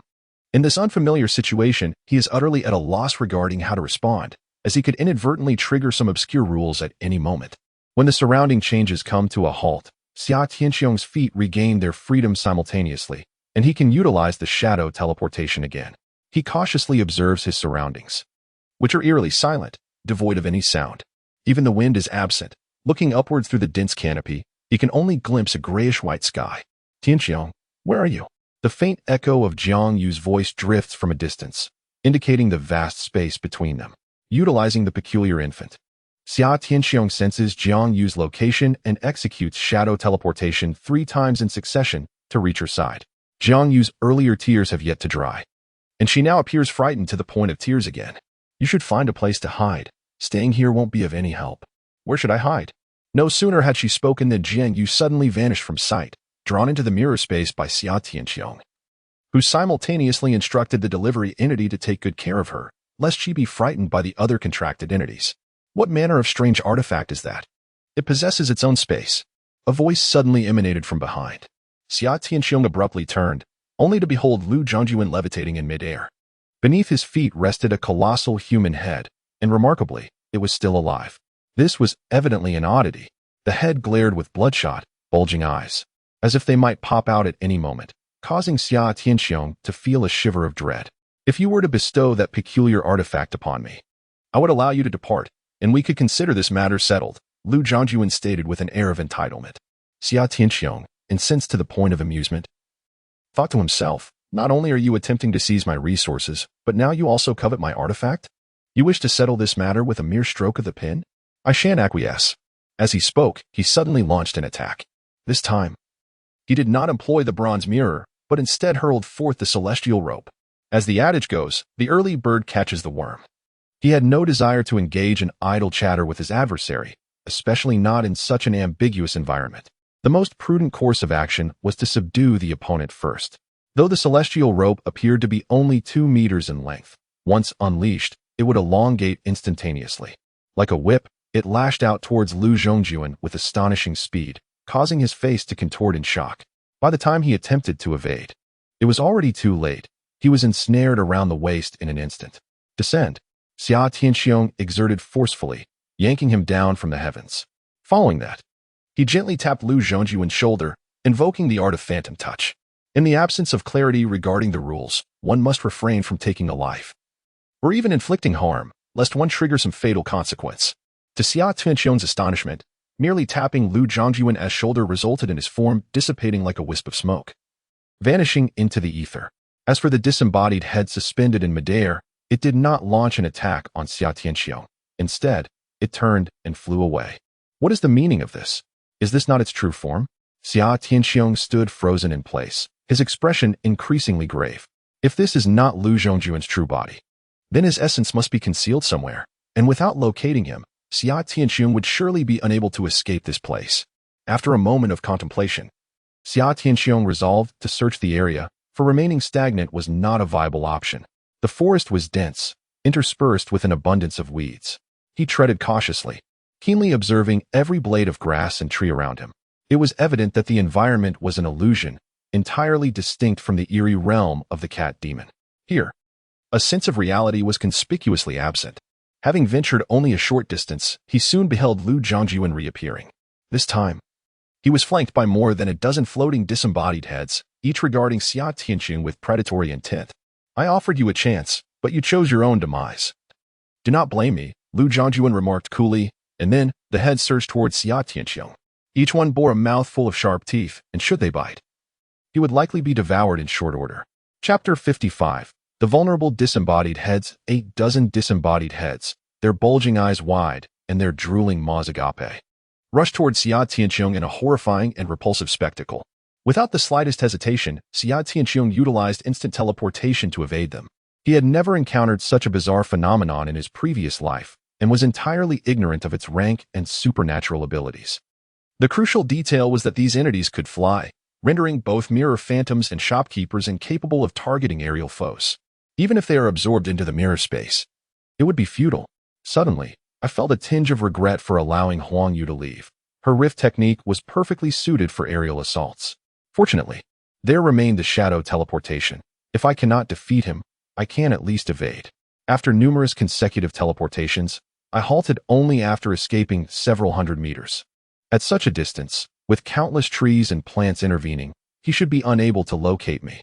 Yet, before 2 minutes had elapsed, Lu Zhongjuan arrived with the Headless Spectre squad, having tracked me down. You cannot escape. This is my territory. No matter where you flee, I shall find you. Lu Zhongjuan hovered above, standing atop the Headless Spectre, and from a distance of 20 to 30 meters, he called out to Xia Tianxiong. I offer you one final chance. Surrender the artifact, and I shall spare you. Otherwise, I shall end your life immediately. Xia Tianxiong fixed a cold gaze upon him, his heart heavy. Indeed, this place bore a resemblance to the realm of the cat demon. No matter where one might escape to, the adversary could sense their presence. It appeared that aimless flight was not a solution. I must gauge the true strength of the Headless Spectre. I can relinquish the artifact, but you must allow me to leave first. If you fail to honor your word, I will be left with no recourse against you.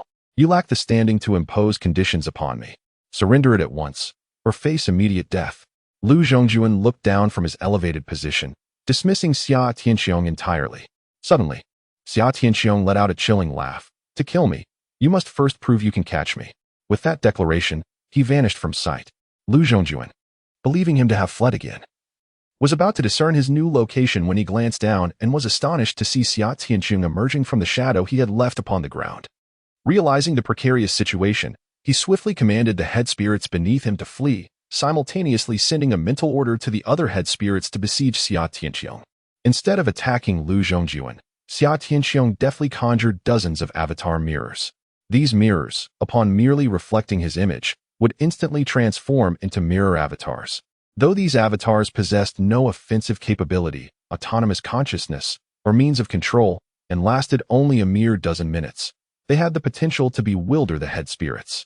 With only a handful of head spirits present, over 30 avatars were summoned. The avatars scattered throughout the forest, failing to congregate, which compelled the head spirits to disperse in pursuit of the elusive reflections. Naturally, flight surpassed running, and soon a head spirit caught up with one of the avatars, opening its gory monobite down on the avatar's head. With a sharp crack, the avatar shattered instantly. Concealed among the throng of avatars, Xia Tianxiong observed this scene, growing increasingly vigilant. Although the avatars were feeble and fragile, even the wild spirits could not obliterate them in a single blow. In contrast, the biting attacks of the head spirits seemed somewhat stronger than those of the wild spirits, yet likely inferior to the ferocious spirits. After a period of observation, he noted that all the head spirits attacked solely with their mouths, refraining from employing any supernatural abilities. This revelation provided Xia Tianxiong with a measure of relief. The absence of supernatural tactics significantly diminished the threat level. Meanwhile, he was not idle. He targeted a lone head spirit, deploying a heavenly rope to ensnare it and draw it from the sky to the ground. He then charged forward and stamped down upon the head spirit.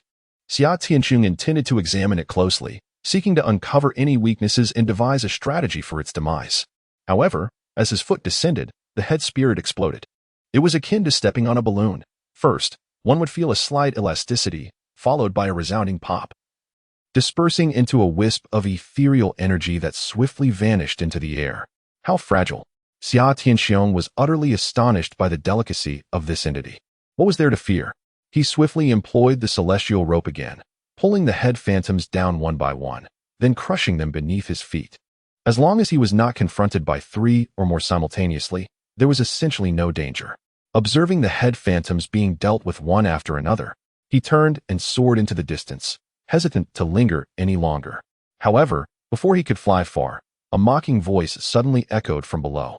Xia Tianxiong emerged once more from his shadow, and as he spoke, the celestial rope shot forth, ensnaring his ankle and dragging him back to the ground.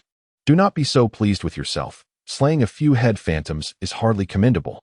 Lu Zhongjuan's handsome visage struck the ground with a thud, inciting his ire as he gritted his teeth and spat at Xia Tianxiong.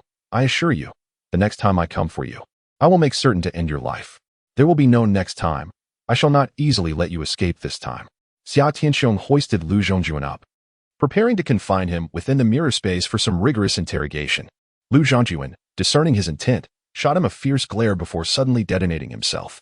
As before, his body transformed into a wisp of azure smoke, dissipating into the atmosphere. Xia Tianxiong cursed in frustration. This fellow had evaded him yet again.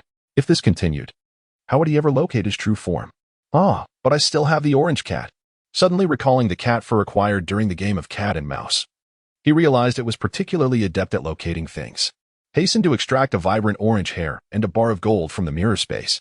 Infuse the spectral power of the gold into the hair, and instantly, a plump orange cat materializes.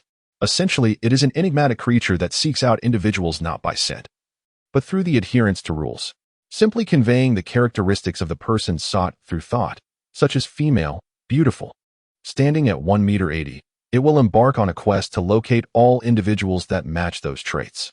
The more detailed and specific the characteristics provided, the more accurate the search. Assist me in locating a handsome young man in his 20s within this realm. Summer Tianxiong communicated telepathically with the orange cat.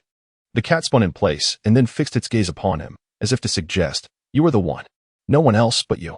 Summer Tianxiong promptly denied this, contemplating for a moment before adding, attired in a white suit, black leather shoes, and adorned with gold-rimmed glasses, seek this individual. The orange cat widened its eyes in astonishment, then spun around once more. Meow? It suddenly exclaimed, yet Summer Tianxiong furrowed his brow in confusion. The cat conveyed through thought that there was no such person in this space. How could that be? If Lu Zhongjuan was not present, where could he have gone? Perplexed, Summer Tianxiong pondered for 2 minutes before suddenly instructing the cat, help me find a head without a body, a peculiar anomaly. This time, the orange cat responded and immediately dashed off in a particular direction. Since Lu Zhongjuan could not be found, it would seek out the head anomaly instead, perhaps leading to some clues. A person and a cat dashed through the forest, though their journey was brief, lasting merely 2 or 3 minutes, before halting at the base of an exceptionally stout tree. This tree was as wide as 2 individuals could embrace, and at its roots lay a peculiar hollow, within which rested the visage of a human head. However, This head bore a distinct quality. Its eyes were closed, and its expression serene, as if in slumber. Cautiously, Xia Tianxiong approached, yet it remained undisturbed by his presence. He gently prodded it, but received no response. It was generally understood that such entities did not require sleep. They would not enter a state of unresponsiveness to the external world except during moments of ascension or breakthrough. After a brief moment of hesitation, he abruptly lifted his foot and kicked it, eager to test whether this head would shatter like the previous dozen or so. To his astonishment, as he struck, a surge of formidable rule power erupted, sending him hurtling backward. Alas, it seemed to be sealed. Chapter 56. 1,000 human heads. The human head was shrouded in a veil of rule power, and upon Xia Tianxiong's descent, he was met with a violent recoil. The force was so immense that it propelled him through the air, tracing a parabolic arc as he soared toward the distance. The orange cat, perched beside the tree roots, tilted its adorable head upward, its large eyes brimming with confusion, seemingly pondering how a human could fly. As Xia Tianxiong found himself suspended in midair, perilously close to colliding with a large tree, a sudden inspiration struck him, and he invoked shadow teleportation. His form vanished, reappearing within the shadow of a nearby tree. That was close. Rising to his feet, he shook his right leg, which tingled from the impact. Fortunately, he was unscathed, and the ability to teleport had spared him from injury. As Xia Tianxiong secretly rejoiced, he also recalled some valuable information. There exists a peculiar method of sealing, utilizing the power of rules to confine a being to a specific location, rendering it dormant. This sealing acts as both imprisonment for the anomaly and a safeguard against external harm. The headless figure nestled in the tree hollow is likely ensnared by such a seal. But why? Why would one choose to seal an anomaly here instead of destroying it or binding it through a contract? Xia Tianxiong leaned closer to the headless figure, crouching to scrutinize it in hopes of uncovering some clue. Suddenly, the voice of the young man resonated behind him. "I am quite surprised that you found this place so swiftly." Lu Zhangjuan's gaze brightened upon noticing the orange cat at Xia Tianxiong's feet. "Which family do you belong to? How is it you possess such an abundance of treasures?" Xia Tianxiong abruptly turned, confronted by a scene of astonishment. The other party had brought 3 or 4 dozen zombies, reminiscent of those depicted in films, dressed in ancient official garb, adorned with caps, their faces painted a ghastly green, with elongated fangs, arms extended straight, and nails dark and menacing. These zombies were at least of the fierce anomaly level, carrying the miasma of death. Any scratches or bites would inevitably lead to transformation into a zombie. In his previous existence, he had scarcely encountered a handful of zombie anomalies. How could he possibly have amassed so many? Moreover, they appeared without a sound, an eerie silence enveloping their arrival. At a single command, the throng of zombies sprang into action simultaneously. They leaped with precision, each jump reaching distances of 4 to 5 meters. Yet curiously, not a sound was made, as though their feet never touched the ground. In the sweltering summer, as before, Xia Tianxiong conjured dozens of mirror clones, dispersing them around to confound the zombie specters and divert their attacks. He himself prepared to launch a surprise assault on one of the specters. However, the next scene left him astounded. All the zombie specters charged directly towards him, utterly disregarding the mirror clones. Lu Zhongjuan, lurking in the background, wore a mocking expression, proclaiming that the same trick should not be attempted before him a second time. A sense of unease gripped Xia Tianxiong. The opponent had devised a method to distinguish between his true self and the mirror clones. This posed a considerable challenge. After a moment's hesitation, he brandished a bronze mirror and unleashed the technique of mirror swallowing all things upon the zombie specters. This time, there were no unforeseen complications. The first 5 or 6 specters were drawn into the mirror space, and he promptly alerted the mirror specters and the shopkeeper to collaborate in vanquishing them. Just as he was about to continue his efforts to absorb all the zombie specters, he caught sight of Lu Zhongjuan's serene demeanor, a faint smile lingering at the corners of his mouth. Something felt amiss. The man's confidence was overly pronounced. Before Xia Tianxiong could ponder further, a dramatic shift occurred within the mirror space. The zombie specters that had been drawn in suddenly opened their mouths, releasing a vast cloud of black mist, which possessed a potent corrosive quality. The clones replicated by the mirror specters disintegrated within a heartbeat, regardless of how many were produced. Even the pristine white walls and black tiles fell victim to the erosion. A few shopkeepers fared even worse. They had intended to seize the opportunity for a surprise attack, only to be engulfed by the black mist, their forms severely corroded. Had Xia Tianxiong not reacted swiftly, Extricating both the zombie specters and the toxic mist from the mirror space and time, they might have met with dire consequences. The ability of the zombie specters to expel toxic fog was an unexpected twist, one he had never encountered before. It appears that this is a rather unique breed. I had anticipated that you would resort to such tactics, which is why I specifically summoned the zombie specters to confront you. Lu Zhongjuan stood at the rear, wearing a smug expression. If you possess any new tricks or peculiar items, now is the time to reveal them. Otherwise, the opportunity will slip away. Have you overlooked a crucial point? Even if I am at a loss against the zombie specters, you two are powerless against me. If you have the capability, why not seize me? As a horde of zombie specters prepared to leap toward him, Xia Tianxiong wished to avoid contamination from their deadly miasma, which posed a grave threat to humanity, akin to a lethal virus. Merely a touch could prove fatal. With no other option, he uttered a brief remark and executed a swift teleportation. Observing his escape, Lu Zhongjuan did not hasten to pursue. Instead, he leisurely approached the sealed head specters. Xia Tianxiong's shadow teleportation had a maximum range of approximately 50 meters. Upon his initial manifestation, he emerged beneath the shadow of a tree. Immediately, he spotted 7 or 8 zombie specters scattered around him. The zombie specters, having detected his presence, began to bounce toward him. Xia Tianxiong attempted to teleport again. Yet no matter where he fled, he invariably encountered more zombie specters. It seemed as though the entire forest was teeming with them, with one lurking every 20 to 30 meters. How could there be so many? Surely, there must be hundreds, if not thousands. Xia Tianxiong was utterly bewildered, unable to comprehend the sheer multitude of zombie specters. The numbers were staggering. Ultimately, with nowhere left to run, he used the celestial rope to hoist himself onto a branch several dozen meters high, thereby evading the onslaught of the zombie specters. However, peace was short-lived, for soon a swarm of head specters approached. A glance revealed a dark mass, numbering perhaps 100 or 200. By Jove, this preternatural oddity defies all reason. Summer Sky exclaimed, resorting to a coarse utterance. He promptly employed the shadow blink, ensuring his perpetual motion, thus precluding any physical contact. Yet, inwardly, a sense of unease stirred. When Lu Zhongjuan initially appeared, he was unaccompanied by the head wraith. The sudden proliferation of these entities is indeed anomalous. In all likelihood, it mirrors his own mirror doppelganger, a form of wraith-like division. Alternatively, it may be linked to the sealed head wraith. Nay, I must vanquish him, lest I be perpetually hounded, a most vexatious plight. Summer Sky had not initially intended to slay Lu Zhongjuan, deeming it futile, for within a mere 2 minutes, he would reappear, seemingly bound by an immutable rule to this place. Now, with zombie wraiths and head wraiths abounding, permeating every recess of the forest, Summer Sky, weary of the relentless pursuit, resolved to once more dispatch Lu Zhongjuan. Upon the initial demise of Lu Zhongjuan, the head wraiths he had brought did not assail Summer Sky, but rather departed of their own accord. Presuming this, the zombie wraiths and head wraiths are under his dominion. Upon his demise, this control would be temporarily relinquished, granting Summer Sky at least 2 minutes of respite from the ceaseless chase. With this resolve, Summer Sky commenced his active search for Lu Zhongjuan. Yet, before locating his quarry, he inadvertently blinked to the edge of the forest. Beyond lay a desert expanse, its dunes undulating endlessly, stretching beyond the horizon. Most curious, the demarcation between the desert and the forest was an unswerving line, devoid of any curvature, as if meticulously planned. A testament to order.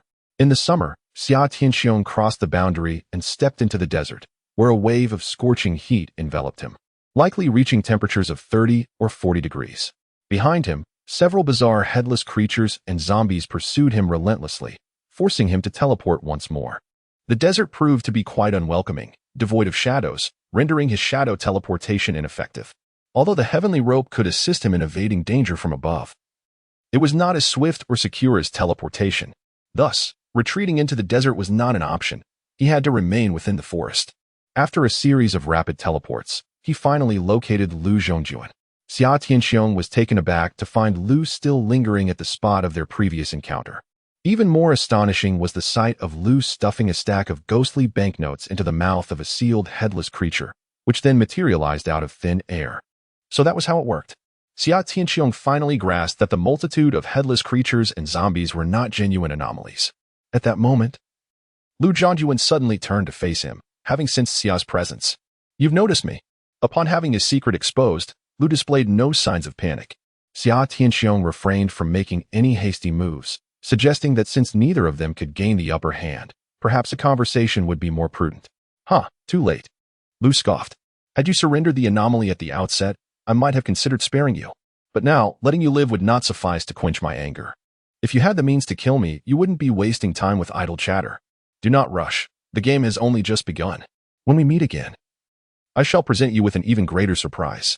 Lu Zhongjuan, unfazed by the threat of death, was aware that he was immortal in this realm. However, he feared being controlled. Upon witnessing the sudden disappearance of Shitin Qiying, he realized that the other party would undoubtedly manifest within his shadow. Without a moment's hesitation, he self-destructed, transforming into a wisp of azure smoke, leaving no opportunity for Shitin Qiying.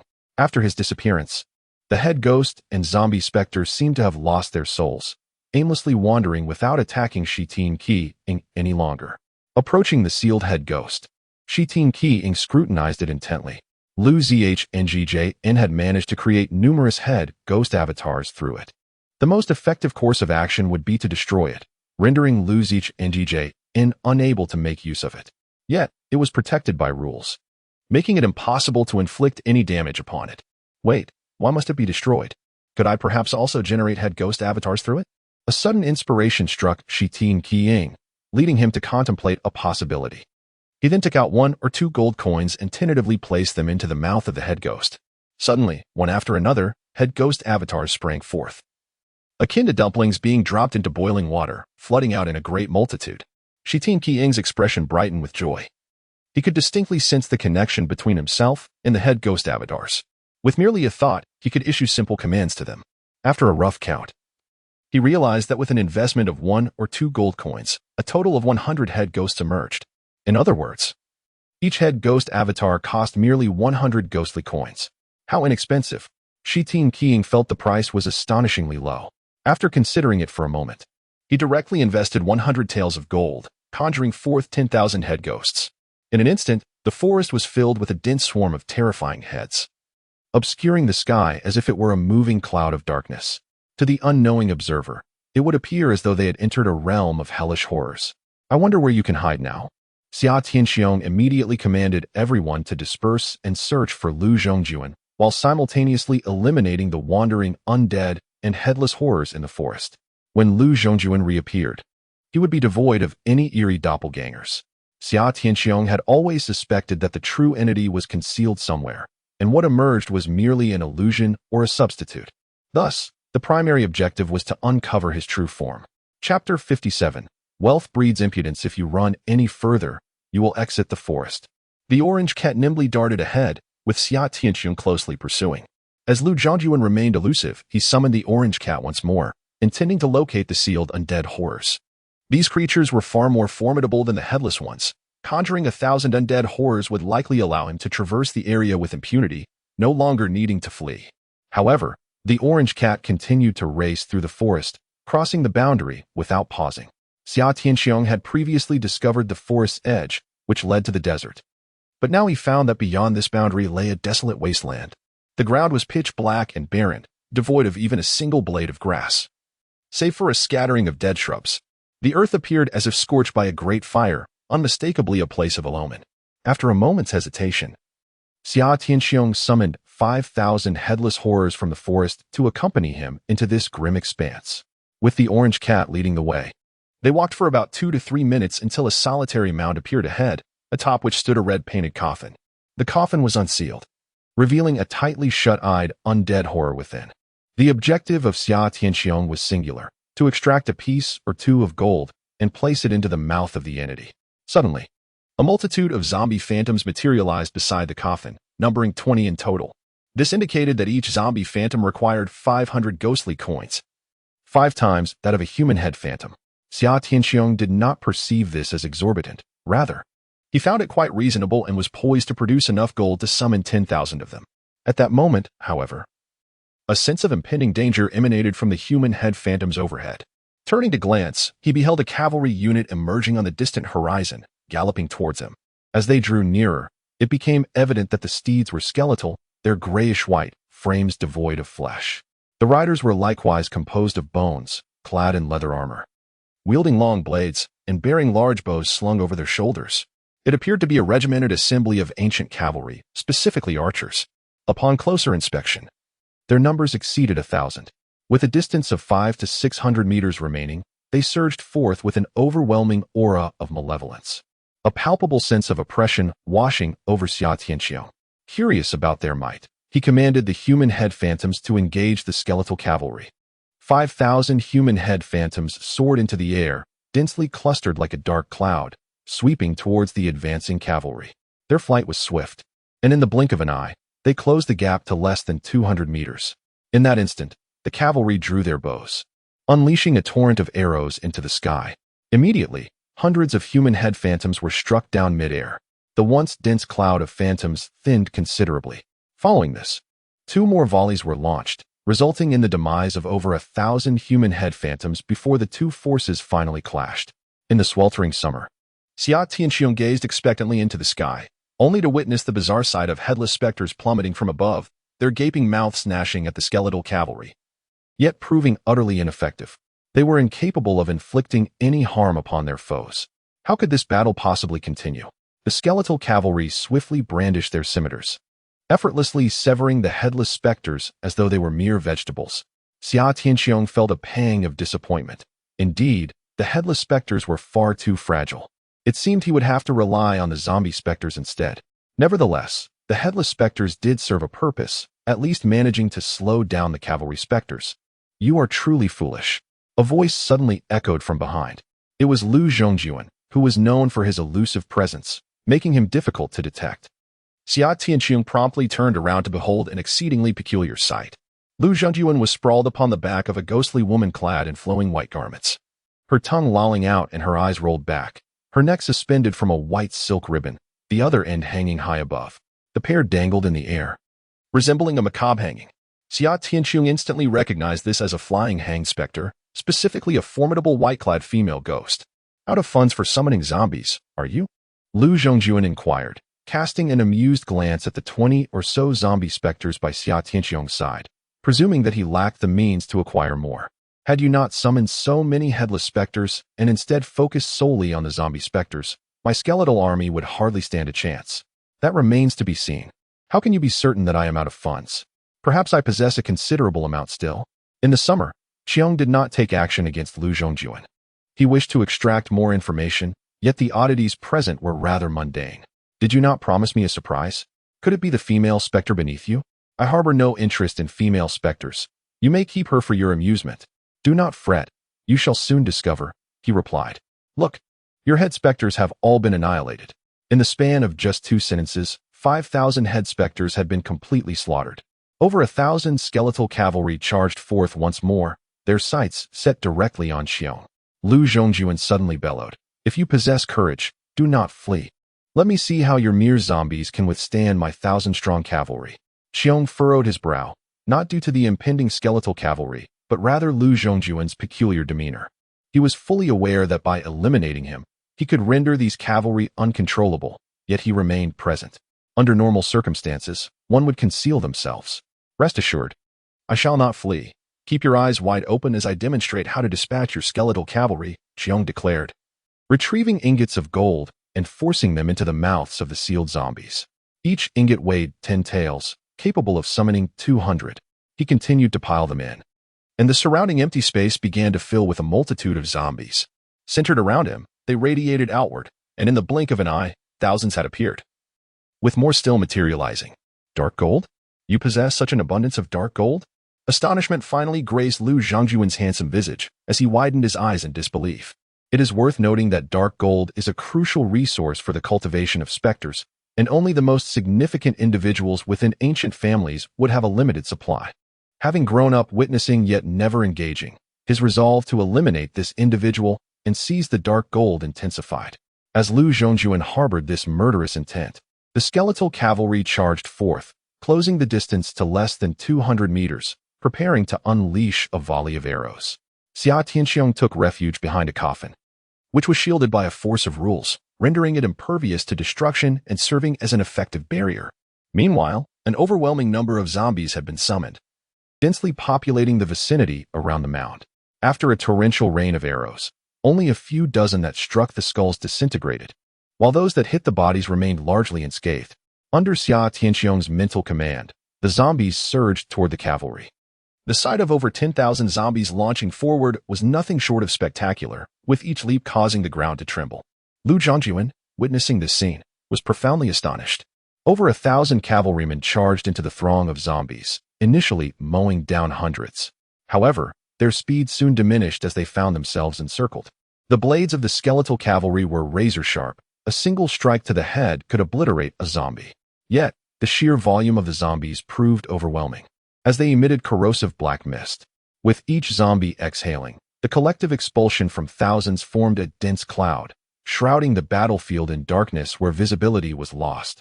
Save for the faint sounds of cracking bones. Moments later, the black cloud began to disperse, revealing the devastation wrought upon the zombies. Approximately 2,000 to 3,000 lay lifeless. Yet, not a single skeletal cavalryman remained. Even the remnants of their bones had vanished. Lu Zhongjuan had anticipated this outcome, but witnessing it firsthand left him profoundly shaken. Summer Qiong cast a glance at the battlefield before turning his attention to him, declaring, "It is now your turn." Upon hearing these words, Lu Zhongjuan realized that Summer Qiong intended to make a move against him. However, he remained composed, refraining from the self-detonation he had resorted to previously. Instead, he calmly lay upon the back of the female specter, securely suspended in midair. Yet, he instinctively stole a glance downward, observing the shadow he cast upon the ground. Within that shadow lay the surprise he had prepared for Summer Qiong. If Summer Qiong were to teleport into his shadow as before, it would surely lead to his demise. At that moment, the prospect of acquiring all his various deceptive devices and the countless pieces of underworld gold filled him with exhilaration, causing a smile to involuntarily creep onto his lips. However, he abruptly witnessed Summer Qiong unleashing a rope capable of ensnaring individuals, which instantly soared into the sky. In the next moment, it suddenly straightened, pulling Summer Qiong upward. Lu Zhongjuan stood in stunned silence, realizing that the rope not only bound people but also had the capacity to lift them into the air. How could this be? Why didn't I teleport into your shadow? Wasn't it you who said that the same trick cannot be employed twice in your presence? Chapter 58. The seal is broken. The zombie arises. Lu Zhongjuan remained in astonished silence, his schemes unraveled before him. At that moment, he was compelled to acknowledge that the individual before him was exceptional, both in strength and intellect. A sense of helplessness inexplicably surged within him. Yet, the prideful man he was, he would not concede defeat. Even if I cannot slay you with my own hands, I can still confine you here, ensuring you shall never escape. Lu Zhongjuan gazed at Xia Tianxiong, who grasped the hemp rope, swinging down from above, poised to pounce upon him. He uttered a final remark and chose to self-destruct once more. He could not afford to be captured by his adversary, otherwise, the consequences would be dire. A swift demise indeed. Xia Tianxiong let out a helpless sigh as he clutched the celestial rope and descended gradually, following Lu Zhongjuan's death. His body transformed into a wisp of azure smoke and vanished. Under ordinary circumstances, his shadow should have dissipated alongside him. However, at that moment, the shadow on the ground suddenly stood upright and began to move autonomously. The shadow was ominous. Xia Tianxiong was taken aback, astonished to discover such an eerie phenomenon in this place. The shadow could manipulate shadows, conceal itself within any object's silhouette, and even inflict harm indirectly by attacking a person's shadow. It was an elusive and extraordinarily formidable anomaly. Had Xia Tianxiong teleported atop the shadow moments ago, he would undoubtedly have fallen victim to a surprise assault. This was Lu Zhongjuan's cunning stratagem. What a narrow escape. Xia Tianxiong silently commended his vigilance. Had he been less cautious, he might have met a sinister end. With Lu Zhongjuan deceased, both the shadow and the hanging specter lost their control, wandering aimlessly in a state of oblivion. Xia Tianxiong paid them no heed. Instead, he contemplated Lu Zhongjuan's earlier words. He had claimed he would trap Xia Tianxiong here. Indeed, such a possibility existed. If a means of escape was not found, Xia Tianxiong could very well perish from starvation in this desolate realm. The mirrored space had not been stocked with food or water, as the plan was to await Jiang Yu's procurement of supplies before gathering everything into the mirrored domain. Yet, before this could be executed, he found himself ensnared here. Wait, perhaps he could teleport into the bank. Upon becoming a VIP member of the enigmatic bank, one is granted the privilege of direct transportation to the VIP reception hall, a feature inherent to the golden ticket. Filled with joy, Xia Tianxiong eagerly produced the golden ticket to test its capabilities. However, it yielded no response, rendering the teleportation function inoperative. Manager, who had previously mentioned that the function cannot be activated under conditions governed by certain rules, indicating that he was presently ensnared by some unknown regulation. But what could this rule be? There was no inkling whatsoever. Manager Hu, can you hear my voice? Xia Tianxiong again utilized the golden ticket to send a voice message to Manager Hu, uncertain if the communication function had also been disabled. Mere seconds later, Manager Hu's cordial voice emerged from the golden ticket. Greetings, Mr. Xia. Please state your needs. I find myself trapped in a peculiar space akin to an enigmatic domain. Could you possibly dispatch an entity to assist me in deciphering this space or extricate me from it? Regrettably, Mr. Xia, my records indicate that you are currently subject to a particular set of rules, and we are unable to intervene forcibly. I hope you can understand. Very well, then. Xia Tianxiong concluded the communication with a sense of resignation, realizing he must rely on his own efforts. He stood in contemplation for a moment before departing with thousands of zombie apparitions in tow, ready to thoroughly explore this enigmatic realm. It appeared to encompass a myriad of terrains and various peculiarities of the sealed entities. Wandering about might lead to the discovery of valuable clues. Little did he know that just moments after his departure, the zombie apparition confined within the coffin suddenly opened its eyes. Who would have thought there would be a day to behold the light of day once more? The voice of the zombie apparition was coarse and hoarse, reminiscent of Donald Duck. Suddenly, he raised his arms, and with a resounding crash, the crimson coffin that sealed him shattered into countless fragments. Immediately after, he leapt into the air, soaring upwards like a rocket, ascending vertically into the sky, and then there was nothing more. His figure vanished into the heavens, never to return. In the realm of reality, dusk had descended. The warehouse was illuminated, casting a dim, yellowish glow that was far from bright. In the corridor, a chessboard, no larger than a palm, floated midair.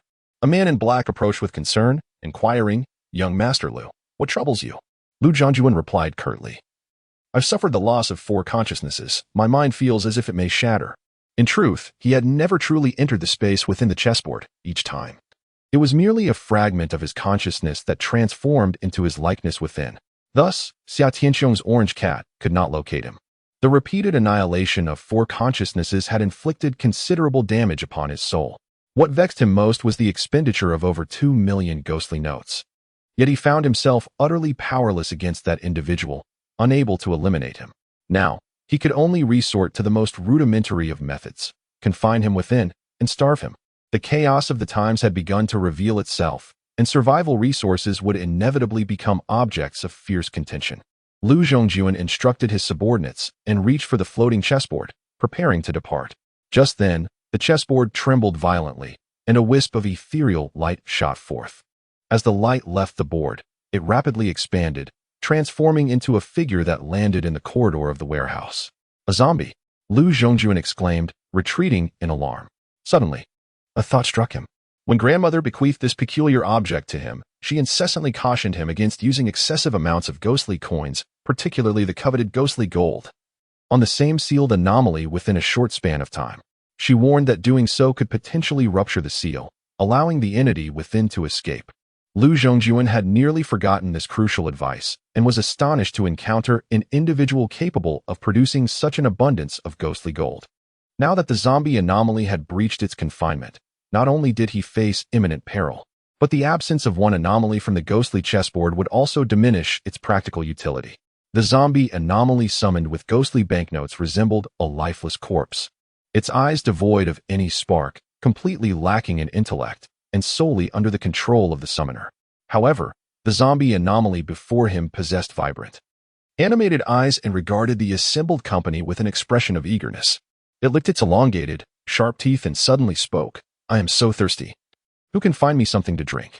The 4 men clad in black, upon witnessing its ghastly visage and the aura of death surrounding it, instinctively recoiled behind Lu Zhongjuan.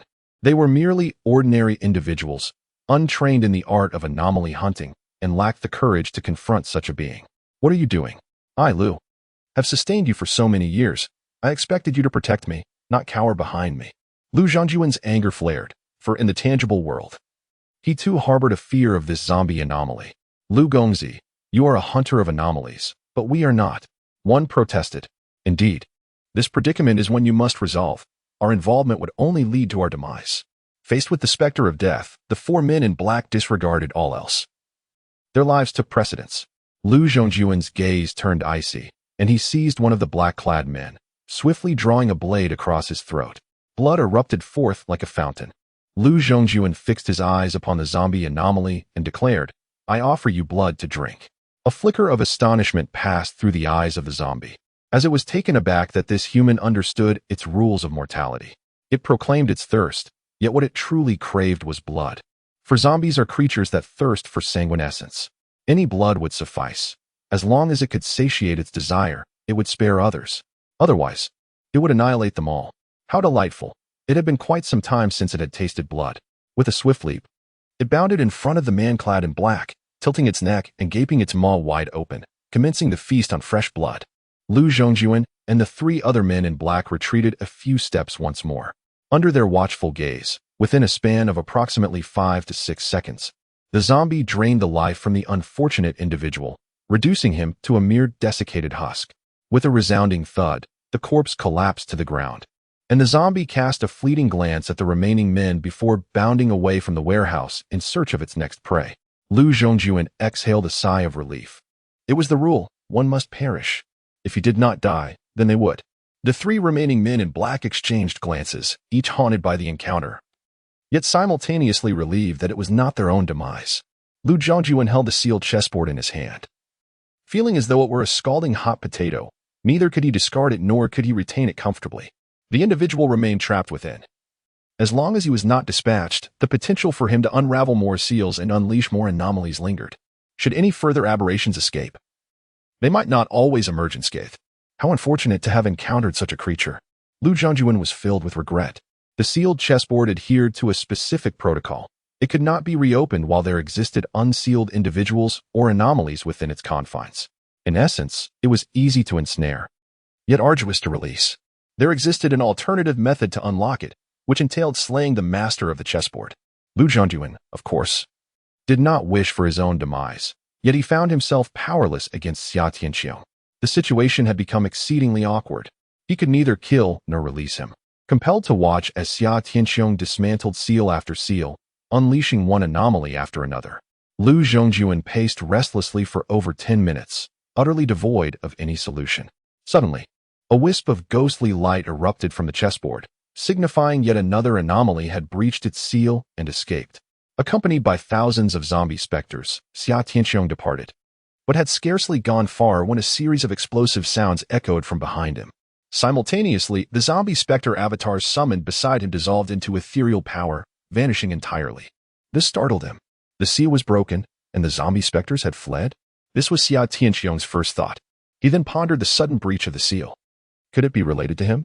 Perhaps the zombie specters had acquired nether gold, allowing them to ascend in rank and thus shatter the seal. It was also possible that the dense ethereal power contained within the nether gold had destabilized the seal. In any case, Xia Tianqiong sensed that this matter was connected to him. Resolute, he decided to seek another seal. If the nether gold could indeed compromise the seal, he might as well dismantle several, potentially influencing or altering this realm. It would also afford him an opportunity to discover a means of escape. Thus, he summoned the orange cat once more, enlisting its aid in locating anomalies. This time, he provided no specific target characteristics, merely instructing it to find any sealed anomalies. The orange cat darted ahead, with Xia Tianqiong in pursuit. After 3 to 5 minutes, they emerged from the dark abyss and arrived in a lush, verdant swamp region. In a modest puddle lay a peculiar, headless entity sealed away. Xia Tianqiong was slightly taken aback, pondering whether this being was paired with the headless specter. One lacked a body, while the other was devoid of a head. Together, they formed a complete entity. Subsequently, he produced gold to offer to the headless being. However, upon reflection, he realized that without a head, there was no mouth to receive the gold. Chapter 59. Seeking an escape, the headless entity displayed a muscular upper body, exuding a palpable sense of strength. It was evident from its physique that it was male. The neck had been severed with precision, the cut remarkably smooth. Xia Tianqiong located the esophagus and began to insert gold ingots, one after another, until he had deposited over 700 taels. At this juncture, numerous headless replicas had emerged around him, signaling an impending change. Suddenly, the headless being moved its arm, and the force sealing it began to fluctuate violently. With a resounding crash, the puddle erupted, and the headless entity rose to its feet. Human, I thank you for liberating me from my seal. I shall spare you this time as a token of gratitude. The headless being, lacking a mouth, emitted its voice from within its torso. As it vanished, the summoned replicas dissipated as well. Xia Tianqiang was splattered with mud but remained unperturbed, gazing thoughtfully at the disappearing headless entity. Could the exit be in the sky? If another anomaly were to ascend into the heavens, would grasping it allow him to escape as well? What followed was intriguing. To test his hypothesis, Xia Tianqiang commenced dismantling seals indiscriminately. Meanwhile, outside, Lu Zhongjuan faced misfortune. In the warehouse, mere minutes after the eerie zombie had departed, a flicker of ghostly light emerged from the sealed chessboard, transforming into a robust, headless apparition upon landing. Has anyone seen my head? Please assist me in locating it. These bizarre entities, having been imprisoned for an extended period, were eager to indulge in their grotesque desires. Lu Zhongjuan's expression grew increasingly grim, yet he remained composed, raising his hand to point at a man clad in black. I have found your head. It is him. What are you doing, young Master Lu? Please do not implicate me. The headless creature strode menacingly toward the man in black. It was on you. Return it to me at once. Though it proclaimed a demand for restitution, it swiftly resorted to violence. With a hand as large as a fan, it seized the fleeing man and twisted his head with brutal force. The two other men in black suddenly turned to flee, realizing that even if they escaped the headless fiend, they would ultimately fall prey to Lu Zhongjuan's treachery. Lu Zhongjuan, however, stood his ground, unwavering. The headless entity cradled the bloodied head, affixing it to its neck. The visage of the severed head still bore the terror of its owner at the moment of death. A haunting sight. As the head made contact with the neck of the headless apparition, an extraordinary phenomenon occurred. Countless slender tendrils sprouted forth, establishing a connection with the head. Once lifeless and staring, the eyes suddenly moved, regaining vitality, and the mouth began to speak. This is not my head, although you have made a mistake. I shall spare you this time for your assistance, the headless apparition declared to Lu Zhongjuan before turning its gaze towards the two who had fled. Since they did not aid me, they shall pay. With that, it advanced purposefully in pursuit of them. Two men clad in black hastily fled the warehouse. However, before they could escape the confines of the company yard, they were overtaken by the headless specter. Without hesitation, the specter severed their heads and consumed their bodies, ultimately stringing their heads together with a rope and hanging them at its waist. This peculiar entity appeared to have an affinity for collecting heads. Within the warehouse, Lu Zhongjuan pondered his strategy, recognizing that the current situation was untenable. He had a profound understanding of the death rules governing most sealed anomalies. Having devoted a millennium to imprisoning them, one by his family, the Lu clan, it was precisely this knowledge that underscored the perilousness of their predicament. As Lu Zhongjuan contemplated, two more anomalies breached their seals. Fortunately, these were relatively easier to counter, and he narrowly escaped with his life. However, the next to emerge was the hanged specter. Upon its appearance, Lu Zhongjuan felt an immediate tightening in his chest as the shadow of death loomed ominously. The death rule of the hanged specter was deceptively simple. It would invite you to hang alongside it. Should you decline, it would instantly cause your demise. If you accepted, it would conjure three identical ropes from thin air, each representing a different hanging duration: 5 minutes, 10 minutes, and 15 minutes. Thus, even if one were exceedingly fortunate and selected the rope with the shortest duration, the probability of death remained significantly high. This represented a deadly gamble that tested both luck and the ability to hold one's breath. Come, accompany me. The voice of the hanged specter was soft and melodious, almost enchanting. It intended to propose a joint hanging. But Lu Zhongjuan did not wait for the specter to finish its invitation. In a swift motion, he vanished from sight, not through teleportation, but by physically plunging into the spatial realm of the game board. As the master of the enigmatic chessboard, Lu Zhongjuan possesses the ability to enter with both his consciousness and his physical form. However, entering with his physical body entails considerable peril, under the constraints of the rules. Unless he vanquishes or seals Xia Tianqiang, his corporeal form cannot depart from the confines of the chessboard space.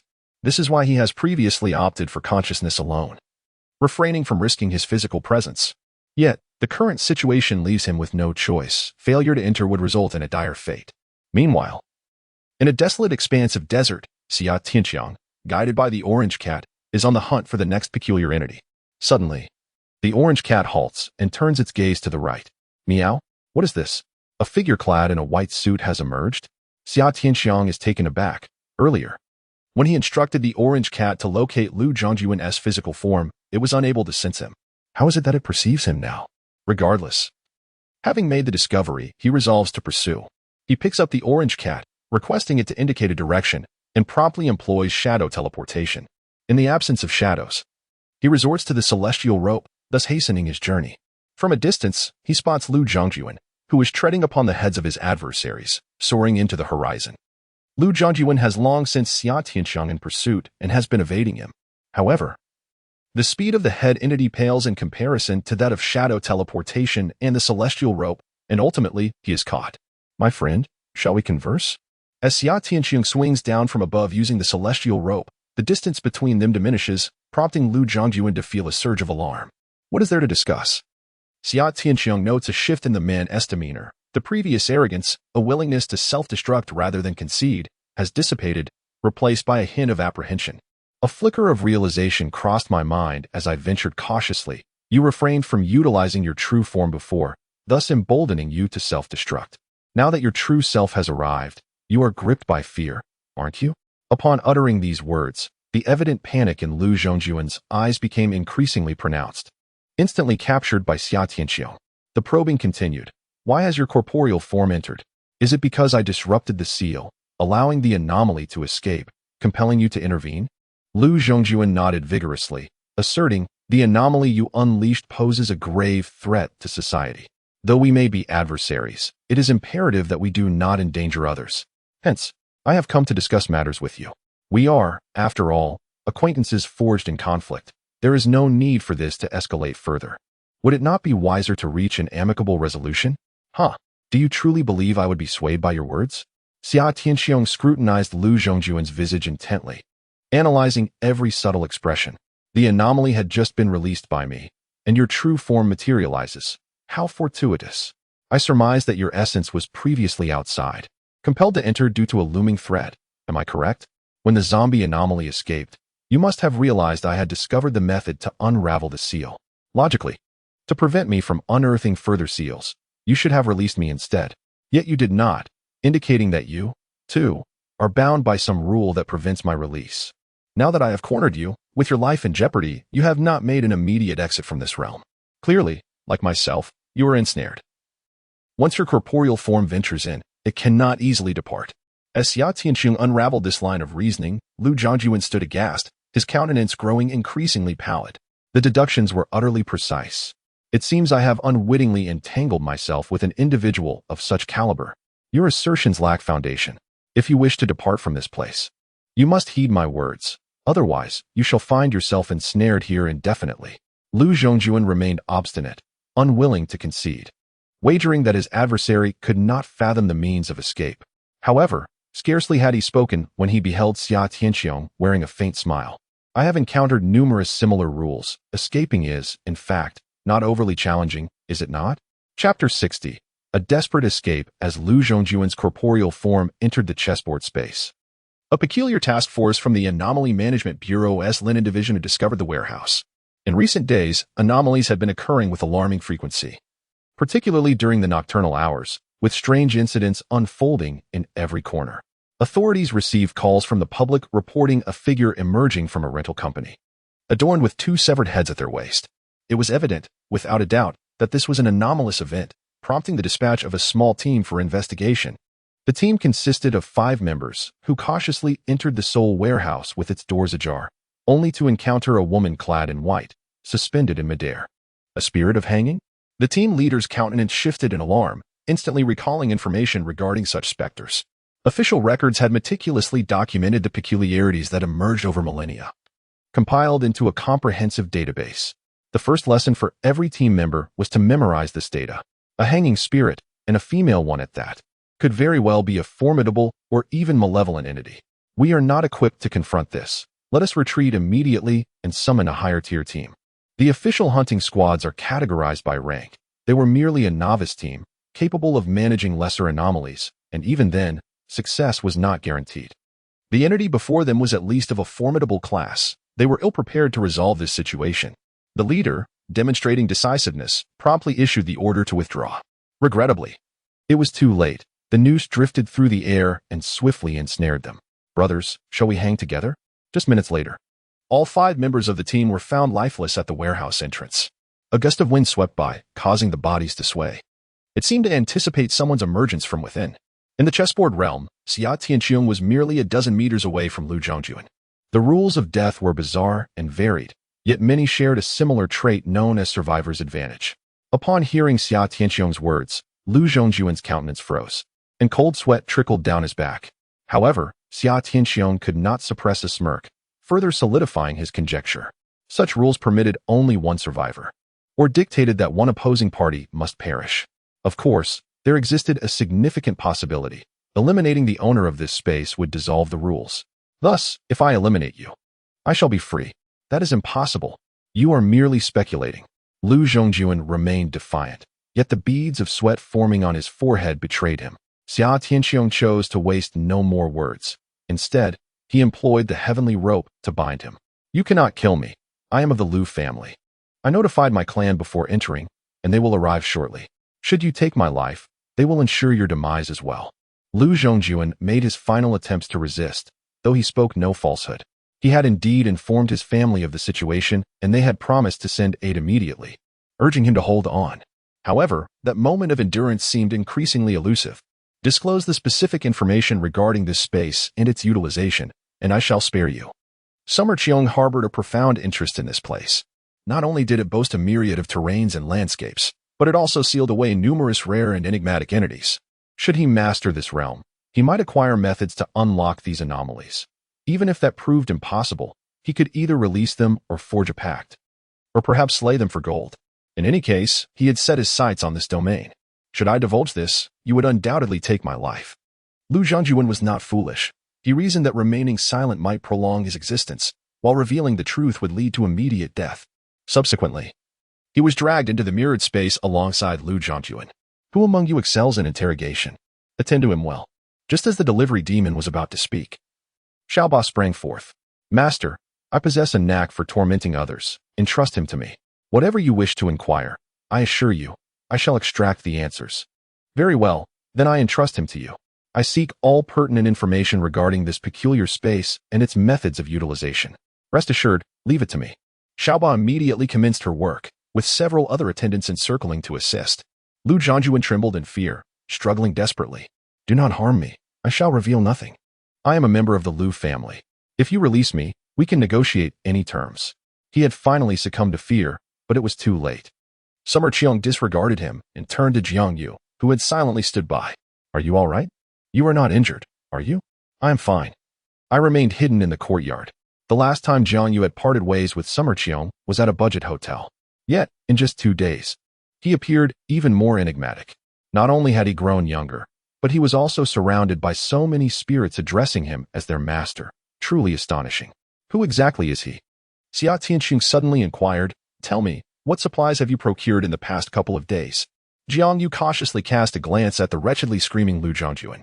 Feeling a twinge of fear and refraining from further questioning, she began to recount her recent purchases.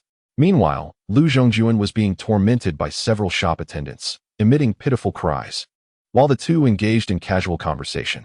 After a span of 10 minutes, Lu Zhongjuan had been reduced to a frail state, resembling an elderly man. His body gnawed at mercilessly by the attendants. Yet, despite his suffering, he remained tight-lipped. Xia Tianqiong, losing his patience, decided it was best to grant him a swift end, for further inquiries would yield no answers. Ultimately, Lu Zhongjuan was torn apart by the attendants, consumed, and vanished from existence.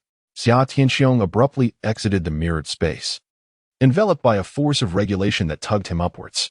In an instant of realization, he bent his legs slightly and leapt with vigor, propelling himself skyward. The scenery before him rapidly diminished, the earth gradually fading into a series of squares, soon revealing warehouses and various supplies. When the transformation ceased, Xia Tianqiong found himself once more standing in the aisle of the warehouse, a palm-sized chessboard hovering before him. A surge of joy filled his heart. Lu Zhongjuan was dead, and this peculiar item now belonged to him. Suddenly, a woman's voice resonated from behind. Young man, would you accompany me in hanging? Xia Tianqiong turned to see a pair of white embroidered shoes nearly touching his nose. However, As his gaze ascended, he was met with a ghastly, bloodless visage and eyes as lifeless as those of a fish, sending an icy chill down his spine. In the summer, Xia Tianxiong was taken aback, not expecting that the hanging ghost remained so close. The adversary had already invoked the death rules, a threat of lethal power swirling around him. At this moment, even with shadow teleportation, escape was impossible. The only options were to decipher the rules or to eliminate the entity directly. Xia Tianxiong understood the rules governing the hanging ghost. There were no loopholes to exploit, and survival hinged entirely on fortune. He dared not gamble, for the probability of death was too great. Thus, he resolved to slay the hanging ghost to forcibly terminate the rules. However, this specter could either be of the ferocious ghost level or the malevolent ghost level. If it were a ferocious ghost, he could potentially wear it down with the assistance of the mirror ghost and the shopkeeper. Yet if it were a malevolent ghost, trouble would ensue. Given his current combat capabilities, he might not be equipped to handle a malevolent ghost. But he had the red veil. The last time the cat demon ghost attacked him, the red veil had autonomously engaged, swiftly dispatching the cat demon ghost. With this thought, Xia Tianxiong hurriedly retrieved the red veil, cradling it in his palm. Chapter 61. Group Battle with the Hanging Ghost. The hanging ghost, draped in white silk, dangled in the air. Upon seeing Xia Tianxiong produce the red veil, an expression of surprise crossed its face as it smirked and said, "Little brother, are you planning to marry me?" At this utterance, Xia Tianxiong felt the enveloping power of the rules dissipate. Yet, less than a second later, it re-emerged. This indicated that the hanging ghost's words constituted a new death rule, replacing the previous hanging rule. Why had the death rule changed? This was not how the script was supposed to unfold. Xia Tianxiong wore a bewildered expression. He had never encountered such a situation in his past life. Holding the red veil, he shook it lightly and whispered, "Hey, it's about to finish me off. Could you assist me in ridding myself of it?" Previously, such fervor was uncontainable, yet now there is naught but silence. After a considerable wait, the atmosphere has grown increasingly awkward. The enigmatic figure, adorned with a beguiling smile, does not urge any action, while Xia Tianxiong finds himself unwilling to linger any longer. The only recourse now is to act decisively. He resolves to ensnare his opponent within the mirrored space using a copper mirror, allowing the mirrored entity and the shopkeeper to engage. Should this fail, he will resort to employing a gold ticket to summon a malevolent entity, acting as a brawler. Just as he prepares to make his move, a sudden intrusion from 5 or 6 individuals catches his attention. Among them, a middle-aged man with prominent brows and expressive eyes steps forward, demanding, "Where is my nephew? What have you done to him?" This man is Lu Qian, the uncle of Lu Zhongjuan, who has rushed over at the behest of a distress call. The 5 others accompany him from another team of the Bureau of Anomalous Affairs.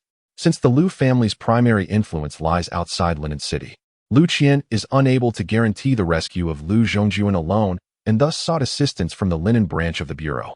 Coincidentally, an official team had lost contact in the vicinity and was already preparing to investigate, resulting in the dispatch of a senior anomaly hunting team to accompany Lu Qian to this location. Leading the group is Zhou Boyu, who had previously sought to recruit Xia Tianxiong after investigating his whereabouts. "Who is your nephew?" "I've never seen him," Xia Tianxiong replies casually, stowing away the red veil into the mirrored space while simultaneously seizing the chessboard anomaly, also placing it within. "Stop. The ceiling chessboard is a treasured heirloom of the Lu family. Return it at once." So it is called the ceiling chessboard," Xia Tianxiong murmurs, displaying no intention of relinquishing it. Zhou Boyu and his companions remained fixated on the hanging specter, their expressions grave. Personal disputes could wait, but first, they must confront this ominous entity. At that moment, the hanging specter appeared exhilarated, drifting towards them with a beaming smile. "Dear uncles, brothers, and sisters, would you care to join me in a hanging?" It was remarkably courteous, its words sweet, yet it would not tolerate rejection. "Engage," Zhou Boyu commanded without a moment's hesitation. The 4 team members, 3 men and 1 woman, worked in perfect harmony, each unleashing their unique techniques against the hanging specter. Lu Qian hesitated for but a brief moment before joining the fray. "Since you refuse to accompany me in death, then perish," it lamented, "and you, who are unwilling to marry me, shall also meet your demise." As it spoke, several lengths of white silk suddenly descended from the void above, pursuing each individual.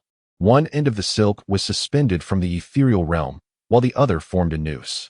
It would relentlessly track its prey, no matter how far they fled, until it ensnared them and delivered them to their doom. Xia Tianxiong swiftly employed shadow teleportation, striving to evade the silk. The warehouse, filled with an array of shelves, offered ample shadows. However, each time he teleported to a new location, the silk would materialize directly before him, never delayed by more than 2 seconds. Such remarkable speed suggested that the hanging specter was indeed of a malevolent grade. Xia Tianxiong could not afford to pause. He had to continuously teleport to elude the relentless pursuit of the silk. Meanwhile, on the other side of the skirmish, the battle raged fiercely. Lu Qian brandished a rusted sickle, emanating an eerie green flame. Each swing severed a strand of silk. Yet, for every strand he cut, another would swiftly emerge. An unending tide. He had no opportunity to attack the hanging corpse. Each member of the ghost hunting team possessed a contracted specter and was adept in the art of ghostly techniques, working in perfect harmony with one another. Yet, even with such capabilities, they struggled to cope with the relentless onslaught of the white silk. Preoccupied with their own survival and unable to divert their efforts towards the hanging corpse, only Zhou Boyu had the ability to conjure enormous eagle claws from thin air, allowing him to strike the hanging corpse occasionally, though these attempts bore little fruit in terms of inflicting real damage. If this continued, they would all perish here. At this moment, he could have summoned a malevolent specter through Manager Hu, which would have easily dealt with the hanging corpse. However, he hesitated. As this privilege could only be exercised thrice a month, it was not to be squandered without dire necessity. He preferred to devise a means to utilize these individuals to eliminate the hanging corpse instead. Suddenly, Lu Qian bellowed, "You there? Why are you running about? Come out and help us deal with the hanging corpse, or when we perish, you shall not escape your fate either." Xia Tianxiong truly could not escape. The rules had been triggered, and even if he teleported away from the warehouse, the white silk would relentlessly pursue him to the ends of the earth, not relenting until death. He feared entering the mirrored space, apprehensive that the white silk would destroy the bronze mirror. "What are you shouting about? With so many of you, are you all utterly useless?" This remark incensed several members of the ghost hunting team. Lu Qian, equally indignant, was about to retort when another voice emerged from a corner of the warehouse. "I will create an opportunity for you. Seize the chance to attack its spectral form." "What opportunity can you possibly create?" Not only Lu Qian was skeptical, the others shared his disbelief. The white silk was insufferably bothersome, akin to the mosquitoes buzzing around one's head while trying to sleep at night, impossible to shoo away or eradicate. After considerable effort to eliminate one, another swiftly emerges. This is the current predicament. Every individual is preoccupied with self-preservation, striving to evade the encroaching noose of white silk. Suddenly, a multitude of figures bursts forth from the various corners of the warehouse, appearing in rapid succession, densely packed together. With each new arrival, the air fills with another strand of white silk, ensnaring the neck of a shadow and hanging it lifelessly in the air. In an instant, the warehouse is filled with countless suspended figures, creating a scene of sheer terror. These apparitions are, of course, the mirror duplicates conjured by Xia Tianxiong using the mirror technique. With each teleportation, he raises his hand to summon a dozen or more mirror duplicates. Gradually, they populate the warehouse, from a mere dozen to tens, and eventually swelling to hundreds and then thousands. Although each duplicate is fragile, perishing within moments as the white silk constricts and bursts their forms, they effectively divert the attention of the hanging ghost. Simultaneously, this tactic swiftly depletes its own ethereal power. Zhou Boyu observes this with growing concern, suspecting that Xia Tianxiong intends to exhaust the hanging ghost through attrition. In his view, this strategy is clearly flawed. He hastily interjects that it is an evil specter of formidable rank, and before it can be worn down, the hell notes they carry will be consumed. "I do not intend to wear it down." Xia Tianxiong's voice suddenly resonates from beneath the hanging ghost, catching not only the specter off guard, but astonishing all present. He releases the duplicates solely to confound the hanging ghost, utilizing their shadows to position himself directly beneath it. As his words echo, the heavenly rope shoots forth with remarkable speed. The proximity is too great. The hanging ghost cannot evade in time and finds itself ensnared around the waist. In the summer, Xia Tianxiong struck with precision, immediately straightening the rope and charging fiercely towards Zhou Boyu and his companions. With a vigorous flick, he brought the hanging specter crashing down at their feet. "Finish it," Xia Tianxiong shouted, teleporting away just as the white silk was about to ensnare his neck. Abandoning all defense, they unleashed their full offensive. Zhou Boyu, exhibiting remarkable decisiveness, commanded his team to attack without hesitation, regardless of whether the white silk had ensnared their necks. This approach was perilous yet remarkably effective. Each team member relentlessly unleashed their spectral techniques upon the hanging specter, their assaults unyielding even as they hung suspended 2 to 3 meters above the ground. At that moment, the ruthlessness of the official team was evident. They were merciless to others and equally unforgiving to themselves. A person succumbs to asphyxiation within 4 to 6 minutes, and they aimed to vanquish the hanging specter before that time elapsed, lest they themselves perish. 3 minutes later, the hanging specter was battered to the point of near transparency, on the verge of disintegration. It could no longer wield its spectral techniques, and the pursuing white silk finally dissipated. Zhou Boyu and his 4 teammates fell to the ground, their faces flushed, gasping for air. They had narrowly averted disaster. Had they waited just 1 more minute, casualties could have ensued. Fortunately, that calamity was averted. Lu Qian, on the other hand, had remained relatively unscathed, diligently employing his spectral fire scythe for self-defense until the hanging specter was gravely injured and could no longer control the white silk. Only then did he join the fray against the hanging specter.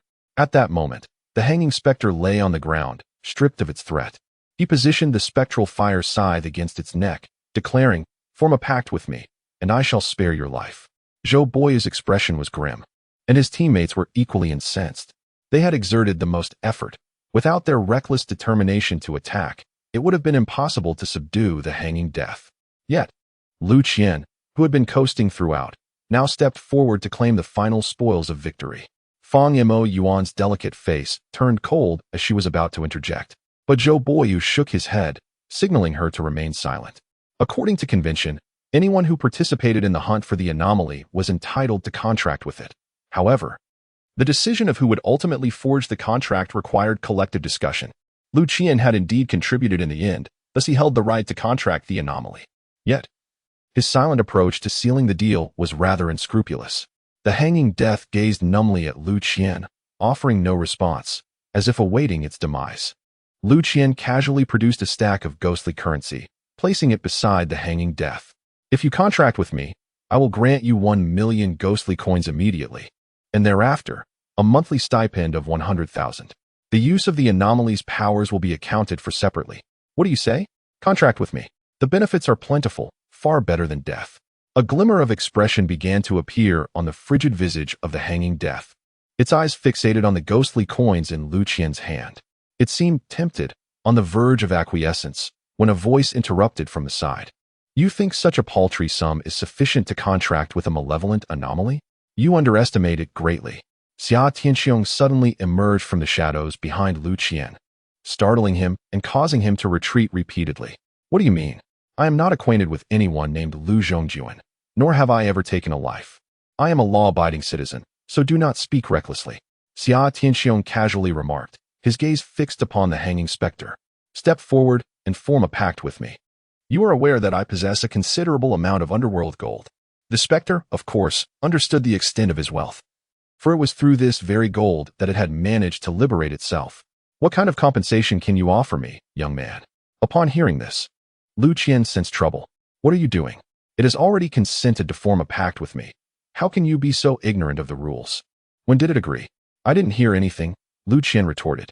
"If it had consented, why haven't you formalized a contract with it?" Xia Tianxiong shot him a disdainful glance and boldly countered, "Do you dare to speak of rules? It has just emerged from a life and death struggle, nearly perishing.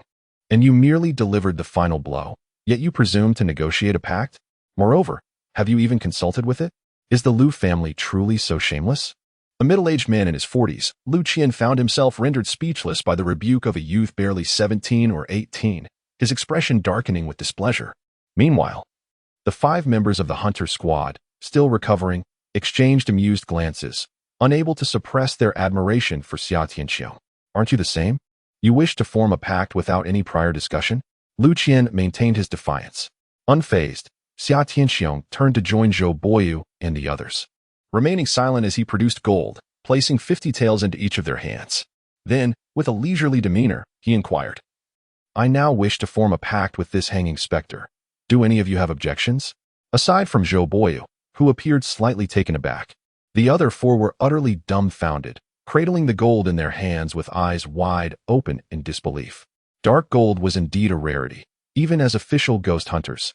They seldom encountered it. Moreover, 50 taels of dark gold equated to 500,000 ghost notes, surpassing their annual salary. I have no objections. You are the most qualified to contract it, one of them stated. Indeed, we all concur. The members of the ghost hunting team expressed their agreement.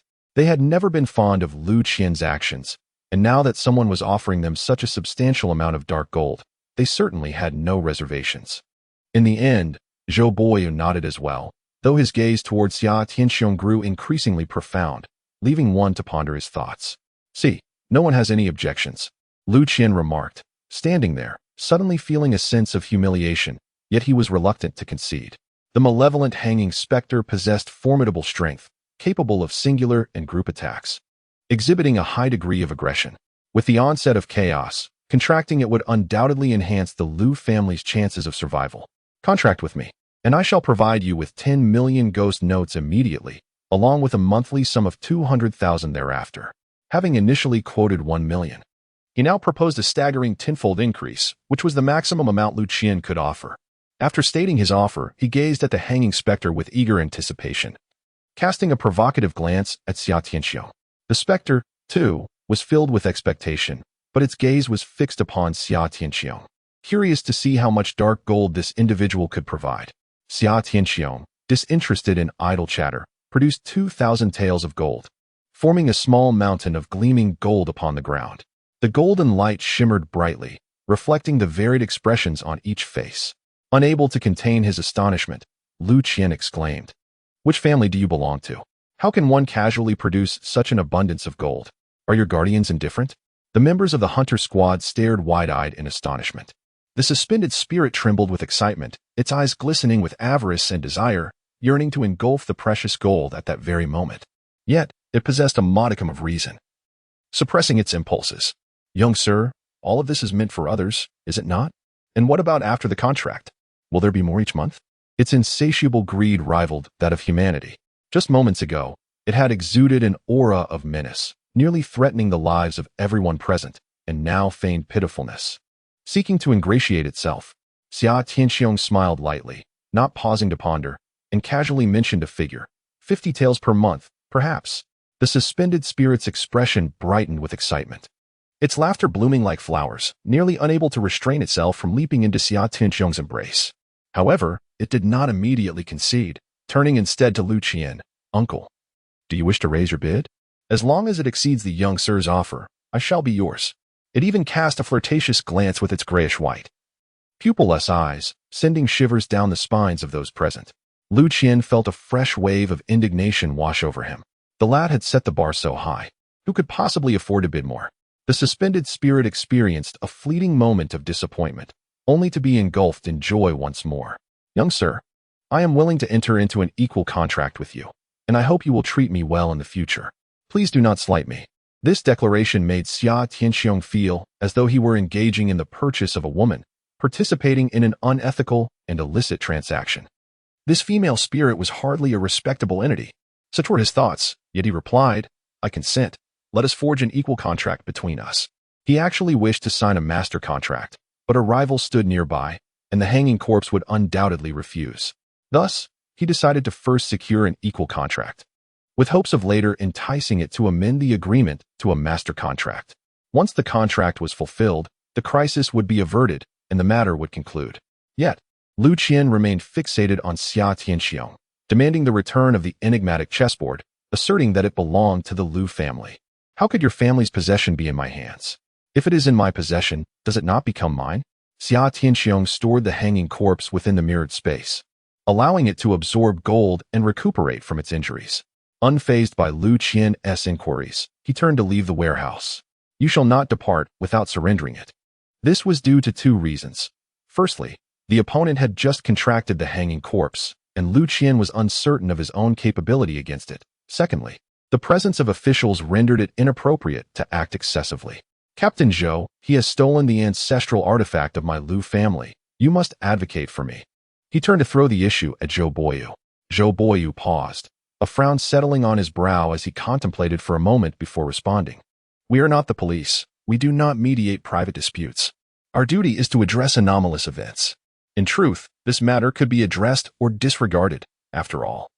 It involved an enigmatic artifact, and both parties were hunters of the supernatural. Even if they were to intervene, it would be entirely justifiable.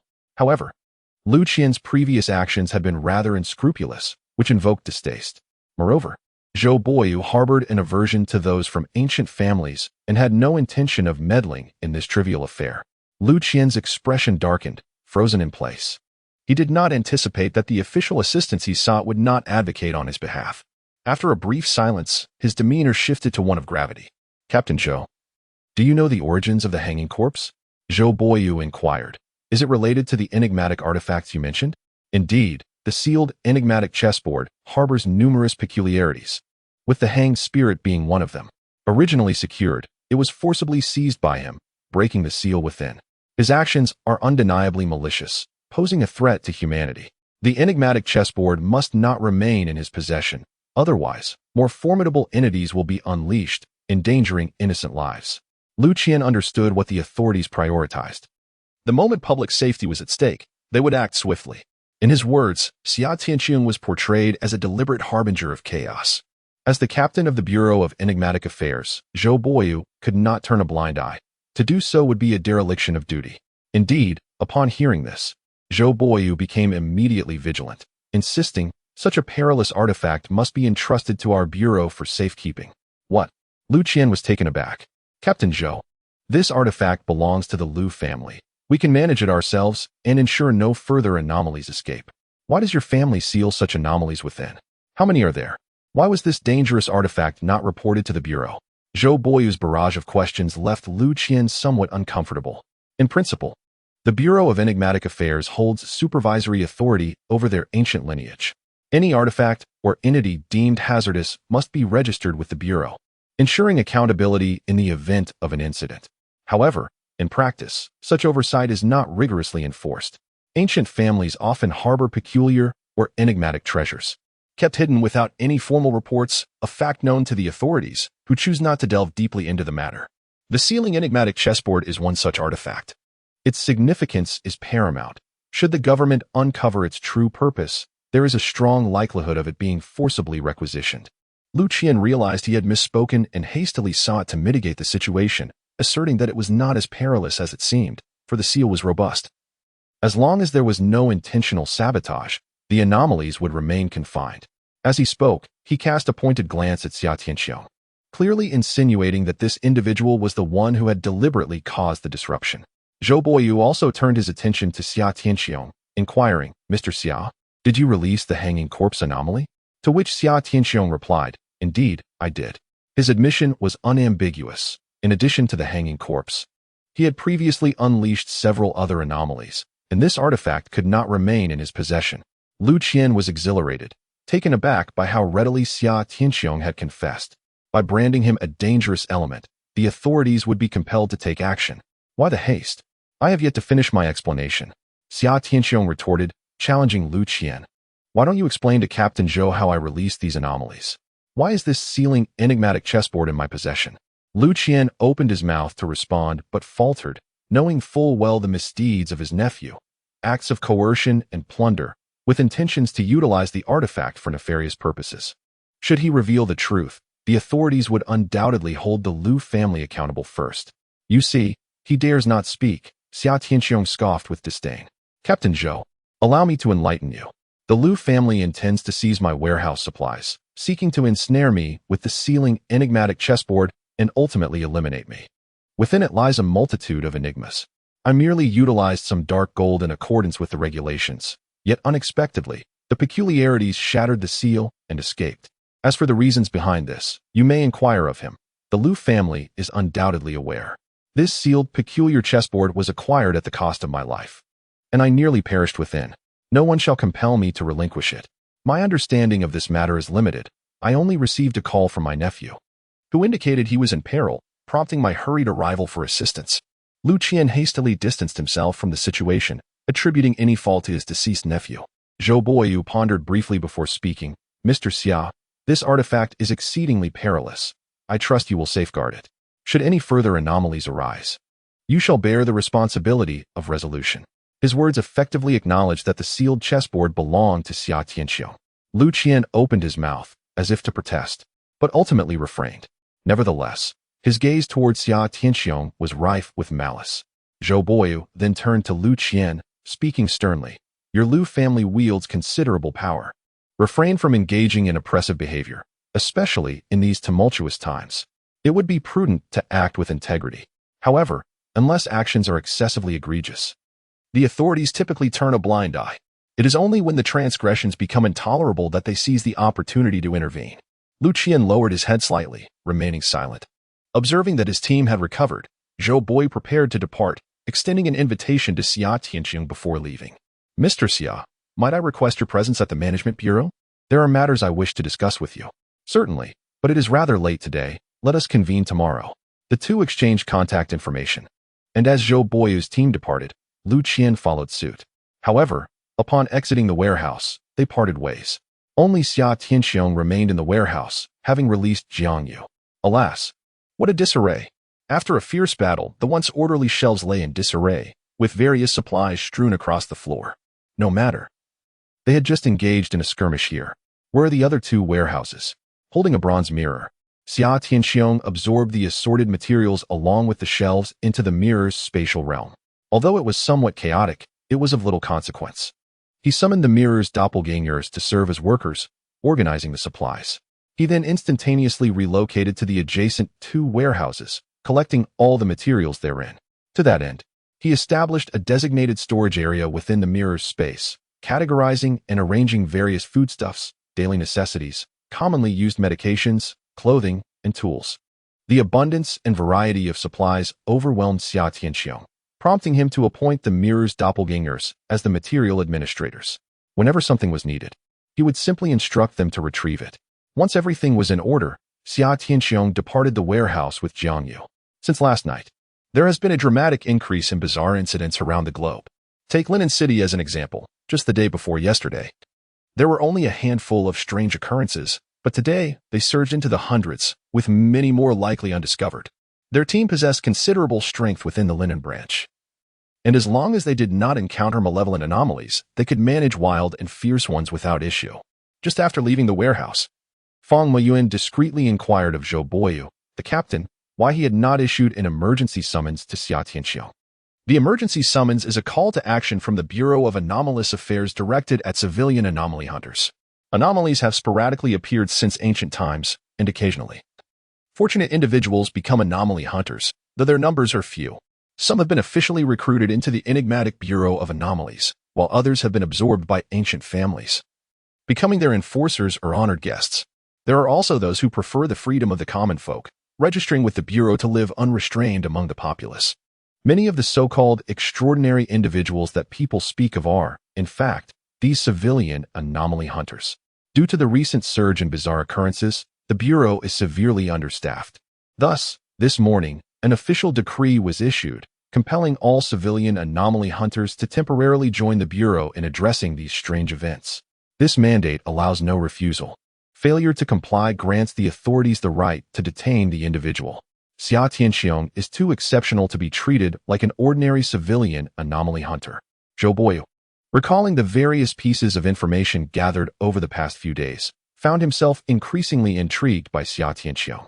He had deciphered the riddle of the anomaly mother seeking her child, forged a pact with the anomaly child, and in a budget hotel, had contracted both the life and death anomaly and the reflection anomaly. At the Wujian Tavern, he procured 9 waitstaff.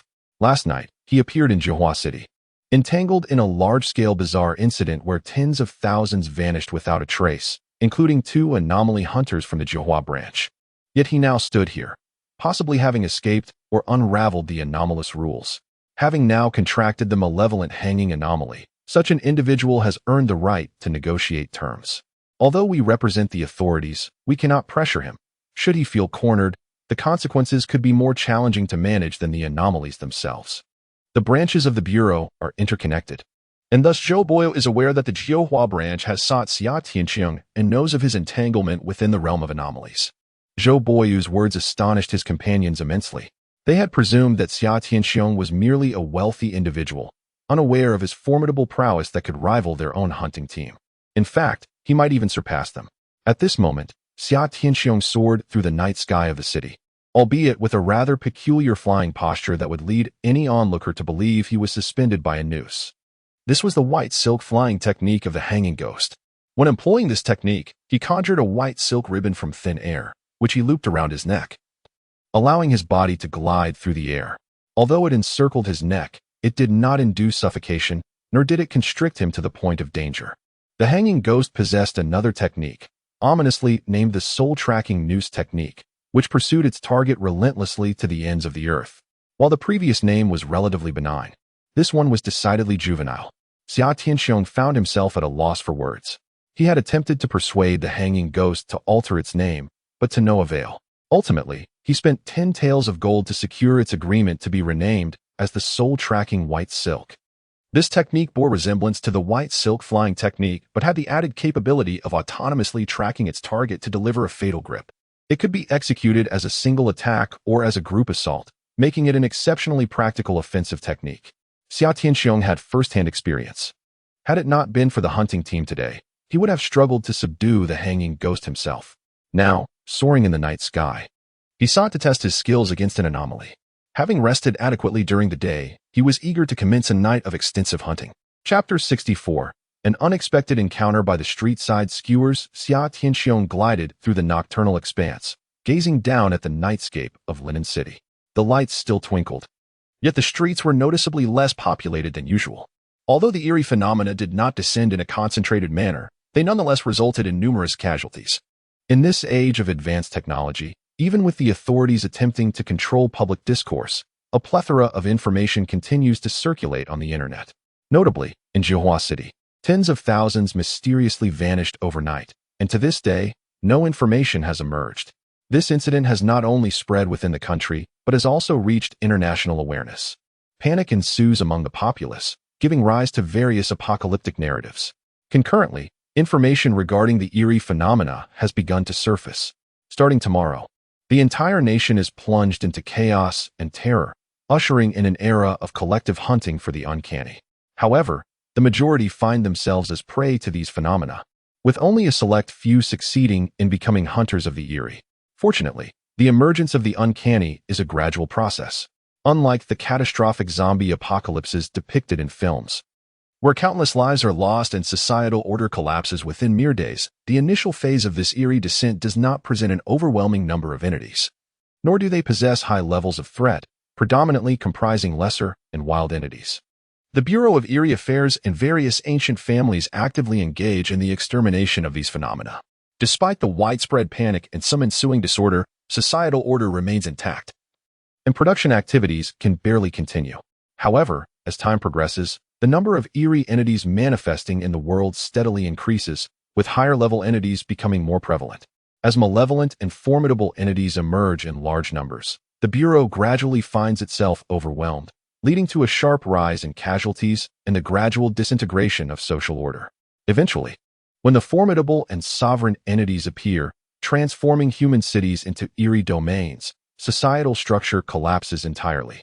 The official forces prove inadequate to safeguard all citizens, prompting civilian hunters to spontaneously establish small sanctuaries to protect a limited number of humanity. By that time, humanity will engage in a brutal struggle for sustenance and territory, marking the true end of days. In his previous existence, Xia Tianxiong lived until the establishment of the sanctuary. Beyond that, he was unaware of the developments that followed. What is that enticing aroma of meat? As he soared through the night sky, he was suddenly captivated by the scent of barbecued delicacies. Lowering his gaze, he soon discovered a bustling street corner where someone was selling skewers. In a time of widespread panic, when others dared not venture outside, someone had the audacity to set up a stall. Feeling a pang of hunger, Xia Tianxiong decided to indulge in a meal there. He descended into an unoccupied area and approached the barbecue stand. It was a makeshift three-wheeled cart, equipped with a charcoal grill, accompanied by 4 small tables and a row of tiny stools. The proprietor, a scruffy middle-aged man, immediately greeted him upon noticing his presence. "What would you like to eat? Everything is fresh, and today as prices are reduced. 10 skewers of beef and lamb each, 2 lamb kidneys, a pair of chicken wings." and 5 skewers of pork. Xia Tianxiong casually ordered before selecting a table to sit at. Boss, with everyone too afraid to go out. Why are you still here running this stall? He inquired while rummaging through a crate of beer, cracking open a bottle with his teeth, and taking a swig.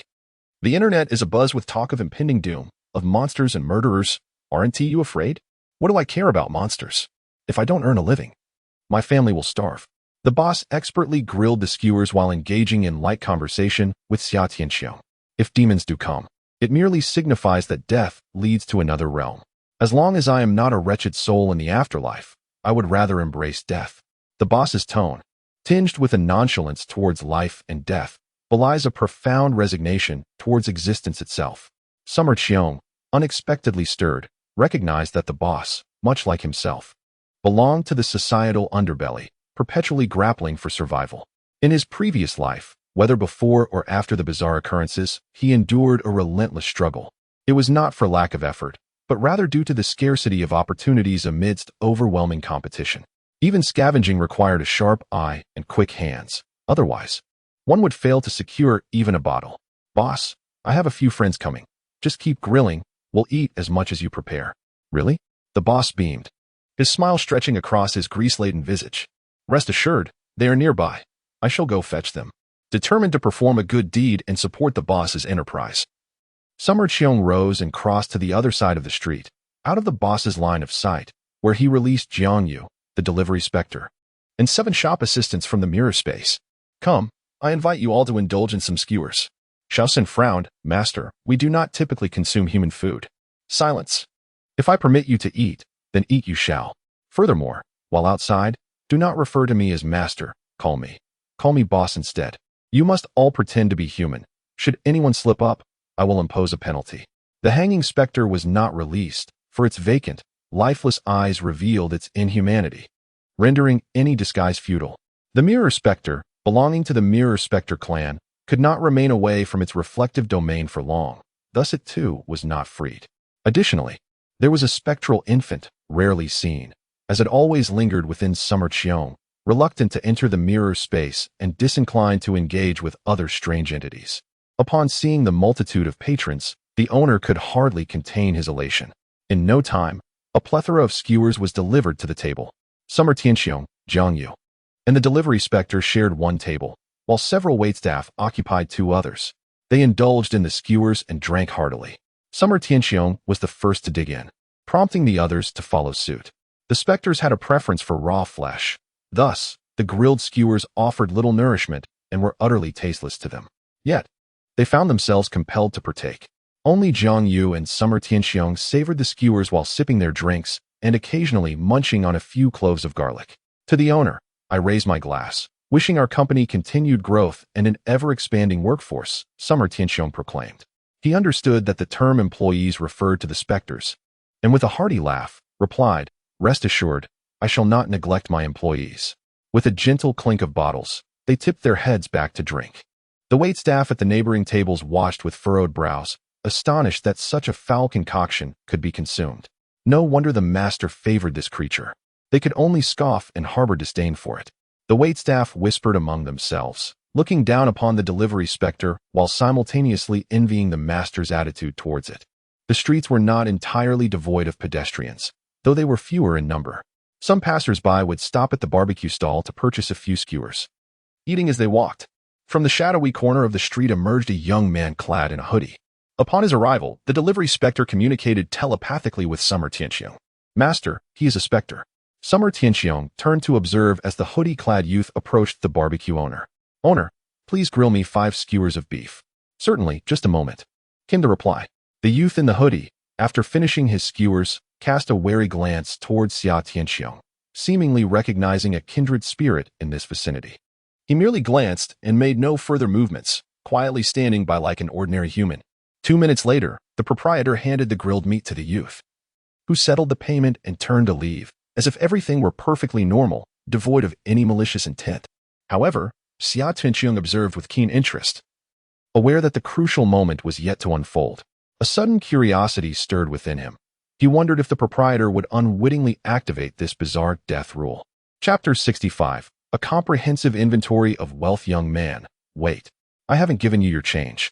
The proprietor called out to the departing youth in the hoodie, pulling out 80 yuan to hand over. The youth shook his head. Did I not give you 20? You handed me 100. I owe you 80, the proprietor insisted. Surely you must be mistaken? There was no one else. How could you misremember? Take it quickly, the proprietor urged. Reluctantly, the youth accepted the money. His expression tinged with disappointment. Why the long face when receiving your change? The proprietor muttered, but the youth said nothing and turned away. Xia Tianxiong sighed in relief. Grateful for the proprietor's integrity. Had he surreptitiously kept the excess money, it would have triggered the death rule, and that enigmatic youth would have devoured him. In an age beset by the supernatural, sometimes the virtues of honesty and kindness could indeed preserve one's life, albeit rarely. More often than not, the bizarre is indifferent to one's character, relentlessly seeking ways to provoke the rules and ultimately lead to one's demise. As the youth clad in a hoodie departed, Xia Tianxiong rose and followed suit, unaccompanied by any other contractual entities. The boss cast a fleeting glance, dismissing it as though he were merely seeking a place to relieve himself. Upon turning a corner, the hoodie-clad youth abruptly halted and spun around to fixate on Xia Tianxiong. Human, I have not sought trouble with you. Why have you come to confront me? Is it only your kind that is allowed to initiate conflict with humans, while we are to remain passive? Humph, you came alone. Do you seek death? In an instant, the youth's demeanor transformed grotesquely, his features contorting into a visage of horror. Xia Tianxiong merely regarded him with indifference, choosing silence. With a mere thought, he invoked the soul-ensnaring white silk. A strip of white silk seemed to descend from the very void above, cascading downwards. The hoodie youth paused, momentarily bewildered, before he could evade. The silk ensnared his head and tightened around his neck, lifting him off the ground. Being merely a wild anomaly, he lacked any mastery of arcane techniques and found himself utterly unable to escape the grasp of the silk. Xia Tianxiong discerned a flaw in the soul-ensnaring white silk. While effective against humans, sufficient to induce suffocation, it proved significantly less effective against anomalies. These entities do not require breath. Thus, while he could restrain it, he could not extinguish its life. This predicament was rather awkward. Consequently, Xia Tianxiong retrieved a copper mirror, drawing the hoodie youth into the mirrored space, where the mirror's reflection conjured several duplicates. These duplicates began to pummel the youth relentlessly, piece by piece, until he was obliterated. This wild anomaly held no contractual value and was swiftly reduced to mere gold. Although scant, it was still a form of currency. With leisure on his hands, he commenced tallying the gains amassed over the 3 days and nights of his rebirth. A total of 15 peculiar entities have been contracted, in chronological order. These include the takeout entity, the infant entity, the life and death gamble entity, the mirror entity, the 8 shop assistants, the infantry entity, Huang Yu, and the hanged entity. Notably, Huang Yu is a transformed human. These entities have bestowed upon Xia Tianxiong 14 extraordinary techniques, namely the door-opening technique, the phantom takeout, shadow teleportation, the longevity technique, rock, paper, scissors, the mirror binding technique, the clone mirror, mirror space, the devouring mirror, flower slapping, levitation, rift technique, the white silk flight, and the soul-calling white silk. The infantry entity lacks a technique but can produce infant fruits, which can prove life-saving in critical moments. The peculiar items include 16 strands of hair from the entity mother and a considerable amount of cat fur from the cat demon entity. The peculiar tools consist of the celestial rope, the red veil, gold tickets, the ceiling entity chessboard, and a copper mirror containing mirror space, which can also be considered a peculiar tool. The distinction between peculiar tools and items lies in the fact that peculiar tools are crafted artifacts, while peculiar items are natural possessions derived from the entities themselves. Both possess their own unique marvels. In addition to the aforementioned, the entity bank holds nearly 1 million taels of nether gold, along with various privileges of a mid-level VIP, as well as resources valued at 200 million within the mirror space. This constitutes the wealth and power that Xia Tianxiong currently possesses. As entities begin to descend in large numbers, starting with such a fortune surpasses all of humanity. Xia Tianxiong, while enjoying some skewers, unwittingly displayed a smile. Jiangyu, filled with curiosity, gazed at him and asked, Tianxiong, what makes you smile? Oh, nothing, just recalling some amusing events, he replied. Suddenly reminded of Jiangyu, he realized he had overlooked her. She could also be considered an asset. After indulging for a while longer and finally feeling satisfied, he settled the bill and departed. It was already past 9 in the evening, and the streets were nearly devoid of pedestrians, yet the city was far from silent. Occasionally, the chilling echoes of screams and cries for help pierced the stillness, their origins unknown. The wailing of police cars and ambulances reverberated throughout the urban landscape. On this night, it was destined that many would fall victim to the grasp of the uncanny. Fortunately, these malevolent entities did not engage in ceaseless slaughter.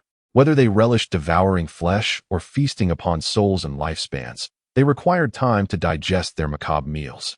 After claiming a certain number of lives, these horrors would retreat, re-emerging only days later to wreak havoc once more, providing a brief respite for the living. In a particular residential building, individuals were leaping from windows, some from great heights, sustaining near-fatal injuries, while those from lower floors still suffered broken limbs. Help! There are monsters inside the building. Many have perished. My paralyzed father is still at home, officers. Please, hurry to rescue him. A contingent of police officers had already established a formidable presence below, having received a distress call half an hour earlier about the monstrous occurrences within. Upon arriving, they could only stand vigil outside, too apprehensive to venture inside. Their purpose was merely to ascertain whether a supernatural incident had indeed transpired. If so, they would notify the Bureau of Anomalous Affairs to dispatch personnel. However, the Bureau was critically understaffed and could not send help immediately. Thus, they remained stationed outside, listening to the harrowing cries and lamentations emanating from within. Through inquiries with the fortunate souls who had managed to escape, it was revealed that a colossal creature, with the upper body of a woman and the lower body of a spider, lurked within. The monstrous entity ascended from the first floor, forcefully breaching the doors of each apartment, ruthlessly claiming lives with its vicious bites, and subsequently devouring its victims piece by piece. If this carnage persists, the residents of this building shall be entirely consumed. You are the police, armed with firearms, are you not? Enter and eliminate the beast. Indeed, this is your moment to safeguard the populace. How can you remain idle? My wife has yet to escape. Why do you not rush to save her? The survivors who managed to flee did not abandon the scene. They anxiously awaited the police to confront the monster. The leading police captain sighed heavily and explained, "This creature is impervious to gunfire. Venturing inside would be tantamount to a death sentence. We must await the arrival of specialists." Specialists? If my wife perishes, will you bear the consequences? In such dire circumstances, should not the police charge forth? Are you afraid of death? The survivors' agitation escalated, their words becoming increasingly caustic. The officers exchanged glances, their expressions grim. They too yearned to vanquish the creature, yet many of their comrades had fallen victim to its sinister grasp in recent days. Orders from above dictated that in the face of the supernatural, they should neither intervene nor approach, but merely observe and document, awaiting the arrival of designated experts. At that moment, a voice emerged from the rear. "Can someone enlighten me about the nature of the creature within?" The crowd turned to see a youth, perhaps 17 or 18, accompanied by a female companion, both appearing intrigued as if they had come to witness a spectacle. A young officer furrowed his brow and commanded, "Leave at once. It is perilous here. Tell me about it. Perhaps I possess the means to resolve this," the youth implored. "Begone, do not disturb, for there is naught of interest to behold here." These words were not uttered by a law enforcement officer, but rather by an irate survivor. Xia Tianxiong glanced at the tightly shut units and then tilted his head to observe the windows of each household. Perhaps it would be best for me to investigate alone. As his thoughts settled, a white silk cord materialized out of thin air, ensnaring his neck and lifting him gently into the sky. In truth, he could have teleported directly inside to confront the anomaly. However, if he were to encounter a particularly troublesome entity, it could lead to significant complications and even peril. Thus, it was imperative to first ascertain the nature of the anomaly before deciding on a course of action, ensuring a greater degree of safety. Xia Tianxiong's actions instilled terror in all those present. A ghost. There's a ghost. Run for your lives. The survivors fled in a frantic rush, unwilling to linger in the vicinity. The police, however, remained steadfast, their hands resting on their holstered firearms, tense and serious. Though a handgun would prove ineffective against supernatural entities, the mere act of touching their weapons provided them with a semblance of courage. Do not panic. It could very well be personnel from that department. The police captain was well acquainted with the Bureau of Anomalous Affairs, particularly over the past 2 days during which they had frequently interacted. "Captain, is this what you referred to as a professional?" "It should be. Perhaps." The captain was also uncertain. Ascending steadily into the night sky, Xia Tianxiong peered through the windows, meticulously searching layer by layer. At last, on the 9th floor, he beheld an anomaly in the living room, consuming a person, leaving only a pair of feet behind. It turned out to be a female spider entity. In Chapter 66, entitled A Value of 50 billion, a female spider ghoul is depicted, her upper torso a nude woman's form seamlessly melded with the colossal, violet body of a spider. This bizarre amalgamation, typically a formidable ghoul of significant power, lacks arcane abilities. However, its 8 arachnid limbs possess immense strength and are extraordinarily sharp, capable of effortlessly piercing reinforced steel doors, explaining its ability to breach the entrance. Summer Vault, indifferent to this particular aberration, promptly employed his soul-snaring white silk, ensnaring its neck and forcibly extracting it through the window before confining it within his mirror dimension. The entire operation transpired in under 10 seconds. As he descended, the fleeing survivors, not yet distant, stared at him in astonishment. Could such a perilous entity be vanquished so readily? Was he human or specter? This query resonated not only among the survivors, but also among the police officers present. Summer Vault, disregarding them, approached Ginger Jewel, stating, "Let us proceed to the next location." "Wait, hold on," the police captain interjected, cautiously inquiring, "Are you dispatched from the Bureau of Ghoul Affairs?" Within official circles, the Bureau of Ghoul Affairs is often abbreviated to the Ghoul Bureau. "No," Summer Vault replied, continuing his departure. The police captain hastened to follow, further asking, "Are you then a civilian ghoul hunter?" In a manner of speaking, he conceded, "Could we implore you to assist us in managing ghoul-related incidents?" The Bureau of Ghoul Affairs is understaffed, and numerous incidents remain unaddressed. Summer Vault, initially intending to depart directly, paused abruptly upon hearing this plea. "This evening, I had initially planned to hunt the anomalies, searching haphazardly on my own, which would undoubtedly be less efficient than the official efforts. Regardless of where the anomalies manifest, the authorities will always be the first to be informed." After a brief contemplation, I consented, stating that I could assist, but I would only address the anomalies and not engage in rescue operations. The police captain was elated upon hearing this. "Splendid, you need only contend with the anomalies, and nothing else is required of you." I made it explicitly clear that I could not guarantee a resolution, should the situation prove too perilous. I would be the first to withdraw. "Very well," he replied. "Take note of my number. Should any anomalies arise, simply send a message or call, and I shall hasten to your side." Xia Tianxiong provided his contact information and then departed with Jiangyu. Not long after they exited the community, the phone rang. "Mr. Xia," came the voice on the other end. "As the saying goes, it is better to resolve enmity than to deepen it. You have killed my nephew, Lu Zhongjuan. We can overlook this, but the ceiling anomaly chessboard must be returned to us." Xia Tianxiong initially assumed it was a call from the police, only to discover it was Lu Qian. His voice was deep and deliberate, seemingly suppressing a torrent of emotions.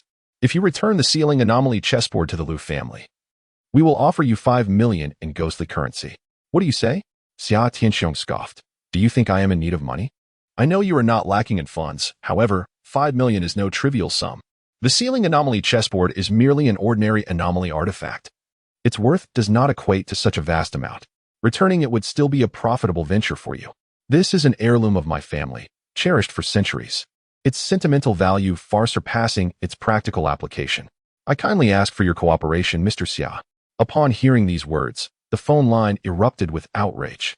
"Xia Tianxiong, my Lu family's legacy spans a millennium. Are you truly seeking to oppose us? Do not presume that merely contracting with the malevolent is impressive. My Lu family possesses formidable entities as well. Would you care to witness their prowess?" This was an unequivocal threat. "Very well, let us meet when time permits." Before the other party could finish, Xia Tianxiong abruptly terminated the call, uninterested in further discourse. He was well aware that the Lu family had access to powerful malevolent forces, a characteristic shared among ancient families. Otherwise, they would have long been eradicated by official means under various pretexts. Although formidable, such forces could not be wielded lightly due to their substantial costs. Lu Qian's call had indeed prompted Xia Tianxiong to regard the ceiling chessboard with newfound respect. Ordinary artifacts typically bore a value of merely tens or hundreds of thousands of ghostly coins, with few exceeding the million mark. Yet, he had boldly cited a price of 5 million, indicating its true worth was considerably higher. Xia Tianxiong retrieved the ceiling chessboard, scrutinizing it with great care. Its surface was intricately adorned with numerous lines, reminiscent of a Go board upon magnification. In his other hand, he held a bar of gold, and, with a mere thought. Infused it with the power of the underworld. All artifacts and supernatural entities require the expenditure of life force or ghostly coins for activation, otherwise, they remain dormant. Furthermore, the initial usage necessitates a process of acknowledgement, a binding of consciousness. Once employed, the artifact cannot be utilized by another unless the user is slain or consents to the other's usage. As the power of the underworld flowed into the chessboard, a fragment of Xia Tianxiong's consciousness was gently drawn into the spatial realm of the board. Upon returning to this place, I was immediately struck by the comprehensive view of the entire chessboard space, akin to a holographic three-dimensional map manifesting in my mind. At first glance, I was quite astonished. There are over 200 square regions, each vast in area, with the topography of adjacent regions differing entirely.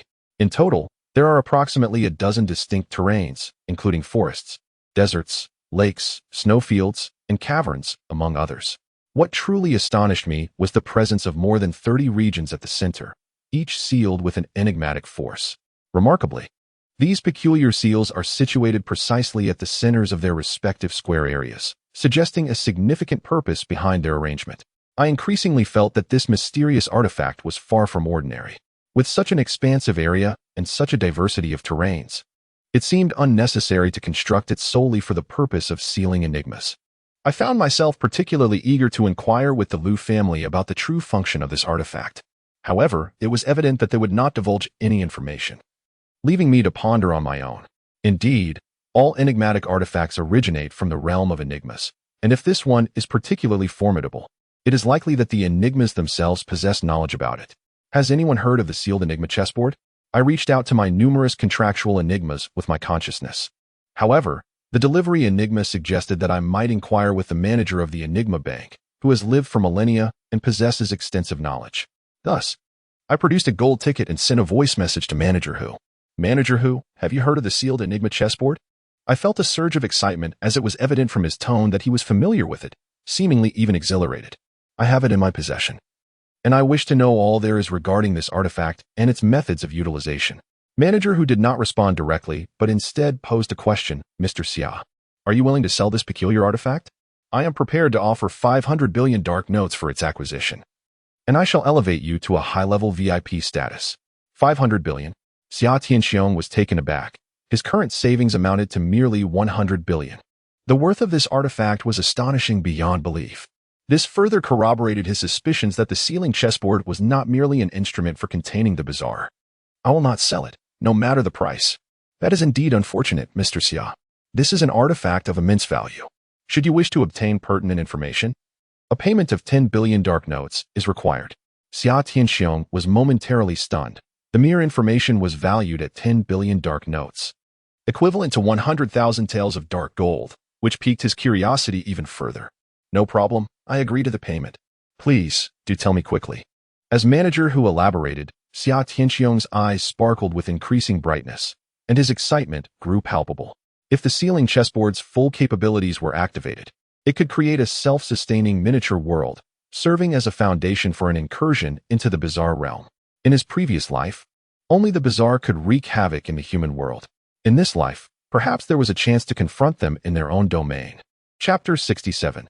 The purpose of the sealing chessboard. According to Manager Hu, the sealing of the bizarre was merely the most rudimentary function of the sealing chessboard. Its true purpose lay in the evolution of a tangible miniature world. The sealing chessboard consisted of 16 rows and 16 columns, totaling 256 square regions. Each region could contain one bizarre entity. If sealed indiscriminately, it would only qualify as an ordinary artifact. However, if entities of varying levels were sealed in a specific ratio, a multitude of additional functions would be unlocked. In addition to the current ability to seal anomalies, there exist two other features: the evolution of the real world and the opening of a passage to the enigmatic realm.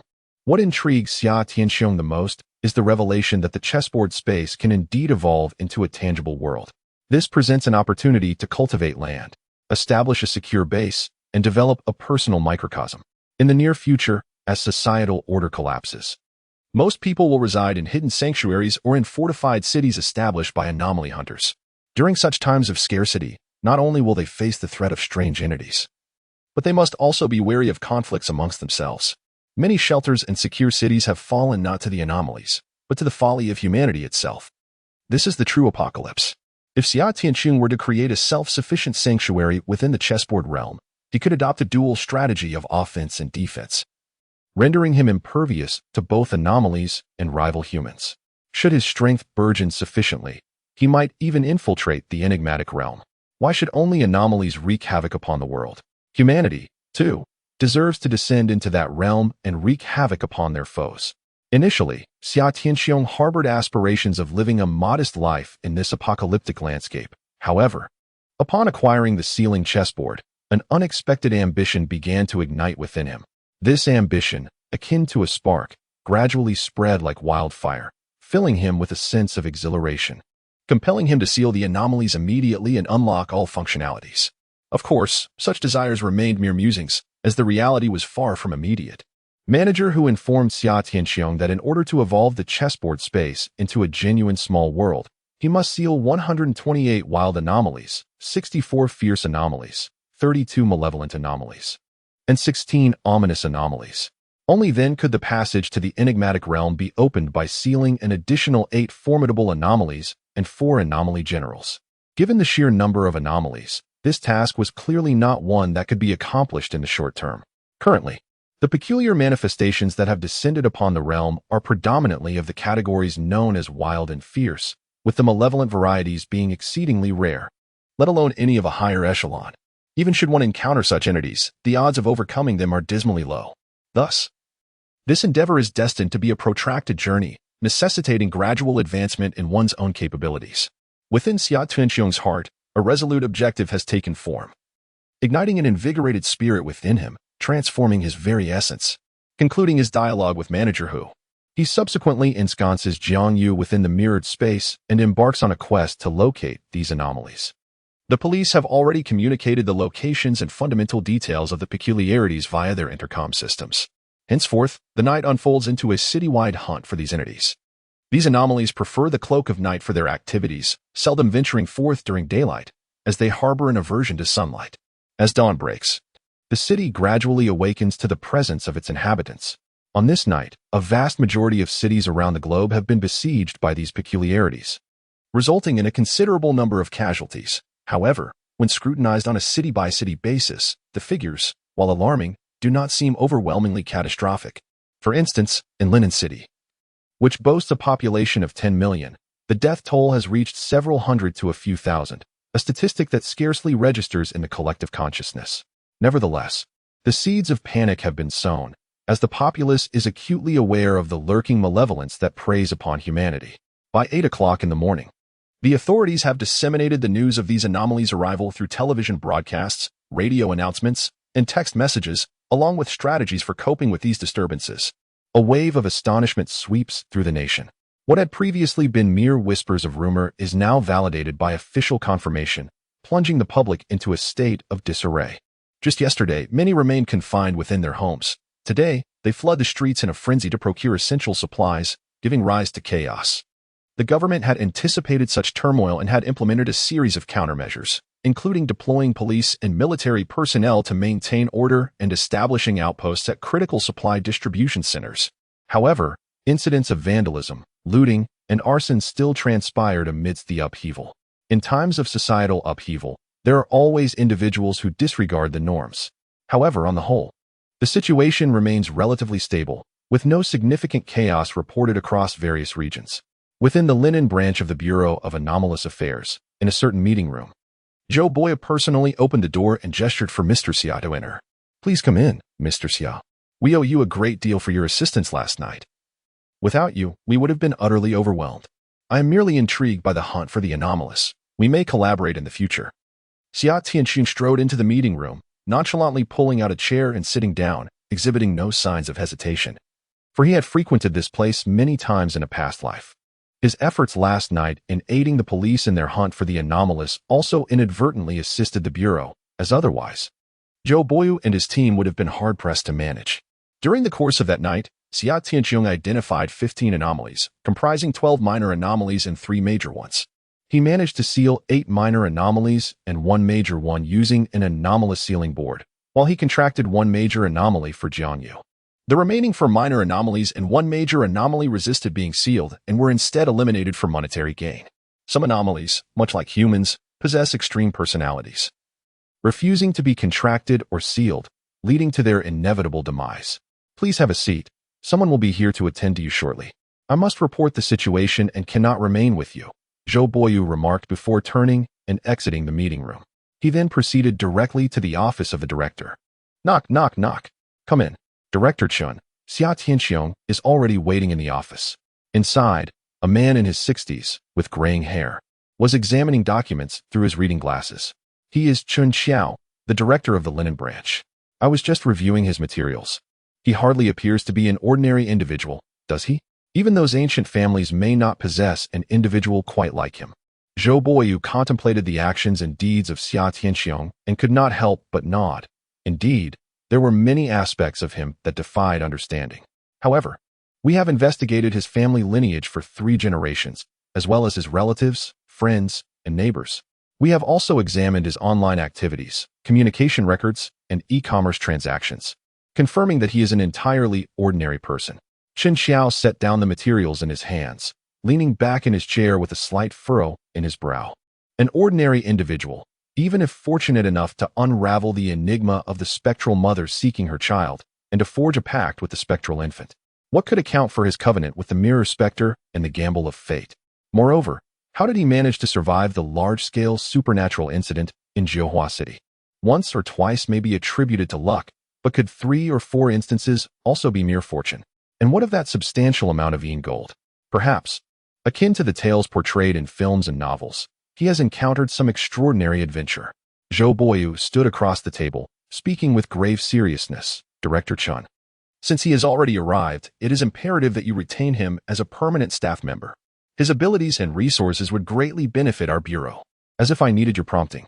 Qin Xiao glanced over, slowly rising from his seat. I shall personally meet him. Zhou Boyu did not follow, as Qin Xiao brought along a young female secretary to the conference room. Hello, young man, I am Qin Xiao. The female secretary interjected at the right moment. This is our director. Greetings, Director Qin. Xia Tianxiong stood to greet him, shaking hands with the gray-haired Director Qin, feeling a sense of gratitude towards him. In the previous life, many folk hunters of the supernatural had benefited from his grace, including Xia Tianxiong. The two then took their seats and engaged in a brief exchange of pleasantries before delving directly into the matter at hand. Qin Xiao inquired directly, "Are you willing to join the organization and serve the people?" With a smile, he added that joining the organization came with numerous guarantees and benefits, inviting the other party to listen before making a decision. There is no need for introductions, as it would merely waste our time. Director Chun, I shall speak plainly. I wish to collaborate with you rather than join. Oh, how so? Chapter 68. The mode of collaboration. You provide the locations and basic information regarding the supernatural occurrences, and I shall select those I can address and assist you in resolving them. In return, you will compensate me, but I do not require monetary payment or other benefits. I seek access to the information within your database. Qin Xiao's smile faded, and he adopted a serious demeanor. The database is strictly confidential and not accessible to outsiders. Xia Tianxiong remained composed, having prepared his arguments in advance. Director Chun, consider this. The number of supernatural occurrences is increasing, along with the casualties. The emergence of more folk hunters is inevitable. Are you planning to integrate them all into the management bureau? You would have to provide them with salaries, living security, and oversight. Given the current chaos outside, can you manage all of that? Instead, why not try my approach? Your bureau could act as the official entity, solely responsible for issuing tasks to hunt the supernatural and providing compensation, allowing the hunters to choose their own missions, bearing the consequences of their choices. Upon reflection, this method would surely be far superior to forcibly conscripting the folk hunters, wouldn't it? The hunters of the anomalies, forcefully conscripted, surely lack enthusiasm for such a mode of collaboration. This utterance from Xia Tianxiong plunged Qin Xiao into silence as he earnestly contemplated the feasibility of this partnership. After a brief moment, a look of relief crossed Qin Xiao's brow. There is indeed merit in your approach. As the number of anomalies continues to rise, so too does the proliferation of civilian hunters. If conscription persists, it may inevitably incite greater chaos. A smile crept upon Xia Tianxiong's lips, amused within. In truth, this method of collaboration was proposed by Qin Xiao in his previous life. During the inaugural year of the anomaly's emergence, the authorities maintained a policy of forcibly recruiting civilian hunters, which bred discontent and led to various disturbances. As unrest loomed, Chen Xiao, against the tide of opinion, transformed the conscription into this collaborative framework. This not only swiftly defused the crisis and upheld stability, but also significantly enhanced the hunter's motivation, greatly improving both the efficiency and success rates of resolving anomalous incidents. Consequently, this allowed human society to sustain order for an additional 2 years. Initially, Chen Xiao affirmed Xia Tianxiong's proposal, then shifted his tone. We may trial this collaborative method, and the terms of compensation can be negotiated gradually. However, complete access to your information repository is out of the question. At most, I could grant limited permissions to access a small subset of information. After pondering for a moment, Xia Tianxiong suggested, why not categorize and price the information within your database? Upon successfully completing the task of hunting anomalies, I could earn certain points, which I could then use to exchange for the information I desire. This way, you need not fully open your information repository, and I can still obtain the information I seek. In the summer, Xiong's unwavering dedication to the information repository of the Bureau stemmed from his realization that the knowledge he possessed was incomplete. During the incident involving the cat demon, he had adhered to the information disseminated by the authorities in his previous life, yet ultimately failed to successfully contract the cat demon. It was highly plausible that the official information had been deliberately redacted. Furthermore, the authorities held extensive records about various ancient families, including the peculiarities they possessed, the artifacts they wielded, and the formidable individuals among them. It was destined that Xiong would encounter friction with these families in this lifetime, or rather, he had long anticipated causing them trouble. If he could acquire information about these ancient families from the Bureau's repository, it would be immensely advantageous. Additionally, I possess knowledge that the Bureau is unaware of, such as the method to decipher the maternal demon's search for infants. Should I share this method with you, I would expect to receive credits in return. Thus, we can collaborate in a mutually beneficial manner, ensuring that neither party incurs a loss, Xiong added. Chen Xiao's eyes visibly brightened, growing increasingly intrigued by Xiong's proposal. He chuckled with a hint of excitement, expressing his hope that Xiong would join their bureau. Whenever you come to a decision, you are always welcome to join us. I will consider it, Xiong replied, equally pleased. Engaging in the hunt for anomalies through the tasks issued by the authorities would spare him the need to search for them himself, while simultaneously allowing him to obtain the desired information, a true dual victory. After exchanging a few more pleasantries, Xiong departed from the bureau. No sooner had he left than Chen Xiao convened a meeting to deliberate on the collaborative approach he had proposed, also disseminating the information to other branches across the region. Some voices deny, while others affirm. Ultimately, the deliberation reached a unanimous conclusion, and furthermore, this approach was refined multiple times, leading to a decision to implement it swiftly across the nation. From this moment onward, the trajectory of history diverges significantly from that of the previous era. In the short term, this appears to be a fortuitous development, as humanity is better equipped to combat the anomalies. However, in the long run, this may not necessarily hold true. Nevertheless, this situation poses no detriment to Xia Tianxiong. Departing from the Bureau of Anomalous Affairs, he strolled along the bustling streets, where hurried pedestrians filled the walkways. Vehicles sped past, occasionally colliding, yet no one summoned the police. Instead, they exchanged heated words through rolled-down windows before continuing on their way. The paramount concern now was the frantic acquisition of essential supplies, leaving little room for other matters. Even taxis refrained from picking up passengers, opting instead to transport full loads of rice, flour, oil, or other necessities. As Xia Tianxing ambled along, he observed long lines forming outside stores, with disputes erupting over queue jumping or excessive purchases. Tempers flared, leading to physical altercations, only to be quelled by patrolling officers or soldiers who arrived to restore order. This marked the first day after the official announcement of the anomaly's arrival. Although chaos reigned, a semblance of order still persisted.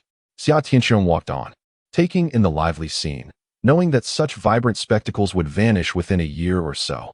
As he continued his journey, he felt a vibration in his pocket. Upon retrieving it, he discovered a communication token from the Infinite Tavern. Shortly thereafter, a thought resonated in his mind. Esteemed guest, at approximately 6 o'clock this evening, an entrance to the Infinite Tavern will materialize in the northeastern direction of your current location. We cordially invite you to dine with us. The infinite tavern traverses the realms, its location and timing ever elusive.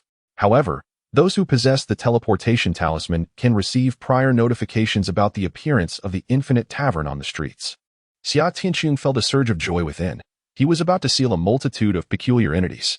The first basement level of the infinite tavern still harbored nearly 100 extraordinary anomalies awaiting his attention. Chapter 69, Boss. I am your anomaly. Xia Tianqing stood by the roadside, glancing at the time on his phone. It was just past 8 in the morning. And with the evening still far off at 6 o'clock, he contemplated finding a place to rest before heading to the infinite tavern later. Just as he was about to utilize his teleportation ability to depart, an instinctive feeling compelled him to turn his gaze toward the street ahead. Once humans enter into contracts with anomalies, they can sense each other's general location, regardless of distance, though not with exact precision. When within closer proximity, such as 1 or 2 kilometers, they can clearly discern one another's specific positions and speeds. At a distance of merely several dozen meters, they can communicate across space through thought. Suddenly, Xia Tianqiang sensed Huang Yu approaching from a kilometer away, moving swiftly in his direction. Moments later, a red supercar halted by the roadside. The door swung open, revealing a stunning woman clad in a white casual suit, her large sunglasses resembling panda eyes. She exuded an air of confidence and poise, captivating the attention of countless passersby. If one were not aware, who could possibly guess that such a stunning beauty was an anomaly? Xia Tianqiang was equally taken aback. Huang Yu's appearance was even more striking than before. In the realm of entertainment, she could debut on the spot. Now that there are so many anomalies, I am concerned for your safety, boss. Hee. It's delightful to see such awareness in my employee. I am quite pleased. Xia Tianqiang smiled gently and inquired, have you arranged everything for your family? Huang Yu nodded, a hint of melancholy gracing her expression. Yes, I have made arrangements. Last night, I captured 2 wild anomalies and compelled them to sign a human master contract with my parents. As long as we do not encounter formidable aberrations, they should be safe for the time being. Do not be disheartened. Once I establish the safe base in the chessboard world, I can bring your parents over. Xia Tianqiang intended to gather a group of humans once the base was operational. It would be impractical for him to remain alone there. Really? Huang Yu's face lit up with delight. Where will it be established? When will it be set up? Can I assist? I will tell you more about it when we have the time. Let us not discuss this in the street. Haven't you noticed how many people have collided with the lampposts? Where are you headed, boss? I can drive you. Let us find a place to rest. Huang Yu turned to open the car door, but upon hearing his words, her body froze and a blush crept onto her cheeks. She glanced back at Xia Tianqiang and whispered, Boss, I am currently an anomaly. Are you not concerned about that? What that? Xia Tianqiang instinctively asked, only to realize too late that she had misunderstood. What are you thinking? I haven't slept at all last night. I am the one who needs to rest. Oh, haha. Huang Yu chuckled awkwardly, then shyly lowered her gaze. Boss, I am yours. No, I am your anomaly. If necessary, I wouldn't mind. However, one must be aware that such interactions between humans and anomalies can shorten one's lifespan. Xia Tianqiang contemplated mentioning his longevity technique, which rendered him indifferent to any potential loss of life. However, the words lingered on the tip of his tongue before he swallowed them back, lest the other misconstrue his intentions as an inclination towards beauty, or rather, towards the uncanny. Enough of idle chatter. Let us depart from this place. Xia Tianqiang opened the car door, preparing to take his seat in the passenger's side, relishing the novelty of riding in such a fine vehicle. Just then, a bus passed by, accompanied by a subtle, almost imperceptible aura of the supernatural. Both Xia Tianqiang and Huang Yu instinctively turned their gazes towards the bus. Huang Yu whispered a caution, Boss, there may be something eerie aboard that bus. Not necessarily. It could be that the bus itself is the anomaly, Xia Tianqiang remarked, his attention drawn to the illuminated number 18 atop the bus, and a spark of excitement flickered within him. He promptly shut the car door and hastened after it.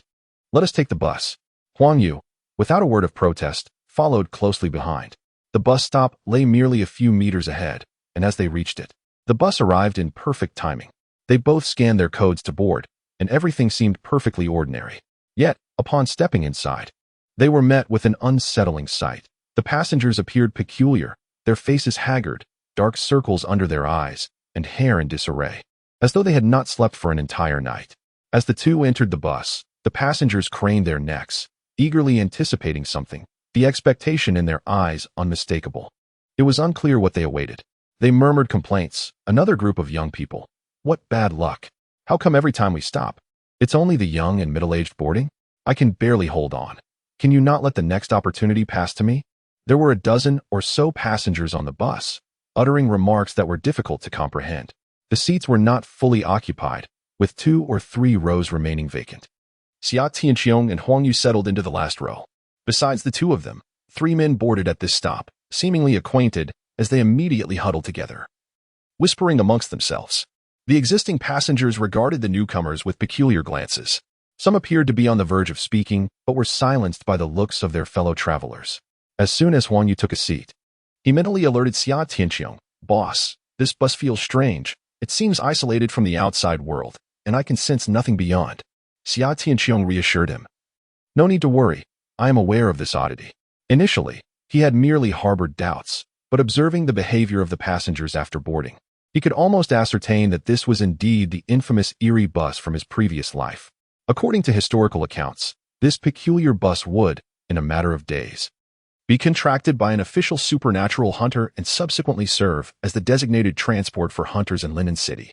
Whenever an anomaly occurred, they would take the bus to the site. It could traverse the roads like any ordinary vehicle, yet also maneuver through the void, resembling a spectral carriage, unaffected by terrain and capable of adjusting its speed at will. Remarkably, it required no fuel, making it an eco-friendly means of transport. This bus was akin to a route to hell. Xia Tianqiong found this anomaly particularly intriguing. If contracted, it would facilitate his travels immensely. Huang Yu glanced around, inspecting the seats and windows, contemplating whether he should dismantle it to compel it into a contract with the boss. It was evident that something was concealed. Xia Tianqiong, however, had no intention of acting recklessly. It was not fear that held him back, but rather a concern that he might inadvertently damage it or allow it to escape. For this entity could indeed slip into the void. The bus arrives at the next stop every 2 or 3 minutes.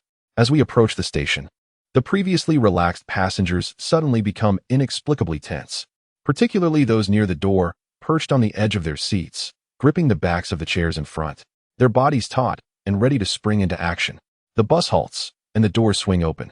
The first to board is a young girl, met with expressions of disappointment from the existing passengers. Next, a woman in her 60s enters, dragging a large shopping bag brimming with various vegetables. Her robust physique suggests strength, as she effortlessly holds the heavy bag without a hint of wobble. "Please, take my seat. I'm getting off soon," I offer. "Come sit here, it's closest to you." Several passengers near the entrance spring to their feet, eager to relinquish their seats for the elderly lady, their enthusiasm and zeal reminiscent of fervent salespeople promoting a product.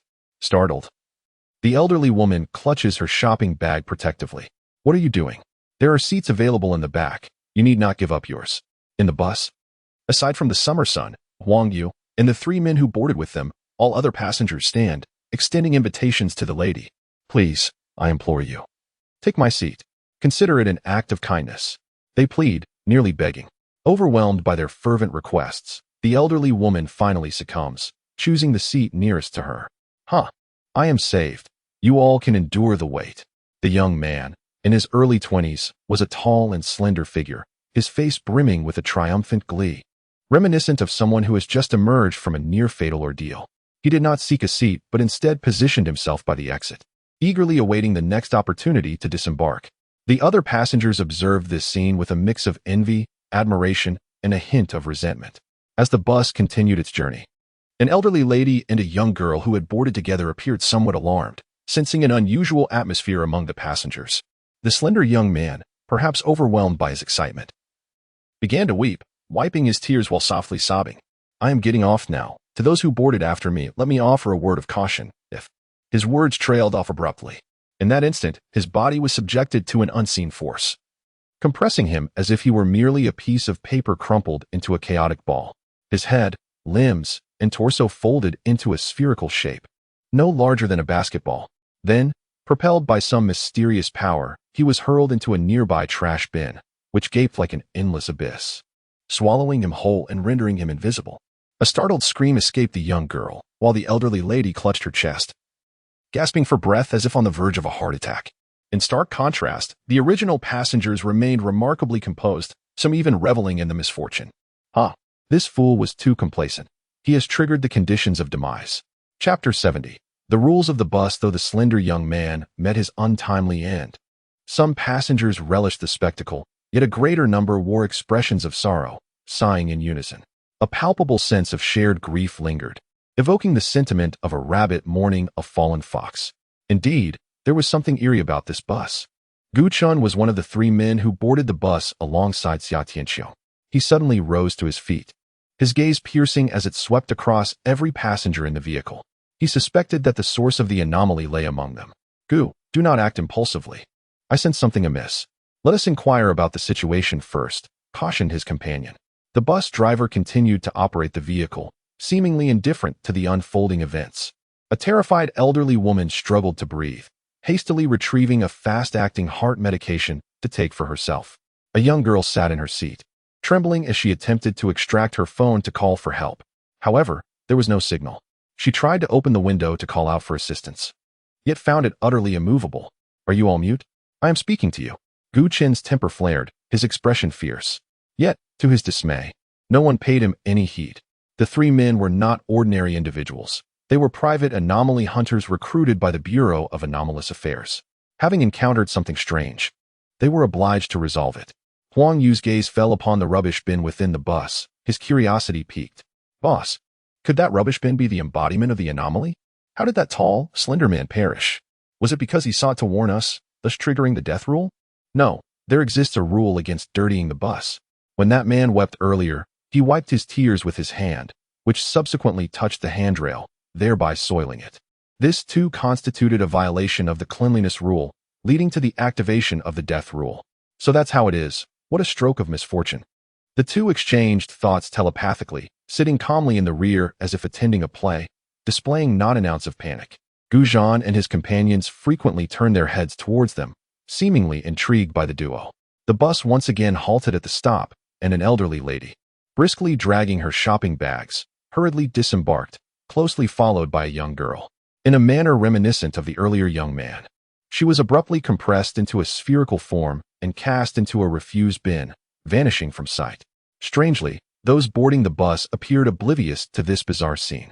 5 individuals entered: a pregnant woman, a couple in love, a backpack-clad student, and a middle-aged woman.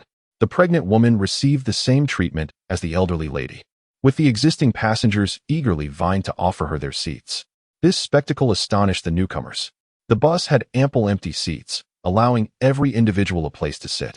The couple settled into the rear row, positioning themselves beside Xia Tianxiong and Huang Yu. As soon as they took their seats, they intertwined their hands, leaned against each other, and whispered sweet nothings, punctuated by occasional bursts of laughter. The backpack student occupied the row directly in front of Xia Tianxiong, placing his bag on the seat, thus monopolizing 2 spaces. The middle-aged woman casually selected a seat, clutching a pancake roll which she immediately began to devour, drawing a multitude of curious glances that resembled stares reserved for the deceased. The atmosphere within the bus grew somewhat oppressive as it continued its journey. Soon, they arrived at the next stop without incident. Meanwhile, the affectionate couple was suddenly compressed into a mass of flesh, sharing the same fate as the woman devouring her pancake roll. Remarkably, the student remained engrossed in his novel on his phone, oblivious to the sudden disappearance of 3 individuals from the bus. At this stop, no one boarded, leaving the passengers unusually disheartened.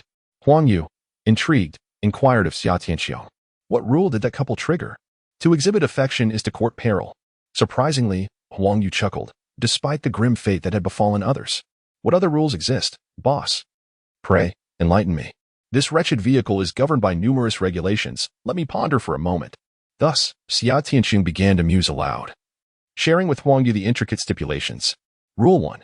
If an elderly person, a pregnant woman, or a child boards, failure to yield one's seat will invoke the death penalty upon disembarkation. Rule 2. Actions such as littering or spitting that sully the bus will immediately trigger the death penalty. Rule 3. Uncivilized behaviors, such as removing one's shoes or passing gas, will instantly activate the death penalty. Rule 4. Engaging in affectionate gestures while on the bus will result in the death penalty upon exiting. Rule 5. Consuming food aboard the vehicle will elicit the death penalty upon disembarkation.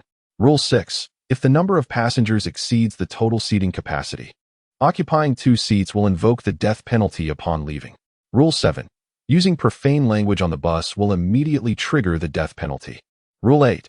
Boasting while on the bus will instantaneously activate the death penalty. Rule 9. Stealing from fellow passengers will result in the death penalty upon exiting. Rule 10. Engaging in lewd behavior or surreptitiously capturing photographs of others will immediately invoke the death penalty. Rule 11. Assaulting, tugging, or verbally abusing the driver will instantaneously trigger the death penalty. Rule 12. Blocking the exit without disembarking will immediately activate the death penalty. Rule 18. Elderly individuals, pregnant women, and children may board and alight normally, provided they do not trigger the aforementioned rules. Others, regardless of adherence to these rules, are prohibited from disembarking unless they yield their seat to an elderly person, a pregnant woman, or a child. The peculiar rules of this enigmatic bus may appear numerous, yet for any rational individual, the likelihood of triggering them remains minimal. Chapter 71. The Quest for the Enigmatic Entity. The number 18 bus meanders along its route, resembling an ordinary public transport vehicle. However, while many embark upon it, few manage to disembark alive. Several death rules have been discerned, seemingly linked to the very bus itself. After scrutinizing a dozen fatal incidents, Guajan began to formulate an analysis. Any act of incivility or discourtesy invariably activates these rules. Thus, it is deduced that the driver is most likely the enigma, for he harbors a profound disdain for impolite behavior, and he is indeed in command of the vehicle. In truth, merely riding a few more stops on the bus would enable one to identify several death rules, which is not particularly challenging. Lu Ringguang, however, holds a differing perspective. Beyond the driver, passengers, or even the bus itself could equally be implicated. The only entity that can be ruled out is the trash bin. Even if it were to transform into something sinister, it would not give rise to such rules. The mysterious fatal regulations exhibit certain discernible patterns, often reflecting what the entity cares about most, what it loathes or relishes, or what it harbors animosity towards. Any seasoned anomaly hunter understands this principle. By employing this reasoning in reverse, one may potentially uncover the true nature of the enigma. With a general direction established, it is time to take action. This enigma holds significant value, and should it fall into the hands of others first, the loss would be considerable. Gu Qin's words seemed to carry an implicit meaning. He leaned closer to the other two, whispering, "Xiao Lu will probe the driver while I attempt to sabotage the carriage. If either of these two possesses the strange entity, it will undoubtedly reveal itself. If neither does, then we shall eliminate the passengers one by one until we uncover the anomaly. After all, we have the privilege to act with impunity. The accidental demise of a few civilians caught in this bizarre incident is tacitly allowed. This is unwise." Lu Ringguang interjected once more. "Once we strike, we will certainly trigger the death rule.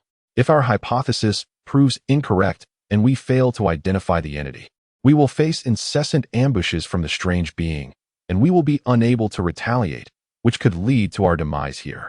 I find it plausible. Otherwise, we have no alternative." The usually composed Guajan surprisingly concurred with Gu Qin's suggestion, much to Lu Ringguang's astonishment. Though their voices were hushed, the duo seated not far behind, Xia Tianxiong and Huang Yu, overheard their conversation clearly. Huang Yu inquired, "Boss, are they making the right judgment?" They possess a degree of experience. The driver, the carriage, a particular passenger, and the trash can all stand as potential vessels for the strange entity. Yet, identifying it poses a challenge. This realm is a unique space, rendering us unable to sense the fluctuations of the underworld's power. Otherwise, the entity would reveal its location while committing its heinous acts. Xia Tianxiong was well versed in the rules governing the strange bus, yet he remained uncertain regarding the identity of the entity. For reasons unknown, the official announcements from the previous life had concealed this crucial information. This was precisely why he sought collaboration with the authorities, to procure the most comprehensive intelligence on all anomalies. They are about to take action. What shall we do? Wait until they uncover the true entity before making a move to seize it? As Huang Yu spoke, Gu Qin had already risen to his feet. He once again summoned a formidable figure from within, delivering a powerful blow against the car window. Bang! A resounding impact reverberated, causing the vehicle to sway, a testament to the immense force exerted. Yet, the glass merely bore a single crack, unshattered, and lacking the typical network of fractures found in ordinary glass. Guajan remarked from the side, "The crack in the glass has not been repaired. The interior must be a manifestation, not the true entity." The passengers inside the car, Bewildered, gasped in astonishment. Amidst the gasps, Lu Guangren hastened toward the driver.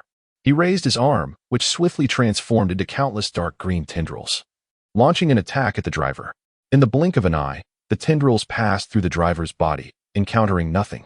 The driver turned to glance at him, a sneer of disdain crossing his lips, and continued driving, utterly indifferent to his presence. The driver was an illusion, not the true entity. At this moment, both Lu Ringguang and Gu Chun had triggered the death rule, a mysterious power enveloping them. As hunters of the bizarre, they could summon the ethereal force of their contractual phantoms to resist the compression of the mysterious power, though they could not sustain it for long.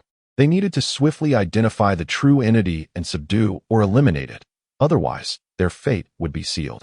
The gazes of Guozhan and his companions fell upon the passengers who had been present from the very beginning. The bizarre entity was most likely concealed among them. Boss, they are about to start killing. They may soon uncover the bizarre.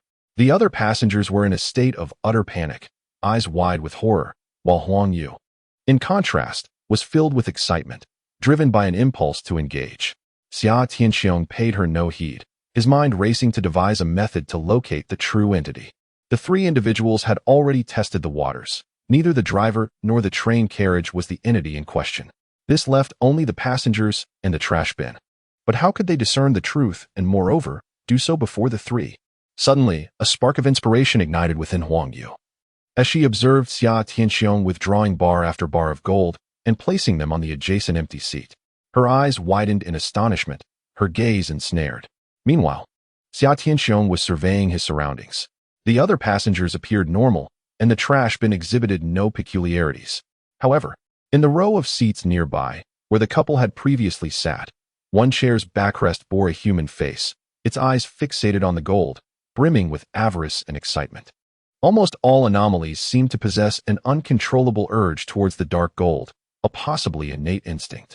Huang Yu and the burly anomaly released by Gu Chun were both staring intently at the dark gold, their greed palpable. Stop gazing, go subdue it for me. All that gold is yours. Understood, boss. It would be my pleasure to serve you. In that moment, a silent fissure appeared in the center of the chair. Ouch! That hurts. Lu Guangren exclaimed. They found the entity. Gu Chun, filled with reluctance, muttered, Damn it. We were the ones who acted first. He reaped the benefits. Beside them, Guozhan wore a perplexed expression, saying nothing. The entity of the bizarre bus was a chair, which took Xia Tianxiong by surprise, though upon reflection, it seemed quite reasonable. Anything could potentially be anomalous. The chair, after being torn, miraculously healed in the blink of an eye, a testament to the uncanny restorative powers inherent in all things bizarre. Suddenly, the bus accelerated violently, its speed surging rapidly. Most astonishingly, the vibrant streets ahead were replaced by a void. The bus was hurtling into nothingness. Xia Tianxiong sensed the imminent danger and hastily retrieved a bronze mirror, attempting to absorb the chair's spirit into its mirrored realm, intending to meticulously deal with it later. However, he discovered it was futile. The spirit could not be drawn in. He urged Huang Yu to resolve the situation promptly, lest they be drawn into the abyss. Without hesitation, Huang Yu leaped forward, mounting the seat of the chair spirit. With both hands directed towards the face on the chair's back, he unleashed a series of rending techniques with remarkable speed, outpacing the chair's recovery. In mere moments, the once deep blue chair transformed to a pale blue, gradually becoming transparent. This indicated an excessive depletion of the ethereal energy. If it continued, the chair's spirit would collapse completely. I offer you a chance. Contract with my boss, or I shall end your existence. The chair's spirit, teetering on the brink of ruin, persisted nonetheless. Meanwhile, the bus's front had now entered the void, once fully immersed. It would be impossible to vanquish the chair spirit, as all aboard would be trapped in the void, unable to escape. Xia Tianxiong furrowed his brow. Time was of the essence. Blast it now. Understood. Huang Yu raised his hands, preparing to unleash his full power. The chair spirit suddenly cried out, Stop, stop. I agree. I agree. Please, do not strike. I truly shall perish. As it begged for mercy, the void ahead dissipated, and the bus gradually came to a halt. Now that is more like it. Welcome aboard. This is our boss. Huang Yu gently patted the back of the chair, descended from her seat, and then joyfully dashed towards the gold. The boss had proclaimed that all of it belonged to her. Subsequently, the process unfolded seamlessly. The peculiar chair and Xia Tianxiong entered into a master-servant contract without any hint of negotiation. This was not only due to its fear of demise, but also because Xia Tianxiong could effortlessly produce such an abundance of dark gold, which captivated it. The passengers inside the vehicle witnessed this bizarre scene, filled with astonishment and alarm. Many were so frightened that they lost their composure, huddling together for safety. It wasn't until the door swung open that Xia Tianxiong addressed them. "It's all right now, you may leave." The passengers, filled with uncertainty, hesitated to disembark. Given that so many had perished earlier, who would dare to exit recklessly? Xia Tianxiong shook his head with a smile and suddenly snapped his fingers. With a resounding clap, the bus vanished in an instant, and everyone found themselves directly on a bustling street. This spectacle was utterly shocking. Not only were the passengers bewildered, but the pedestrians and vehicles passing by were also taken aback. The enormous bus had simply ceased to exist, yet the passengers remained in place. "I survived? The bus is gone. We are saved." Gradually, the realization dawned upon the passengers, who began to laugh and cry, departing one by one. No one expressed gratitude towards Xia Tianxiong, nor did he mind. The outcome was quite favorable. The peculiar bus chair had been contracted by him, making future travels exceedingly convenient. Just as he was preparing to leave, Guozhan and his companions obstructed his path. "Excuse us for a moment. Are you also anomaly hunters?" The question seemed redundant. Xia Tianxiong shrugged. "What brings you here? We have not encountered you two at the Anomaly Affairs Management Bureau. Have you not been summoned by the Bureau yet?" No summons had been issued to us, nor did we intend to join the authorities. Upon hearing this from Xia Tianxiong, Guchen's expression suddenly darkened. Every independent ghost hunter is subject to compulsory conscription as dictated by official policy. You are no exception. Please accompany us for a moment. This demeanor could easily mislead one into thinking he was a police officer. Xia Tianxiong, slightly taken aback, clarified, "I have just come from the Management Bureau to discuss collaboration. I am not like you." The three men gradually closed in, seemingly intent on preventing Xia Tianxiong and his companion from escaping. Furrowing his brow, Xia Tianxiong felt that these three were overly meddlesome. "I know your Director Chun and Captain Zhou. You may inquire with them if you wish." Gu Chen's imposing companion advanced menacingly, as if prepared to strike at any moment. Xia Tianxiong had heard about this matter from Zhou Boyu just yesterday. "You." Before he could finish, Guozhan suddenly bellowed. "As an independent ghost hunter, your refusal to comply with official policy necessitates our immediate and forceful escort of you." At his command, the three acted in perfect synchrony. Gu Chen directed the brawny